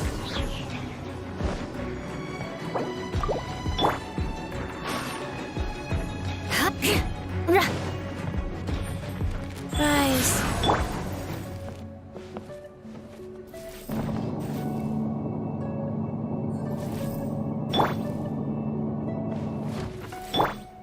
So, is this what delusions are made from?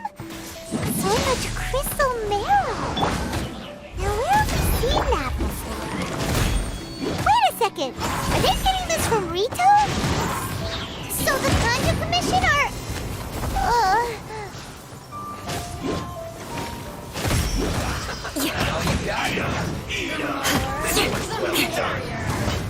Eye for an eye.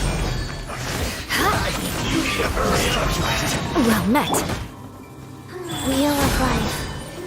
Sacred name. Fortune Preserver. Flood of frost. You need to hurry up.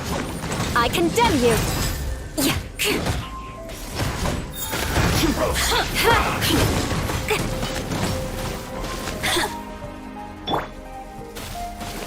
Faster? Okay, This one's well done.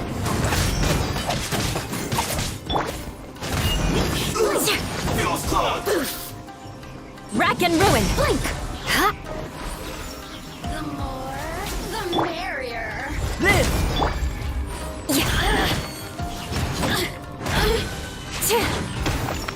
Eye for an eye. Let me amuse myself a little. Look at me. Just once.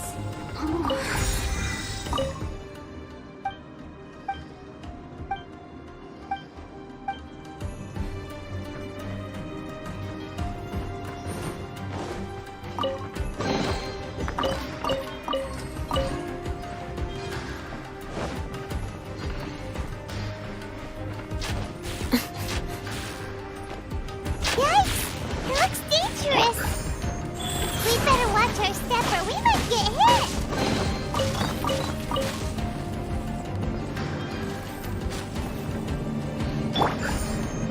Time to scout.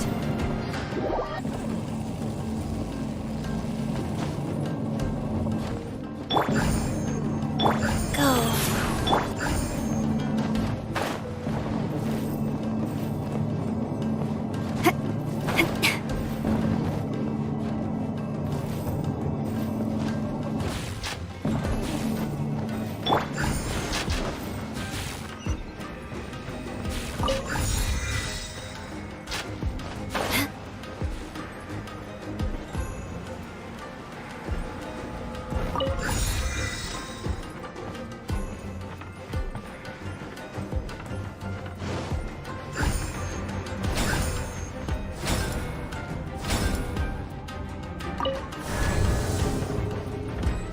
Intruder spotted! Do not let them impede the work of the Harbingers. You'll never get out of here alive!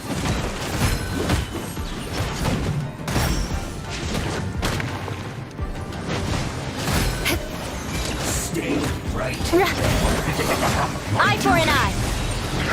Don't be a killjoy. We've only just begun. Rise. Is that all you got? Looks like I went too far.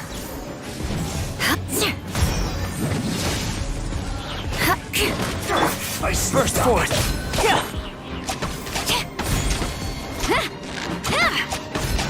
Now this idiot must have a death wish. Don't be intimidated. Lord Harbinger will be here soon. Let's move.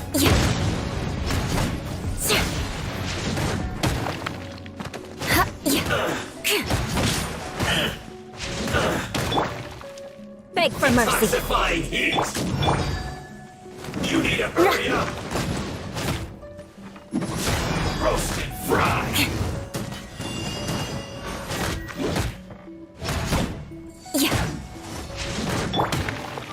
You need to hurry up.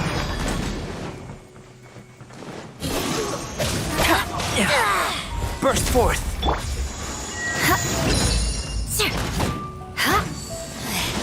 Repugnant fool. Be gone. Wheel of life. Live!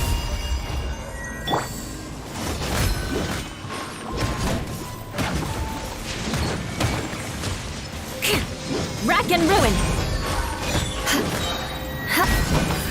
Freeze to the core.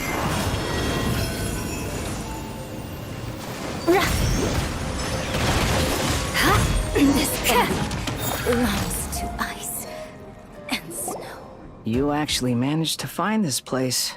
Congratulations. Ha! Barely 2 words in. And you already look like you want me dead. Oh, so that's what this is about. I think you've got the wrong idea. I know how this looks, but I'm just here to follow orders. I'm obviously not the mastermind behind this. Aren't you supposed to be pretty tough? What are you waiting for? Go get them. You're getting all worked up over nothing. You've changed. You're getting weak. How can you say this is nothing? How can you call it anything more? It's the way of the world. Human life is worthless. They were always going to die, with or without a delusion.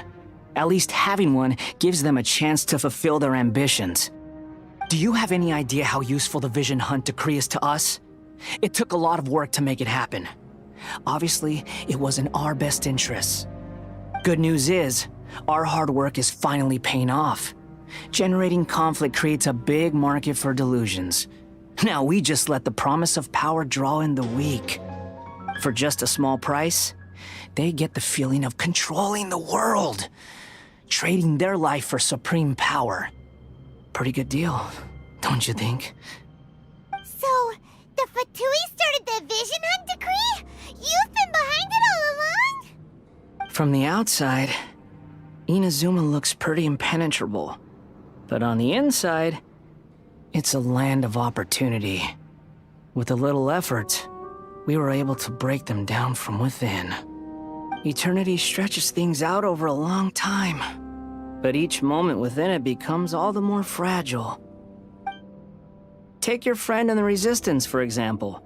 There's nothing you can do now. He's a lost cause. Just like a bubble on the water. Beautiful for a moment, then total destruction. The more it takes from them, the more tightly they hold on to it. And the more incompetent they are, the more determined they are to fight it. It's such a farce. You have to see the funny side. Hey, calm down!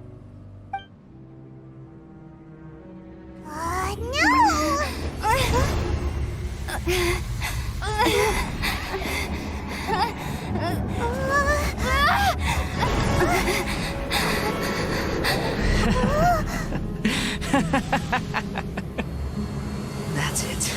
Just like that. Embrace the anger. Embrace it! The wrath of the gods fills this factory, and it feeds on your anger. What's happening? Get up!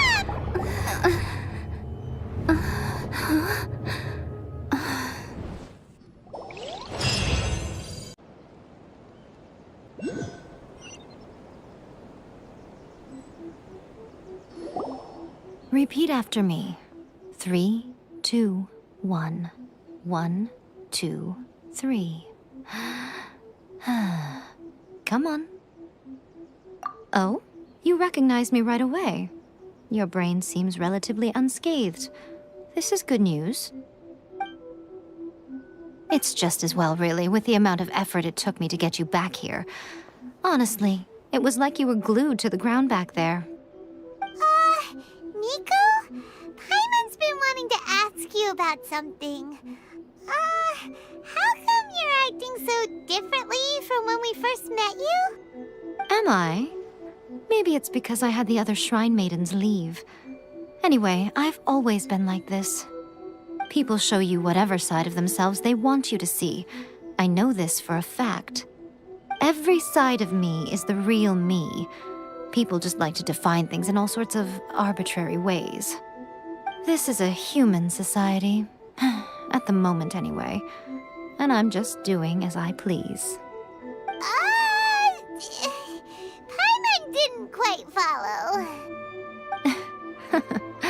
Study humans a while longer, my little friend. You'll see what I mean. Right! Paimon was so focused on the Traveler that Paimon didn't notice what you did to get Scaramouche off our backs. What if I told you it was a secret art from the Grand Narukami Shrine, and that I had the balladeer down on his knees, begging for mercy in an instant? Would you believe me? Well, maybe you should be worrying less about that, and more about how exactly you're going to thank me, no? Maybe some of your neural circuitry is less intact than I thought. I didn't mean you had to be so formal about it. I need your actions, not your words. The delusions. They're still on your mind, aren't they? You needn't worry. The leader of Watatsumi Island took some troops to clear the place out. She's also issued a strict ban on the use of delusions across the whole army. With their stronghold exposed, I doubt the balladeer is stubborn enough to try and retaliate now on his colleagues' behalf. It would be more trouble than it's worth. I must say, I would relish the opportunity to watch the Fatui getting a taste of their own medicine. Well, anyway, that Songonomiya Kokomi, she really outdid herself this time. I'd love to have another chat with her again in person, but alas, belief systems can be such a hindrance sometimes. A hindrance? Should you really be saying that as the Gucci of the Grand Shrine? Anyway, I'm only telling you this to stop you worrying so that you can focus on something I need you to do for me.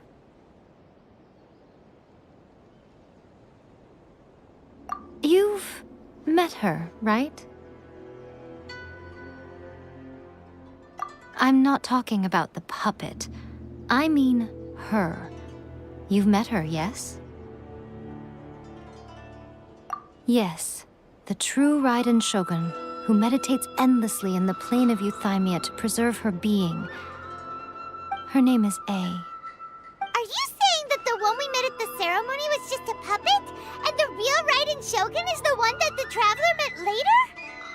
And does that mean that when the battlefield changed, so did the opponent? Because this is the Raiden Shogun's eternity. Before pursuing the eternity of her nation, she had to reach eternity for herself. Since the physical body will eventually turn to dust, she replaced hers with that of a puppet. And since the spirit is susceptible to erosion, she placed her consciousness inside her sword, where she remains in a meditative state, free from all disturbances. So, that place that she carved open with her sword... The plane of Euthymia. Essentially, the world inside her mind. A place that typically only allows her existence. She shuts herself off in her inner world, leaving all the affairs of the outside world to be dealt with by a puppet, who has a singular focus on the pursuit of eternity. This is the approach A has come up with for realizing eternity. You mean Morax? It's been a while since I last saw him. A surprising decision by Liyue's Archon. What a fascinating god he is. It seems like the Raiden Shogun's approach solves the problem Zhongli was facing, though. Perhaps. Or you could take the view that she's acting like a little child, throwing a temper tantrum and locking herself in her room. Don't you think? The grand notion of eternity she once held has long since given way to the eternity of her own definition. And ultimately, her eternity is defined by fear. The fear of loss. The truth is, we are on the same side. You want to save the people of Inazuma from the Vision Hunt decree. So do I. The only difference is that I'd rather like to save this nation and save A while we're at it. The key is that the plane of Euthymia represents A's inner world. Defeat her there, and you may well have the chance to shake the Raiden Shogun's will. So this is your plan? To abolish the Vision Hunt decree? Not by talking her out of it, or through an armed resistance, but by, hopping inside the Raiden Shogun's inner world? You're a fast learner. In short, this is the last chance to get Inazuma back on track. Otherwise, an eternity of darkness awaits. Don't you realize how special you are? Remember, the plane of Euthymia is a space where only she is allowed to exist. The fact that you could appear there tells us one crucial thing. That you have piqued her interest. Perhaps it's because she has never seen an individual who is so unpredictable in the face of eternity. Has no one else ever been in there? None. No one has seen the devotee of eternity since she shut herself away. In fact, no one even knows what it looks like in there. Your existence is more than just an opportunity. It's the very key to all of this. To that I say, well done, child. You did not disappoint me after all. Wait, you're leaving? Where are you going? Anti-Raiden Shogun training. I've prepared a special program just for you. Come along.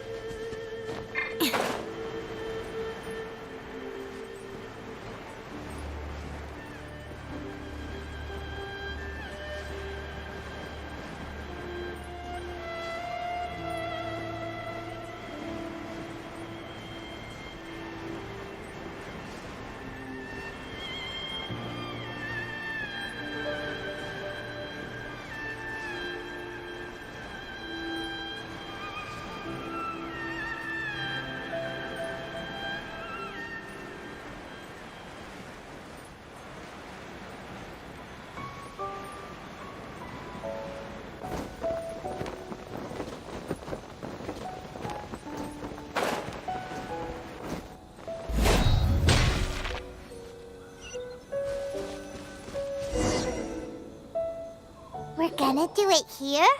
And what's this mechanism for? Think of it as a catalyst that can reproduce the Raiden Shogun's combat moves. I made it from my own memory, which means it should be perfectly accurate.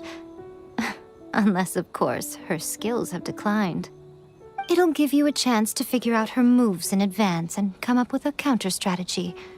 That should be a big help, don't you think? The aim is to try to not get hit by the attacks. Since you've escaped certain death at her hand once already, I presume this shouldn't be more than you can handle.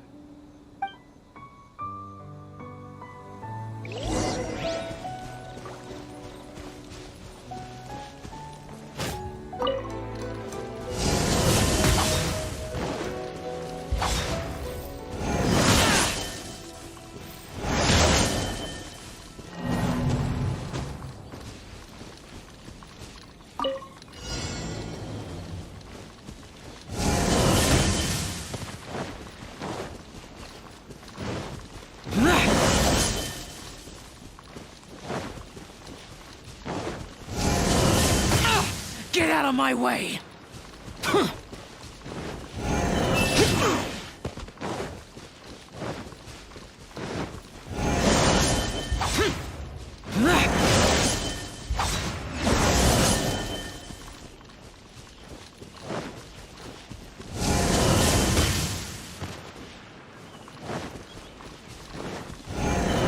Useless.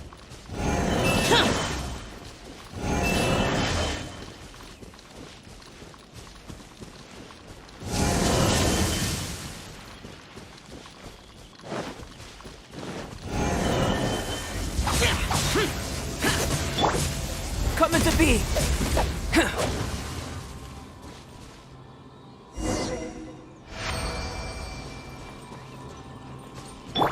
Rise.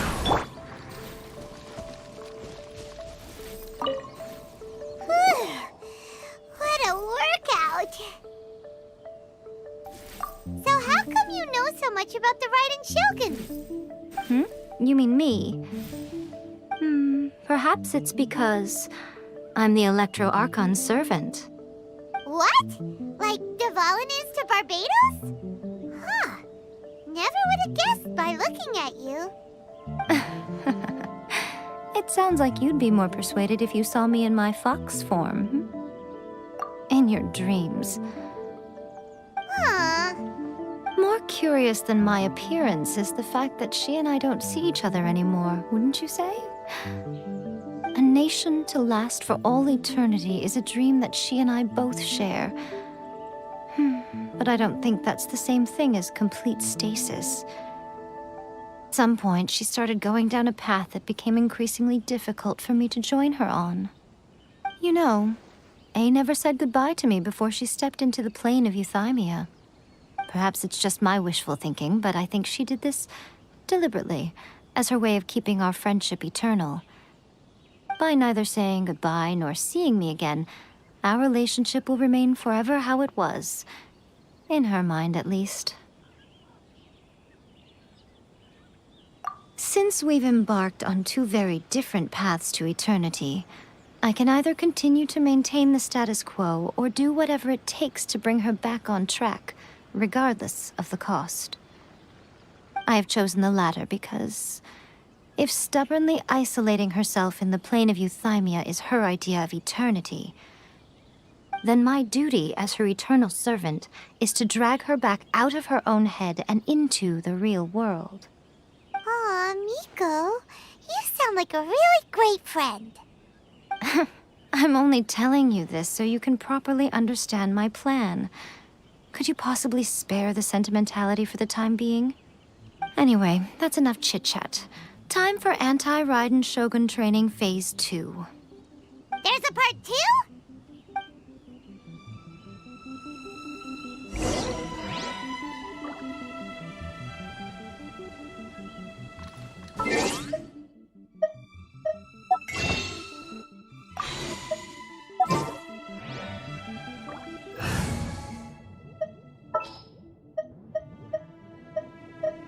Ready for reconnaissance.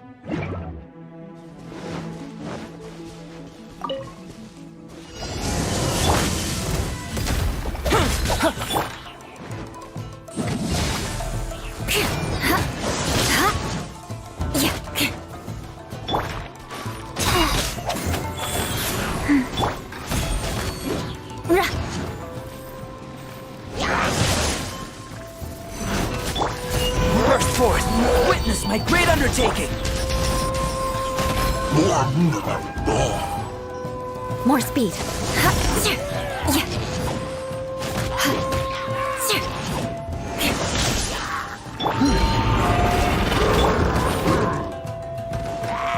Rack and ruin.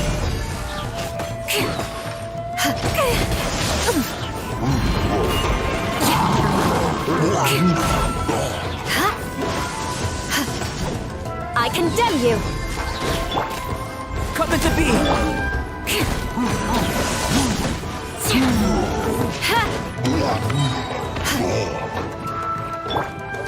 No turning back.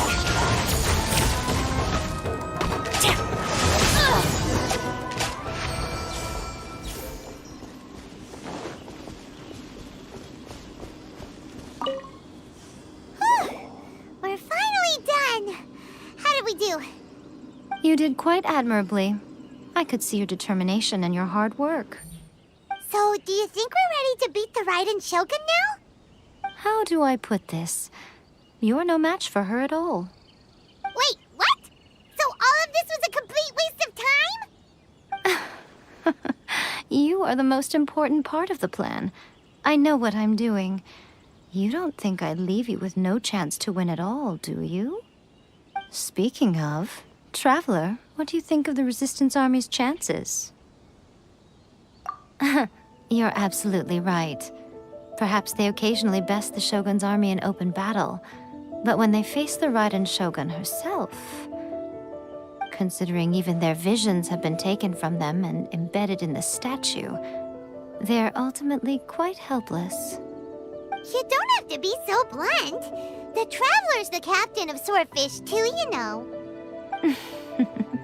I don't mean to belittle them. On the contrary. It is precisely because of their helplessness, because their visions have been taken from them, that their will is all the more precious. In short, if everything goes according to plan, they may yet prove to be helpful. Oh, goodness, is that the time?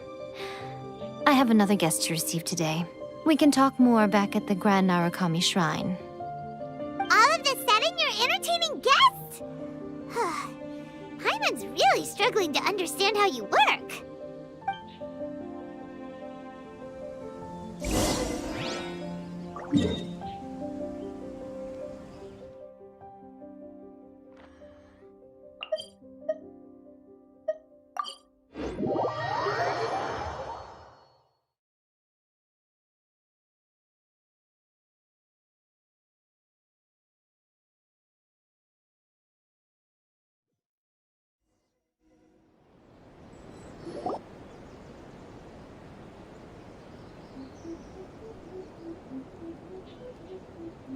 Okay, we can talk here. You asked me about the plan. In fact, I've been mulling it over for quite a long time. Before one makes a plan, what is the most important thing one must do? Don't know. What is it? You must understand the situation you are facing. The Vision Hunt Decree was obviously devised as a means of manipulating the Shogun. The ones behind it knowing full well her susceptibility as a puppet, with a single-minded focus on eternity.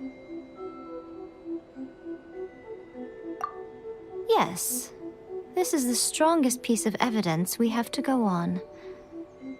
Now, we also know that every aspect of the Vision Hunt Decree's promulgation and execution has been enthusiastically spearheaded by the Tenryou Commission from the outset. Ayaka was saying that every time they submitted a petition against the Vision Hunt Decree, the Tenryou and Kanjo commissions would veto it straight away with no negotiation. Yes, it's all too clear that both the Tenryou and Kanjo commissions are in some form of collusion with the Fatui. Foolish humans, blinded by their greed. Thus, the current situation is that our Fatui antagonist is still at large, has the two rogue commissions wrapped around their finger, and is distributing delusions from the shadows. Unfortunately, given that said antagonist is under the protection of two commissions and the Raiden Shogun, we would be rather hard-pressed to track them down. So, what should we do? It will be easier for us to start with someone from Inazuma. So my plan is to incite rebellion in the Tenryou Commission. Rebellion? What are you talking about? After everything you just said, it sounds like the Tenryou Commission has rebelled already. When I say rebellion, I don't mean betraying the shogunate. I mean inciting a certain someone to betray the Tenryou Commission. If we manage to convince her, I'm quite sure we'll be able to get you another audience with the Raiden Shogun. I'll give you a clue. She's currently in charge of the Shogun's army. She visits the shrine at this time every month, and she is our guest today.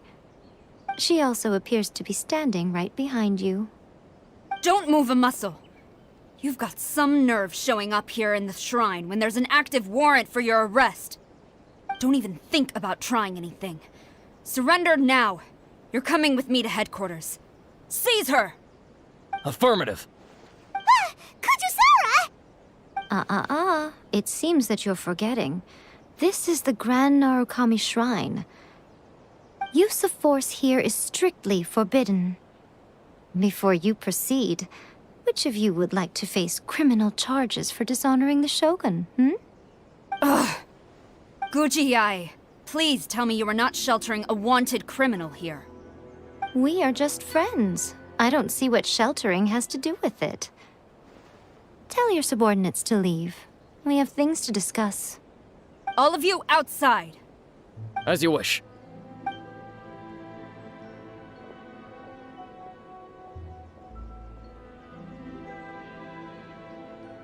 Gujiyai, I'm a little curious. Does it not also dishonor the Shogun to hide a wanted criminal at her grand shrine? You're the same as ever, Kujo-Sara. No one can match you when it comes to loyalty to the Shogun. As a servant, loyalty to the Shogun is my duty. And as a warrior, I dedicate my life to following the way of the Shogun. Even though she will one day seize your vision too? The Vision Hunt Decree is the Shogun's chosen course, and I shall not question it. Huh. It's tragic. Such wholehearted devotion rendered meaningless by circumstance. Have you been kept in the dark? Or are you the only one left in the light? Lady Guji, I need you to be direct. Tell me exactly what you mean. The Vision Hunt Decree is a trap. Part of a Fatui plot to bring Inazuma to its knees. And your masters, the Kujo clan of the Tenryou Commission, they're the ones keeping the truth from reaching the Shogun. You're saying the Kujo clan betrayed the Shogunate? Yes, that's exactly what I'm saying. Gujiyai, your allegation is not only dangerous, but ridiculous. The Tri-Commission has served the Shogun since ancient times, and remains absolutely loyal to this day.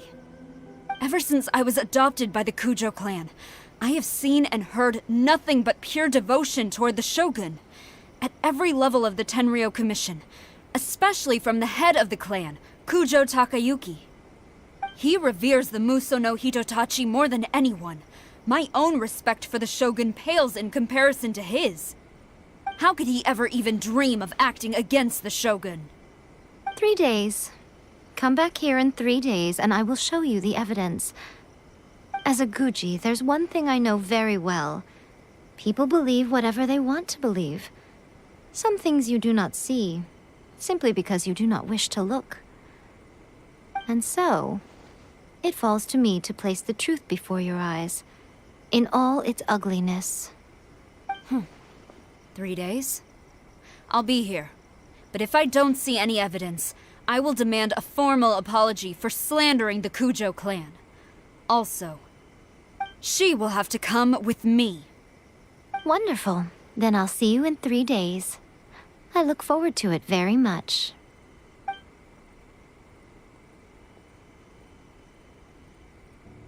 That was so scary! Paimon wasn't expecting to run into Kujusara here. But, Miko, you mentioned evidence of the Tenryou Commission's betrayal. Is that all in hand and good to go, or...? Why are you always asking so many questions? Of course not. I just had to say something because I clearly wasn't convincing her. Not entirely unexpected. As plans go, changing the deity's mind is a huge gamble to begin with. We can't expect to be in control of every last detail when we're facing off against a god, can we? Okay, but what are we gonna do, though? We only have 3 days. If we want to get our evidence, we're going to need some help. Now, come with me. We must awaken the professional.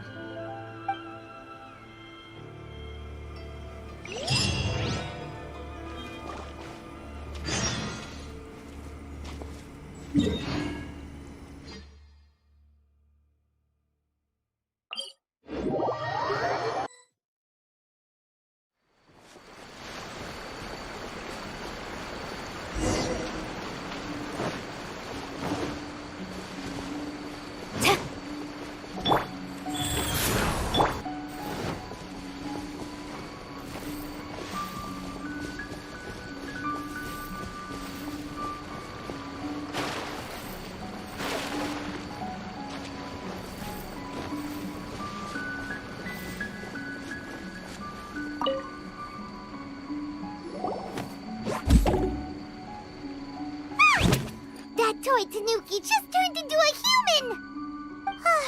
What's going on? Hyman's never seen one of these before. Not a Tanuki. I'm a Muchina.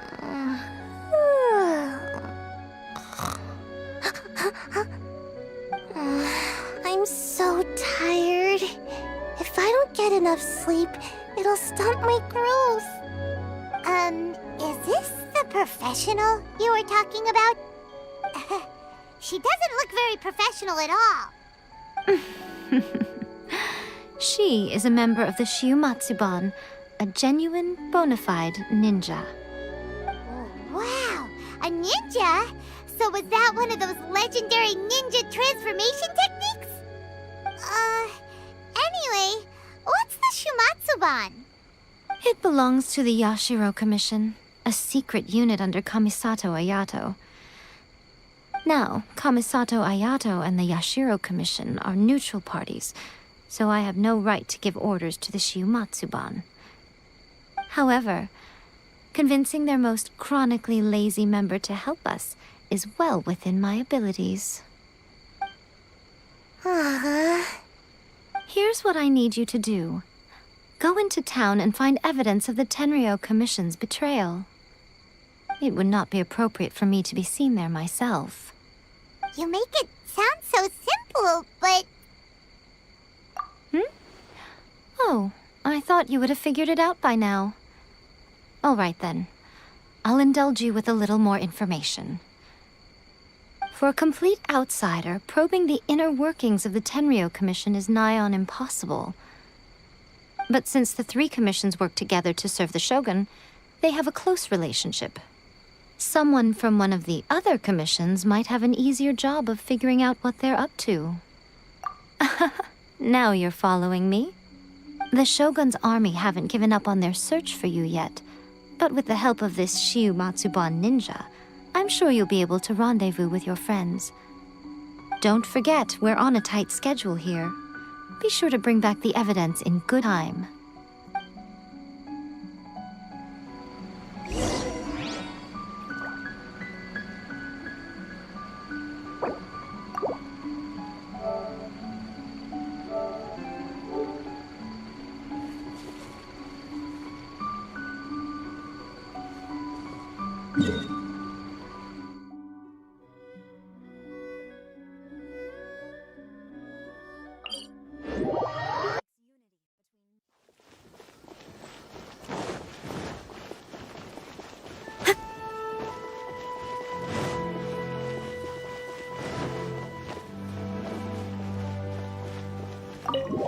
Toma!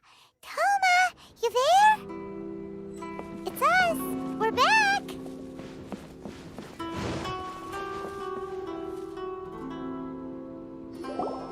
What brings you here? Did you meet with the Resistance? How's the battle going? Is it safe for me to come out yet? Not just yet. We saw people patrolling on our way here. So, it's still not over.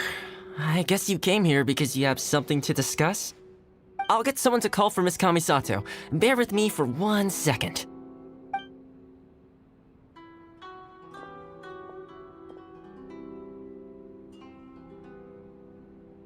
I see.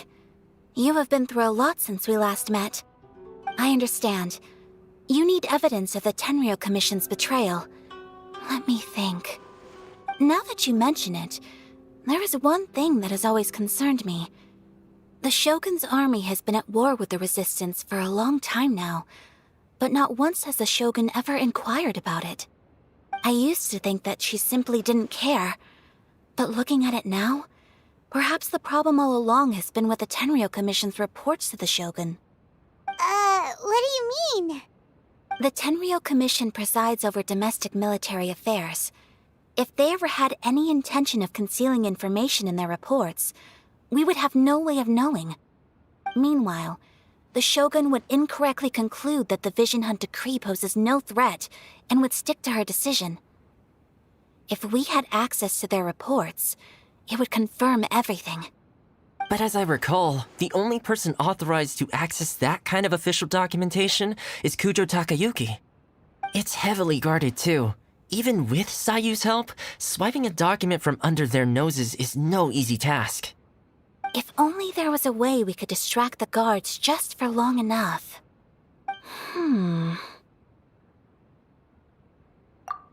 Yoimiya's fireworks! That's a very Toma-sounding suggestion. But it's a reasonable one. The statue of the omnipresent god is right by the Tenryo Commission. If someone set off fireworks near the statue, they certainly wouldn't ignore it. While they were preoccupied with that, Sayu could infiltrate the Tenryo Commission and take the report, as well as any other evidence she might find. Great! It feels like I'm getting closer and closer to being a free man again.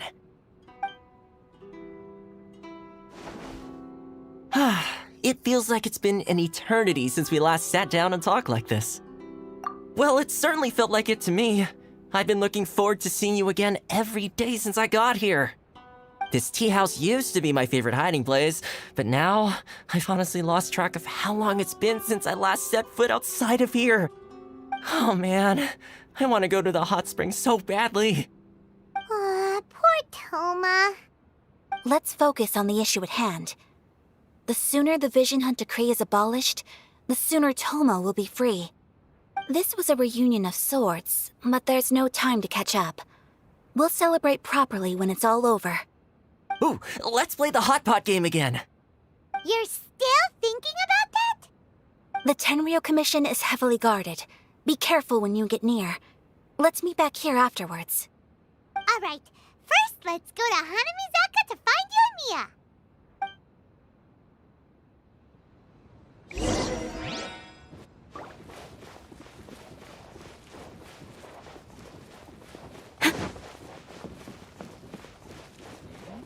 What delicious tea.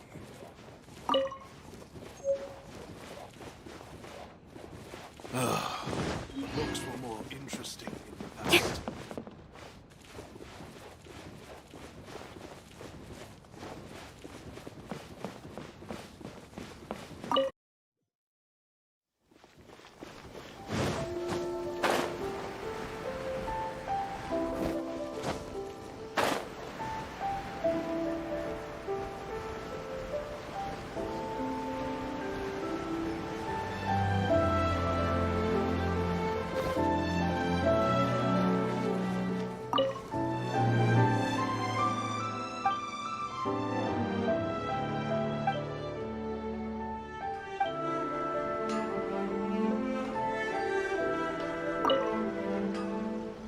Yoimiya, we need an extra large firework.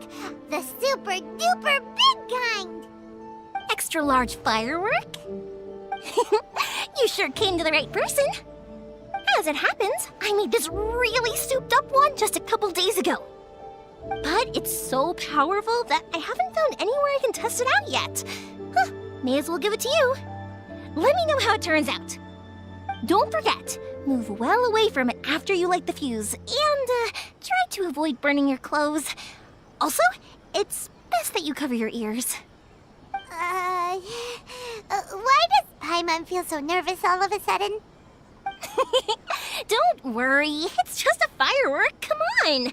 What's the worst that could happen? We'll give it a try. Thanks, Yoimiya. Well, we got our distraction. Now we just need to wait for nightfall.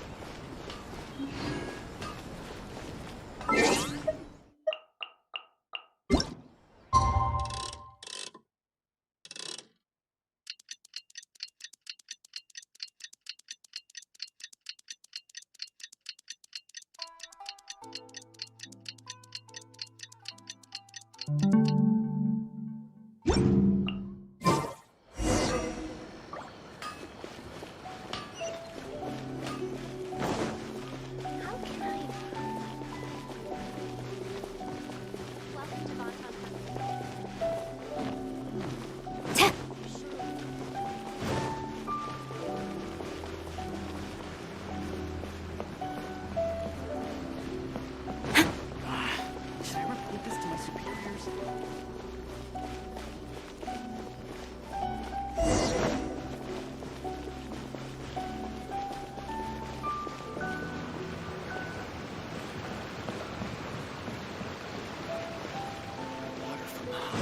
these magical powers to heal your bodies.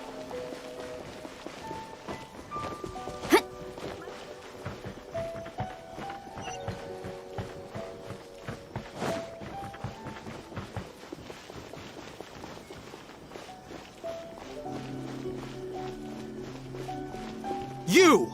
The warrant is for your arrest! Freeze! Oh no!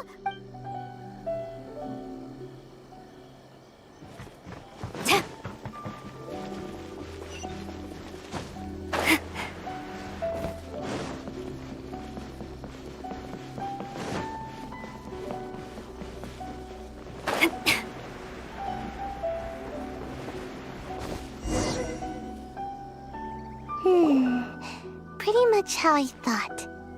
There are loads and loads of people. If one of them spots me, I'll get caught. We need to get rid of them, or I won't be able to sneak inside. After I get the document, let's meet back at Komari Tea House, okay? Also, if I do get caught, please come rescue me. Is this really a good idea? Anyway, let's make our way to the statue. Careful does it. Watch out for guards and don't get caught.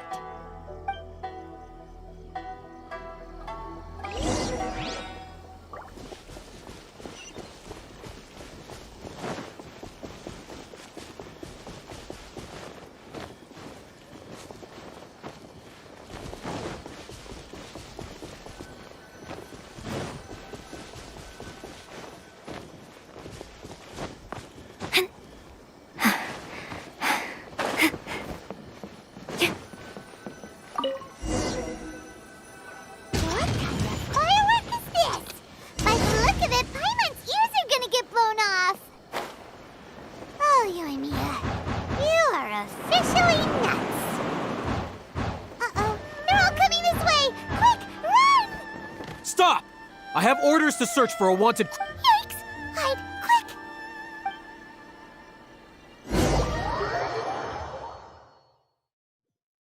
What kind of firework is this?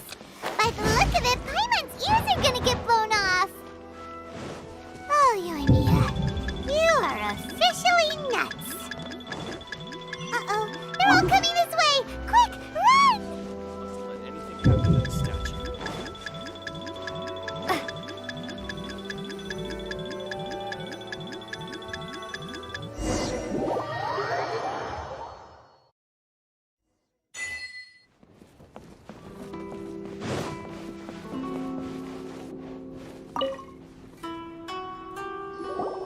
Well, how did it go?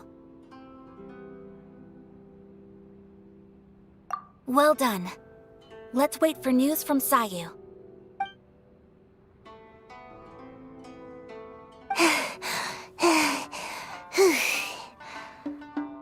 I know exercise helps you grow, but this was a little too much exercise. I feel so dizzy.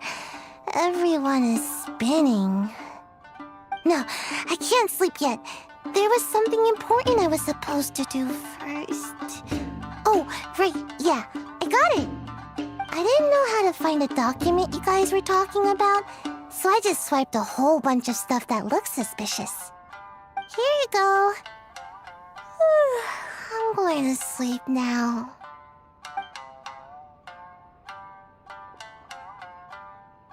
My lady, what are we looking at? This sealed envelope must be an official report that the Tenryou Commission is preparing to present to the Shogun. In addition, we have correspondence with the Fatui.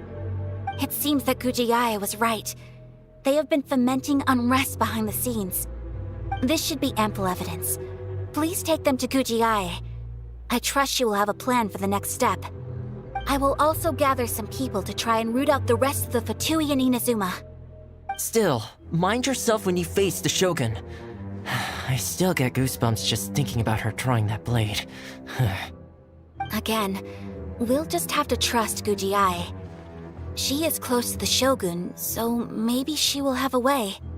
If Paimon remembers correctly, it should be time for a meeting with Yaimiko soon. Let's pack up our things and get ready to head to the Grand Narukami Shrine.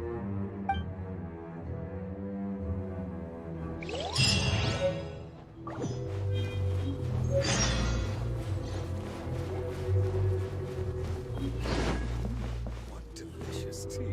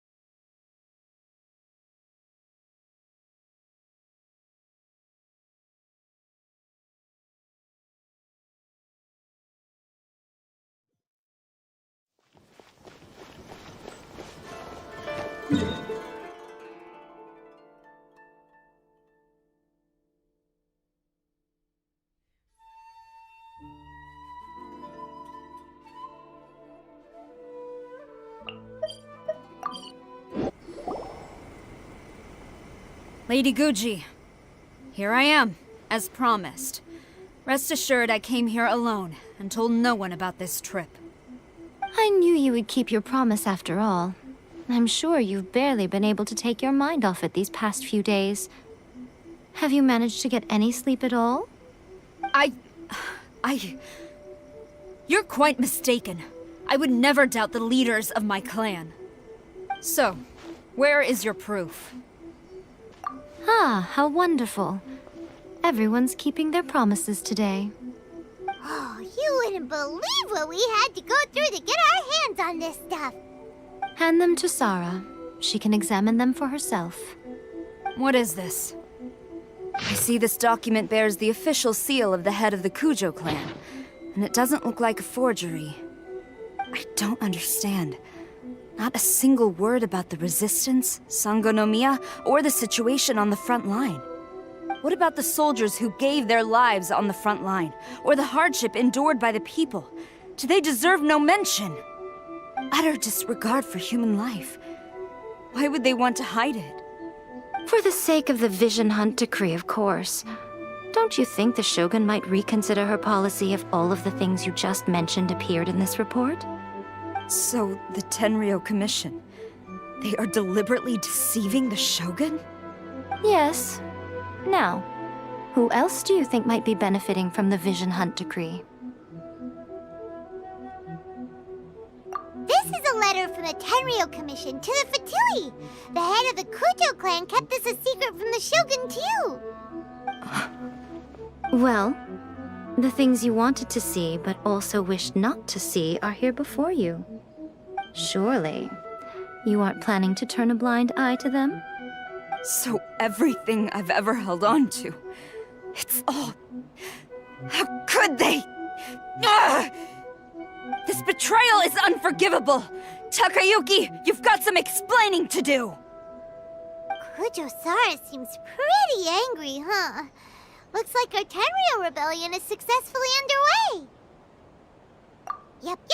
Let's catch up with her. Hold on, Traveler. There's something else we need to discuss. Huh? Last time you entered the plane of Euthymia, it was in front of the statue of the omnipresent god, correct? You must find a way to recreate the circumstances of that day. If you can get the Raiden Shogun to open her heart to you once more before the statue of the omnipresent god, you will have the opportunity you need. Take this with you as a farewell gift. What is it? The omamori from the Grand Narukami Shrine are very potent indeed. I thought I'd put one aside for you. If you find yourself at your wit's end, take it out and see what happens. Maybe your prayers will be answered and all your problems will disappear in the blink of an eye. Or if you ever think about me during your journey, take it out, won't you? Who knows? Maybe I'll just end up appearing right in front of you. Cut it out, Fox Lady. This isn't the time or place to be poking fun at the Traveler. I'm sorry. Well then, time for you to face my hopeless fool of a friend. I'm counting on you.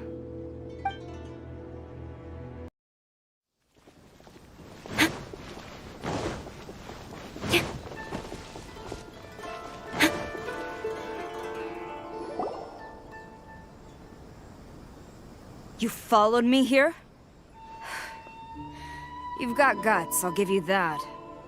Since you are a witness, I suppose I can shield you from arrest. At least until I have received an explanation from Takayuki. But if it turns out that you have been deceptive in this matter, then not only will you be arrested immediately, but you'll also be charged with one more crime. Do I make myself clear? Good.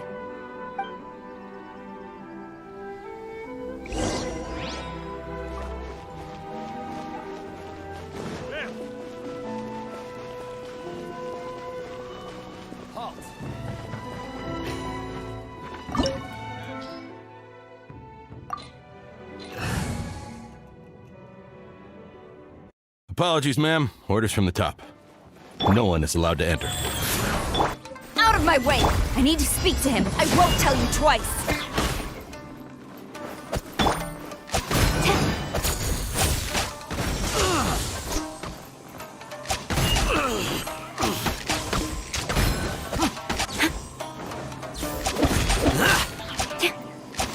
I must withdraw. I must withdraw. Battle formation! Soldiers, quick! Strike!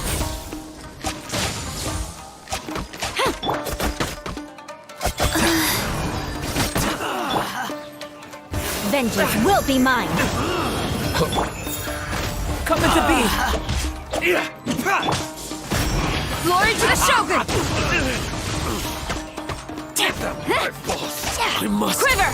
withdraw. Teach me a lesson.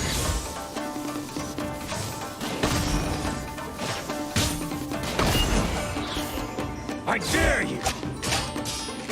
Flash! Show me what you've got. Rise. Live! Moment of birth! Don't hold back. Quiver! Show me what you've got.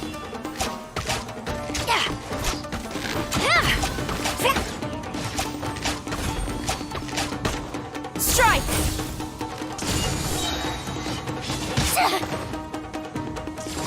No turning back! Burst forth!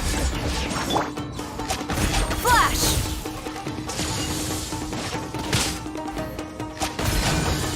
I dare you!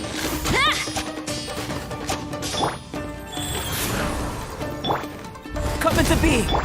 Quiver!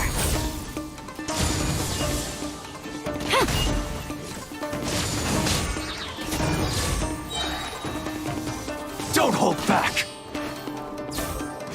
Glory to the Shogun! Feel this ancient power! Battle formation! Allow me to strike first. Crush! I dare you! I must withdraw. Strike! Burst forth! Soldiers, quick!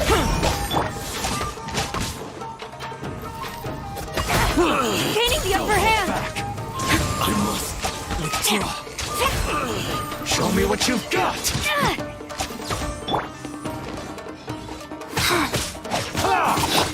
Come into being! I miscalculate! More speed. Flood of frost. Get them! Eye for an eye. Watch your step.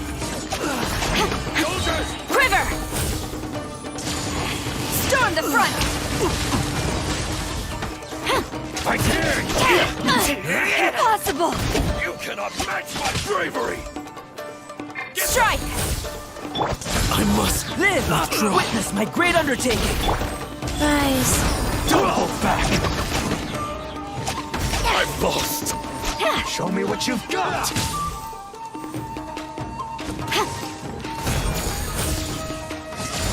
I've been tested. Stop! Sarah, have you gone insane? How dare you disregard my orders? Master, I... Go on, ask him! Don't let him intimidate you! Master Takayuki, I've seen the report to the throne and the letter to the Fatui. Please, tell me why. So this is how my documents went missing from headquarters. You stole them. Should I take your words to mean that these documents were not forgeries? They were really penned by your own hand. Please tell me, Master. I need to know. Has the Tenryo Commission really betrayed the Shogunate? Yes, I have dealings with the Fatui, and yes, the report you saw was penned by my hand.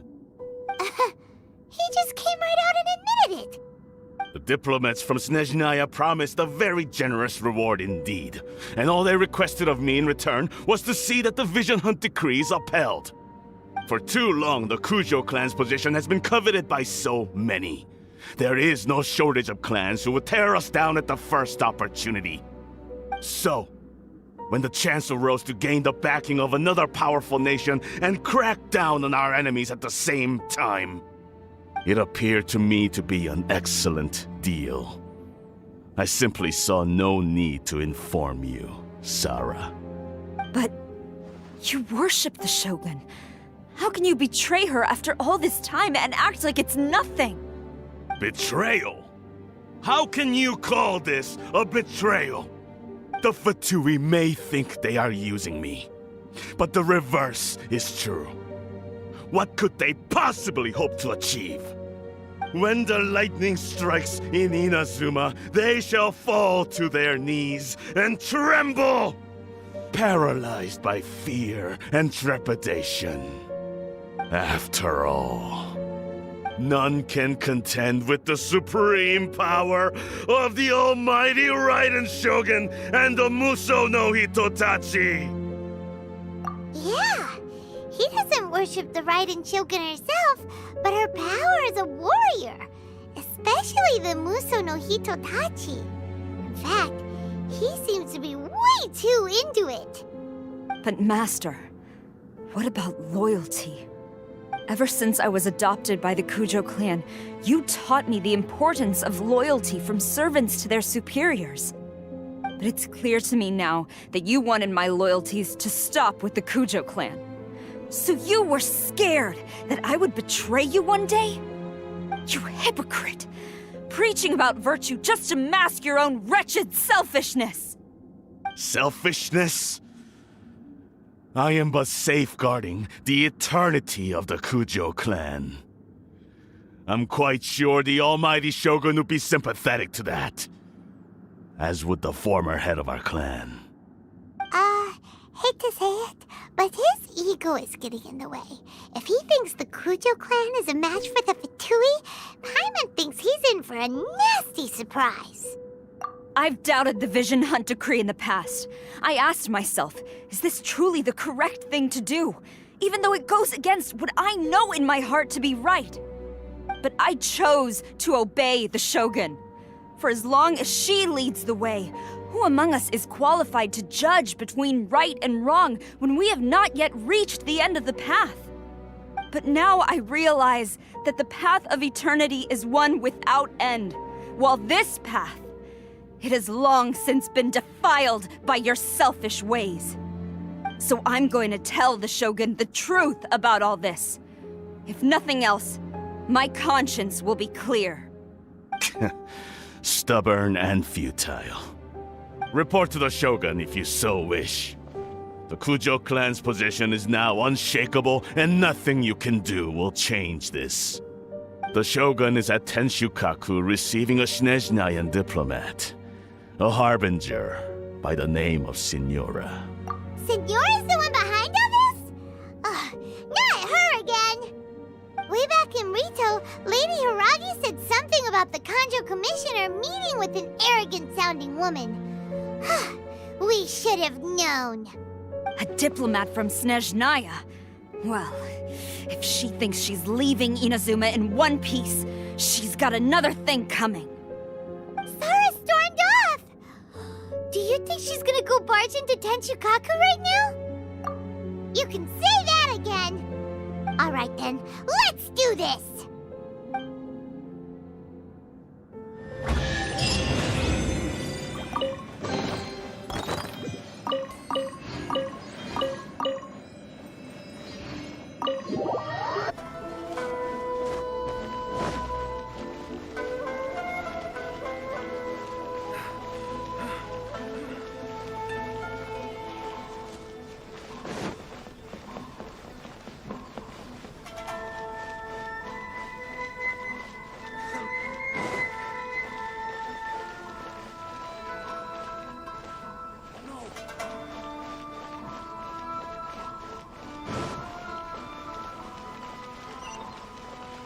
going on?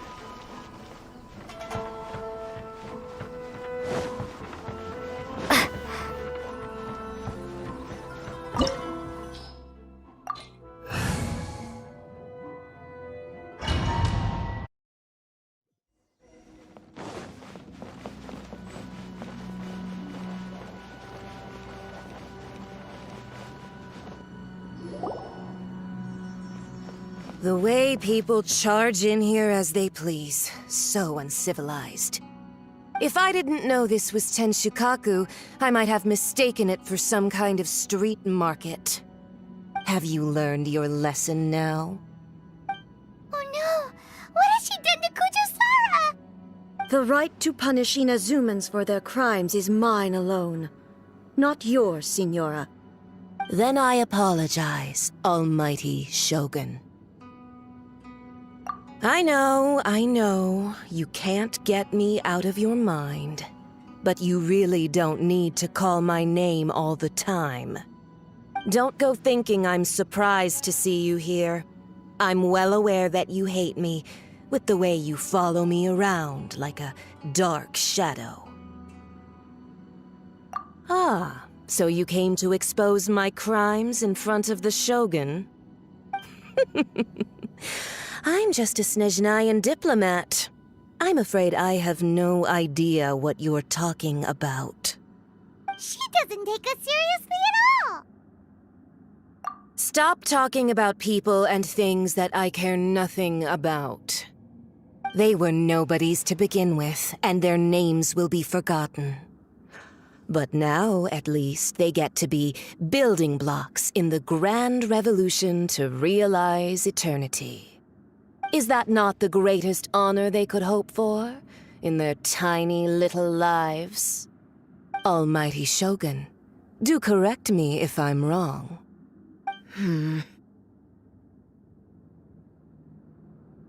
That's ancient history. You certainly love to hold a grudge. The Tsaritsa's dream is the noblest and purest thing in all the world. These other mundane details you insist on mentioning, they're just necessary sacrifices. That's all. You stop me? For what it's worth, I've grown tired of seeing you around as well. But I didn't have you down as someone quite so foolhardy. Before you go saying something you can't take back, remember that you're Inazuma's most wanted criminal. I suggest you consider your circumstances very carefully. Charging into Tenshukaku uninvited and lecturing me in front of the Shogun wasn't the brightest move. Don't you think it's time you stopped digging? I'm not sure you realize quite how much distance there is between us, both in status and in strength. I challenge you to a duel before the throne. Proceed. My, you're full of surprises today. So you've learned to make the law of the land work for you too, I'll admit that I never expected to be in a situation where the two of us were on equal footing. You are aware that the loser must die. Are you sure this is what you want? Traveler! Then I will deign to share this last dance with you. Till death do us part!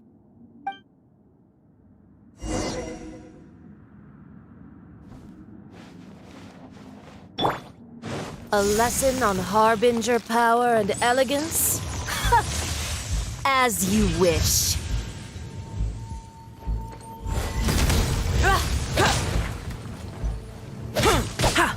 Burst forth!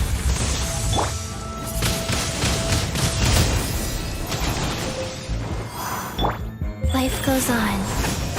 Into the frozen void!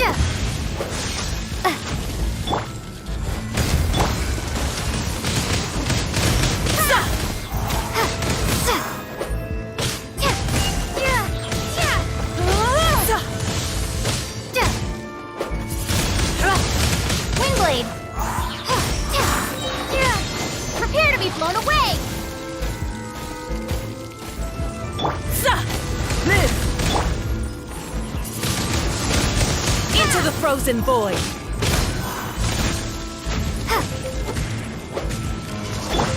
Go.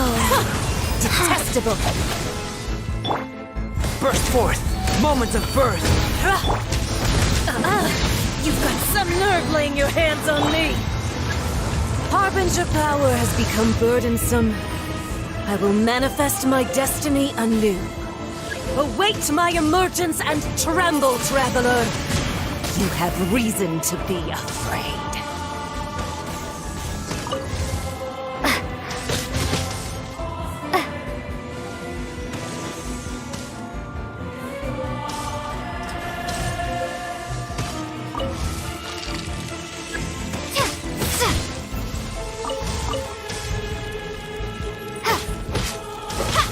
The pale flame smolders!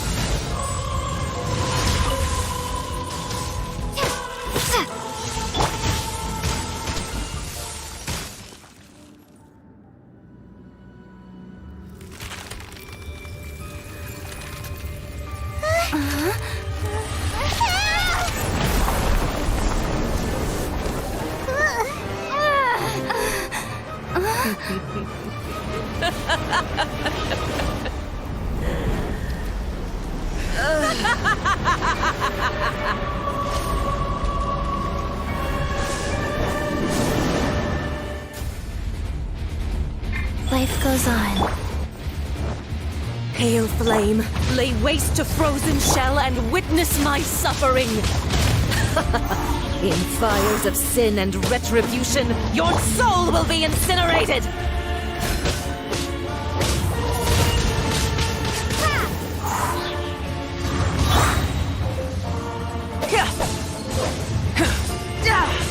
Dance, my pretties!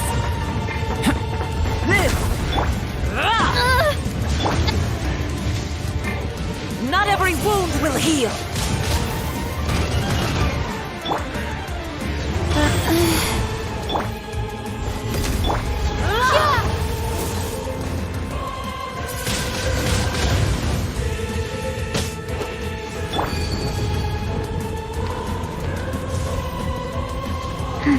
Wow.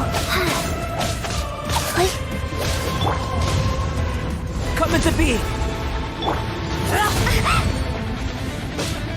Embrace your searing reckoning!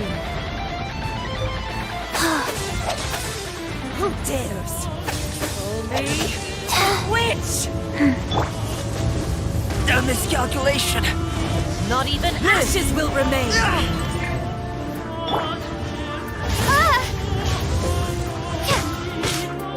Not every wound will heal!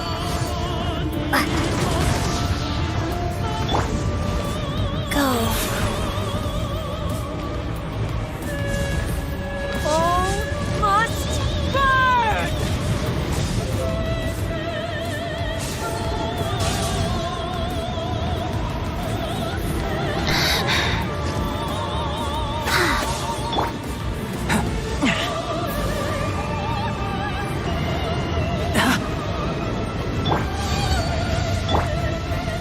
Embrace your searing reckoning!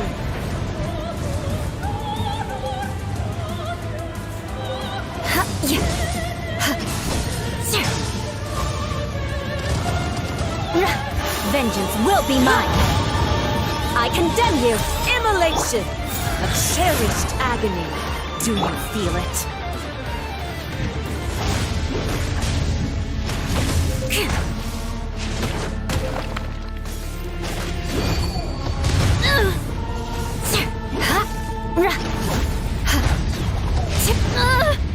Rack and ruin.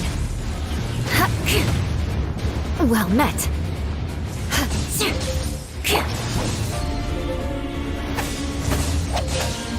Go.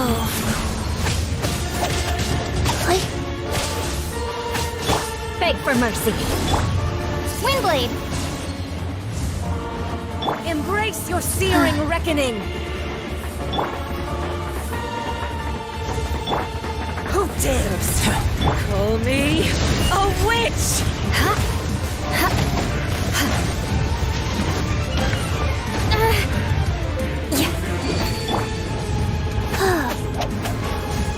Life goes on.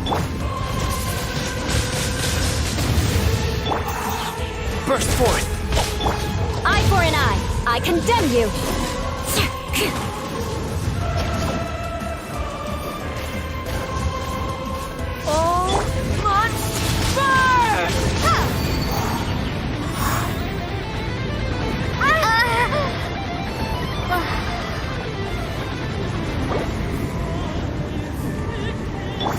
Wheel of life.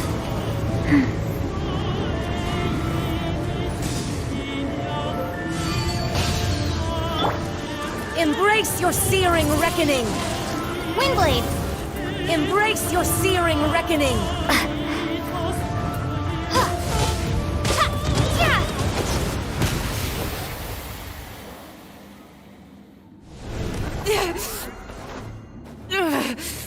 So strong! But how?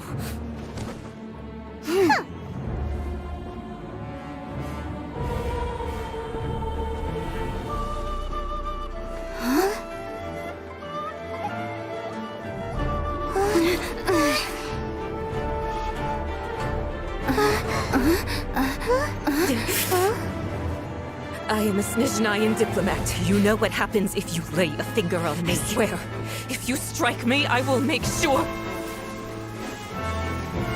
The Fatui will make sure that your precious Inazuma... Stop! I order you! And you! Filthy rats! All of you!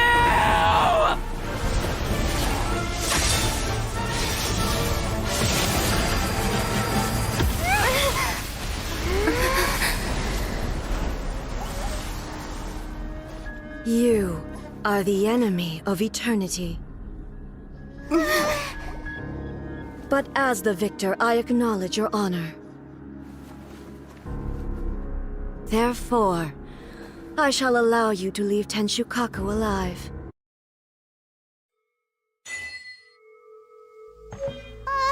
The Raiden Shogun isn't gonna let us off just like that, right? Oh, the air feels suffocating. It must be the Raiden Shogun's almightiness.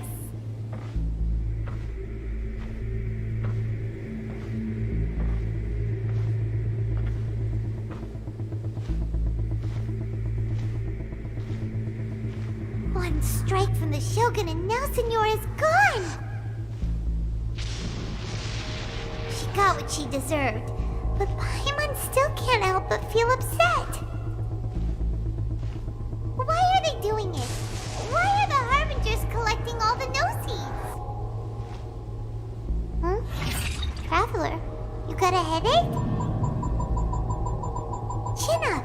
Let's get out of this place. Paimon feels unsettled.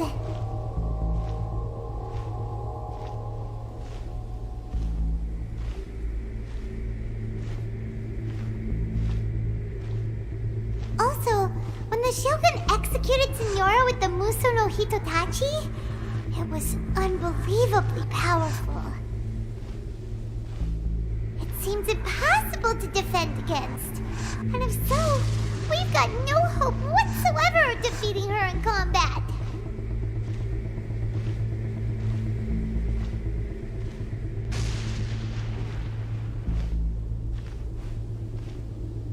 So, to recap, Yaimiko wants us to go back inside the plane of Euthymia by the statue of the omnipresent god. Oh, but we'll be like lambs to the slaughter, won't we?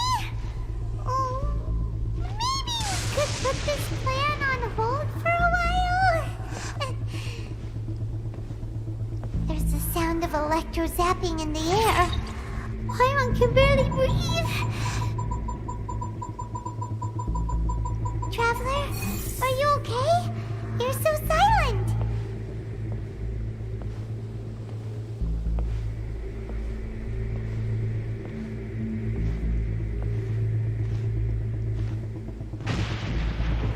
Sounds like there's a lot of noise coming from outside Tenshukaku.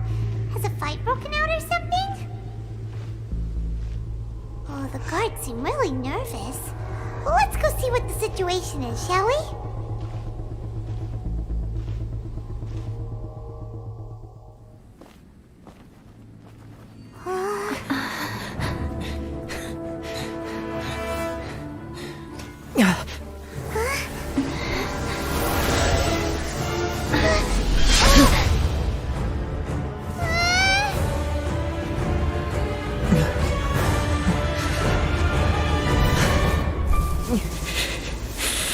There will always be those who dare to brave the lightning's glow.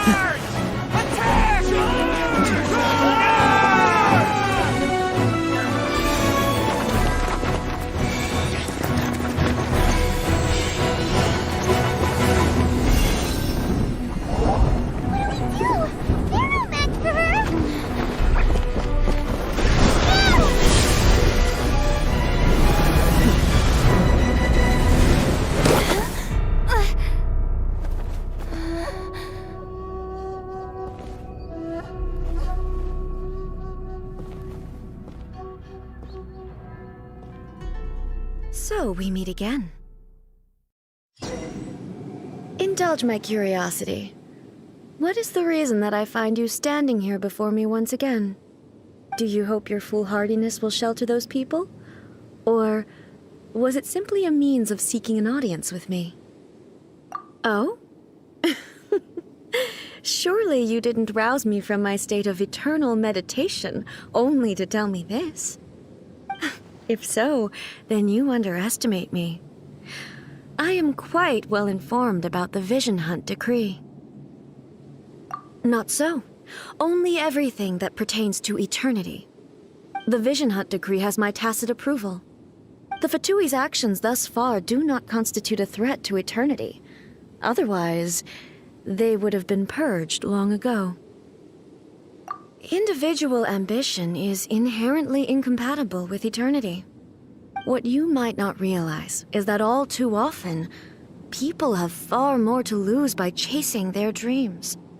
Consider this. No one will lose their life on account of having their vision taken away. Rather, those who have lost their lives are the ones who insisted on pursuing their own aspirations, are they not? Traveler, your existence is unique in my eyes. There seems to be limitless uncertainty in you. To put it another way, you are the furthest thing from eternity. So, I won't insist that you comprehend the meaning of my actions. What matters is that I tread the path of eternity on my people's behalf.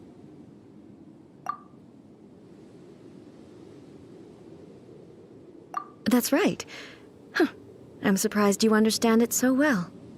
Anyway, you're looking for a chance to shake my will, aren't you?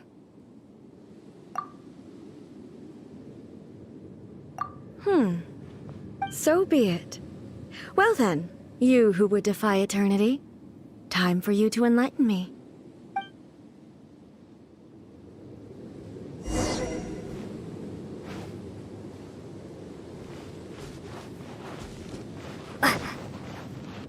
Do you wish to become the enemy of eternity, traveler?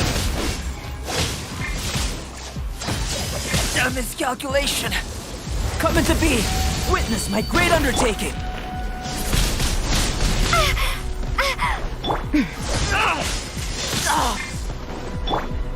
Life goes on.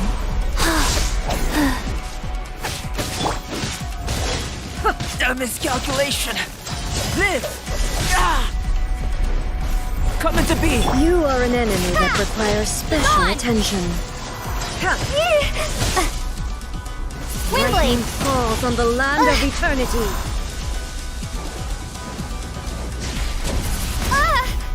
This is not the end. Freeze to the core!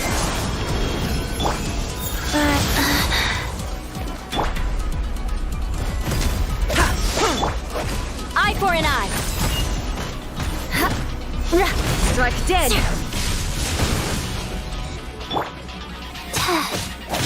Evasion is futile.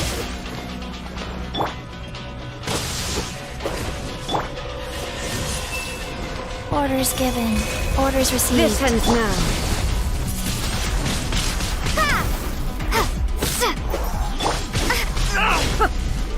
Live!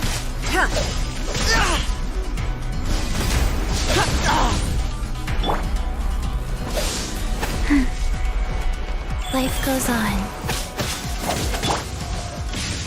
Touché! Rack and ruin! More speed. Good grief! Touché!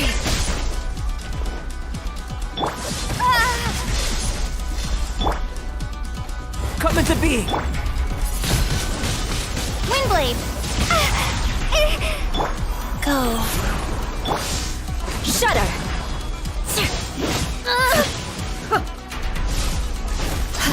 Touché! Instabilities will be removed.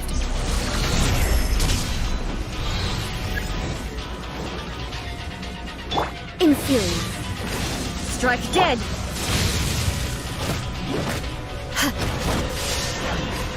Infuriate. More speed. Good grief! More speed.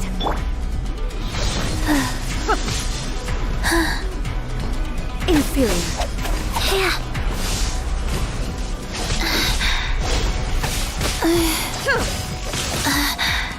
Faster. Strike dead.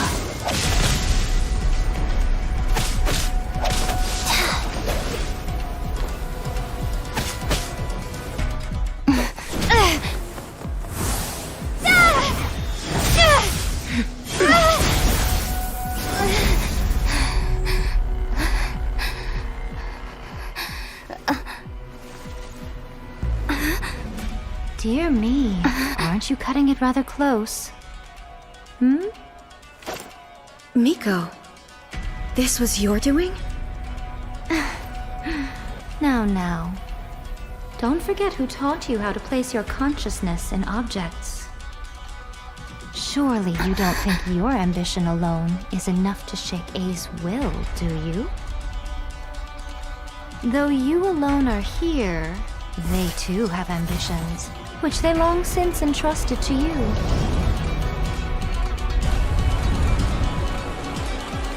Now then, close your eyes.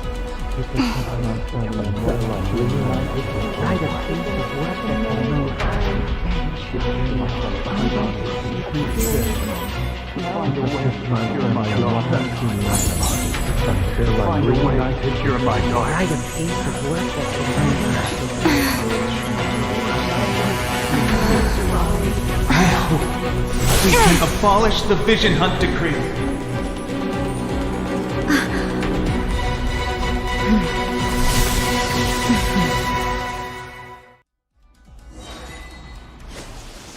Life goes on. Burst forth! Prepare to be blown away! All will be severed. Thunder, eye for an eye. Your verdict is decided.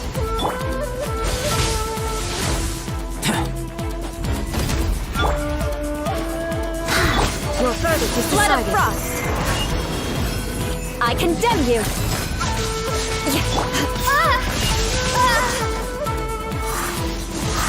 All desire can be broken.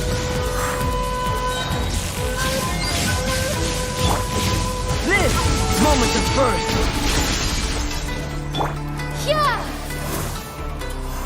All will be severed. Lightning does not bend to the will of mortals. Coming to be!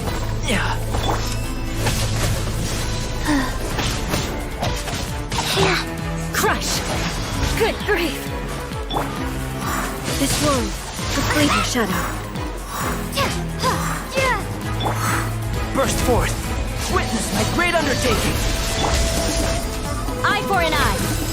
Freeze to the core! Windblade, be gone! This world, the fleeting shadow.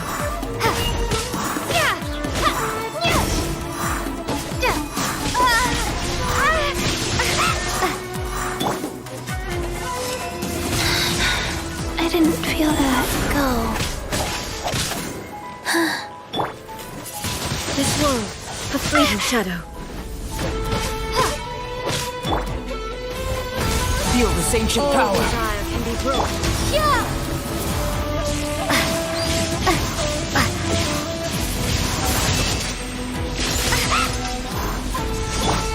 Master, All will be sacred name, severed. fortune preserver.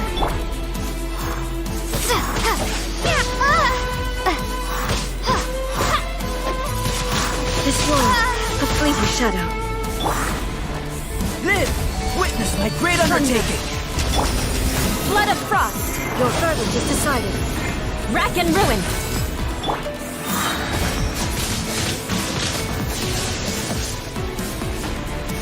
This world, a fleeting shadow. Rise. Be gone! Thunder. Burst forth! Feel this ancient power! All will be severed.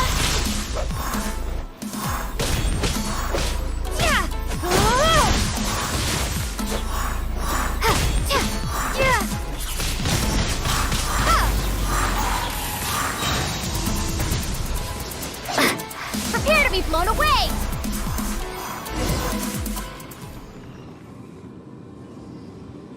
You've lost, eh?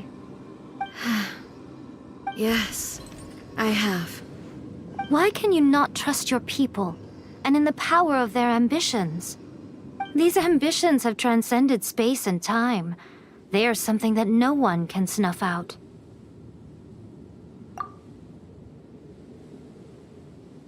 Is this the lesson you learned from your journey in Liyue? There are nations where humans cast their god aside and stride forward. So are we to just abandon the notion of progress for the sake of wishful thinking? You and I have both witnessed the great loss that progress can bring. Eternity. Eternity is the only way. When lightning flashes, it casts a shadow. My name means shadow. With my blade, I purged all obstacles to progress.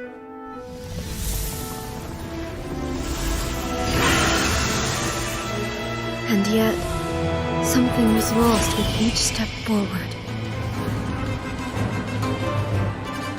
In the end, I even lost her.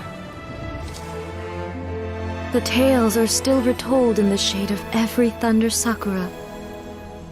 But the wounds left on our nation by that terrible loss still ache.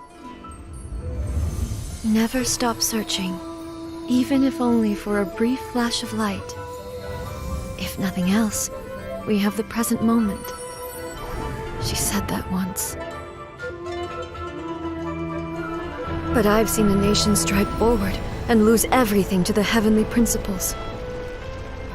Perhaps only if time stands still will the lightning's glow never fade. The present moment is a fragile illusion. Only eternity can bring us closer to the heavenly principles. I am no longer the shadow. Mine is the most supreme and noble form. Let power over the realm be vested within me. In this form shall I honor my subjects' dream, for a land of eternity, unchanging forevermore. The heavenly principles.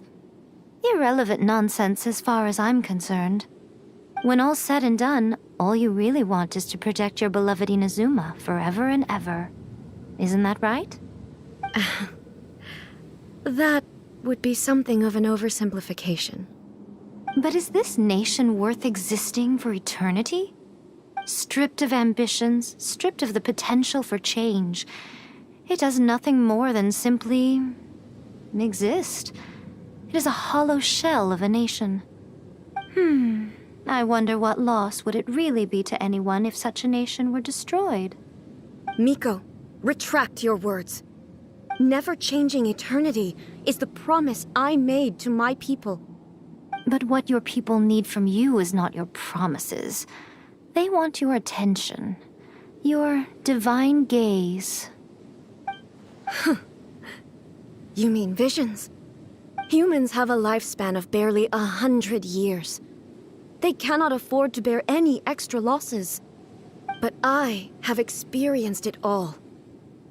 That is why I have chosen to guide them along the correct path toward eternity. But eternity is far too cruel a fate for you, eh? For me? Not only have you stopped paying attention to the world, but you have stopped paying attention to yourself. It must have been terribly lonely here, all alone, for centuries on end. But it is necessary. You will miss much by refusing progress. You seek to prevent loss, but have you considered all you are losing by remaining here in stasis for all eternity? You are obviously lonely, and yet for the sake of eternity you choose to stretch your loneliness out to infinity. Tell me this. Why is the sky here that was once so dark glowing again? Why now? This is your plane of euthymia. It's your inner world. So it can only mean that you are happy to see me again. You have found the loneliness here unbearable for a long time now, haven't you? I have nothing to say to that. But I have so much to say to you. Let me tell you all that has happened over the last few centuries. How long will that take? As a Fox envoy, I have an excellent memory. I recall every detail of the last few centuries with perfect clarity. So it will probably take me another few centuries to relay it to you.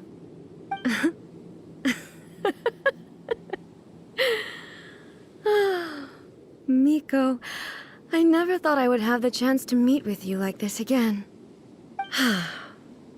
Seeing you again is a change to eternity. And a very nice surprise. Since you are willing to admit that, I suppose that means we can still be friends? What a childish conversation this is. Anyway, now that I have been defeated by you and your plan, I will honor your wish to abolish the Vision Hunt Decree. But, with regards to eternity, and the question of whether this nation should move forward, I need time to give it some thought. You are the one who's been acting like a child from the very beginning. As promised, the Raiden Shogun abolished the Vision Hunt Decree. Finally, her people's wishes penetrated her locked heart. Beyond the plane of euthymia, she saw what eternity means in the eyes of the world. When one's fervent ambition burns brightly, the gods will cast their gaze upon you.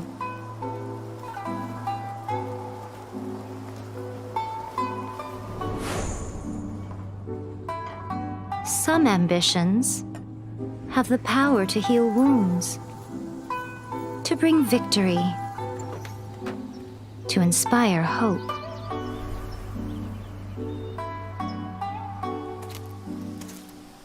But some ambitions outlive their masters long after the soul ascends. They remain as they were in the beginning.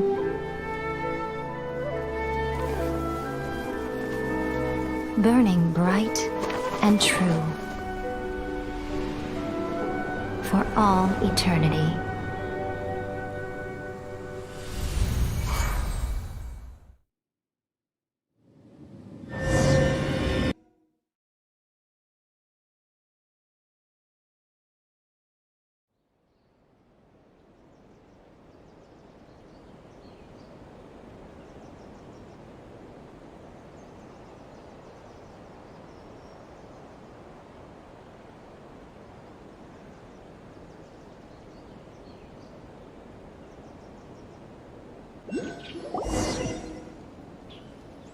So what did you guys do in the Raiden Shogun's plane of Euthymia anyway? Is the Vision Hunt decree abolished? Oh, gotcha. Paimon was super worried, you know.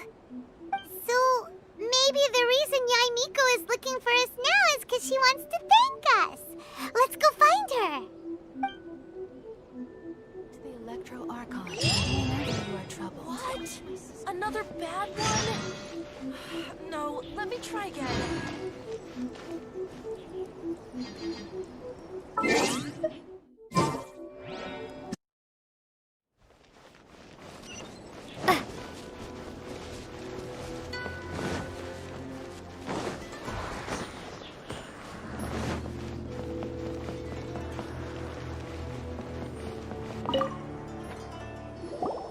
Why, hello. If it isn't the triumphant traveler.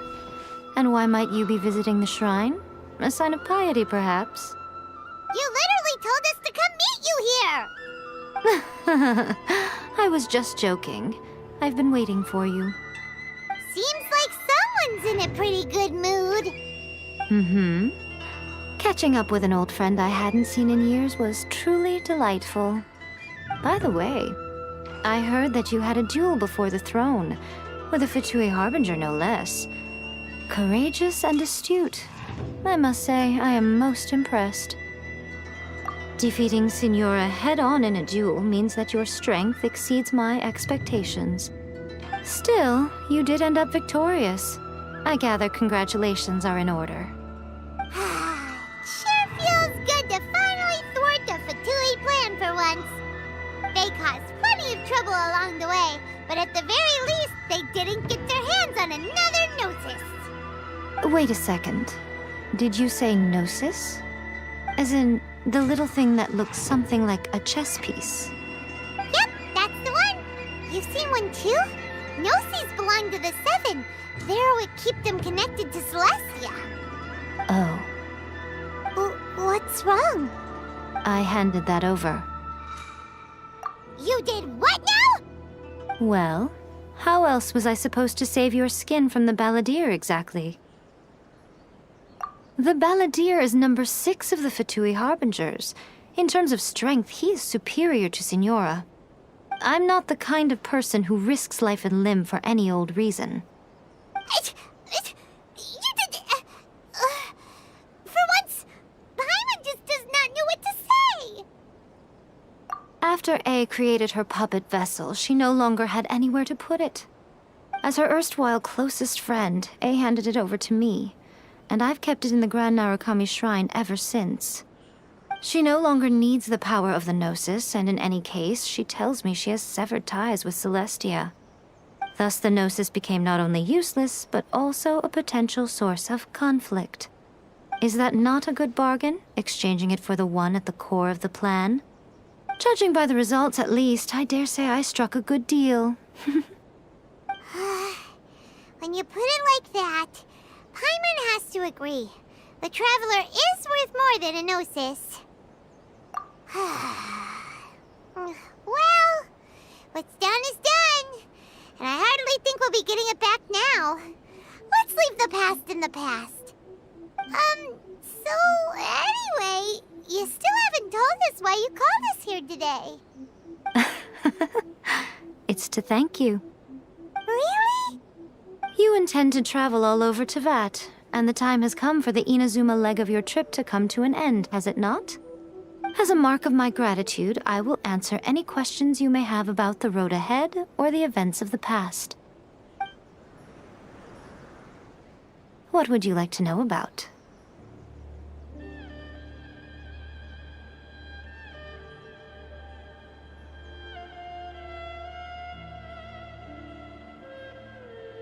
That puppet was built with technology that has been lost to time. Perhaps she, as a god, is the only one privy to the knowledge of its origins. Still, there's one other thing on this topic that I suspect you may be curious to know. Before A began modifying her own godly form, she took it upon herself to create a prototype puppet. So, you mean there are 3 Raiden Shoguns? No, the prototype was merely a proof of concept. Its appearance and intellect were not based on A. It was a test. The original plan was for A to simply discard it. But perhaps A thought this to be too cruel, because in the end she chose only to seal the power within it. Later, this puppet wandered Inazuma as an ordinary human male with his own consciousness, until the Fatui took an interest in him. Ugh! Not the Fatui! Some eccentric geniuses in the ranks of the Fatui made adjustments to the prototype, not only unsealing his power, but very likely rendering him even more formidable than his original specifications. The object of divine creation is now the one who has taken possession of the Gnosis, and the prototype puppet is now known as the Balladeer. What a crazy story! It is, isn't it? Who can say whether it's coincidence or destiny? I'm surprised an outlander like you is aware that there was once a change of Electro Archon. Few citizens of Inazuma are aware of this. Morax told us. He said that the Electro Archon Ball has passed away. Yes. The truth of the matter is that there were two twin gods, Baal and Beelzebul. Twin gods? They won the Archon War together, and when Baal established the shogunate, Beelzebul became her Kagemusha, or shadow warrior. In other words, she acted as Baal's body double. Beelzebul is A, with whom we are now both acquainted. Baal's name was Makoto. As far as the world was aware, there were not two, but one. They complemented each other, and they ruled Inazuma jointly, so there was no need for the public to know the truth. In fact, the name Baal and the title of Raiden Shogun was understood to refer to both of them. Right up until... Until what? Makoto died several hundred years ago in a war that I was not personally involved in. Since then, A has assumed the shogunate. Losing her sister must have been super hard on A. That was when A began to change. Makoto was her greatest loss. Paimon feels like she understands A lot better now after finding that out. So what kind of god was Makoto? I didn't spend a great deal of time with her, but my impression was she was a gentle god, who in each moment cherished the beauty of what was before her. Wow! Sorry, I haven't a clue. I'm also unfamiliar with the god you describe. But if you still have doubts about A, I would say they are misplaced. Not only does she not fit your description, but she voluntarily gave up her gnosis long ago, severing her ties with Celestia in the process. That's good to hear. Otherwise, given that I'm her familiar, it could have made our relationship rather awkward, don't you think? Don't worry, we aren't looking to pick a fight with you. I wish you the best of luck. May you soon discover the truth behind it all. As for your brother's whereabouts, I will use all the resources at my disposal to investigate it, and I will also borrow some of Ayato's people from the Shiumatsuban. I'll let you know if I find out anything. Consider it part of my means of thanking you. After leaving Inazuma, I think it would be easiest for you to go to Sumeru. Ooh, Sumeru! We've run into loads of scholars from there on our journey so far. Yes, well, Sumeru is the land of the god of wisdom, where the quest for wisdom and knowledge is never-ending. But their obsession gives rise to some truly inexplicable things. For example, in Sumeru, knowledge is holistically managed as a resource.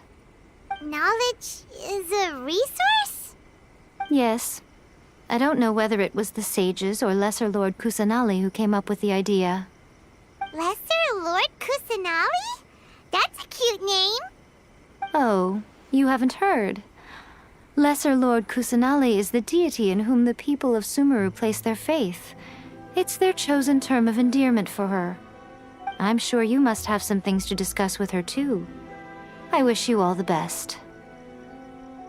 Are you sure? Okay then. Oh, Traveler, Do you still have the omamori I gave you? Keep it safe. Is that all you intend to do with it? There was me thinking that you might hang it around your neck to show off to the world, telling everyone who inquired that it was given to you by none other than Yae Miko, the wise and beautiful. Who in their right mind would do that? Okay, I'll stop. Now, a question for you. Traveler, what is your... I see. But that is merely a small goal, based on what preoccupies you here and now. Your ambition should be something that transcends the world below and the starry sky above. Something that shines in unison with fate itself. Perhaps the reason you do not possess a vision is that such an ambition has yet to be engendered within you. It's a possibility. Continue on your journey, and maybe that moment will come to pass.